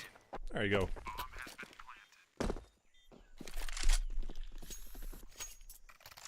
Nicely done. See, I've brought in another update as well here from same person who asked if Noba J's finish. This is the, he's come up with a question of Xantar is from Wish. Yeah, not the first time I've heard that one. Yeah. Yeah. Well, I do wonder if he's named himself that because he was like a Xantares fan or something. Doesn't want to just copy his name. Xanta is different. I've heard it could mean like hunter, but like in Russian. I could be completely off base on that one, but. One thing at least that comment tells me is doesn't matter who you are if you watch Counter-Strike, you only share one brain cell. Yeah, I mean, my brain cell is often taken up entirely by Counter-Strike, so fair enough. Yeah. Good molly. Everyone comes up with the same things. From behind the site. Yeah, true. And now we're trying to jump our way through. Nade, back site. It's actually not committing to it just yet. It's all trying to jump spot and see if anyone's rotated in. There still lurks around middle to worry about too. Yeah, this has kept GTZ guessing for a second or two. They're unsure if they should make a rotation, if this is a fake or not. They'll be fed a couple more chances here. A quick shot for Khan. A double scope. It still nails it. Snappy. What a cross. And Xantar. Hello. This is not from Wish. I think that's Timo instead. Quick headshots. 17 kills deep at a GTZ there. We're going to be forced away from the A site. Off to a save. Advantage suddenly looms over an Amiga. And look at the round again, by the way. Last round was flawless. What about this one? They can hunt. But already, as it is, a flawless one at the start of this one, yet again. That economy only seems to be getting worse and worse for GTZ to actually wear down here.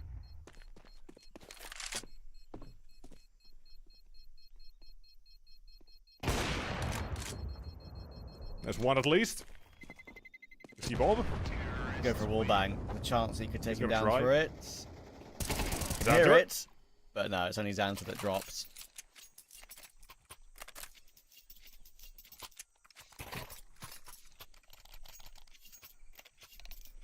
Alright. Timeout. Final one for GTC now deployed. Any chance to come back? It's right here, right now. Because I am looking at that money, I'm looking at the financials, and despite my better judgment, I'm gonna say this is the final chance. We've had our fair share of force by half by shenanigans. I refuse to see another one work out if GTC lose this one. Although, Travis's law might come to effect, who knows? True. I mean, it is usually when it's a closer game, sometimes it doesn't happen as often, but the Sure. The ones where they're up like 12-4 or 12-6, and it's like, oh, they never finish it off immediately. It did happen. It did happen on Dust 2. Maybe this is the non-cursed series. I don't know. Maybe. Who knows?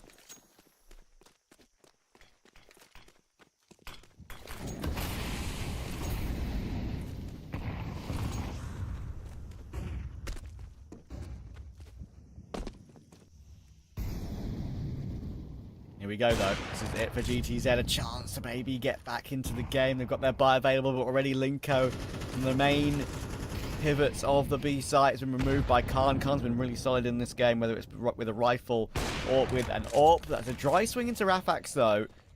Will cause Lear to go down. There's still 2 players on the site now, and a third is going to be rotating in very shortly. In fact, all of them are now currently leaving the A-bomb site. Khan is very low. He's been dinked. He's been jumped upon by Snappy, and rightly so. And Rafax is dancing with the corner. Will deal with Zwei. Now Zwei's very blind. Good support flashes. Leaves it all down to Risky Bob 1 versus 2. Information on the first, but he does get double swung. He tries to go for the face, but he gets double faced. GTZ back at 11. Denied Amiga that 12. The final chance for GTZ, they won't waste that, and now they'll get a couple more. But, as we said, in Amiga, they've been building up their economy as well here, so they've got still money. Maybe not the perfect amount in the bank if they lose this one, but still, 4 out of 5, and if anyone saves and they lose this round, they'll still have a full buy next round either way, yada yada yada, such... You know, depends on the outcome or whatnot, but let's actually see how it goes, because for all we know, that theorizing may never come true. Just a note, for GTZ, it never gets any easier. For now, Xantar, insta headshot, Linko trades into mid, is blood shed out of an Amiga. Wow. Spilling blue on the feed. Spray will take one back, and a second fades into the smoke. Risky Bob won't be found. Advantage kept, but look at that HP as well. With Leo and Risky Bob both tagged up, one down now as well. A 2v4 suddenly down to 2 on both sides. You understand why they've died there? It's unfortunate, but they are just trying to reposition after their mid take. Now Spray knows that Risky Bob is still in mid as well. He was able to get away behind that bottom mid smoke while the low HP of Lyra and Sway continued to fight after that early pinch from Shelf into mid. Good play. This is going to be interesting, and that's the most important kill of the round for Spray. Leaves it down to Khan 1 versus 2. They switch to the rifle to have a bit more maneuverability. He was making a play to B. Being let slip now a little bit. Spray's attention kept away from A for a couple of seconds because of the movement direction. And Khan, he'll have a chance at a 1v2 here. The bomb about to go down any second, and now the Spray is not going to be here. They'll play with the advantage. There's that Molotov, confirmation of the position. Carter now sticks the bomb. Has a little bit of time to set himself up here. Molotov fades. In from CT as well will be Rafax for a shot. Will be taken. And back behind default with Rafax. In for the swing as Khan will take them both. Namiga the first to get 12. What can you do? What can you do when Khan shows up? And it's the ultimate nightmare. You're down 12-11, and what's your economy like? You can probably get 2 M4s if you're lucky. I mean, mostly I think the FAMASs and professional MP9s. term we'd use for this, the economy's kind of dookie. Yeah. It's not the greatest, not the Dookie. worst, but it's just kind of there.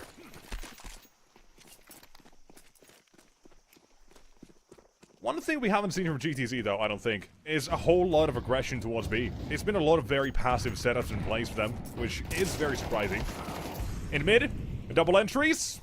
CT side, they will be chased. One ball into Donut. That Molotov will be a death sentence for Snappy. One way or another will be caught into the corner. Shadow spotted. At 2 kills away from taking this entire series is Namiga Gaming. And now to make it 1 and done. 13-11 for map number 2. It will be closed out. And one hell of a game from Namiga.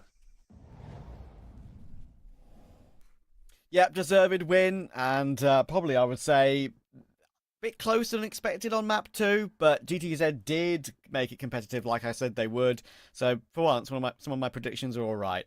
13-4, 13-11. And it actually took heroics from the likes of Khan to finish off that game. And actually, you got to remember that one round as well, where it was 2v1 with 10 seconds on the clock, and he swings CT to get that one kill. If that fails, then Zwei behind him probably is very unlikely to trade that on 1 bullet from death as well. So a number of really impactful frags from Khan over the course of the game, and that's why I think for me, I think Khan is going to be the better option, and I think Car Producer agrees with us as well. Easy MVP award for him. He's very hit and miss and can still be a bit up and down when it comes to his individual form, but I've always loved watching him. I think he's got something about him for sure, and if he can fix some of those inconsistencies, I think he's got a good future ahead of him. I think with the rifle, he can be just as good as with the AWP sometimes. Yeah, you can make that argument as well to fix the inconsistencies for the entire team at the moment for 2025. Because it has been a rocky start. EPL now maybe has rejuvenated them a little bit here as well. This game is a great win for them, in the sense of just getting some actual wins and reps on Ancient as well.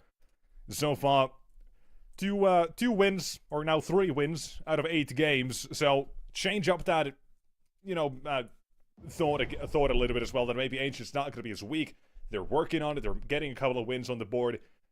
GTZ is not the absolute cream of the crop. They're still up and coming, but this is still a good win. It lets them have a bit of confidence. And again, it's a close game where, I'll say this, if you don't have 2 half-buys or pistol rounds, by the way, for GTZ ever here on Ancient, it does not get this close. They had one on the C side, one on the CT side. So they do get away with a fair bit in that regard.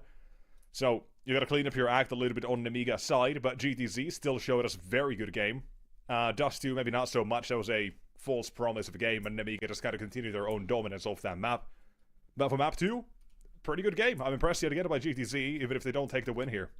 Yeah, actually, I think it deserves to be said as well for Namiga that actually they have another, I mentioned it was actually pretty good for 9 Pandas as well. They have a pretty decent bracket, I would say. I think their next opponent is either going to be Medisport or Gunfive. I believe we can have a look at the schedule for that as we have a look now. There we go. So they're already through. And Medisport or Gun 5, I would say they are the slight favourites against both of them. Gun 5 might be a tough game. Medisport's form is very up and down. So, yeah, definitely interesting as we get toward the end, of course, of CCT Season 2, Series 19 and Series 20 to be played. And right now, I think the 4 teams we've got in the quarterfinals confirmed today are the right teams, it feels. I mean, BC Game Online are kind of just better than Big and have been for a while. Big are so up and down. Namiga, Nine Pandas, and Navi Junior all through after that really tough game for Navi Junior earlier. I think we're in for a great playoffs and a great couple of series to end off the season. Yeah, just quickly as well to note, BC Game, by the way, currently in Bucharest close qualifiers, 12-11 the last map against ENS. Yeah, so, like one. Yep. They've been grinding today as well, and they're not the only one. We had our previous series as well, which Nine Pandas and Bet Boom both having played a series before this or their one as well. There's a lot of Counter-Strike going on here, and even more to come tomorrow as well. Indeed, yeah, make sure you pop back in tomorrow. I think I will be around tomorrow, I'm pretty certain. I think I've got some scheduled matchups, so delighted to be back. I will see you then, Nexus. Thank you for keeping me company, of course. Unfortunately, Teo was unwell, a bit of a sick tummy, and hopefully he feels better, but at least we got to cast together, which is fun, I suppose. So, it was. Yeah, hopefully Teo gets better, but for now, we'll say good night and speak to you guys very soon. Cheers.